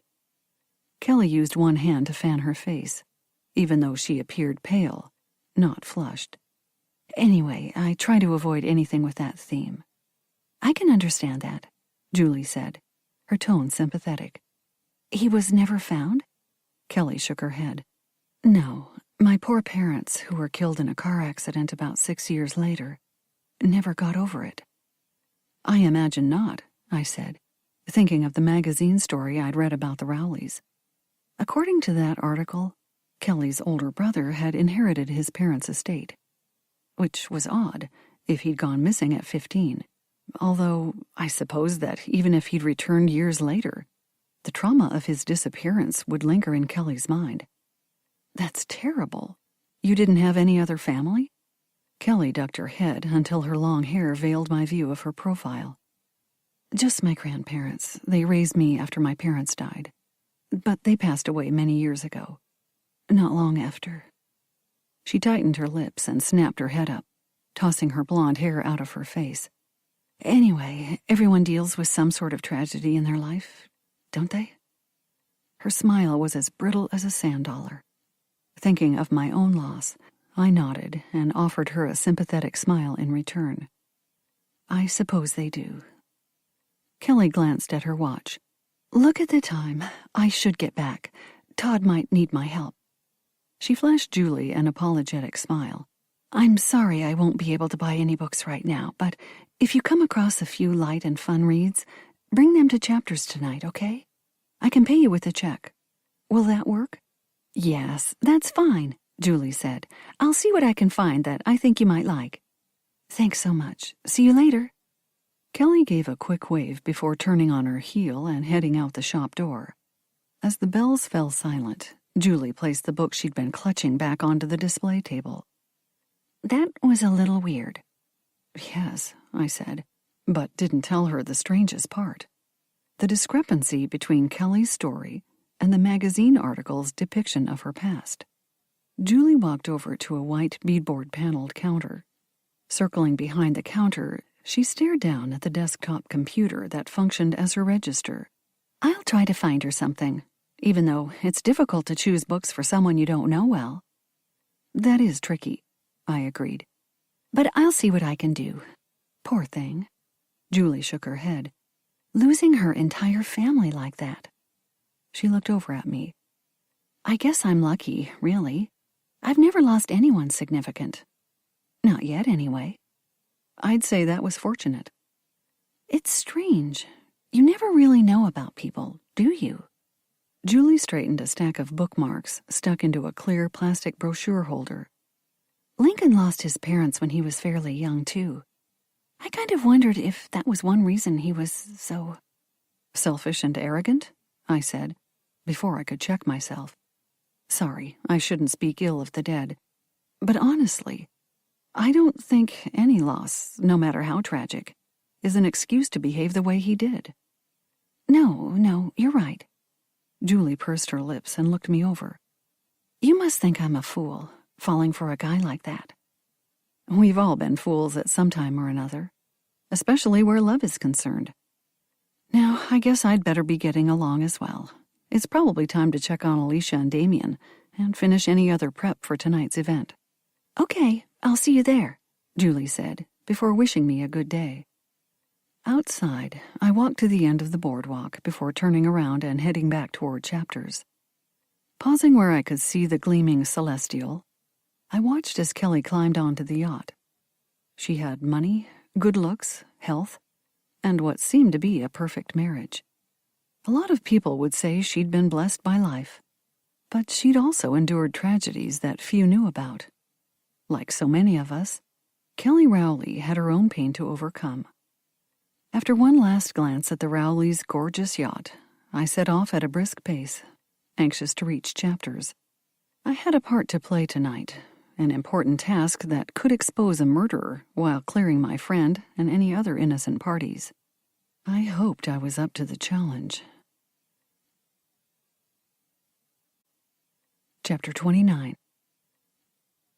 I didn't have a chance to confer with Ellen before the start of the event. I phoned her, but she didn't answer. Assuming that Ellen was possibly being fitted for her wire by the police, I finally abandoned any attempts to reach her and focused on preparing for my role in the operation instead. I'd strolled the block when I'd returned from my walk, noting a plain van parked around the corner. Not visible from Chapters, but hopefully close enough for officers to reach the house within minutes if Ellen or I sent the alarm. Detective Johnson had asked us to use a code word, and Ellen had suggested sand dollar. She said it was innocuous enough to slip into conversation without raising eyebrows, but not something people mentioned on a regular basis. Giving Ellen another one of her speculative looks, like she was sizing her up for future consulting possibilities, the detective had agreed. A short time before the start of the discussion, I wandered into the kitchen. "That looks good," I told Damien as I checked over a tray of hors d'oeuvres. Alicia sniffed. "This crowd will probably do more drinking than eating. Seems to be their way, if the past week is any indication." "Well, you have to admit this has been a strange week," I said, before steeling myself to make a request. "Listen, I know it's not in your job descriptions, but could you help me out with the activity for this evening? I wondered if you would be willing to at least sit in on that part of the event." I pressed my palms together in front of my chest, as if in prayer. "It might help the atmosphere to have you in the room, lessen the tension between the guests and all that." I'd say no, but since you've been kind enough to keep me employed, even after my meltdown last week, I guess I owe you that much, Damien said. Alicia made a face. "All right, if you insist." "Thank you. Now, we'd better get a move on. The guests should arrive any minute." Scott was waiting in the library when we carried in the food and drinks. He helped Alicia and Damien adjust the seating, while I hurried to answer the ringing doorbell. The Sandberg sisters were the first to arrive. I had to stifle an urge to laugh when I saw they were both wearing deerstalker hats. "How apropos," I said, after welcoming them inside. "We thought it would be fun to get into the spirit of things," Ophelia said. although Bernie drew the line at wearing long coats. "Too darn hot for that," Bernadette said, before turning to greet Pete and Sandy and Julie, who'd all just appeared at the door. Jennifer Delamont came down the stairs then, but paused on the bottom step when Julie stepped inside. She looked the younger woman up and down. "Surprised you have the gall to show up, Ms. Rivera." "And hello to you too, Ms. Delamont," Julie said, not batting an eye. She strolled down the hall toward the library without waiting for a reply. "I think everyone is here now, except for my neighbor, who'll be here any minute," I told Jennifer. "Oh, yes, and the Rowleys, but they told me they'd be a little late. If you'd like to accompany me to the library?" She made a derisive noise, but followed me. As we entered the library, I noticed that Julie had selected the seat next to Scott. Pete and Sandy had also chosen the wooden chairs, leaving the softer armchairs for the Sandberg sisters. "Please, everyone, grab some snacks and drinks. I thought we could enjoy a little mixer before starting this evening's event," I said, motioning to the desk, which was once again serving as a table. Of course, I was actually stalling for time, waiting for Ellen and the Rowleys before I dove into any leading questions that might help the authorities. I surveyed the group, wondering what their own secrets might be. I wasn't a trained investigator or even an experienced amateur detective. It was possible I'd made false assumptions about everyone. As all the guests, except Jennifer, who remained slumped in her chair, mingled over the food and drinks, I headed for the kitchen to remind Alicia and Damien to join us. But as I walked down the hall, Ellen appeared at the back door. I hurried to let her in. "Ready for this?" "Born ready," Ellen said, giving my arm a pat. "Don't worry. All you're doing is asking questions and making comments. For anything beyond that," she pointed to her chest, "we have backup."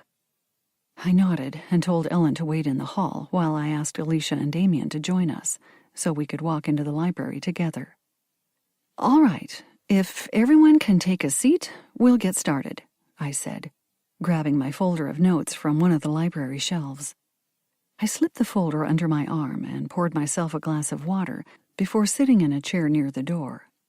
Ellen sat down next to me, while Alicia and Damien slipped behind the desk and remained standing. Jennifer shifted in her chair, her expression darkening. "I don't know about this. Discussing murder mysteries sounds too much like the misery I've already suffered through this week." Ophelia whipped off her wool hat and used it to fan her face. "It's just a game." "It is odd to be talking about fake murders when we have a real one that still needs to be solved," Julie said, fixing Jennifer with an intense stare. Jennifer threw up her hands. "I know you all think I killed Lincoln, but I didn't. Honestly, I shouldn't have agreed to this. I don't appreciate being treated like a criminal when I've done nothing wrong." I glanced over at Ellen. The evening was going in a direction I hadn't expected, but as we already seemed to be touching on some of the questions Detective Johnson wanted me to raise, I had no intention of guiding things back onto the rails. Now, Sandy said in a soothing tone. "No one thinks that, Mrs. Delamont." "Oh, good heavens, of course we do," Bernadette snapped. "It's usually the spouse in these situations, isn't it? Not that I blame Mrs. Delamont in this case. In my opinion, that Lincoln fellow was enough of a jerk to deserve killing." Ophelia waved her hat furiously. "Really, Bernie, the things you say." "I'm not going to sit here and listen to this." Jennifer leaped to her feet, her chest heaving. "For your information, I can show that I didn't murder my husband. Yes, I argued with him right before he was killed, but when I left him, he was very much alive." "And you can prove this?" Julie asked, as Scott leaned in and laid his hand on her arm. "Easier than you can prove you didn't kill him, I imagine." Jennifer straightened her back and stared around the room. "I changed my clothes, except for my headscarf, and went for a walk right after I last saw Lincoln. Just strolled around the block to clear my head. But apparently someone in a neighboring house saw me." Jennifer crossed her arms over her chest. "They confirmed it recently, after the police canvassed the neighborhood a second time. The neighbor clearly remembered seeing me, and they could confirm the time because they just glanced at their watch. So now, the police know for certain that I wasn't anywhere near Lincoln when he was killed. Just like they know Tara wasn't there, I said, earning inquisitive glances from Scott and Julie. That's why they allowed her to leave. They had proof of her being on the phone in her bedroom at Chapters. When they put together all the time factors, it appeared she was there during the time of the murder. Yes. The lines bracketing Jennifer's mouth softened. Both of us are in the clear. The police asked us not to say anything, though. They didn't want to tip off the real killer to the fact that the list of suspects had been shortened. That the net was closing in, you mean? Scott said. I studied him for a moment, looking for any signs of concern.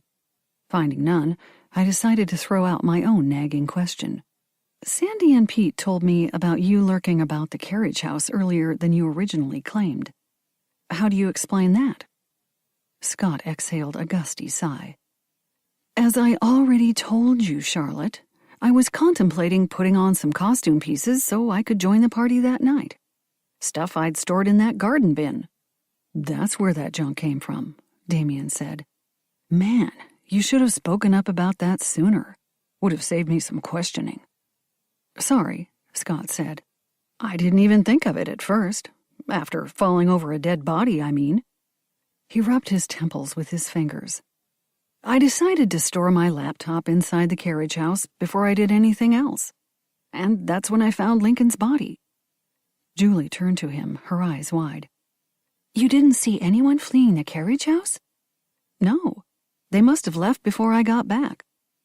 Pete glanced around the room.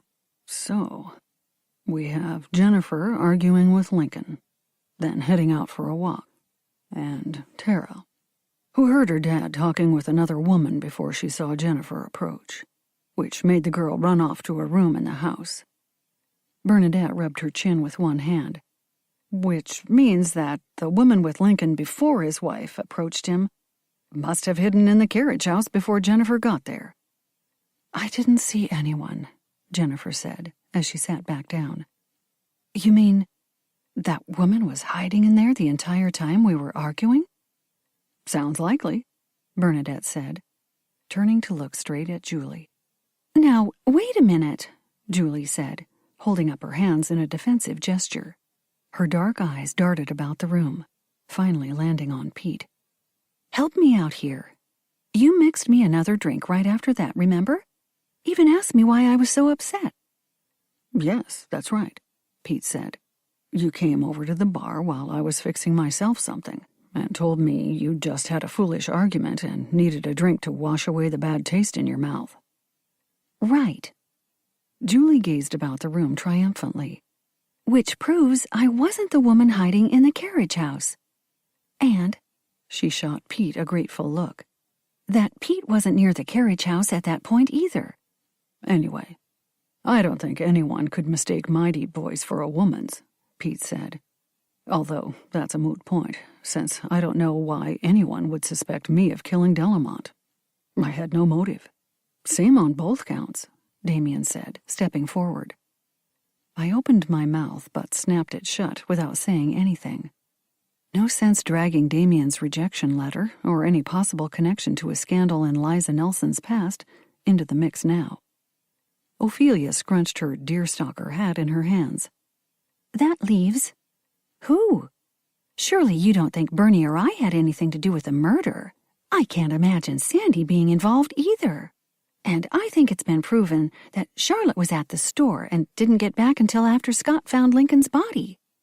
Her eyes widened as her gaze fell on Alicia.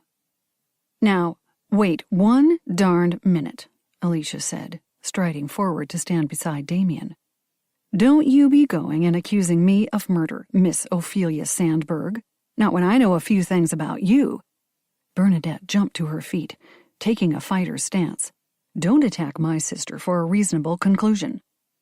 Reasonable? Alicia barked out a laugh. Let me get this straight. I was supposed to dash outside with a knife, have a little chat with Delamont, then hide in the carriage house until I killed him? Without anyone seeing me? Are you kidding? The minute I stepped out of the kitchen, I would have had your lot swarming me, asking me to clean up this or that, or to bring you a special snack or drink or something." She snorted. "Not like I can just swan around like a guest, free to wander without being accosted by people wanting something from me." "So you didn't go outside," I murmured, recalling Kelly's assertion that she'd seen Alicia head for the carriage house, which was apparently a lie. Why would Kelly lie about that?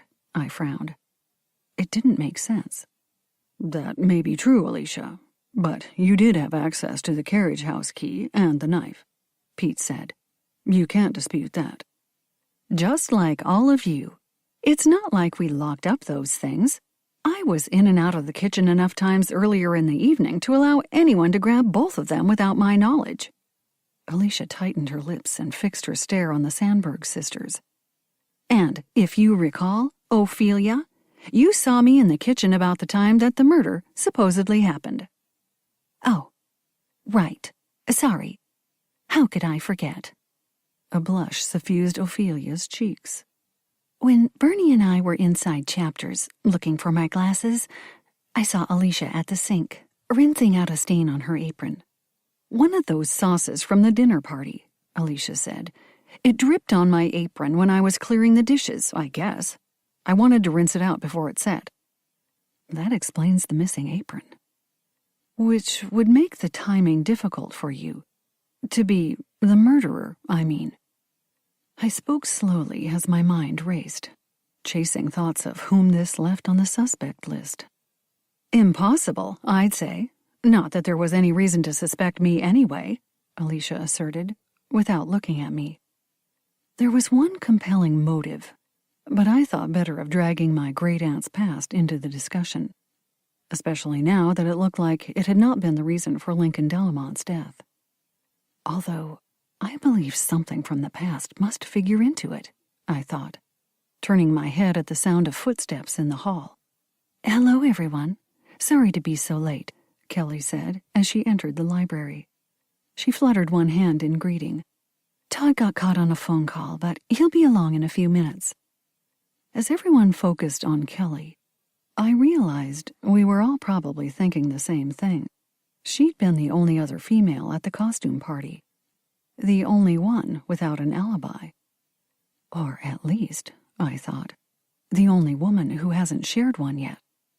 Kelly, gripping her purple quilted purse close to her body, shifted from one Greek sandal-clad foot to the other.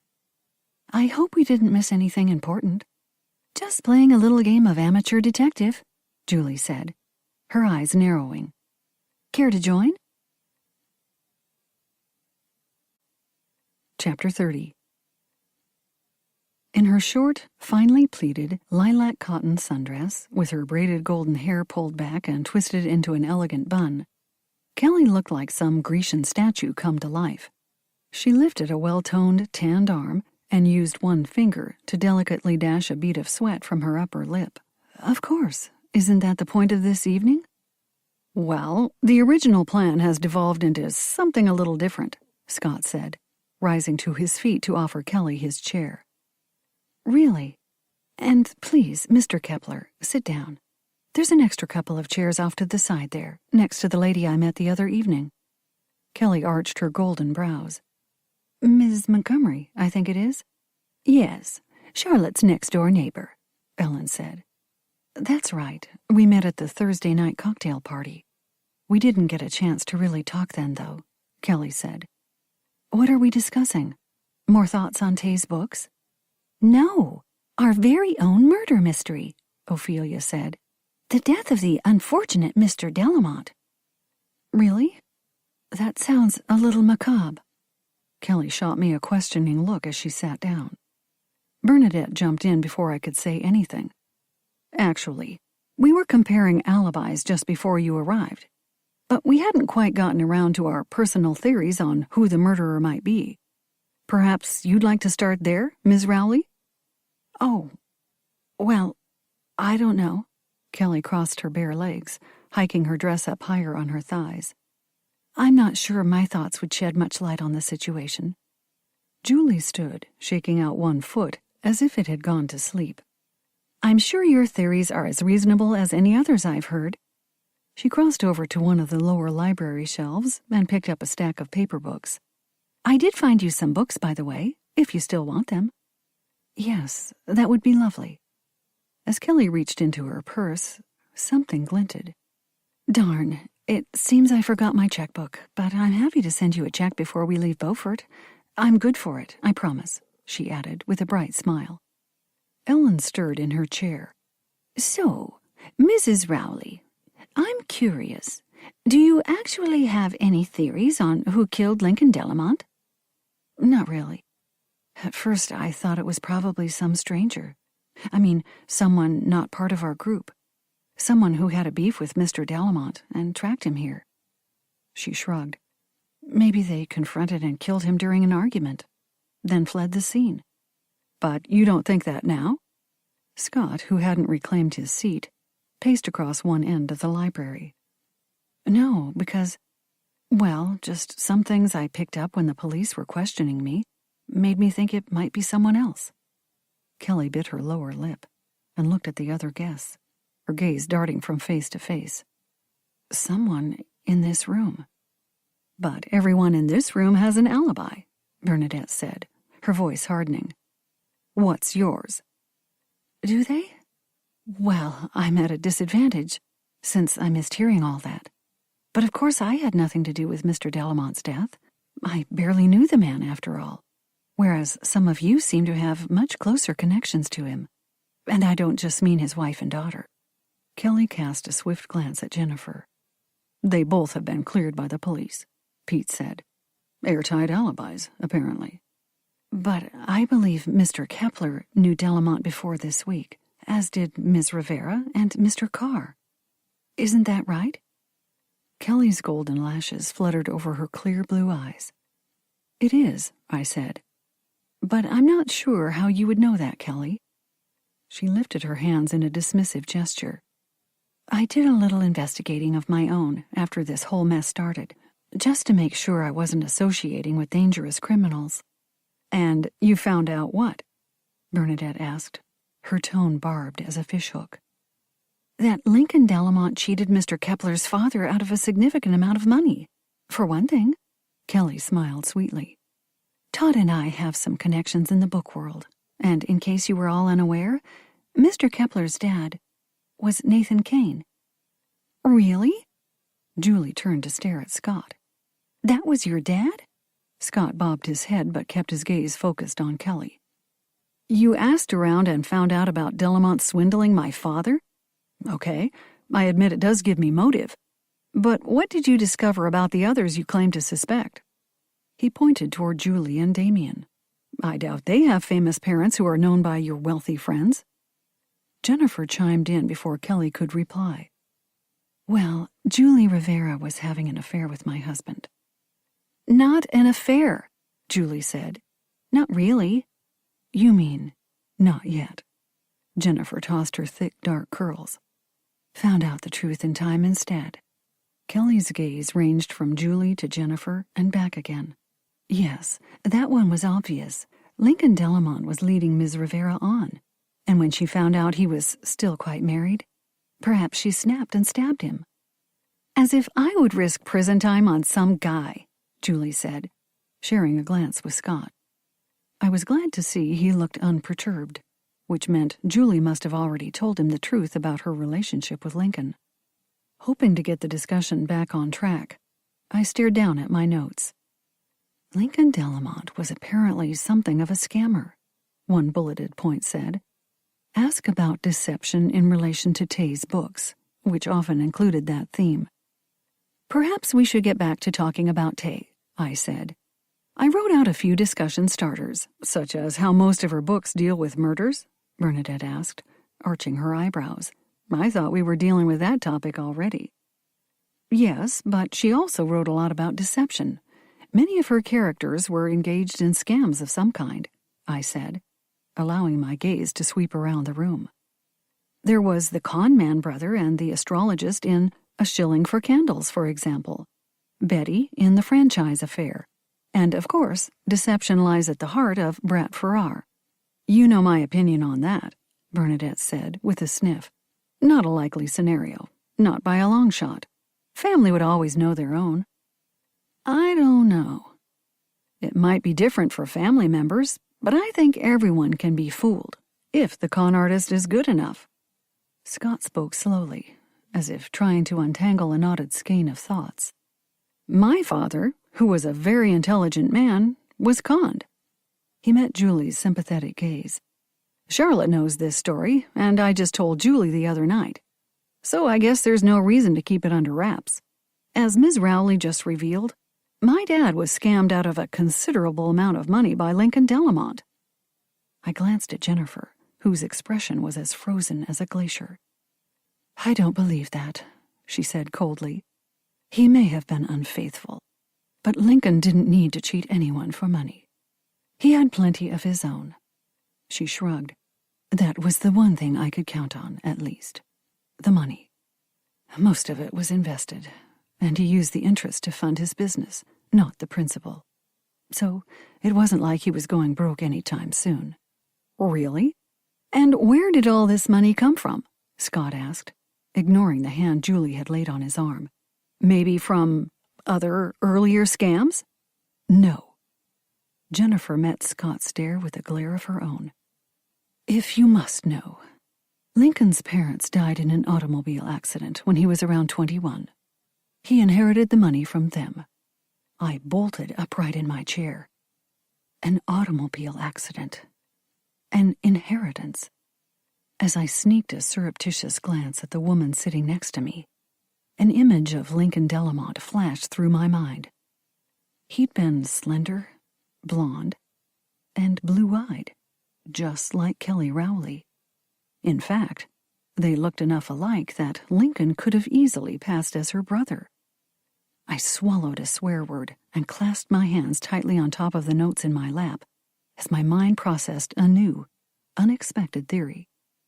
Kelly Rowley had lost her parents in an auto accident, just like Lincoln Delamont. Kelly when she was around 11, Lincoln at age 21. A 10-year age gap, which was exactly the age difference between Kelly and the older brother she'd claimed had disappeared from her life. But he must have returned, and according to the magazine profile, inherited her parents' entire estate. Leaving her with nothing? I gathered up my notes and carefully placed them on the floor beside my chair. Bernadette stood, placed her hands on her hips, and surveyed the people in the room. Why are we wasting time talking about Tay's books? I don't know about the rest of you, but personally, I still want to hear Ms. Rowley's alibi. I can't see that I need one. I never met with Mr. Delamont until last Friday night, Kelly said.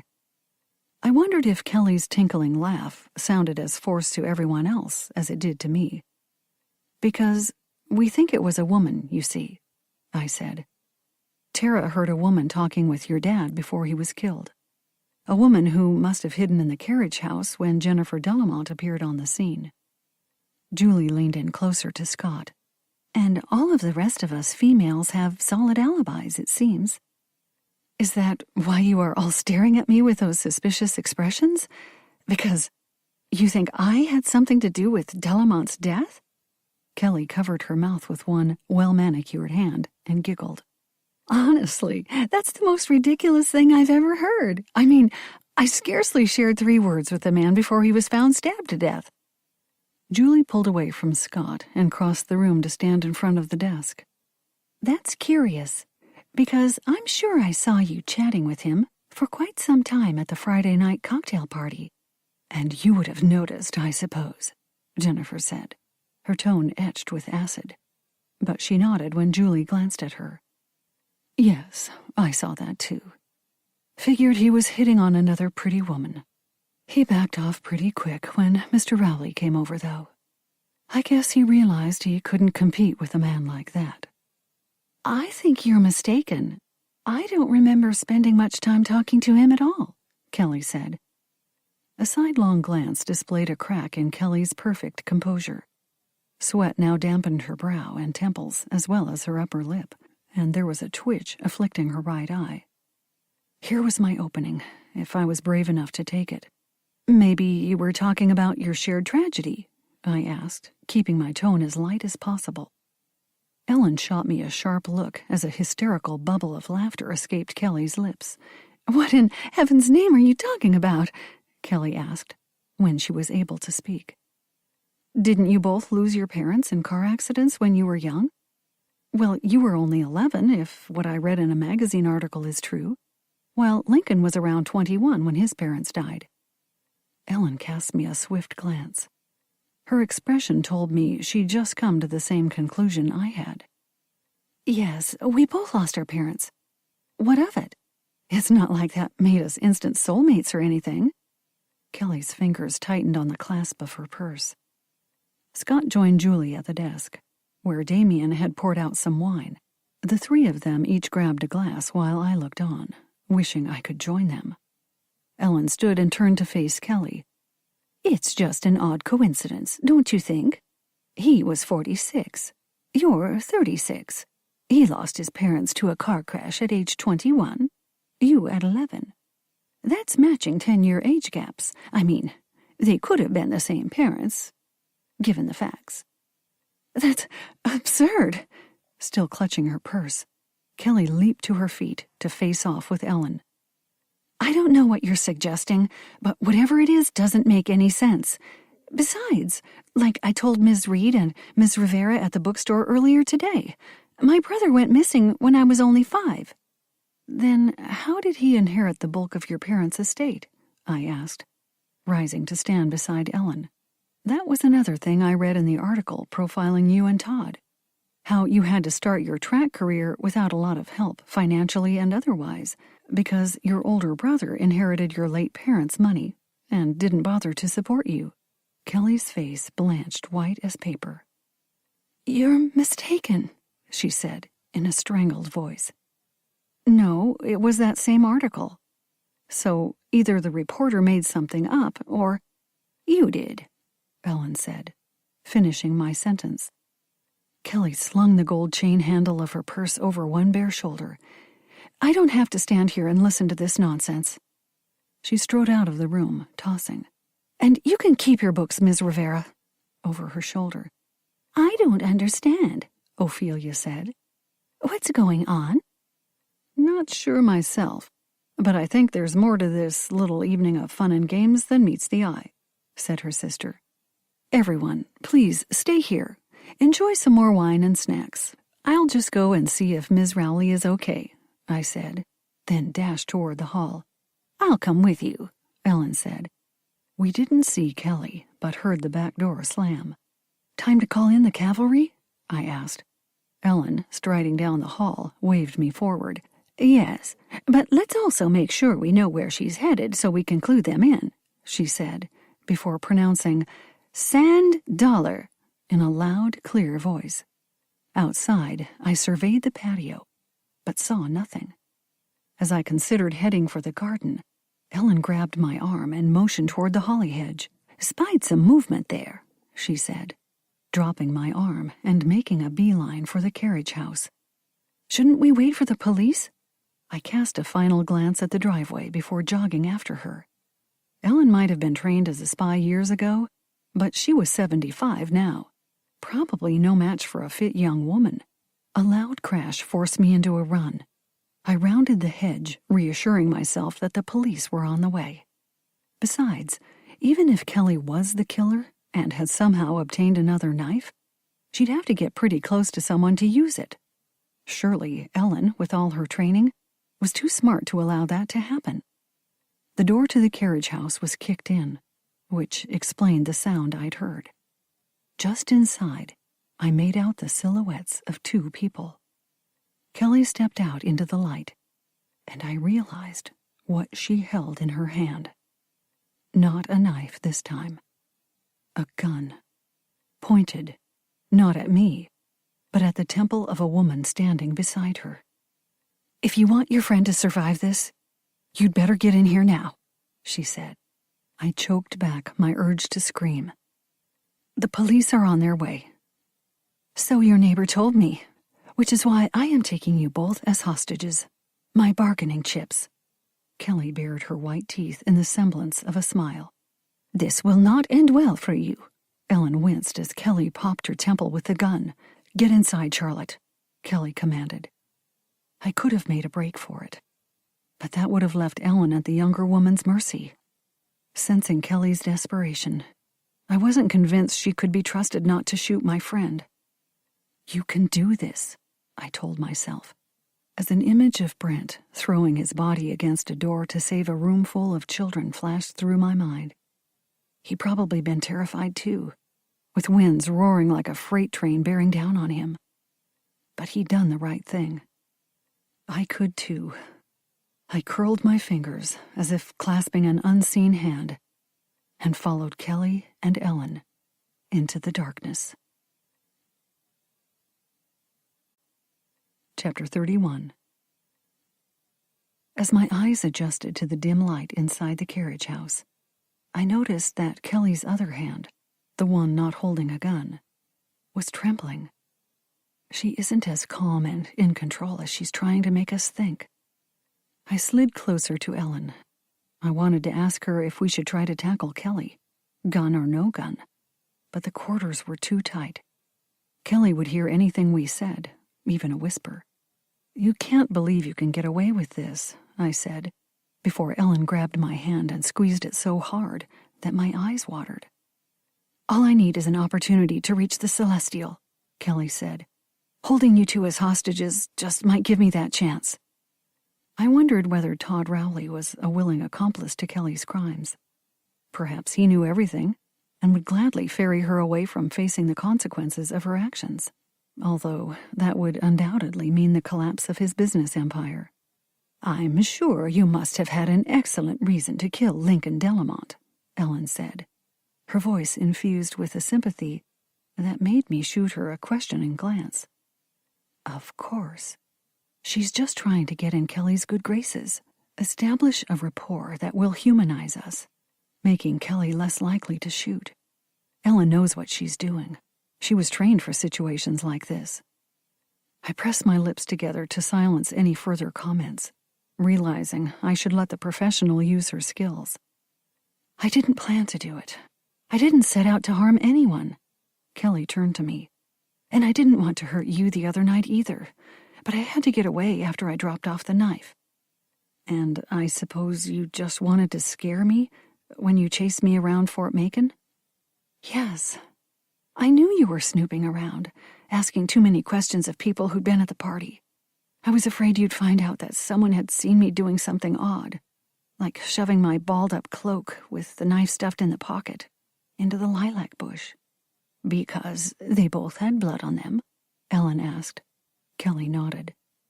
I was able to collect the cloak with the knife before the police could find anything and carry both off to the Celestial. That was one reason I begged Todd to move from Chapters to the yacht in such a rush. I knew I could weigh the cloak down and dump it in the ocean when we finally set sail. That way, it would be gone for good. I didn't think anyone noticed me stashing or grabbing the cloak. But when Charlotte was making it her business to talk to people who were at the party, I worried that someone had seen me, thought it odd, and might say something that would allow her to put the pieces together. That wasn't what did it, I said. I realize that now. But at that point, I just hoped that maybe you'd back off if you were scared enough. I hoped dropping off the knife at the murder scene would send the message that the killer was still in town, and having someone chase you might make you think twice about continuing to snoop around. You obviously don't know Charlotte very well, Ellen said under her breath. Kelly defiantly lifted her chin. Anyway, I didn't mean to hurt Charlotte, just like I never meant to physically harm Lincoln, much less kill him. It wasn't premeditated. Ellen held up one hand in a placating gesture. I'm sure it wasn't. Which does make a big difference, you know. I know. I'm not stupid. Kelly's aim wavered. Of course not. And if Lincoln was your brother, who basically stole your inheritance, he wasn't my brother. Kelly's voice rocketed up another octave on the last word. Okay. Then who was he? Ellen's voice remained perfectly calm, as if she was simply passing the time of day with a new acquaintance. An imposter, Kelly spat out. A liar and a scoundrel. Emboldened, I decided to speak up. Lincoln wasn't the brother who went missing when you were a child? No. Other people thought he was, but I knew better. Kelly used her free hand to wipe a bit of spittle from the corner of her mouth. My brother's name was David. He disappeared when I was 5. People told me I couldn't remember him well enough to know that Lincoln was an imposter. But I did. I swear I did. Of course, Ellen said in a soothing tone. You were family. You would know. Exactly, Kelly said. The ferocity of her reply reminded me of her comments about the family in Tay's Brat Farrar, accepting the counterfeit nephew and brother, Brat, as one of their own. Did Lincoln show up right after your parents' deaths? No, he was too clever for that. He waited 6 months before appearing at my grandparents' house, claiming to be David. And they believed him? Ellen asked gently. Yes, the fools. Kelly tapped one foot and rolled her shoulders. She appeared to be struggling to retain a hold on her violent emotions, which didn't make me feel good about her wielding a gun. Of course they wanted to believe. They just lost their daughter and son-in-law. They desperately desired the miracle that Lincoln Delamont offered them. That their missing grandson had returned? That's understandable. Ellen dropped my hand and took one step to the side. He was well informed. Kelly's blue eyes glazed over. I guess he'd made a study of our family, planning the whole masquerade. I don't know how he did it, but he knew details about my parents, about our past experiences and activities, that convinced my grandparents he was actually David. But what did he say to explain his earlier disappearance? Ellen asked. Oh, he had this whole story concocted, about how he'd run off when he was 15 because he was feeling so pressured by my parents to succeed. Kelly frowned. I guess that was true. Some of David's friends did confirm that he was experiencing those emotions when he left. But I assume Lincoln talked to them at some point to gather information. What do you think happened to the real David? I asked, hoping to keep Kelly talking long enough for the police to set up their operations outside. Dead, she said, in a hollow voice. I knew it. Not long after he disappeared.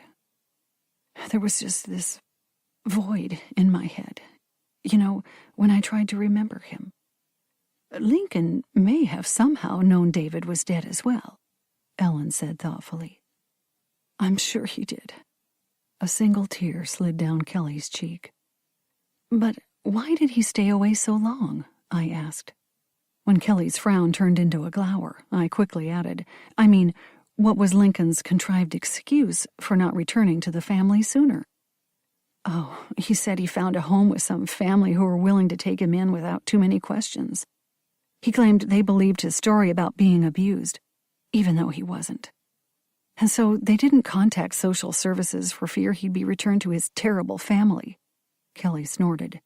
As if my parents would have ever laid a hand on either of us. Lincoln concocted this story, and your grandparents swallowed it hook, line, and sinker? Ellen asked. Yes, like I said, they wanted to believe. And Lincoln knew enough background information and looked enough like our family to make it plausible. I wanted them to have his DNA tested, or something more official. But they were so dazzled by the idea that they had regained one of the 3 family members they'd lost, that they refused. They said such testing wasn't necessary. They accepted his lies and were more than happy to sign over my parents' estate. Cutting you out? I asked. Yes, but they didn't mean to hurt me. They honestly thought my brother would take care of me. But he didn't. No, but that wasn't the worst part. Kelly audibly swallowed. He had them put all the funds and accounts under the name he was using at the time, which wasn't Lincoln Delamont, by the way. He used another identity when he swindled my grandparents. Kelly snorted. He had a story all prepared, told them he'd legally established a new identity and wanted to keep it, rather than revert to his birth name. Due to business reasons or something. Of course, it was all part of his con. But my grandparents didn't care what name he used, as long as they had their David back. He got control of the inheritance in another name? Clever, I said. Yes, then left again as soon as he had the money. According to the private investigator I later hired, Lincoln then transferred everything to new accounts under his real name and fled town. My grandparents were devastated. I'm sure they were, Ellen said. He never contacted them again. No, he just vanished. But he was living under his real name. I mean, as Lincoln Delamont at that point, I asked.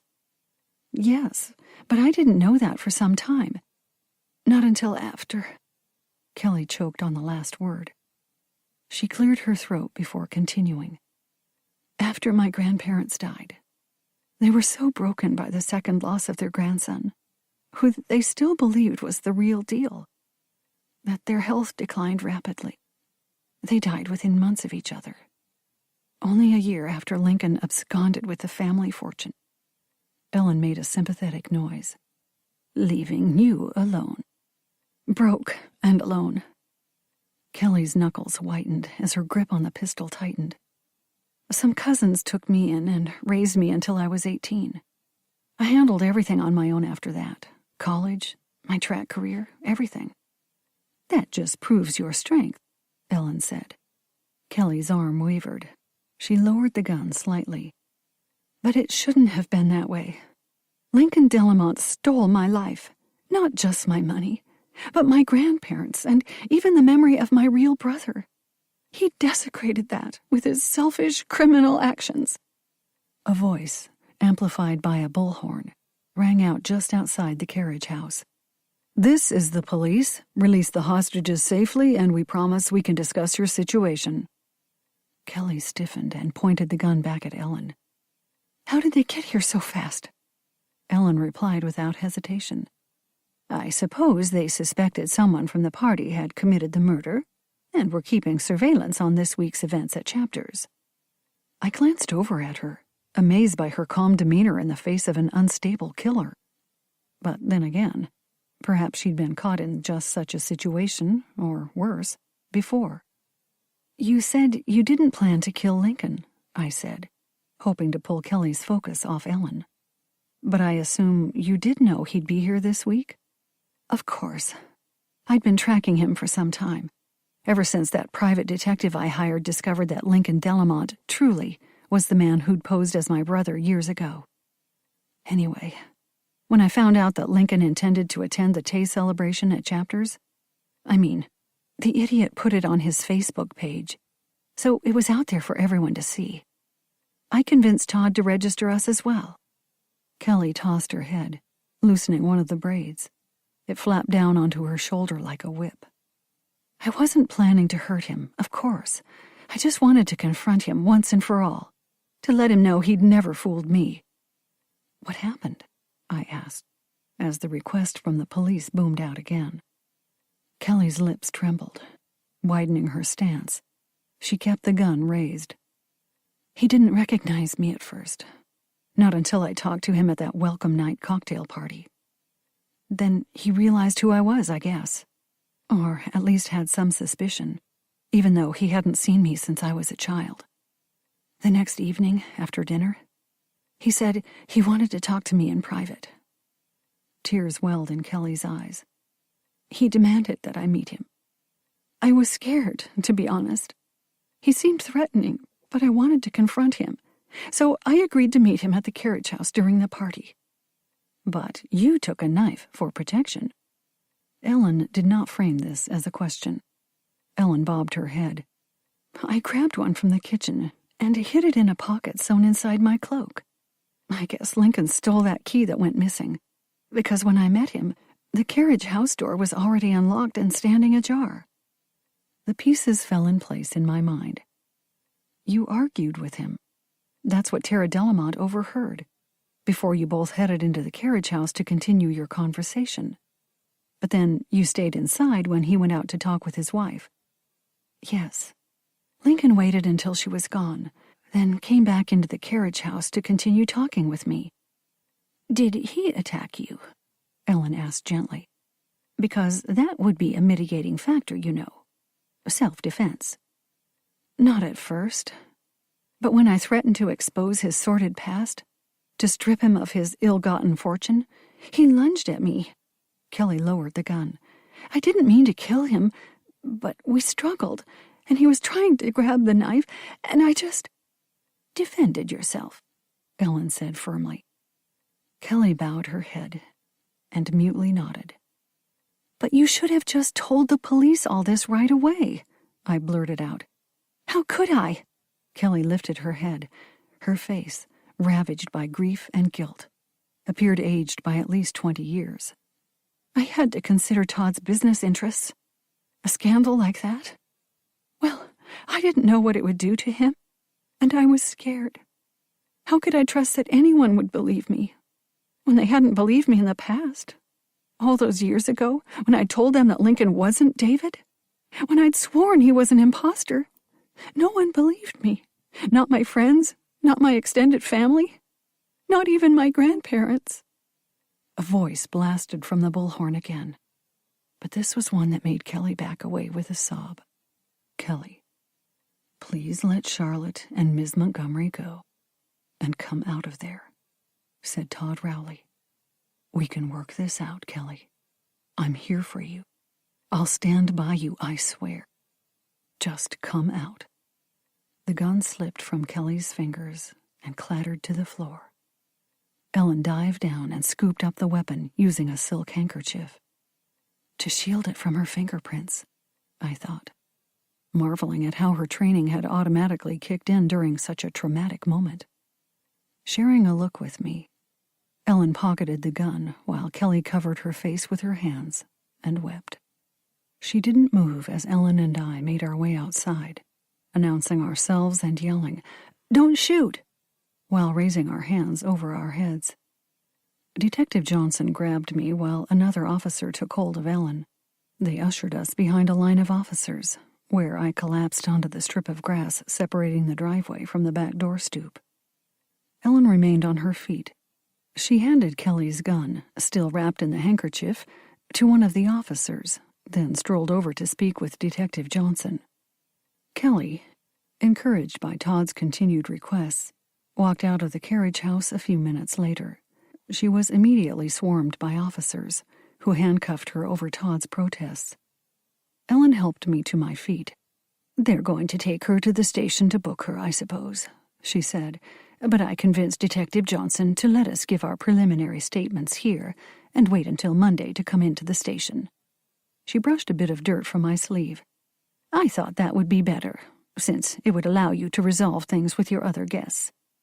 "Yes, thank you," I said, my attention drawn to the forlorn figure of Todd Rowley, who was begging to be allowed in the police car set to follow the cruiser taking Kelly away. Seems he had no idea about any of this. Ellen gazed after the cruiser as it took off, lights flashing. "Poor man. It appears she loved him too much to confess and perhaps harm his businesses, but not quite enough to trust him with the truth." "You heard her. She wasn't believed when she told the truth as a child. And honestly, it's not always easy to share our deepest pain, even with the ones we love." I thought of how I'd bottled up my agony over losing Brent. Oh, I displayed the acceptable amount of sorrow, of course. But no one, not even my parents or sisters, had ever seen the true depths of my despair. I had deliberately shielded them from that. "We do want to protect them, don't we?" Ellen said, as if echoing my thoughts, "even though that sometimes causes additional problems." I studied her serious expression for a moment. "You were her handler, so I'm guessing that made you one of her few confidants. Which means I have to wonder, did Isabella ever share what she really felt with you?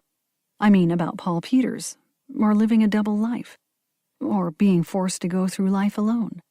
"No," Ellen said shortly, and turned away. "Come on, Charlotte. We need to tell the others what's happened. The police kept them blocked inside, so they're probably frantic with curiosity and concern by now." And honestly, I, for one, could use a drink." "Only one?" I asked, as I followed her into the house. "One before we give our statements." Ellen cast me an amused glance as we headed for the library. "Several after. But I think we'd better move to the privacy of my house to enjoy those." "Now that sounds like the kind of covert mission I can get behind," I said. Chapter 32. A few weeks later, after numerous sessions with the police, and after I'd heard that Kelly had been released on an astronomically high bail, but confined to her primary home in Annapolis, Maryland, until her trial, I faced some of my Tay-Week guests in the library again, minus the Delamonts and Rowleys, of course. This was a regular meeting of the book club we held at Chapters once a month. Although other guests staying at the bed and breakfast were always invited to join this activity, they usually declined. This Sunday was no exception. My paying guests had chosen to take an eco-tour of some of the barrier islands near Beaufort, which I really couldn't argue with.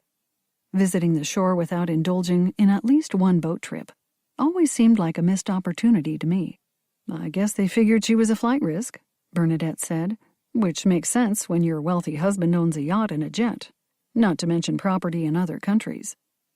Julie stretched out her legs and wiggled her feet in her scarlet espadrilles. "I'm surprised she made bail at all." "Oh, I don't know. It was basically self-defense from what I've heard," Scott said. He told me earlier that he'd decided to join our discussion of Jean Le Carré's latest espionage thriller because he needed to take a break from his research.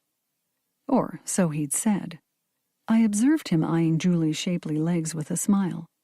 It seemed Scott had a new reason to visit Beaufort, unrelated to the history of pirates.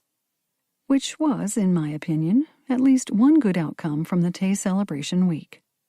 "Just imagine, though, stabbing someone and having to spend the rest of the week pretending everything was normal." Ophelia fiddled with her seashell necklace. "I couldn't have done it." "She was living on the yacht, though," I said. "I think it would have been more difficult if she'd been forced to stay at Chapters." Ellen nodded as she took a sip of her lemonade. "True, but she was clever, I'll give her that, pretending to lose her cloak and then retreating it and carting it off to the Celestial before anyone could check it for bloodstains. That was quick thinking." "Apparently she ditched it in the back of the garden and was able to grab it and ball it up, inside out, before anyone thought to confiscate it," Scott said. "Of course, everything was so confused that night, I suppose one can't blame the police for missing that. And there was really no reason to suspect her at that point." I mouthed a silent thank you as Alicia brought in a tray of snacks. "I have to say, she was a cool customer," Alicia said, turning to face everyone after placing the tray on the desk. "Reminded me of a few of Ms. Harrington's guests, all polish on the outside, but they showed a razor edge from time to time." "Ooh, I remember a couple of those." Ophelia waved her copy of A Legacy of Spies.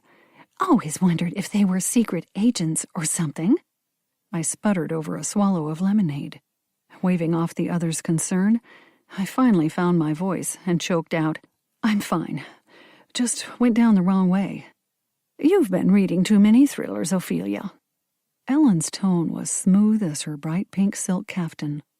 "Speaking of which, I hear Le Carré has a new book coming out later this year. You might want to pre-order it, if you like that sort of thing." "Don't you like spy stories?" Pete asked. "I find them fascinating." Sandy glanced over at her husband. "He likes the films, too. So do I. Although I draw the line at the James Bond-type stuff. Too far out for me." "They are a bit over the top," Ellen said. "And not just because of the gadgets." She pressed one palm over the cover of the hardback book balanced on her knees. "I find books like this more believable." Scott cast her a questioning glance. "You mean the grittier stuff? Not all bon mots and martinis?" "Exactly," she said. "I mean, think about it. Who would make a better spy? Some high-living dandy like Bond, or a nebbishy guy who looks like he works for a failing accounting firm?"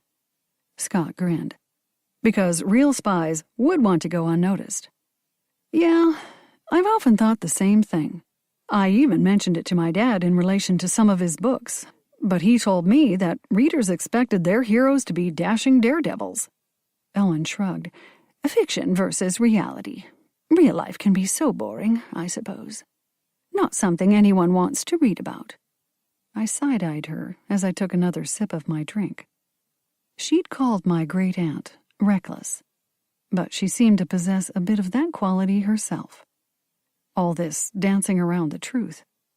Not always, I said. I think our recent experiences have proven that real life can be just as exciting as books and movies. Of course, I'm not sure that's always a good thing, I added with a grimace. You have to admit it's ironic that a celebration of a murder mystery author would result in a murder. Julie sat back in her chair and shared a smile with Scott. I mean, you couldn't have planned that any better, Charlotte. Fortunately, I had nothing to do with it, I said dryly. Even if some of you did suspect me early on. Julie pointed a finger at me. You suspected us too. Admit it. Maybe, I said, burying my face in my glass. Ellen laughed. Oh, we had quite a list. She glanced around the room. Although we did eliminate Sandy and the Sandberg sisters. So, just me, Pete, and Julie? Thanks, Scott said, with a sarcastic grin. No, Miss Simpson and Damien Carr were prime suspects too, Ellen said. And the Delamont women, of course. But not Kelly Rowley, I said. Not until much later, anyway. Which just goes to show that I should leave the detecting to the professionals. Oh, I don't know. Ellen shot me a conspiratorial look. I'd say you have some skills in that area. Yeah, you must have suspected Kelly Rowley there at the end, the way you took out after her, Bernadette said, which was rather foolish, if you ask me. A vision of Kelly pressing a gun to Ellen's head flashed through my mind. Probably not my smartest move. But so brave, Ophelia widened her blue eyes. Ellen, too. I don't know how either of you kept from falling apart, being held hostage like that. Shock, pure and simple, Ellen said. And you didn't see me later, quaking on my bed so hard that I upset poor Shandy. He kept whimpering and licking my arm, trying to make me feel better, I guess. Dogs are good for that, Pete said. Sandy looked over at him, pouting. So, why won't you let me get one? Dogs in a cafe. Pete raised his eyebrows. That doesn't sound like it would work. The dog would stay upstairs in our apartment, Sandy said. And bark all day? Sandy motioned to her husband as she looked at Ellen and me. He's just looking for an excuse to say no. Keep at it, Ellen said with a smile. I bet you can eventually wear him down. Now, wait a minute. I feel outnumbered. Pete turned to Scott. Back me up here. Not me, Scott said, throwing up his hands. I'd love to have a dog, but I travel too much. If I was living in one place most of the time... I couldn't help but notice his swift, sidelong glance at Julie.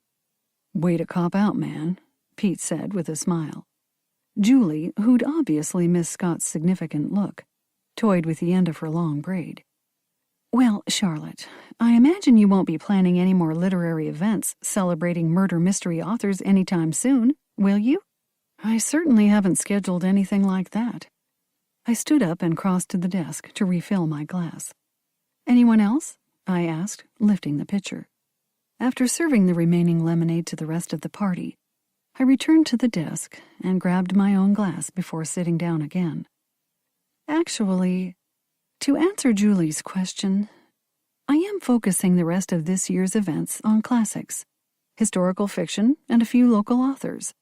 Although I'm sure I'll do an event related to mysteries or thrillers again. Next year, I said firmly. Along with something celebrating children's book authors and illustrators. That could be fun. Especially if you could get a few to visit during the week, Julie said. I have some contacts, so just let me know. Will do. I looked at each of my guests in turn. I do want to offer each of you a complimentary event of your choice. to make up for the Tay week going so wonky. I've offered that to the Delamonts too, although I'm not sure either Jennifer or Tara will ever want to return to chapters. You don't have to do that, Sandy said. We all understand it was something you couldn't control. Exactly. Bernadette drummed her fingers against the book in her lap. It wasn't your fault that someone was murdered during one of your events. Just bad luck. Something that seems to follow me around, I'm afraid, I said. Ellen turned in her chair and looked me up and down. I don't think it's bad luck. I believe it's the universe drafting you into solving problems, which you do quite well, by the way. Oh, heavens. Not sure I want to subscribe to that theory. I gave an exaggerated shudder. Sounds terrifying. I think it would be exciting, Bernadette said. I shook my head, but when I glanced back at Ellen, I noticed her lips twitch before she took a swallow of her lemonade. She really can read people, I thought, before launching into a monologue covering my thoughts on the Le Carré book. Because Bernadette was right, and Ellen knew I knew it. The idea of sleuthing out clues and solving mysteries was exciting, and something, I realized, that I would welcome, despite the potential danger. I sat back in my chair, considering the possibility that I might have inherited more than chapters from my brilliant, reckless, and free-spirited great-aunt, and mulling over the fact that her former handler, my neighbor, the garden club member, world traveler, and small dog owner, had recognized those qualities in me long before I had.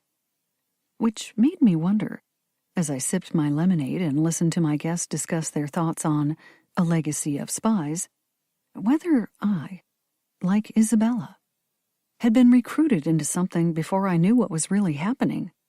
Maybe not espionage, but the possibility of future investigations and adventure. I glanced over at Ellen, who raised her glass and gave me a wink. To Isabella, she said, in a voice so soft, only I could hear her. I lifted my glass in response.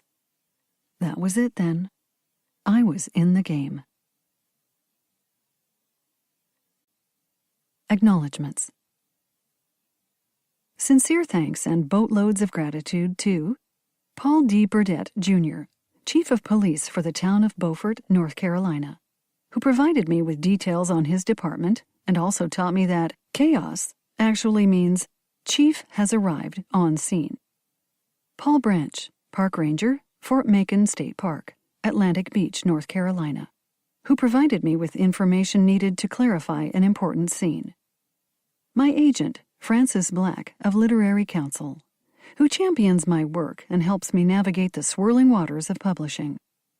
My talented and supportive editor, Faith Black Ross. Also, thanks to the entire team at Crooked Lane Books, especially Mark Martz, Jenny Chen, Melissa Rector, Chelsea Emmelhines, Rachel Keith, and Ashley D. Dio. Richard Taylor Pearson and Lindsay Duga, my critique partners, who offer truly invaluable advice and encouragement. Angela Hart of Books Are My Heart, and Courtney of Courtagonist, booktubers who've graciously hosted me on their channels and have boosted the visibility of my books. Lori at Great Escapes Book Tours, who supports cozy mystery authors via her wonderful virtual blog tours and her website, Escape with Dolly Cass into a Great Book. All of the bloggers and reviewers who have mentioned, reviewed, and boosted my books. My husband, Kevin, my son, Thomas, and the rest of my family, who supported my work and tolerate, with good humor, my frequent disappearances into the writing cave. My friends, including the online writers community. My readers.